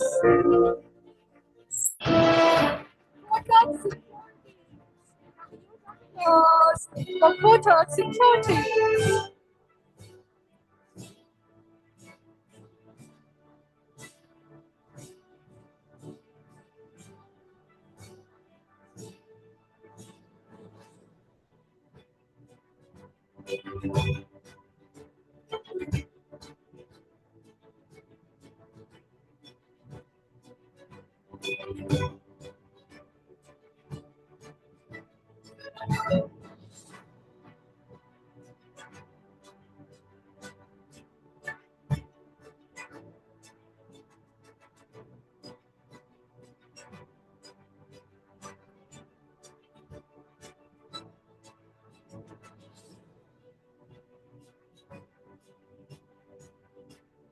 Well, this brings us to the closure of our awards segment.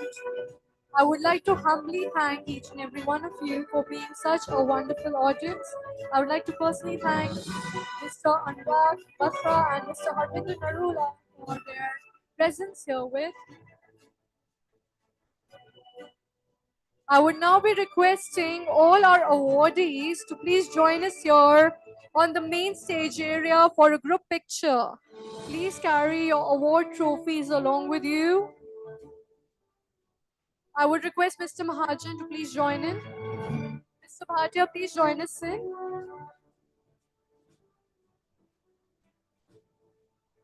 I repeat, all the awardees, please come forward. Miss Nilima, wherever you are, please join us here for a group picture.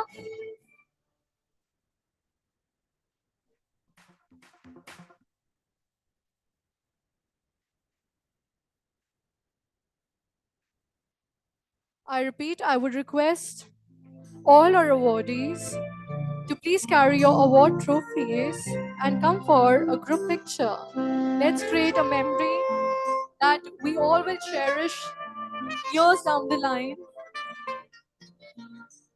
I would also request Mr. Chetan Mehra, sir, to please join us in for a group picture. Miss Nilima, wherever you are, a humble request. Kindly join us here on the main stage area.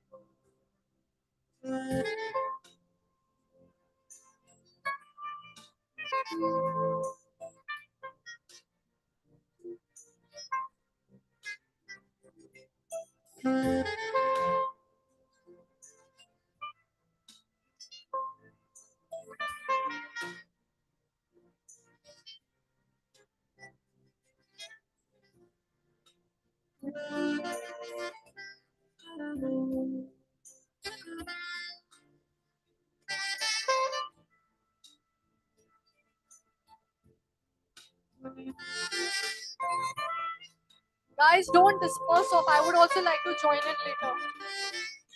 But first, click your picture. I don't want a photo bomb. Are you ready, hip hip? Hip hip! Hip hip!